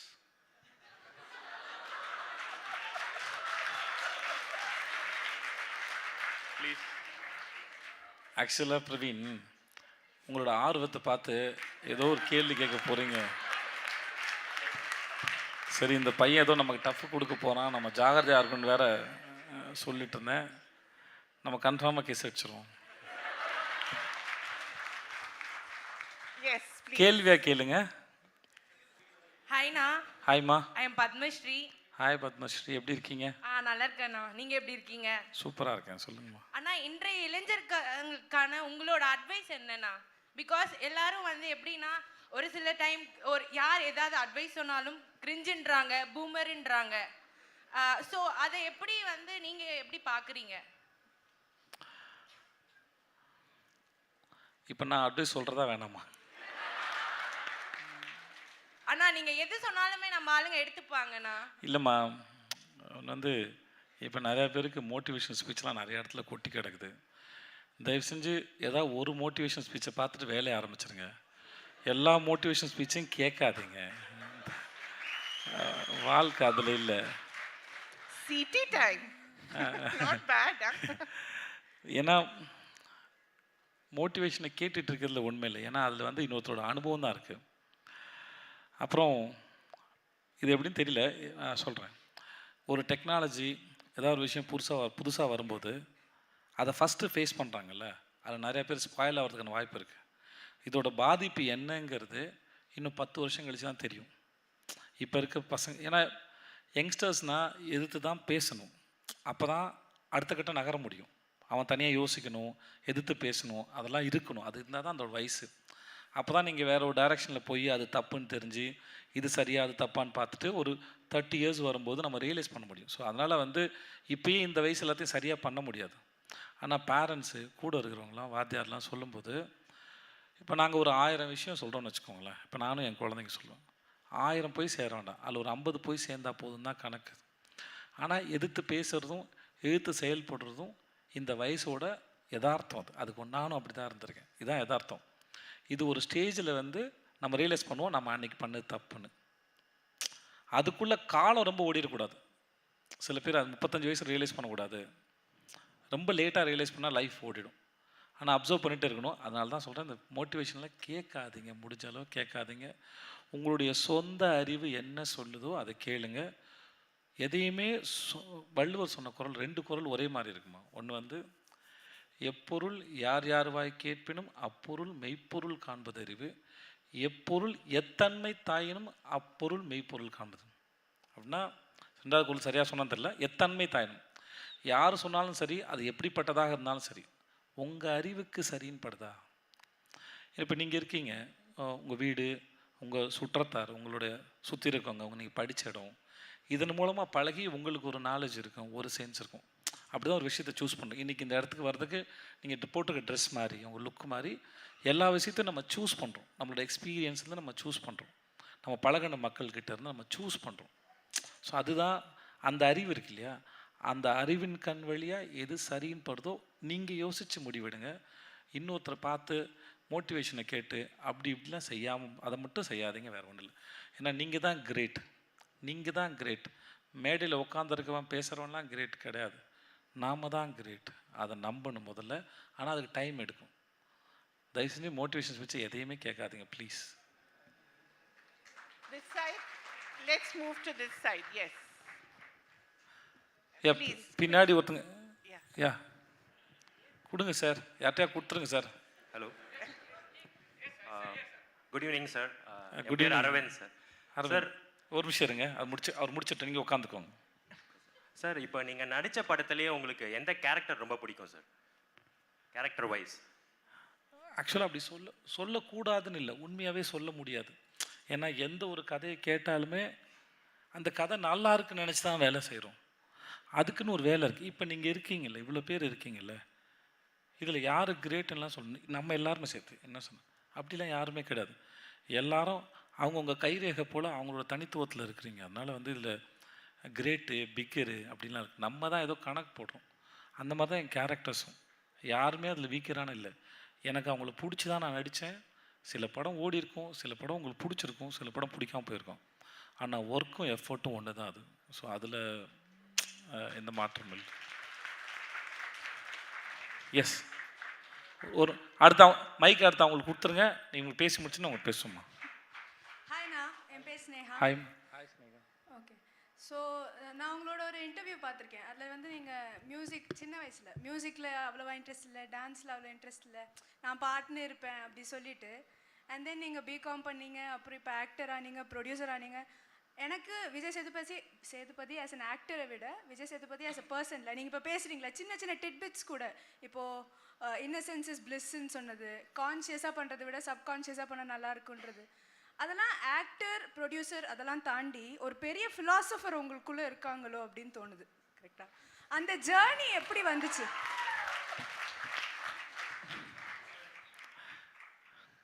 மேபி இந்த படங்கள் பண்ணுறதுனால இருக்கலாம், இல்லை சின்ன வயசுலேயும் எனக்குள்ளே இருந்தா இருக்குன்னா, நான் வாழ்க்கையை புரிஞ்சுக்கிறதுக்கும் நான் ரொம்ப இன்ஃபீரியர் காம்ப்ளெக்ஸ் உள்ள ஆள்மா. ரொம்ப வந்து நான் நல்லா இல்லை, குள்ளமாக இருக்கேன், கருப்பாக இருக்கேன், அப்படிலாம் நான் நினச்சிப்பேன். என் ஃப்ரெண்ட்ஸ்லாம் இருக்காங்க, என் கிளாஸ்லேயே நான் தான் குள்ளம். என்னை சீக்கிரம் ஸ்கூலில் சேர்த்துட்டாங்க. நான் தான் ப்ரேயரில் முன்னாடி நிற்பேன். என்னை வந்து என் கிளாஸ் பொண்ணும் கூட என்னை தம்பி மாதிரி தான் பார்ப்பாங்க. நான் ஸோ அதனால் எனக்கு வந்து எனக்கு எதுவுமே வராதுன்னு நானே நம்பிக்கிட்டு இருந்த ஒரு ஆள். பட் ஆனால் எல்லாரும் அவங்க ஏன் அப்படி இருக்காங்க அப்படின்னு யோசிச்சுக்கிட்டே இருந்தேன் ஒரு கட்டத்தில். அப்புறம் லைஃப்பை புரிஞ்சுக்கிறது பற்றினா லைஃப் பற்றி எனக்கு நிறைய கேள்விகள் இருந்தது. நான் அதை தேடிக்கிட்டே இருந்தேன். மேபி நடிக்க வந்ததுக்கப்புறம் நிறைய கதைகள் பேசும்போது, வாழ்க்கையை புரிஞ்சுக்க முயற்சி பண்ணும்போது அதில் நடந்த மாற்றமாக இருக்கும். பட் ஆனால் ஏதோ ஒன்று தேடிக்கிட்டே இருந்தேன், ஏதாவது ஒன்று பண்ணிட மாட்டோமான்னு இருந்தது. எங்கள் தாத்தா வந்து தமிழ் வாத்தியார், அவர் பேர் குருசாமி. எங்கள் அப்பா வந்து சிவில் இன்ஜினியரு. ஸோ எங்கள் அப்பாவுக்கும் சின்ன வயசுல சிவில் இன்ஜினியர் ஆகணும்னு ஒரு ஆசை இருந்தது. என்ன ஒரு நாள் சொல்லும்போது, ஏதாவது ஒரு ஆம்பிஷன் வேணாமாடானாரு. அப்பா நான் மேடை ஏறுறவன் இல்லை, நான் மேடை கீழேருந்து கை தட்டுறேன், நீ பெற்றதெல்லாம் ஒன்றும் கிரேட் இல்லை, பேசாமல் இருன்னு நான் சொல்லியிருக்கேன் நான். ஸோ எனக்கு எதுவும் நான் நிஜமாகவே அப்படி தான் இருந்தேன் நான். ஆனால் ஏதோ ஒன்று பற்றி தேடிக்கிட்டே இருந்தேன். இல்லை இது இல்லை, அது இல்லை, இது இல்லை, அதெல்லாம் தேடிக்கிட்டு இருந்தேன்.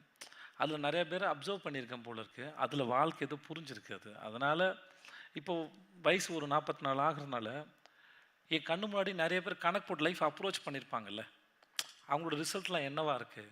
அன்றைக்கி அவங்க மேலே நான் ஒரு ஒப்பீனியன் வச்சுருப்பேன். இவன் பண்ணுறது தப்பு, இவன் செமையாக பண்ணுறான், இவன் அங்கே போயிடுவான், இது தேரா கேஸு, இதுக்கு ஈகோ இருக்குது, இது போய் சோத்தில் முட்டிக்கும், இது ஓடாது, வண்டி நின்றும், இப்படின்னு என்னுடைய சொந்த லெபார்ட்டரிக்கு நிறையா ரேட்ஸ் இருக்கும். ஓகே.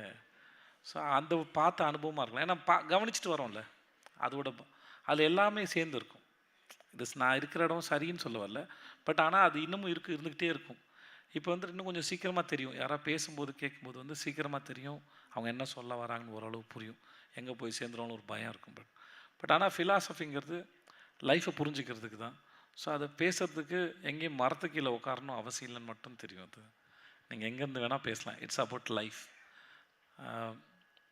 நம்மளை புரிஞ்சுக்கிறதும் நம்ம சுற்றத்தாரை புரிஞ்சுக்கிறதும் தான் கிரேட்டஸ்ட்டுன்னு நான் நம்புகிறேன். ஸோ அது தெரிஞ்சாலே எல்லாரும் பேச முடியும், லைஃப்பை புரிஞ்சுக்கலாம். That's all. சொல்லுங்கம்மா. சார் நான் விந்தியா. என்னோட பேர் விந்தியா. வித்யாவா? விந்தியா. ஸ்பெல்லிங் பண்ணுங்க சொல்லுங்க. இல்லைம்மா புரிஞ்சுக்க ட்ரை பண்ணுறேன். VINDHIYA. விண்டியா. விந்தியா. ஓகே புரிஞ்சிச்சு. சார் உங்கள் லைஃப்பில் நிறைய ஃபெயிலியர்ஸை தாண்டி இப்போ ஒரு சக்ஸஸ்ஃபுல் பர்சனாக வந்து நிற்கிறீங்க. ஆனால் இப்போ இருக்க எங்களை மாதிரியான யங்ஸ்டர்ஸ் வந்து சின்ன சின்ன விஷயத்துக்கும் சின்ன சின்ன ஃபெயிலியர்ஸுக்கும் தே ஆர் கமிட்டிங் சூசைட்ஸ், நிறையா பெரிய பெரிய ரிஸ்க் இருக்கிறாங்க. ஃபெயிலியர்ஸை எப்படி நீங்கள் பார்க்குறீங்க? ஹவு டு அந்த ஃபியர் ஆஃப் ஃபெயிலியர்லேருந்து எப்படி வெளியில் வந்தீங்க உங்கள் பெர்ஸ்பெக்டிவ்லேருந்து? First question. Next, uncertainty. நாளைக்கு என்ன நடக்க போகுதுன்னே தெரியல. லைக் நாளைக்கு உங்களுக்கு என்ன படம் வரும், என்ன வராது, எவ்வளோ சேலரி, எப்படி மாறும், எதுவுமே தெரியாதப்போ நீங்கள் எப்படி இன்னைய நாளை கேரி அவுட் பண்ணிட்டு போகிறீங்க? தேர்ட், சார் இப்போ ரெண்டு வந்து அன்சர்டனிட்டி, இன்னொன்று வந்து ஃபெயிலியர்ஸ், அதானே கேட்டீங்க. உங்களுக்கு ஃபெயிலியர் வந்தால் நீங்கள் என்ன பண்ணுவீங்க? அவங்ககிட்ட கொடுங்க, மைக் கொடுங்க. எங்கள் அப்பா கிட்ட உட்காந்து அழுவேன் சார். நானும் அழுவேன், எனக்கு அப்பா இல்லை, அவள் தான். இல்லைம்மா, ஃபெயிலியர்ஸ்லாம் உங்களை பாதிக்குமா? ஏன்னா நம்ம ஒரு எஃபர்ட் போட்டிருக்கோம்லம்மா, அதில் தோற்று போயிட்டுனா கண்டிப்பாக அஃபெக்ட் பண்ணும். அது வயசுக்கு ஏற்ற மாதிரி, ஆளுக்கு ஏற்ற மாதிரி. ஸோ இது எல்லோரும் ஃபேஸ் பண்ணி தான் ஆகணும். இன்னொன்று அன்சர்டனிட்டி, அது நாளைய பற்றின இமேஜினேஷனால் வர்றதுனால இருக்கலாம். அது எனக்கு தெரிஞ்சு நான் ஒரு யூடியூப்பில் கேட்டது தான் அது. நான் அது ரொம்ப சிம்பிளாக தான் இருக்கும், ஆனால் அதுதான் எனக்கு தெரிஞ்சு கிரேட்டஸ்ட் ஃபார்முலா. என்னுடைய சொந்த கருத்தில். தொடுறதை உணருங்க, சுவாசத்தை தெரிஞ்சுக்கோங்க, சாப்பிட்றத டேஸ்ட் பண்ணுங்க, பார்க்குறத பாருங்கள், அந்த நேரத்தில் இருங்க, மற்ற எல்லாமே சரியாயிடும்னு சொல்கிறாங்க. அதை நான் நம்புகிறேன். அது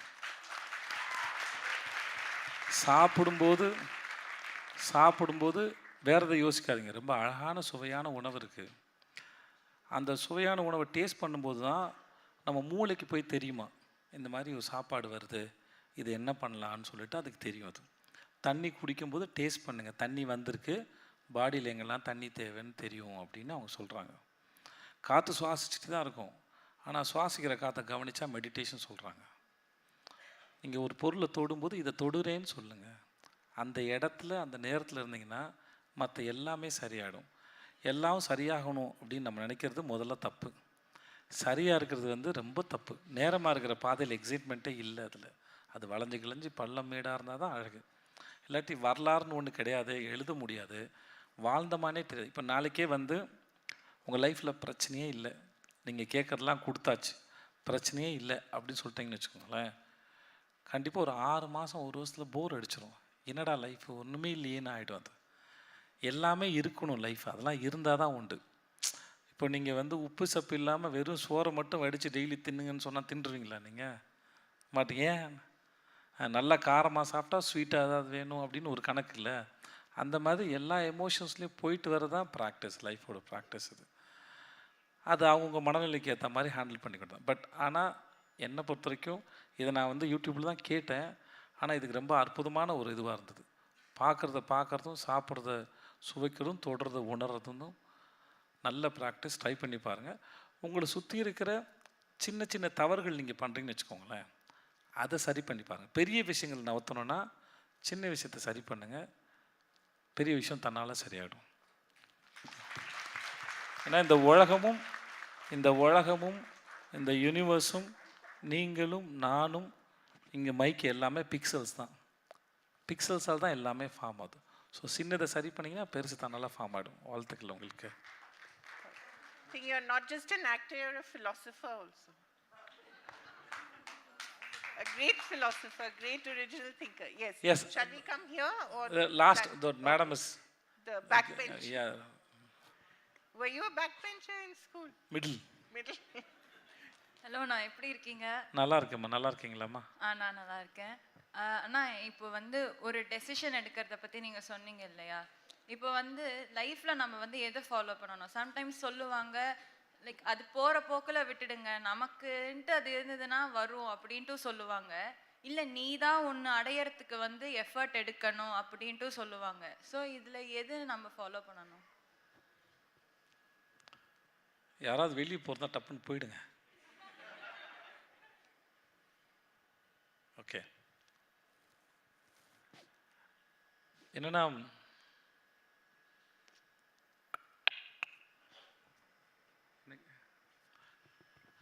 ஓகே, இப்போ நம்ம ஒரு இடத்துக்கு போய் சேரணும்னு நினைக்கிறோம்ல, ஓகே, அது போய் சேர வேண்டிய இடம் இல்லையா? அது போகிறதுக்கு நம்ம தேர்ந்தெடுக்கிற பாதை இருக்குல்ல, தட்ஸ் மோஸ்ட் இம்பார்ட்டன்ட். அந்த தேர்ந்தெடுக்கிற பாதை ஏற்கனவே சொன்ன மாதிரி அதை உங்கள் அறிவு தேர்ந்தெடுத்த பாதையாக இருக்கணும், உங்கள் சென்ஸில் நீங்கள் தேர்ந்தெடுத்த பாதையாக இருக்கணும். ஒன்று. அப்போ நீங்கள் என்ன பண்ண போகிறீங்களோ அதோடைய தன்மை என்ன? லைக் ரிலேஷன்ஷிப்பில் இருக்கிற மாதிரி, நம்ம ஒருத்தரோட ரிலேஷன்ஷிப்பில் இருக்கும்போது அந்த ரிலேஷன்ஷிப் ரொம்ப நாள் இருக்கணும்னா அதை புரிஞ்சுக்கிறது தான் முக்கியமான வேலை.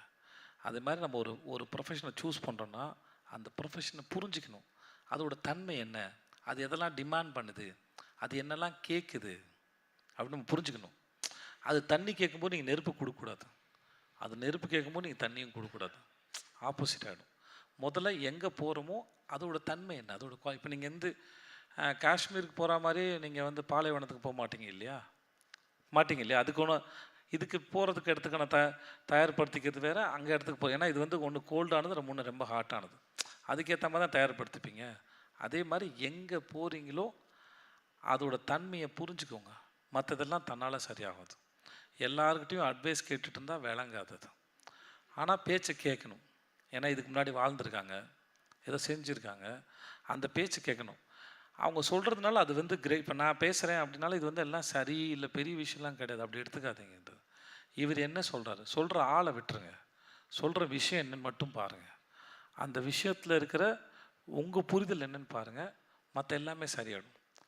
ரிசல்ட் எதிர்பார்க்காம வேலை செய்கிறது ரொம்ப நல்லது. உங்களுக்கான ரிசல்ட்டை வேலை உருவாக்கி கொடுக்கும். வேலையோட வேலை அது, நம்மளோட வேலை இல்லை அது. நான் என் லைஃப்லேருந்து சொல்கிறேனே, நான் வந்து வாடகை கொடுக்குறது கஷ்டமாக இருந்தால என்னோடய ஆம்பிஷனாக என்னவாக இருந்தது சினிமாவுக்கு வர்றதுக்குன்னா, ஒரு பழைய டபுள் பெட்ரூம் இருக்கிற ஒரு அப்பார்ட்மெண்ட்டு, ஒரு பழைய காரு, மாதம் ஒரு 2 லட்ச ரூபா சம்பாரிச்சா போதும். அதுக்கு என்ன பண்ணலான்னு யோசிச்சு தான் இந்த வேலைக்கு வந்தேன். அது. ஆனால் இந்த வேலை எனக்கு புரிஞ்சது. இந்த வேலை தான் எனக்கு எல்லாமே கொடுத்துச்சு ஒழிய இதெல்லாம் நான் எதிர்பார்த்து இங்கே வரல. ஸோ நீங்கள் பார்க்க போகிற வேலை ப்ரொஃபஷனுக்கு நேர்மையாகவும் உண்மையாகவும் இருங்க. மற்றதெல்லாம் அது பார்த்துக்கும் நான் நினைக்கிறேன். Thank you. My God. I think what? Only 3 more questions, Lakshmi? What do you think? ஒரு பெரிய மனுஷன் இருக்காரு. Yeah, 3 more? Yeah. வணக்கம் சார். சார் வணக்கம் சார். நான் பெரிய மனுஷன்லாம் இல்லை சார், ஒரு காலேஜில் ப்ரொஃபஸராக தான் இருக்கேன். பெரிய மனுஷன் இல்லையா சார் அது? சார் ஸ்டூடெண்ட்ஸாக இருக்காங்க sir.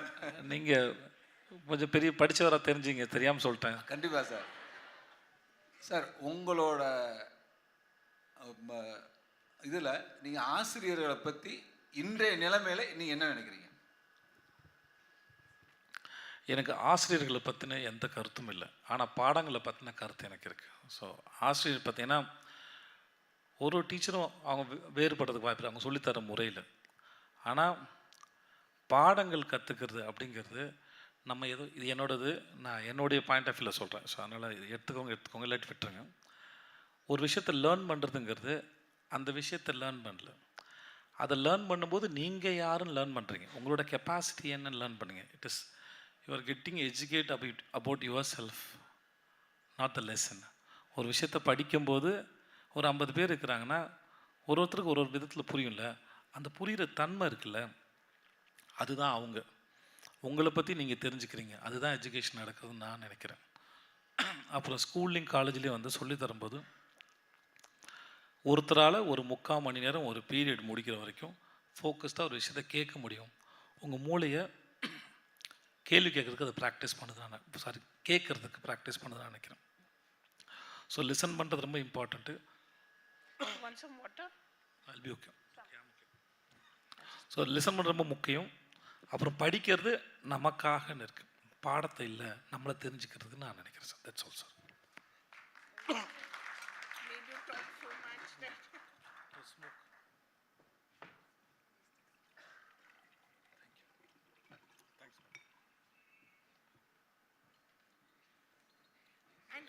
Notice people are not asking you about movies, they're asking you about life. Still the people they are there to ask about my films. They want to ask about the movies. Okay, quickly, I think we'll anybody you choose. Three questions now. Hi Sedana. Yeah, hi. அண்ணா நான் சின்ன வயசுல இருந்து Kamal sir. பேர் என்னப்பா? என் பேர் அரவிந்த்ண்ணா. Aravind, hi. நான் சின்ன வயசுல இருந்து கமல் சாரோட ஃபேன்னா. ஸோ இந்த இதற்கு தானே ஆசைப்பட்டேன் பாலகுமாரா ப்ளீஸ் அந்த டைம்லேருந்து நான் உங்களுக்கும் ஃபாலோ பண்ணுறேன் ஒரு ஃபேன்னா. ஸோ விக்ரம் அனௌன்ஸ்மெண்ட் வந்தப்போ கமல் சார் நடிக்கிறாரு, அவங்க கூட நீங்களும் நடிக்கிறீங்க அப்படின்னு சொல்லப்போ நான் ரொம்ப எக்ஸைட் ஆனேண்ணா. ஸோ இந்த கிளைமேக்ஸில் நீங்கள் வந்து கமல் சாரை வந்து சண்டை போகிறப்போ நீங்கள் வந்து அவரை அடிப்பீங்க. ஸோ அந்த மொமெண்ட் ஷூட்டிங் ஸ்பாட் அப்போ நீங்கள் எப்படி ஃபீல் பண்ணீங்க? கமல் சாரை வந்து நீங்கள் சண்டை போட்டு அவர் அடிக்கிறீங்க, அந்த மொமெண்ட் வந்து நீங்கள் எப்படி ஃபீல் பண்ணீங்கண்ணா? ஆல்சோ ஒரு ரெக்வஸ்ட், லாஸ்ட் இயர் வந்து உங்களோட கடைசி விவசாயி அப்புறம் மாமனிதன் படம் பார்த்தேன், ரொம்ப ஹார்ட்ஃபுல் சோல்ஃபுல்லாக இருந்துச்சுண்ணா. ஸோ அந்த மாதிரி மூவிஸ் வந்து நீங்கள் இன்னும் நடிக்கணும் அப்படின்னு நான் ஒரு கைண்ட் ரெக்வஸ்ட்ண்ணா. படம் பார்க்க யாரும் வரல, காசு வரல. அதில் உங்களுக்கு தெரியாது அதில் ஏற்பட்ட லாஸ் எவ்வளோன்னு. நீங்கள் உண்மையாகவே ரொம்ப நல்ல படம், நிறைய அவார்டு வின் பண்ணிச்சு. மாமனிதன் அதுவும் ரொம்ப நல்ல படம், கடைசி விவசாயி ரொம்ப நல்ல படம். ஆனால் வந்து மக்களுக்கு பொறுத்த வரைக்குமே ஏன் வரலன்னு தெரியல. ஓகே, அதனால் ட்ரை பண்ணுறோம். அப்புறம் இன்னொன்று கேட்டிங்க, கமல் சார் அப்படி பார்க்க முடியாது, அப்படி பார்க்குறதில்ல. வேலை செய்ய வந்திருக்கோம். கமல் சார் அடிக்கும் போதும் ஃபீல் பண்ண இடம் இல்லை, கமல் ஸ்காரோட நடிக்கிறேங்கிற ஃபீல் இருக்குல்ல, அதுதான் ரொம்ப கிரேட்டான ஃபீல்.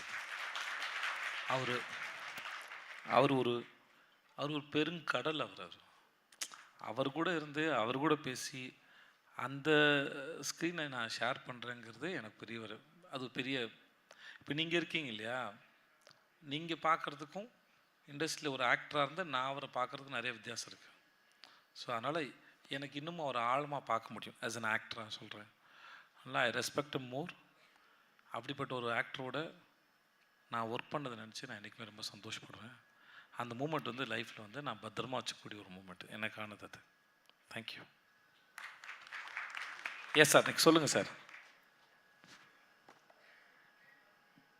சார், இப்போது நீங்கள் வந்து இண்டஸ்ட்ரியில் வந்துட்டு I think you are already a veteran now. So I think it would be நீங்கள் வந்து உங்கள்கிட்ட கேட்குறது it will be more appropriate. இப்போ வந்து ஒரு இயக்குனராகவோ இல்லை ஒரு நடிகராகவோ ஆகணும், because the industry has evolve over the last few years. ஒரு youngster like me or my friend, where can we start? இந்த அவங்க பின்னாடி ஒருத்தவங்க கேள்வி கேட்டாங்கல்ல, அவங்க பேர் அவங்களுக்கு சொன்ன பதில் தான். எந்த ப்ரொஃபஷன் தேர்ந்தெடுக்கிறீங்களோ அந்த ப்ரொஃபஷன் என்ன தேவை நீங்கள் புரிஞ்சுக்கணும். நான் ஒன்று சொல்லலாம் பிரதர், அது என்னோடய பாயிண்ட் ஆஃப் வியூ. தான் உங்களோட பாயிண்ட் ஆஃப் வியூவில் நீங்கள் ஆக்டராக நினைக்கிறீங்க, டைரக்டராக நினைக்கிறீங்கன்னா அந்த டைரக்டருங்கிற அந்த ப்ரொஃபஷனுக்கு என்ன தேவை, அந்த ஆக்டருங்கிற ப்ரொஃபஷன் என்ன தேவை நீங்கள் நினைக்கிறீங்களோ அது உங்கள்கிட்ட இருக்கான்னு செக் பண்ணுங்கள். இல்லாட்டி அதை லேர்ன் பண்ணி கற்றுக்கோங்க. அதுதான். அது தவிர இது எத்தனை வருஷம் ஆனாலும் எத்தனை காலம் ஆனாலும் இவ்வளோ தான் ஃபார்முலா, தாண்டி வேறு உண்மை இல்லைன்னு நான் நினைக்கிறேன். எஸ், மைக் அவர்கிட்ட கொடுங்க. வணக்கம்ண்ணா. வணக்கம் அண்ணா. இன்னைக்கு டாப்பிக்கே வந்து பார்த்தோம் அப்படின்னா த ரீல் இம்பேக்ட், அந்த சினிமாவோட இம்பேக்ட் ஆன் த சொசைட்டி. நீங்கள் சொன்னீங்க cinema is a reflection of life, அது ரிஃப்ளெக்ஷன் பிரதிபலிக்குதுன்றது சொன்னீங்க. How does it impact the சொசைட்டினா? நீங்கள் நினைக்கிறீங்களா தட் நம்ம audience are well aware of இதை இப்படி டிஃப்ரென்ஷியேட் பண்ணணும், பவானி வேற சேதுபதி வேற அப்படின்ற டெஃபினேஷன் உங்களுக்கு தெரியுது, உங்களுக்கு அந்த டிஃப்ரென்ஷியேஷன் தெரியுது, ஆடியன்ஸ்க்கு அது இருக்கா? Are there more attracted towards villainism, negative shade சொசைட்டியில் அப்படி இருக்கு? யங்ஸ்டர்ஸ் அவங்க ரெடியாக இருக்காங்களா டு அண்டர்ஸ்டாண்ட்? நீங்கள் என்ன நினைக்கிறீங்க? எனக்கு தெரிஞ்ச வரைக்கும் அவங்க தெளிவாக தான் இருக்கிறாங்கன்னு நினைக்கிறேன். ஏன்னா அப்படி பார்த்தப்போ எல்லோரும் உடனே அதை பண்ணுறது இல்லை. அப்படி பண்ணக்கூடிய ஆளுங்களுக்கு இதை பார்த்து தான் பண்ணணுன்ற அவசியம் இல்லை. க்ரைம் பண்ணுறவங்களுக்கோ தப்பு பண்ணுறவங்களுக்கோ இதை பார்த்து தான் பண்ணணுன்ற அவசியம் இல்லை. அவங்ககிட்ட ஏற்கனவே ஒரு ப்ராசஸ் இருக்கும். இப்போ இந்த சின்ன வயசில் கதை கேட்டிருப்பீங்களே, காக்கா கல் போட்டு தண்ணி மேலே வந்ததுன்னு ஒரு கதை கேட்டிருப்பீங்களே, அது கடைசியாக ஒரு கல் போட்டு தண்ணி மேலே வந்திருக்காது. அது முன்னாடி ஒரு 100 கல் விழுந்திருக்கும்ல, அந்த கடைசி கல் வேணால் அந்த படமாக இருக்கலாம். ஆனால் ஏற்கனவே அவர் 100 கல் போட்டு வச்சுருக்காரு, தண்ணி நிரம்பி வெளியுது. இந்த ஒரு கல் போட்டுனா ஓவர்ஃப்ளோ ஆயிடுச்சுன்னு வச்சுக்கோங்களேன், அவ்வளோதான் அதோட கணக்கு இல்லையா? அதோட இம்பேக்ட் அப்படி கிடையாது. அண்ட் மக்களுக்கு தெரியும். இப்போ ஒரு ஹீரோ அநியாயத்தை தட்டி கேட்குறாருன்னா போய் எல்லோரும் தட்டி கேட்டுருப்பீங்களா? ஒரு 10 பேர் அடிச்சிட்டாருன்னா போய் அடித்து தட்டி கேட்பீங்களா? இல்லை இல்லையா? அப்போ அது மட்டும் எப்படி முடியுது உங்களால்? ஸோ உங்களுக்கு எது பண்ணணும்னு தோணுதோ அதை பண்ணுறீங்க. அது இதனால் இன்ஸ்பயர் ஆகிடலாம் பண்ணலது. ஸோ அந்த காக்கா கல் போட்டு தண்ணி மேலே வந்த கதை தான். Okay, thank you. சரி, இவங்களுக்கு கொடுங்க. Last question. Yes. Otherwise, we can go on all night. We'll go on more. Okay. If you say so. Yes, madam. Time is up. That's been up for like half an hour. Hi அண்ணா, நான் தனலக்ஷ்மி. வணக்கம்மா. அண்ணா, ஒரு doubt. இப்போ நீங்கள் suppose சினிமாவுக்கு வரலன்னா என்னவா இருப்பீங்க? நான் அக்கௌண்டண்டாக இருந்தேம்மா. அங்கேருந்து இங்கே வரும்போது என்ன பண்ணுறதுன்னு தெரியாமல் வந்தேன். சரி, பொழப்பில்லைன்னா ஆட்டோவாவது ஓட்டி பொழைச்சிக்கலாம் தான் வந்தேம்மா. நான் கொஞ்ச நாள் முன்னாடி நானும் என் குழந்தைங்களாம் ஈகா தட்டுக்கிட்டு, என் வீடு அங்கே தான் இருக்குது, கீழ்பாக்கில் போயிட்டு இருக்கும்போது ஒரு ஸ்விக்கிக்காரர் போயிட்டு இருந்தார். This is warm water. Yes, no, thanks. அப்போ நான் என் பொண்ணுக்கிட்ட சொல்லிட்டு இருந்தேன், அப்பா சினிமாவில் இப்படி ஆகலைன்னா அந்த ஸ்விக்கி அங்கிள் மாதிரி நான் டெலிவரி பண்ணிட்டு இருந்திருப்பேன்னு சொன்னான். ஏன்னா எனக்கு குழந்தைங்க இருந்தது, 2 பிள்ளைங்க இருந்தது. ஸோ அவ்வளோதான ஒழிய வேறு எதுவும் பண்ணியிருப்பேன் எனக்கு தெரியல. ஏன்னா நான் பிஸ்னஸ் பண்ண ட்ரை பண்ணேன், அதெல்லாம் ஃப்ளாப் ஆகிடுச்சு. ஸோ அதனால் தெரியாது. ஸோ தேங்க்ஸ்மா. நான் என்ன பண்ணட்டும்? You choose. நான் சூஸ் பண்ணால் then I'll become villain for them. You cannot be villain. சரி, என்ன பண்ணலாம் சொல்லுங்கள். நீயே டிசைட் பண்ண என்ன அர்த்தம்? சரி, you are very selfish. Okay, last question. எனக்கு நீங்கள் அவன் மைக் கொடுங்க. நான் will have one more. One more. Last one more. You can ask last one more. Yeah. Okay. ஹாய்ண்ணா. Hi. என் பேர் தமிழ் செல்வன். வணக்கம் தமிழ் செல்வன். நான் இப்போ வந்து விஜய் அஜித் அப்படின்னு இப்போ போயிட்டுருக்குண்ணா ஃபேன்ஸு அவங்க ஹைப் லெவல். இப்போ வந்து இந்த பொங்கலுக்கு ரிலீஸ் ஆன படத்தில் வந்து ஒரு பையன் வந்து இறந்துட்டான். அப்போ வந்து ஃப்யூச்சரில் பார்க்கும்போது நான் எந்த பார்க்குறேன்னா விஜய் சேதுபதி அண்ணா விசஸ் சிவகார்த்தின் அண்ணா அந்த ஃபேன் பேஸில் பார்க்குறேன். ஃப்யூச்சரில் உங்கள் ஃபேன் பேஸ் வந்து அதிகமாகும், கண்டிப்பாக அதிகமாகும். இப்போ ஸ்கூல் பசங்களும் சரி காலேஜ் பசங்களும் சரி உங்களுக்கு ஃபேன் பேஸ் வந்து ரொம்ப அதிகமாக இருக்குது. அந்த விஷயத்தில் பார்க்கும்போது அந்த பேனர் மேலே ஏறி பால் ஊற்றுறது அந்த மாதிரி உங்கள் ஃபேன் பேஸுக்கு நீங்கள் என்னென்ன சொல்ல வரீங்க? தம்பி, நான் ஏற்கனவே சொல்லிட்டு தான் இருக்கேன்னு நினைக்கிறேன். என்னை யாராவது திட்டினா ரியாக்ட் பண்ணாதீங்க, கண்டுக்காதீங்க, உங்கள் வேலையை பாருங்கள் அப்படின்னு சொல்கிறேன். அதனால தான் நான் வந்து இந்த வில்லனு வேறு ரோல்லாம் பண்ணுறேன். அந்த மாதிரி ஒரு கேடரில் போய் உட்காந்துடக்கூடாதுன்னு பார்க்குறேன். அதனால தான் பார்த்து பண்ணுறேன். அப்புறம் என் பேச்சுக்கள்லேயும் வந்து அவங்களுக்கு புரிகிற மாதிரி தான் பேசுகிறேன். அவங்கள மீட் பண்ணும்போது, என் ஃபேன்ஸை மீட் பண்ணும்போதும் சரி, அவங்கள எமோஷ்னல் ஆகாதீங்க, ஒரு கட்டத்தை தாண்டி போகாதீங்க, கண்ட்ரோலில் வச்சுக்கோங்க, பத்திரமா இருக்க ரொம்ப முக்கியம். எனக்கு இதுக்கு முன்னாடி ஒரு பையன் வந்து தஞ்சாவூரில் பையன் வந்து அவனுக்கு கை உடஞ்சிருச்சு. நான் அவனை நல்லா திட்டினேன். டேய், நான் யார் அவன் லைஃப்பில் அப்படின்னு திட்டினேன். உங்கள் அப்பாவுக்கு அம்மாவுக்கு எவ்வளோ கஷ்டமாக இருந்தது தெரியுமாடா? என்னன்னு போய் சொல்லுவாங்கடா, என் பையன் வந்து ஒரு சினிமா நடிகனுக்கு போஸ்ட் ஓட்ட போய் கீழே விழுந்து கை உடஞ்சேன். என்னடா சொல்லுவாங்க? என்னடா இது? நான் உன்னை கடந்து போயிட்டேன்டா. நான் எங்கே இருக்கிறேன்? அவன் கை உடஞ்சி கட்டு போட்டுட்டு இருக்கும்போது நான் பார்த்தேன். நான் அந்த கை உடஞ்சி உன்னை பார்த்துக்கிட்டாங்கல்ல, அவங்களுக்கு யாரா பதில் சொல்கிறது? ஸோ நான் அதை ரொம்ப ஸ்ட்ரிக்டாகவும் தெளிவாகவும் சொல்கிறேன், செய்யாதீங்கன்னு. அப்புறம் இது ஒரு கைண்ட் ஆஃப் எனர்ஜி. அது விஜய் சார் அஜித் சாரை தாண்டி அது ஃபேன்ஸ்குள்ளே வேறையா போயிடுச்சுன்னு நான் நினைக்கிறேன் தான். அவங்க பேசும்போது அது அவங்களுக்கு உண்டானது பர்சனலாக மாறுதுன்னு நினைக்கிறேன். ஏன்னா ஓன் பண்ண ஆரம்பிச்சிட்டாங்க, அதோட எக்ஸ்ப்ரெஷனாக மாறுதுன்னு எனக்கு தோணுது. ஆனால் எதுவாக இருந்தாலும் போன உயிர் போனது தானே, திரும்பி வராது. அந்த பாதிப்புக்கு என்ன பதில் சொன்னாலும் முடியாது. ஸோ நான் முடிஞ்ச அளவுக்கு என்னோடய ஃபேன்ஸ்கிட்ட நான் அதை தான் சொல்கிறேன். நான் அது ஆகாமையும் பார்த்துக்க முயற்சியும் பண்ணுறேன். அதை ஹெல்த்தியான வழியில் கொண்டு போகிறதுக்கான வேலையை நான் கண்டிப்பாக செய்கிறேன், செஞ்சுக்கிட்டே தான் இருப்பேன் நான். Okay, thank you. You're going to ask the last one. Yeah. Hi அண்ணா. நான் இப்போது விமன் இன் சினிமா அப்படி கேட்குறேன்னா, ஒரு 70s, நம்ம 80s, 90s, இப்போ ப்ரெசண்ட்டு, இன் ஃப்யூச்சர், நீங்கள் உங்கள் ஒப்பீனியனில் நீங்கள் விமன் இன் சினிமா எப்படி பார்க்குறீங்க? ஸ்ட்ரகிளிங் ஆர்டிஸ்ட்லேருந்து, டைரக்டர்ஸ்லேருந்து, ஒரு டச் பண்ண முடியாத ஒரு இடத்துல ஒரு விமன் போயிட்டு ஒர்க் பண்ணுற அந்த இடத்த நீங்கள் எப்படி உங்கள் ஒப்பீனியனில் பார்க்குறீங்க, ஒரு ஹெல்த்தியாக?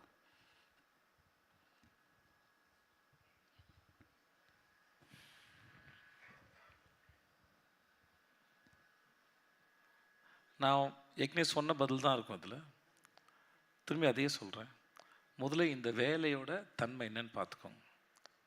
இந்த வேலைக்குன்னு ஒரு டைம் கிடையாது. ஓகே, இந்த டைமில் முடியும், இந்த டைமில் முடியாதுன்னு சொல்ல முடியாது. அதனால் இந்த வேலை என்ன டிமாண்ட் பண்ணுதோ அதை நம்ம செய்ய முடியுமா.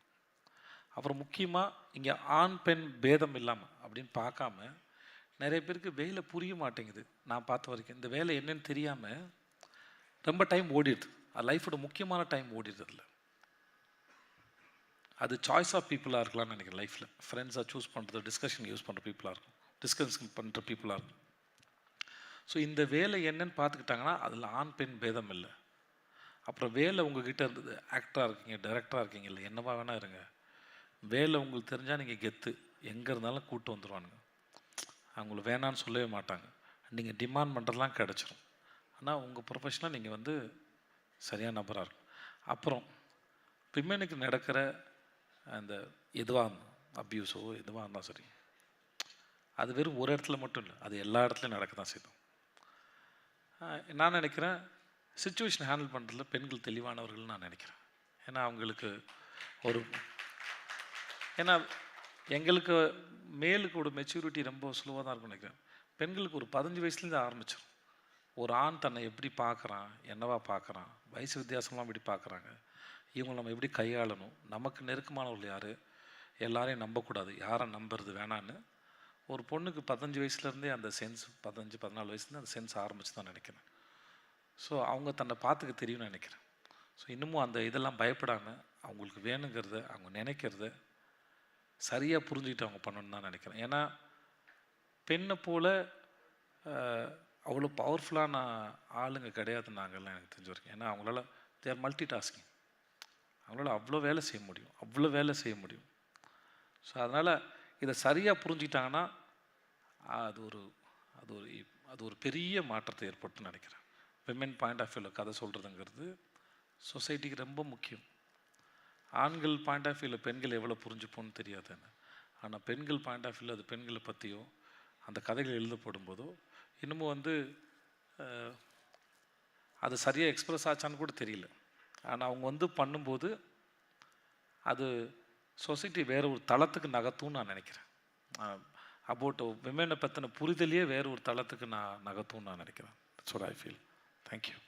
அந்த எல்லாத்துக்கும் last one. Yeah please. Okay.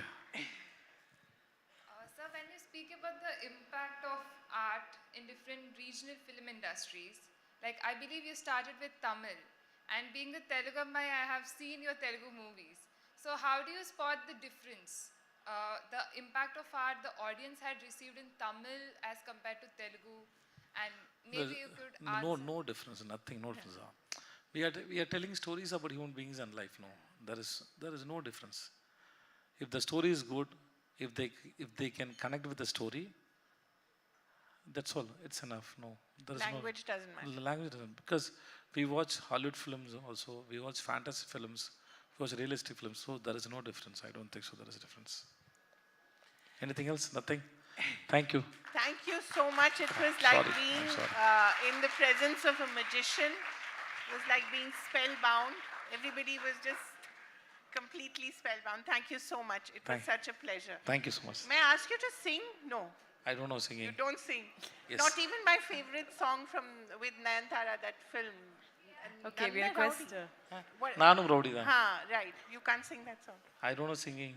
Oh, anyway, thank you so much. Thanks. A big round of applause to the one and only Vijay Sethupathi for joining us here and making the ThinkEdu conclave truly special. Thank you so much. A big round of applause.